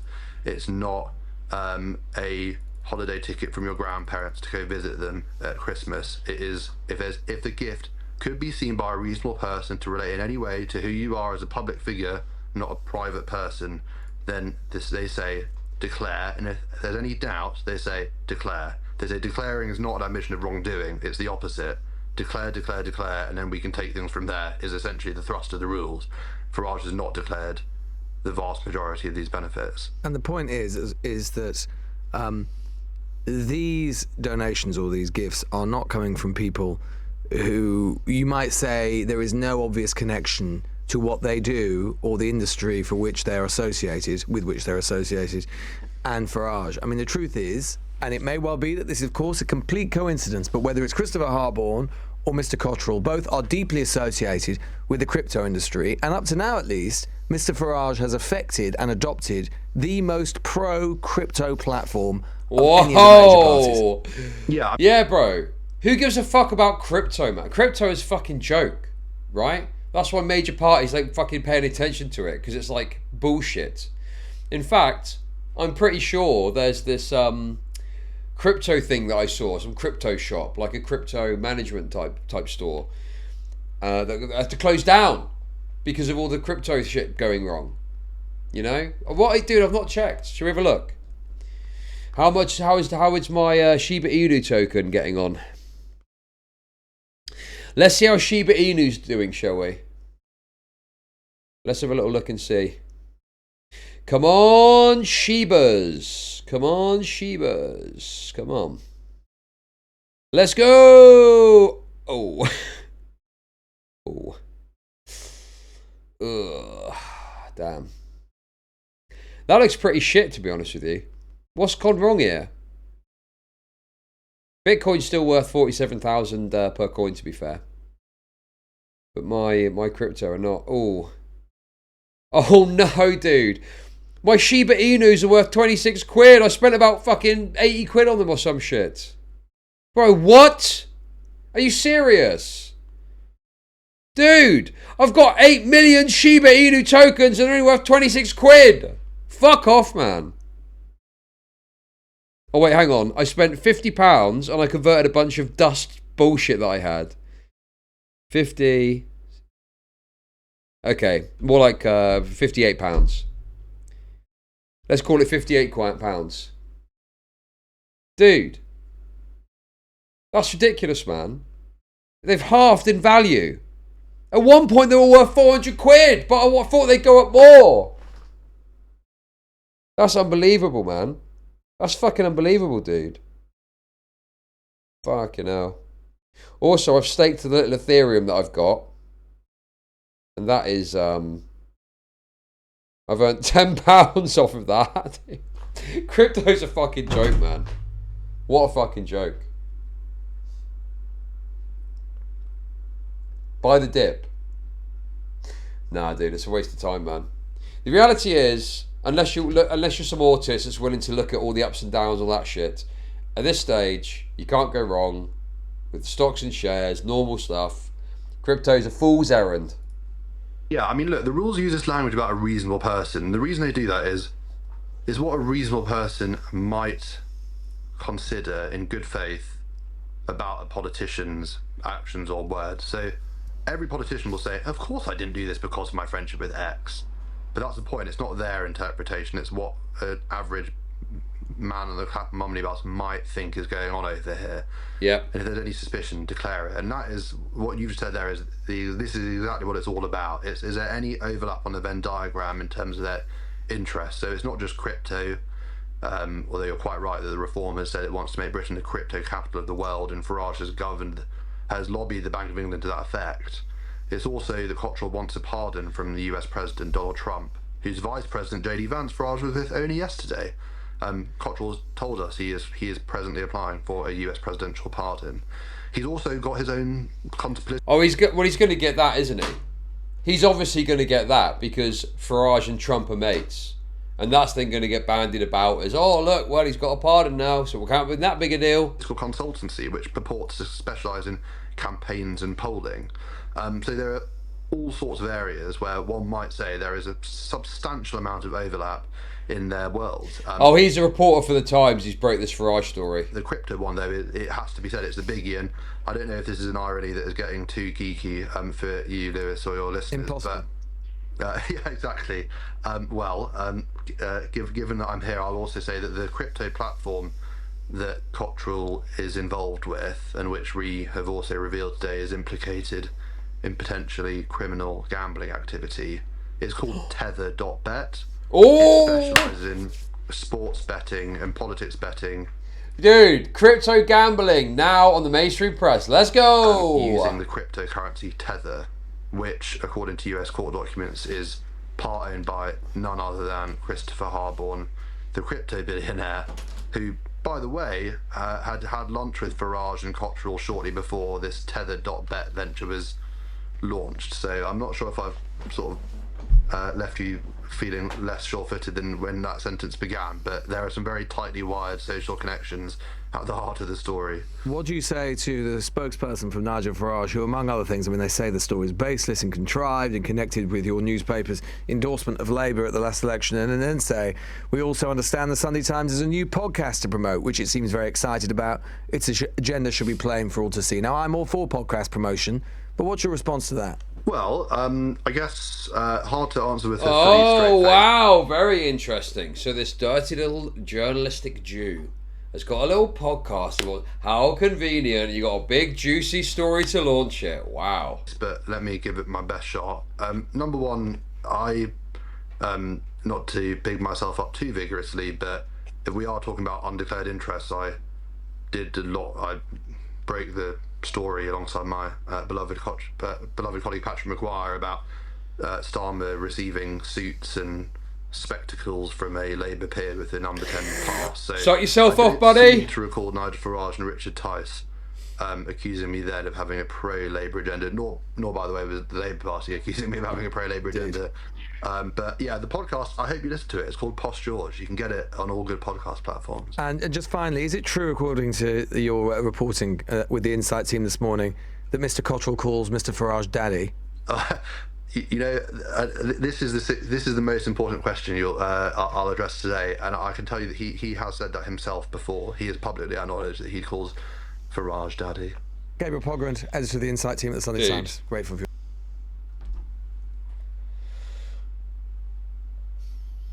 Well, that's obviously a bit gay, isn't it? Straight away. There's some sort of gay shit happening there. By the way, the sun isn't quite as bad today. It seems to be behind the clouds a bit, so we're laughing. Okay, I'll do one more thing before I go. I'll bless you with my presence for a bit longer, I guess. I will also stream a bit tomorrow, I think. I think I do want to stream just a little touch, just a little taste. A few hours at some point, probably. Remind me tomorrow, and I'll do the Russia stuff. I want to talk about how raped YouTube is, because they got this new policy that they're looking to introduce. So I just got a notification on YouTube. Proposed UK rules could impact your channel views. The UK government want to decide whose content gets pushed more in the algorithm and seen in search results. This is a direct warning from YouTube for UK creators and states that the British government are considering to force platforms like YouTube to give extra visibility to traditional broadcasters like the BBC, ITV and Channel 4. See, the thing is, I actually thought there was something of this already. There is the algorithm favours this stuff already. But I guess this is more cemented. And I think also the other thing as well is, I think it's for certain topics that's the case.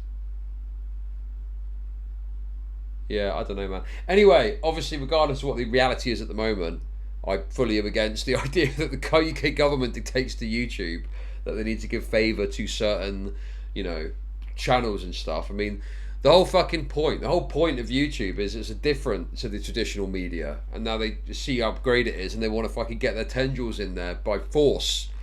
The British government is trying to rape YouTube. That's what's going on right now.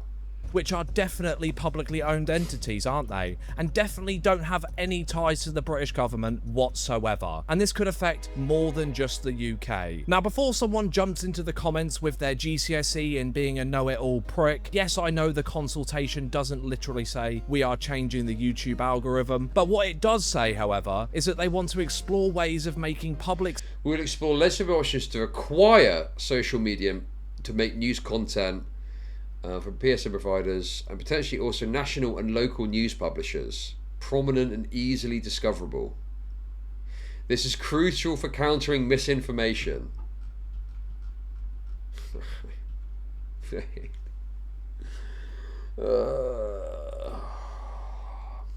need to manufacture consent everywhere. Public service media more prominent and easily discoverable on certain platforms. And if one group is being made more prominent, somebody else's content has to move down to make room for that content, which is fucked. And to be clear, this isn't a law yet, this is a consultation. But this is exactly the stage where people are supposed to speak up before decisions get made. So I've linked all the necessary forms below for you to read over and fill out with your response. This is a new strategic direction they like to call watch this space. Oh, you're hard. Normally when someone says, watch this space, it means something significant and fascinating is on the horizon. Like, for example, you and your friend are in a similar line of work, and one of you have performed better than him recently. Watch this space, lad, I'm coming for your job type shit. And if you're from the UK, or anywhere for that matter, this is something that the British broadcasting services have been trying to do for years on YouTube. We now have factually incorrect Channel 4 documentaries. Okay, I don't know about factually incorrect, but I do agree that there's been a push to get this into the YouTube stuff. You know, there's all this Channel 4 shit on there now. You know, they clearly want to tap into the YouTube market with this shit, you know. And I, you know, I'm all for it, but you know, the idea that they get a foot up because the government says so is fucking deranged. They should compete on the same level as any other fucking YouTuber, you know? Well, there's nothing wrong with Channel 4 having their content on there. The issue is the government, which owns Channel 4 and the BBC, telling YouTube that they must prioritise it through legislation. That's the problem, you know? That's the issue. And you see now all of these new traditional news media outlets are copying the model that YouTubers have created with the podcast style content and shit like that, you know? They're trying to ape that style. Documenting crime and interviewing hired actors with balaclavas on, or simply just re-uploading slop that's already been on television. The issue is, though, there aren't really many people working in these companies who actually know how to do their fucking job. It's not harsh, it's just honest. I can imagine there are teams of 50+ people working on a singular video, only to get a few 100,000 views. And they clearly notice that their main issue is a lack of personality and audience retention, hence why they started working with YouTubers to present some of their shows. Yes, dude, I've seen this where they do these combined shows. So you have like the news channel, but then they've got a YouTuber that they work with, and they use that like conjoined work shit that you can do with channels now. So essentially, to put it plain and simple for you guys, well, this is the way I see it, at least from what I've read. The BBC, ITV, Channel 4, all of those twats have gone to the British government like a sibling who feels neglected in the household and said something like, "Daddy government, our views aren't really doing that well recently. We can't really afford to keep hiring these massive teams of people who do the bare minimum anymore. Can you do something about it, please? These creators with teams a fraction of the size of ours and zero budget are outperforming us." And some big fucking tosser has gone and wrote up this green paper. Wouldn't be surprised if he smoked some of the green prior too. And this document just has excuses as to why they want to do this, like foster a healthy information environment where trustworthy news is easy to find.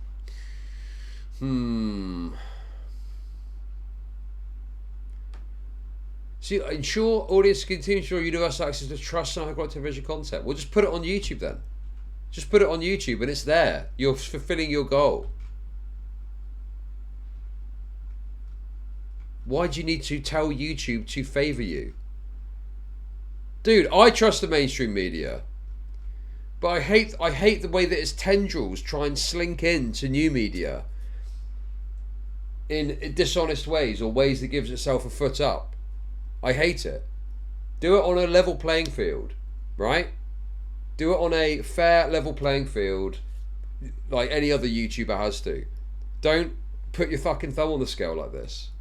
That isn't and never will be something that's possible. Are you really that fucking dense? Who decides what trustworthy means? This isn't protecting what news we see though, is it? It's not about me or any of us. It's about you choosing for us. And the entire justification for this seems to be that young people increasingly get their news from social media and that algorithms prioritize engagement and misinformation exists online. Misinformation has existed since humans learned how to fucking speak, lads. The question isn't whether misinformation exists. The question is whether it's government-backed. Support our public service media providers who sit at the heart of our domestic TV industry ecosystem. You are not in a position to define the heart of anything. You have your little television shows where you don't allow creative freedom, you cover up predators and treat your staff like shit. The heart of YouTube, and any media for that matter, is the viewer. It's always been about what the viewer wants to watch. They simply don't want to watch your shit. You hire thousands of people that can learn. I gotta say as well, that if you look at, like, the Times is a great example of this, where they pump out the same sort of videos you'd see from like a normal YouTuber, and they struggle because people don't go to YouTube to watch mainstream stuff necessarily. They go there to watch non-mainstream stuff, because if you wanted to watch mainstream stuff, you'd go and watch it on the telly or some shit, Like, look at that video we watched earlier, that black shit. That had like 5k views, because people do not want to watch some fucking woke slop off Sky News on YouTube. I watched it because it was a funny thing to watch on stream. Yeah. Also, the body cams is actually a really good point, because one of the great things about new media and YouTube is we've moved away from having to rely on the media to access things and filter it through to us. It used to be that you'd have to go to a news station and they'd show you an edited version of a body cam, and it still happens in the UK to a degree, whereas now there's channels that just contact the police department, get a body cam and put the thing onto fucking YouTube, and you just watch it, and you can actually just see what's going on there in a way that you couldn't with traditional body cam stuff, or you got to see it through a lens of what the editor wants you to see, and it's heavily edited. Yeah, man, this stuff just fucking sucks, dude. So I think this is more of the effort for the government. I think you've had a bit too much to think. I think you need to watch a BBC News broadcast now. Engagement on the platform and help boost your views through legitimate means. You're just stuck in the media mindset that's taught within educational institutes. Get with the bloody times. You've even acknowledged that YouTube is now a mainstream media. Then quickly after, you go on to say the first 5 channels on the traditional program guide are no longer the guaranteed front door for TV viewing that they once were. Well, no fucking shit, Sherlock. It's called evolving, lad. You stuck to one format for decades, one way of how everything worked, and it worked for so long. And dude, now it's like they've seen the growth that's happened off the back of like new creator stuff, and they just want to force their way in now that it's built, when they weren't fucking there at the start, and now they're trying to catch up. Oh god, it's so fucking obnoxious, man. Just because it's not working as well, instead of adapting to the times or simply giving up and calling it a day, you want to explore legislative options to enhance your viewership. One minute you're saying stuff like YouTube is a mainstream media, which implies jealousy. Yes, it is just cheating. Yes, there's no other institution that could like achieve this. Right? There's no other media institution that can go to the government and get the government to put in place favourable terms to get people to get it to favour their channel, because you've fallen off. Then you're doing the typical British sly move of saying this is about removing false... It's like trying to steal your old job's customer. Is that good business? No, you fucking idiot, bro. It's not the same thing at all, is it? Because in this example, they're using the power of the government to get a foot up, right? That would be like going to the government and saying, I'm setting up a new cleaning business, make it so that people see my advert above everyone else's. False news coverage and supporting broadcasters. Was this written by someone going through puberty? And here's the part that concerns me the most. You've acknowledged viewing habits have changed. You've even acknowledged that people are choosing creators over traditional broadcasters. Yet, instead of competing in that environment, you're discussing ways to make certain organizations easier to find through legislation. If your content is better, people will watch it. If it isn't, they won't. That is how the platform was designed, and that is how it works. Today you're saying, oh, it's just all the fake news, but by your own wording, tomorrow it will be documentaries, then it will be entertainment, then educational content. Then once you've got all the foundations in place, the thing is, I agree with all of this, but I think this is another step down the pathway of YouTube getting corporatized and raped out the wazoo. And I just think that, what the fuck are YouTube gonna do?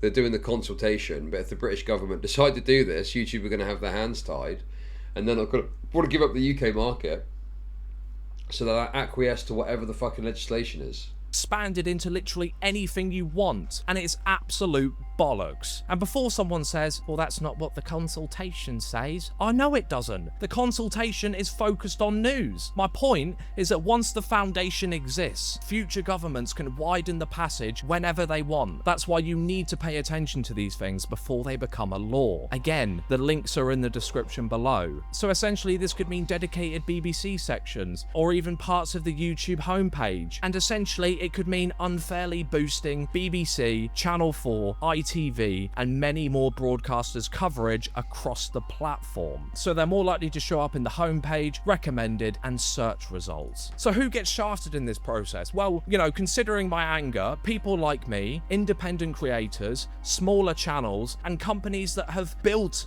a channel on YouTube that aren't in ties with the government. But most importantly, it dictates what you as a viewer watches on YouTube. I mean, this says it all, doesn't it? I mean, you look at the BBC News page and compare it to what like an independent media outlet on here would get. You know, some of these are getting fucking pretty diabolical views considering it's the BBC. Some of them get a bit more. I mean some of these are struggling to hit 100k. But you know, stuff like this is a good example, right? And the Americast, this is clearly designed to ape a podcast, YouTube style podcast show. And it's got 20k views because we don't want to fucking watch it because it sucks. Why do you want to listen to some fucking, you know...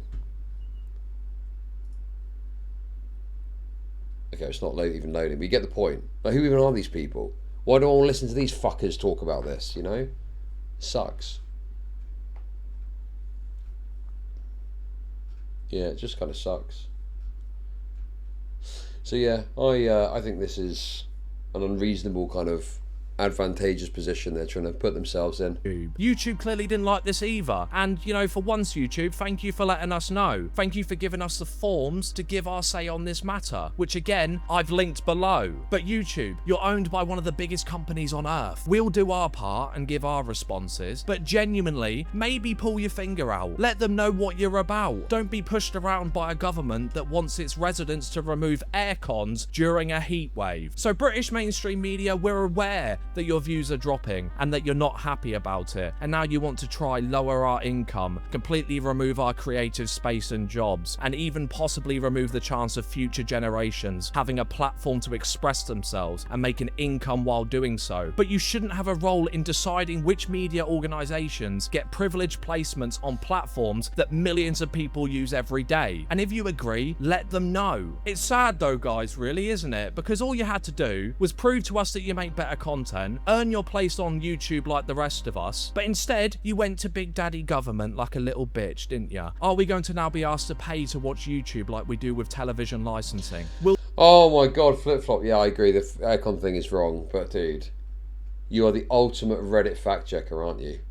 Will this affect the algorithm worldwide? I can imagine it will. Is it going to be as simple as clicking "don't recommend me this channel" on every broadcasting company's channel? I don't know, but I think the most important thing at the moment is subscribing to your favorite creators, turn on their notification bells, because you never know. This is something that could be genuinely rolled out worldwide. Check out the forms I've linked below, read the entire green paper, and give your response to this matter inside of that well form. Thanks. I think there's a bit of hysteria about it. I just think that it's the fundamental unfairness of it that traditional media have seen the benefits and now they want in on the action and they're forcing their way in. It's a rapist mentality. It's a pure rapist mentality.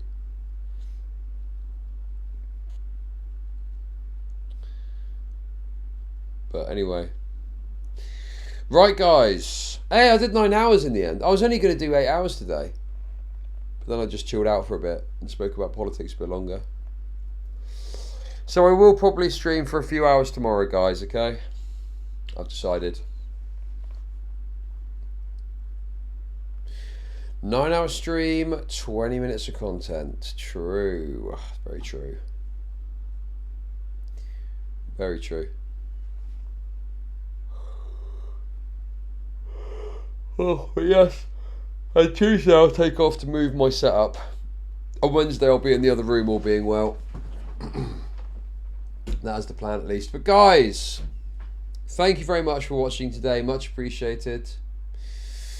I had a great stream. Hope you had fun watching. And I'll be back for a few hours tomorrow. And then Tuesday I'll be off. Hey, thank you. Yo, we got a kick. We got a kick. Now we're talking. Right, who are we raiding? Parry's not live. I can see it. I'll raid David. Thanks for watching. Much appreciated. Be good. Have fun. Enjoy yourself. I'll see you all tomorrow for a bit, hopefully. Probably. Bye. Bye. Bye. I like swords and axes.